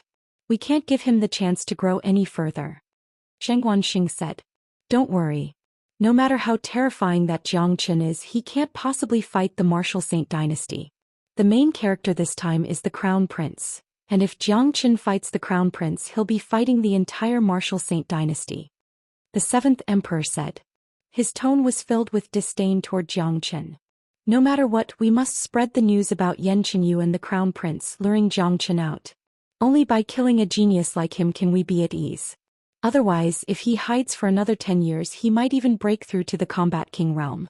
At that point of time, even the martial Saint dynasty won't be able to capture him. Tian Gangyi said. Dat sect chief is right. This Jiang Qin is indeed an extremely dangerous man, and we must get rid of him as soon as possible. Wu Tsong's eyes flickered. He had personally experienced how terrifying Jiang Qin was. Although he was his enemy, he had to admit that if Jiang Qin was given enough time to grow, it would be like nurturing a tiger and the consequences would be dire. In the martial palace, after Wu Jiu returned, he immediately woke up Wu Lang, who was in secluded cultivation, and gathered with the others. When Wu Lang found out about everything that had happened during this period of time, his expression instantly changed. How could this be? Wu Lang almost cried out in shock. He never thought that so many things would happen during his secluded cultivation, and today, everyone's lives were in danger. Lang, there's a back door at the back of the martial palace. All of you leave from there immediately. Go as far as you can and don't show yourself before Jiangchen returns. Wujiu said in a serious tone. Lord Jiu, what about you? Han Yan asked. I can't leave. I'd like to see if His Majesty will really deal with me like what Brother Jiangchen said. Wujiu said. As a matter of fact, he was already aware of the recent events. He recalled the advice that Jiangchen had once given him. He didn't expect that Jiangchen's advice would actually come true. Lord Jiu, don't be so naive. The imperial decree that was announced recently was a trap set for you. The imperial emperor will definitely deal with you as you have offended his dignity. Han Yan said. That's right, Dad. Let's leave together.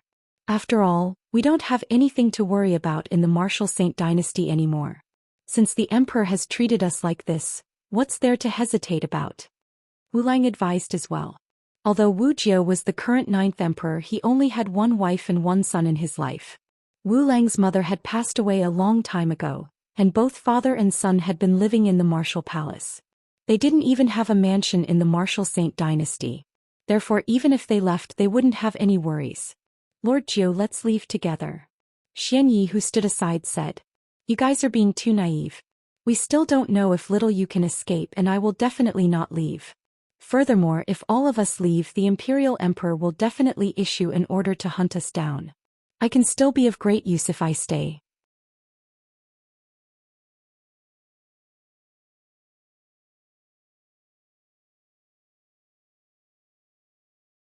Furthermore, I don't believe the imperial emperor will really deal with me. Wujiu said. Even now, he still hadn't given up on the brotherhood he had with the imperial emperor. Dad, if you don't leave, I won't leave either. Wu Lang's expression changed. Leave with Han Yan and the others. If something unexpected happens, I will still have a bloodline. Wu Jiu glared at Wu Lang. Lord Jiu, I will follow you for the rest of my life. Even if I have to die, I want to die with you. Therefore, don't tell me to leave. Xianyi said with a relaxed expression, showing his determination to follow Wu Jiu. Wu Jiu looked at Xianyi, and after some time he let out a sigh and said, Sigh. Xianyi, it's really hard for you to follow me. Wu Jiu heavily patted Xianyi's shoulder. He knew how loyal Xianyi was to him. Even if he tried to drive him away, he would not be able to do so. Wu Jiu had been imprisoned in purgatory for 10 years, and Xianyi had guarded purgatory for 10 years. Wu Jiu would never forget this friendship. In Wu Jiu's heart, Xianyi was no longer his subordinate but his brother. Han Yan and Big Yellow both let out a long sigh. They knew Wu Jiu would never leave, and it was useless to try and persuade him. But they had to leave. If not, Yan Qinyu's heroic act of risking her life would go to waste. In the end, Han Yan and the others stepped into a secret tunnel and left the martial palace. Although Wu Lang was unwilling, he had no choice but to follow. Outside of Mount Wufu, it was a desolate place, just like the mood of these people. We're out, but where are we going? Yu Zihan asked in a sullen tone. Let's find a hidden place to hide first and keep an eye on the situation. De Huang Dog suggested. I wonder how little Yu is going to escape. The crown prince is not easy to deal with. Han Yan said worriedly. You guys leave this place first, I'll go check it out. After saying that, De Huang Dog's body swayed and disappeared. Ayen, will De Huang be in danger? Guan Yiyun was worried. Don't worry, that dog is very smart. It won't be easy to kill him. Han Yan was very confident in De Huang. This dog was too smart, and in this world there weren't many people who could kill De Huang Dog. On the other side, on the way from the martial palace to the martial Saint dynasty, they were passing by a mountain range. Yan Qinyu, who was traveling at high speed, suddenly slowed down and fell behind the crown prince. A trace of coldness flashed in Yan Qinyu's eyes. Without any hesitation, she unleashed an ice sword, thrusting it toward the crown prince's back. As if the crown prince had sensed something, he turned around and punched the ice sword, shattering it into pieces. How dare you sneak attack me? Anger immediately emerged on the crown prince's face. Too bad I couldn't kill you. Yan Qinyu wore a cold expression.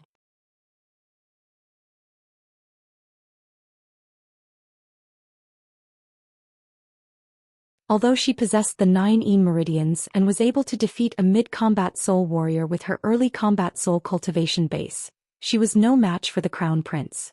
Furthermore, the crown prince was a late combat soul warrior, and the gap between them was too huge. Only a monster like Xianxia, who could attract heavenly tribulation at the combat soul realm, would be able to defeat the crown prince.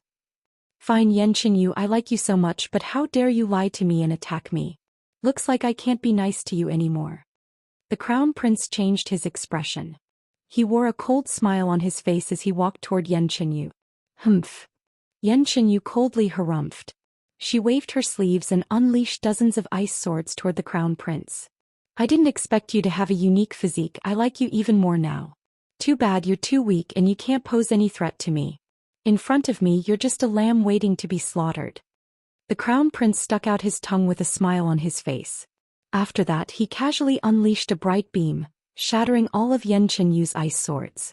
Bitch, since you don't know what's good for you, I'll kill you right here and now. The crown prince revealed his true form as he walked toward Xianxia. Swoosh. Suddenly, an extremely strong wind swept toward the crown prince's back. The crown prince's expression changed as this wind was much stronger than Xianxia's attack. Without any hesitation, the crown prince turned around and saw a 30-meter-tall gigantic monster punching toward him with its gigantic fist. The crown prince didn't dare underestimate this monster, because he had noticed that not only did this monster have a strange appearance, its aura was incredibly powerful as well. It was a late combat soul warrior. However, the crown princess was an expert amongst experts after all. Her reactions were extremely fast and she suddenly punched out. The punch was extremely powerful, shooting out with boundless light. It fused with a powerful battle skill and collided head-on with the monster's huge fist. Rumble. Even the air was trembling. That gigantic monster was the Ice Demon King released by Xianxia. Tap tap tap. The Ice Demon King was knocked back dozens of steps before it could regain its balance. Although it was a formidable monster, it was no match for the crown prince, who was also a combat soul warrior. Swoosh! Right when the Ice Demon King was knocked back, Xianxia's attack arrived from behind. She unleashed her ice energy, which transformed into a sharp sword and pierced toward the crown prince's body. Buzz! The crown prince swung his arm and a golden halberd appeared in his hand. He casually turned around and swung it, shattering Xianxia's attack. Roar! The Ice Demon King didn't give the crown prince any more chances to hurt Xianxia. It once again dashed toward the crown prince with incredible speed. Xianxia, I didn't expect you to have such a monstrous helper. No wonder you dared to attack me. However, if you think this is all you can rely on, you're too naive. I'll let you witness my true abilities. I'll kill this monster first, then I'll deal with you later. The crown prince unleashed his energy. The golden halberd in his hand shone brightly, and it pierced through the Ice Demon King's head in the blink of an eye. The Ice Demon King only had brute strength, but it didn't know how to use any combat skills. Therefore it was no match for the crown prince at all. Of course, the Ice Demon King had its own incredible ability. It couldn't be killed. Especially when it was with Xianxia, it was almost immortal. Bang! The halberd pierced through the Ice Demon King's head. A powerful force burst out from the halberd, instantly shattering the Ice Demon King's body. So weak. The crown prince mocked. After that he turned around and looked at Xianxia. So this is what you're relying on? Too weak.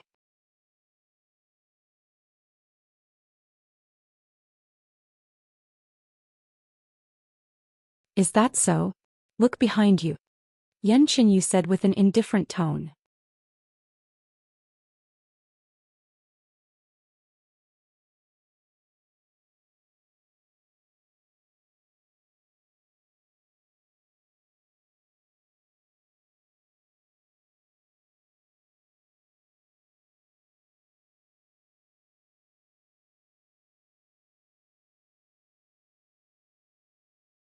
This was the woman he had been trying to get his hands on, and he hadn't even touched her yet, so how could he just kill her? As for the crown prince, who was distracted by the Ice Demon King's immortal body, he had forgotten that he could still capture Xianxia and use her to threaten the Ice Demon King. For him, capturing Xianxia was still an easy task. Unfortunately, the crown prince's mind was in a mess right now. All he could think about was fighting the Ice Demon King and killing it. He didn't have the time to think about other strategies. What he didn't know was that if the battle continued like this, he would be the one at a disadvantage. No matter how strong the crown prince was, he would eventually run out of energy, and that was exactly what Xianxia wanted. Right at this moment, None of the three people in the middle of the battle noticed that a Dahuang dog had appeared not far away from them. He was sneakily sneaking around with a malicious smile on his face. Jejia, little you is getting more and more sinister. She actually tricked the crown prince into coming to this damned place to fight. But that monster is really powerful. I can't believe it can't be killed. It's even scarier than the 9-life crystal beast in Inferno Hell. I really wonder how little Qinzi managed to subdue this big guy. De Huang Dog murmured to himself. He had been here for a while and he had clearly seen the battle between Yan Qinyu the Crown Prince and the Ice Demon King. However, he hadn't done anything yet. This dog was a smart man. He didn't attack because it wasn't the best time yet. De Huang Dog knew that he had just broken through to the combat soul realm, and his combat strength was at most equal to Yan Qinyu's.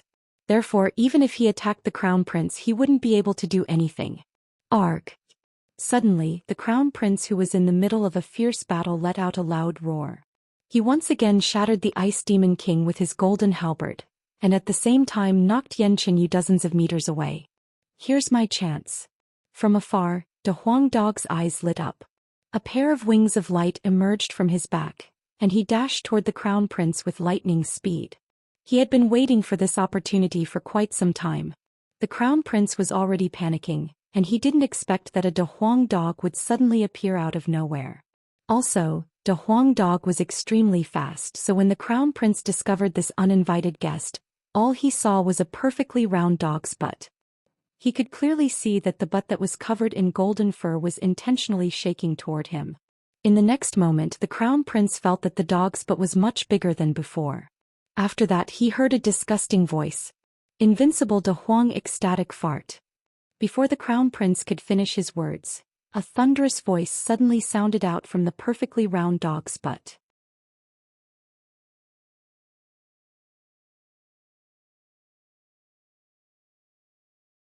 It was extremely loud, and it was even louder than a thunderclap. It could even be described as earth-shattering. Rumble. Just this sound alone was enough to deafen people. However, what was truly terrifying was definitely not this sound, but the massive green air that instantly rushed out from the dog's butt. That's right, it was green. Or rather, it was just a fart. The green air shot out like a cannonball and then exploded, turning into a massive green fog. Without any deviation, it just happened to envelop the Crown Prince. Everything happened too quickly and it was too shocking. The Crown Prince, who was already panicking, didn't even have the chance to react before he was hit. With the Crown Prince's strength, if he was at his peak, he might still be able to dodge it. However, it was a pity that De Huang Dog had already seized the opportunity and wouldn't give the Crown Prince any time to react. Hence, ugh, fuck, it's so smelly. I'll fuck you, ugh. The Crown Prince had completely gone crazy. He didn't even have the slightest bit of his image as a Crown Prince. He immediately vomited crazily and he didn't forget to curse loudly. The Crown Prince tried his best to dodge, but the green air was like a tarsal bone. Wherever the Crown Prince went, it would follow. He couldn't get rid of it no matter how hard he tried. Wakaka. De Huang Dog turned around, threw his head back and let out a loud laugh. This master dog's ecstasy fart is delicious, right? Yan Qinyu furrowed her brows. Even though she was standing far away from the Crown Prince, she could still smell the foul stench coming from the Crown Prince. Not only was this dog's fart stinky, it also had a fishy smell. It was simply invincible, and it wasn't difficult to imagine what kind of torture the Crown Prince was going through right now. Puppy dog, you. Yan Qinyu was speechless as well. Only now did she remember that after De Huang Dog broke through to the combat soul realm, he had awakened an extremely powerful innate skill. At that time she felt that De Huang Dog's tone was a bit obscene, but now she realized that this invincible skill could no longer be described as obscene. Invincible De Huang ecstasy fart. Just the name alone was enough to make anyone faint. Just by looking at the Crown Prince being tortured, one could easily imagine how powerful this fart was. It was truly a must-have skill for disgusting people. Bastard. I'm the Crown Prince. I'm going to kill you, ugh. The Crown Prince felt like he was going crazy. He never knew that there was something in this world that could unleash such a heaven-defying fart. Arg.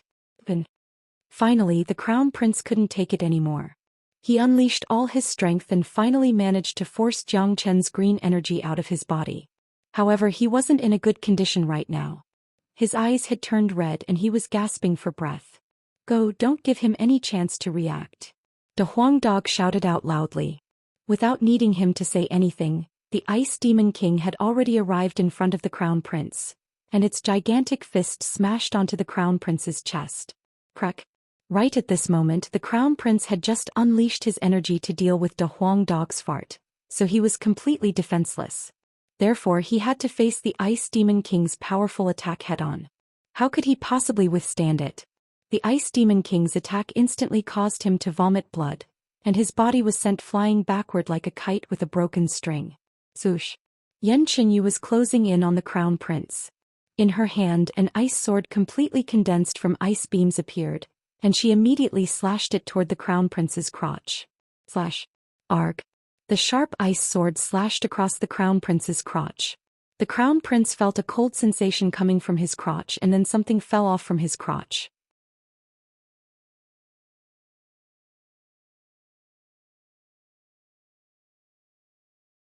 Blood gushed out like a fountain, instantly dyeing his pants red. The Crown Prince seemed to have sensed something, and he immediately let out a heart-wrenching roar. That was the most important part of a man, and if it was cut off, even if he had a heaven-defying pill, he wouldn't be able to grow it back. A boundless fear and pain came from his crotch, causing the Crown Prince to instantly fall into a state of madness. He let out a heart-wrenching roar. He knew that he had been crippled. This was something that no man could accept, and it had actually happened to him, the Crown Prince. How was he going to live after this? Let's just kill him. Yan Qinyu said. Don't kill him, spare his life first. Lord Zhou is still in the martial palace, and if we kill the Crown Prince, the Imperial Emperor might go berserk, and the first one to suffer would be Wuxia. His current condition is worse than death. The Huang dog said.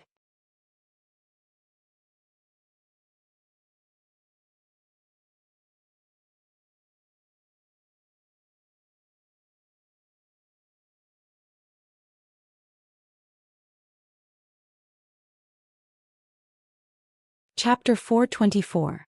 At the edge of the southern continent, a white-clothed figure was flying across the sky like a bolt of lightning. This white figure was none other than Zhou Xian, who was rushing to the eastern continent from the southern continent. Zhou Xian, who was traveling at high speed, suddenly felt a wave of anxiety in his heart. This kind of anxiety was exactly the same as when he killed the blood devils in Yellowstone. A bad premonition emerged in Zhou Qian's heart. Damn it, this is so annoying. I hope nothing bad will happen to me. Zhou Qian cursed. He unleashed the dimensional shift to its limit, increasing his speed once again. It would take him at least half a month to reach the eastern continent, and that was under the condition that he didn't encounter any obstacles along the way. Traveling like this was extremely boring. Therefore, Zhou Qian simply took out the third fragment of the Heavenly Saint Sword. Every time I fuse a fragment of the Heavenly Saint Sword, its power will increase dramatically. Now that I've obtained 3 fragments, I'm afraid I'll have to wait until I reach the Divine Continent to find the remaining 4 fragments. Now that I've fused all 3 fragments together, the Heavenly Saint Sword will immediately possess the power of a king weapon, and I'll be able to fight an ordinary king weapon. Zhou Qian thought to himself. He was very confident in his Heavenly Saint Sword. Furthermore, after obtaining the 3rd fragment, he would be able to use the 9 solar energies to produce 9 solar holy water at any time. This was a huge fortune. The Heavenly Saint Sword's material was extremely hard, and it was no doubt very difficult to fuse with it. However, it was different for Zhou Qian. He was the Heavenly Saint Sword's master, and his origin was connected to it. Furthermore, apart from the true dragon flame in his body, he also had the Heavenly Lightning Flame, which was the purest form of yang. When these 2 flames fused together, its power would be unimaginable. With the help of these 2 flames and the great soul derivation skill, fusing with the Heavenly Saint Sword was a piece of cake. While Zhou Qian was fusing with the Heavenly Saint Sword while traveling, the Martial Saint dynasty was in an uproar. Inside the Martial Saint Palace, with a grim expression, the Imperial Emperor stared at the Crown Prince who was lying on the ground. Right now the Crown Prince was in a coma. Having his genitals cut off was a fatal injury for any man. Even though the Crown Prince was a late combat soul warrior, he still couldn't withstand the pain. Coupled with the humiliation and hatred he felt, it was normal for him to faint on the spot. Inside the palace, dozens of emperors Shangguan Xing and Tiangang Yi were all present. None of them dared to breathe too loudly. They weren't idiots, they knew that the Imperial Emperor was currently in a state of rage. Although he didn't show it, they knew that they couldn't afford to offend him. "Tell me who did it." The Imperial Emperor's voice was so cold that it could freeze anyone who heard it. The pressure of a combat king warrior was unleashed from his body, causing everyone to feel as if they were suffocating. This was the gap between a combat soul warrior and a combat king warrior that couldn't be crossed. This was the pressure unleashed by a true superior. The Imperial Emperor was furious. There was no way he wouldn't be furious. Castrating the Crown Prince was something that had never happened in the entire history of the Martial Saint dynasty. The current Crown Prince, the heir to the throne, had been castrated by someone. Not only was the Crown Prince castrated, it was a direct slap to the Imperial Emperor's face. This was a provocation to the entire Martial Saint dynasty. Putting all this aside, the Crown Prince was the Imperial Emperor's son, the son he was most proud of. If not, he wouldn't have chosen him to be the Crown Prince.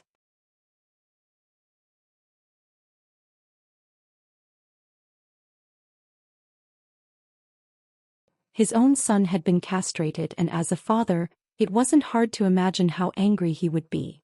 Plop, a late combat soul golden guard knelt down onto the ground and said with a trembling voice, "Imperial Emperor, when I found the Crown Prince, he was still conscious. It was Yan Qinyu who did it." "Isn't that Yan Qinyu only an early combat soul warrior? How could she possibly hurt the Crown Prince?" The Imperial Emperor's voice became louder. "I don't know." The Crown Prince only said a few words before he fainted. The Golden Guard told the truth. "Imperial Emperor, this is a blasphemous act, we can't let him off easily." The 7th Emperor took a step forward and said with a loud voice, "Imperial Emperor Wuxia is related to all of this." Today the Crown Prince went to the Martial Palace to issue the Imperial Decree, but Wuxia tore the Imperial Decree in front of everyone, showing no respect for the Imperial Emperor. That Yan Qinyu colluded with Wuxia and attacked the Crown Prince. Perhaps Wuxia is related to the Crown Prince as well. I suggest the Imperial Emperor immediately issue a decree to capture Wuxia and kill all those who are related to Jiangchen, especially that Yan Qinyu. The 10th Emperor said in an eerie manner. Shangguan Xing and Tiangang Yi, who stood next to him, didn't show any of their expressions, but deep down they were extremely happy. They never thought things would turn out like this. The Crown Prince had been castrated. With this, no one would be able to escape from the blame, as the Imperial Emperor would never let this matter go. This result was much better than what they had expected. "Wuxia, I've always treated you well, but you've betrayed me." The Imperial Emperor clenched his fists so tightly that cracking sounds could be heard. After that, he said to the crowd with a loud voice, "Pass down my order, head to the Martial Palace and capture Wuxia as well as all those who are related to Yan Qinyu. Capture them all. If anyone dares to resist, kill them on the spot." "Yes, Imperial Emperor." The crowd cupped their fists toward the Imperial Emperor, then walked out of the Martial Saint Palace. This time all the emperors, including the late combat soul Golden Guard, were dispatched. Obviously the Imperial Emperor was serious this time. After everyone left, the Imperial Emperor stared at the Crown Prince who was lying on the ground. A strong killing intent emerged from his body. "Whoever dares to touch the Crown Prince, none of you will be able to live." The Martial Palace. It was already dusk, and the storm that happened during noon had yet to settle down. The entire Martial Palace was still in a state of turmoil, and everyone was talking about what had happened. Everyone in the Martial Palace knew that the palace chief was doomed. The Martial Palace belonged to the Martial Saint dynasty, not an individual.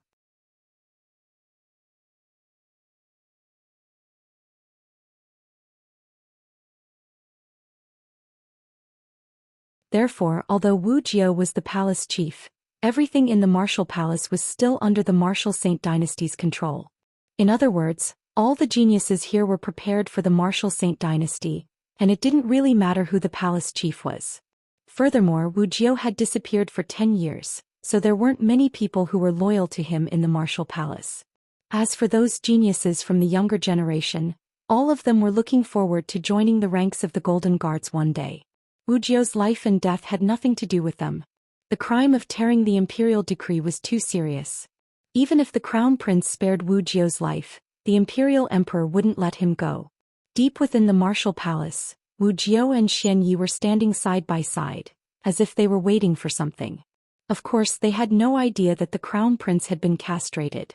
Xianyi, do you think the imperial emperor will punish me? Wujiu asked. In fact, in his mind he had always treated the imperial emperor as his brother, just like how he was willing to give up the spot to enter the island of ice for his brother. Xianyi shook his head and didn't say anything. As the saying goes, the onlooker sees everything clearly. Xianyi wasn't an idiot, he believed in Jiang Chen's judgment. Furthermore, as the imperial emperor, he wouldn't want his life to be marked by someone else.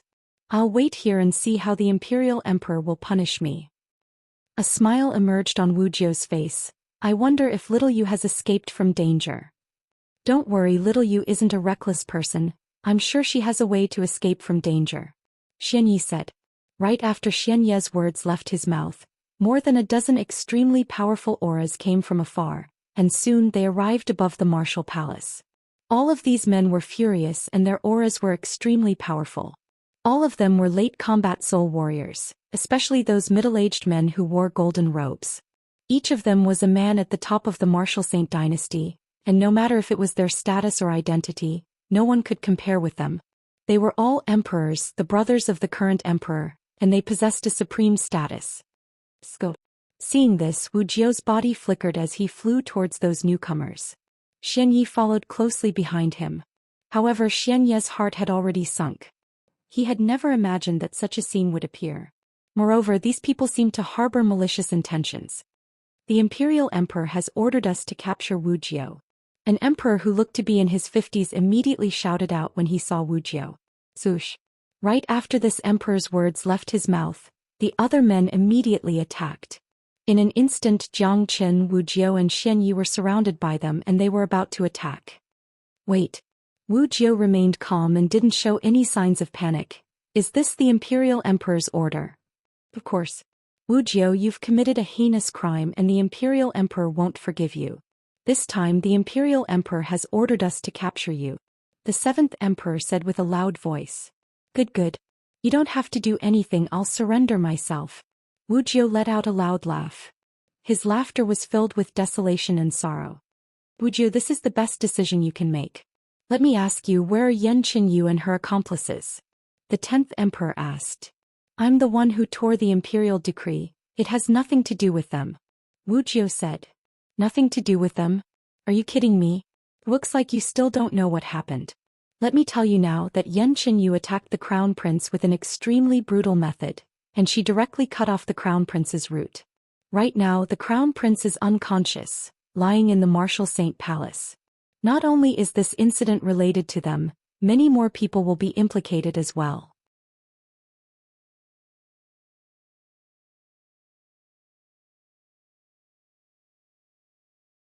Let me tell you, this is a crime worthy of having their entire family executed.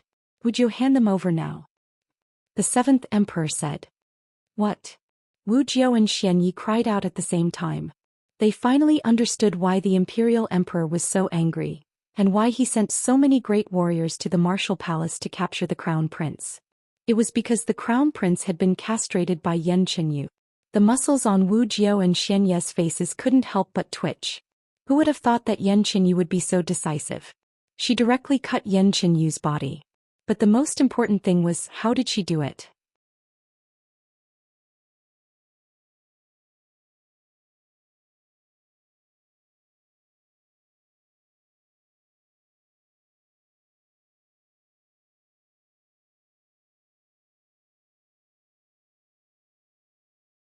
Chapter 425.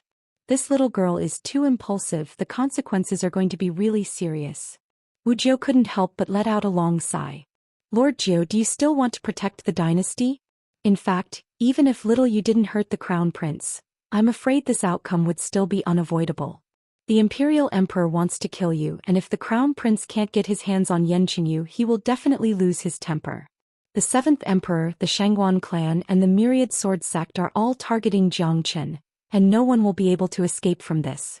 Therefore, I think even if Yan Qinyu kills the crown prince, the consequences will still be the same. All of this is within Jiang Chen's expectations, it's just that it came too soon. Xianyi said with a sigh. Although he was from the martial saint dynasty, he didn't work for them. He would only follow Wu Jiu for the rest of his life, And now that the Imperial Emperor wanted to kill Wujiu, his impression of the martial Saint dynasty had fallen to the bottom. Wujiu, stop wasting time. Hurry up and hand over all the people related to this matter. Also, bring your son Wu Lang to the martial Saint Palace and await the Imperial Emperor's punishment.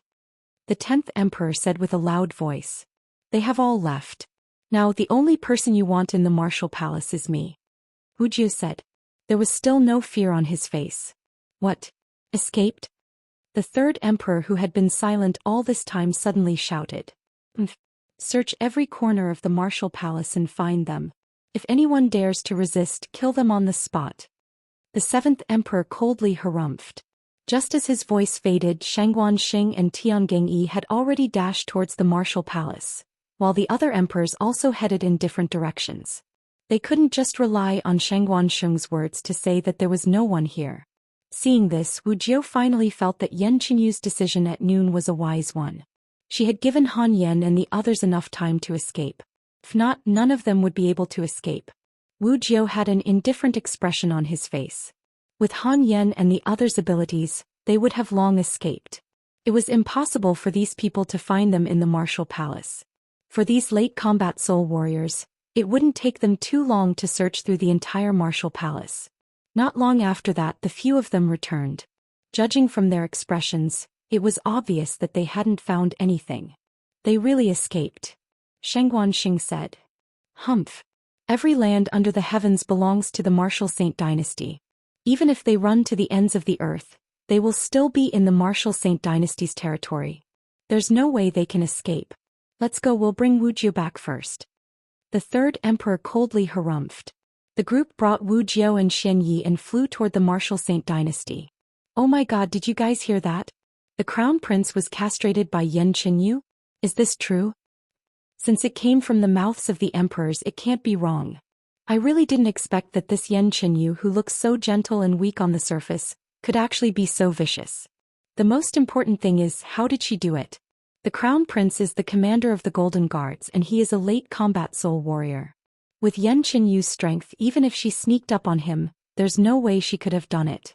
This is really strange. Palace Master is done for this time.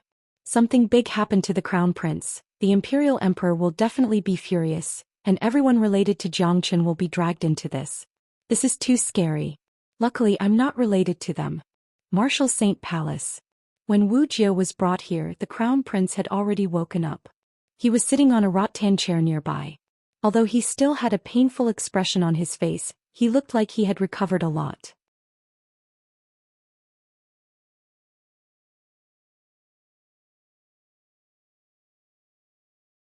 After all, the crown prince was a late combat soul warrior, and although he had become a eunuch, his recovery speed was still much faster than ordinary men.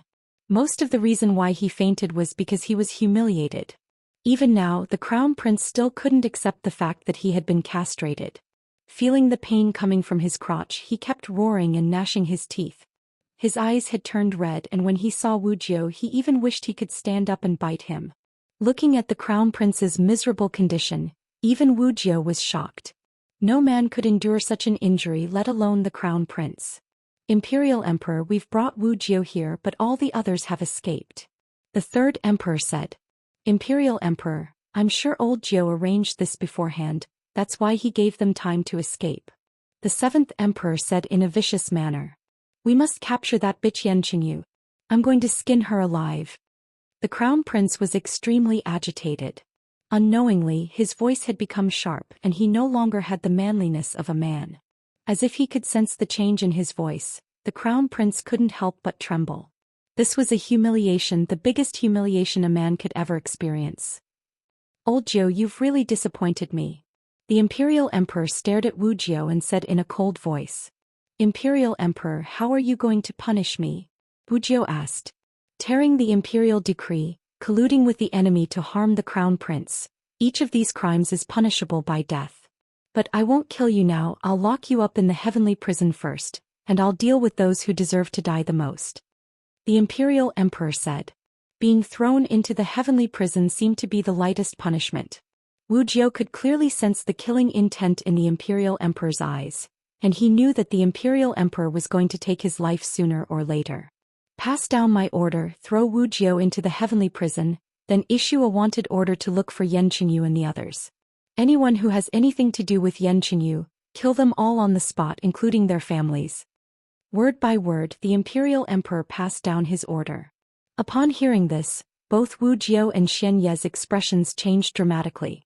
They never expected the Imperial Emperor to be so cruel. Imperial Emperor, I'm the one who did all of this. If you want me to die, please execute me now. It has nothing to do with anyone else. Wujiu hurriedly said. What a joke. Implicating 9 generations? This would implicate too many people, and anyone who was related to Yan Qinyu and Zhangchen would be implicated as well.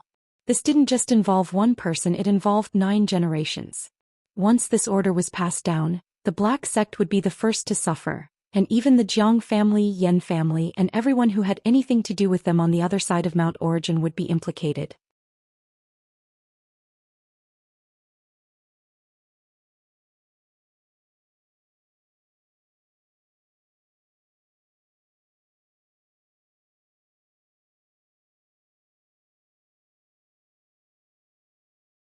It was hard to say whether or not he would bring a disaster to the Martial Saint dynasty.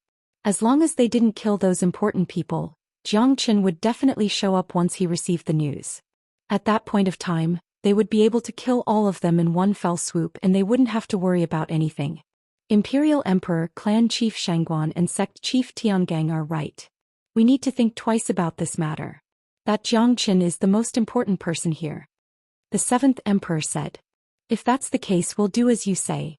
Imprison all the people and powers related to this, then spread the news and lure Jiang Qin out. The Imperial Emperor said after thinking for a while. Find that bitch Yan Qinyu and hand her over to me and that damn dog.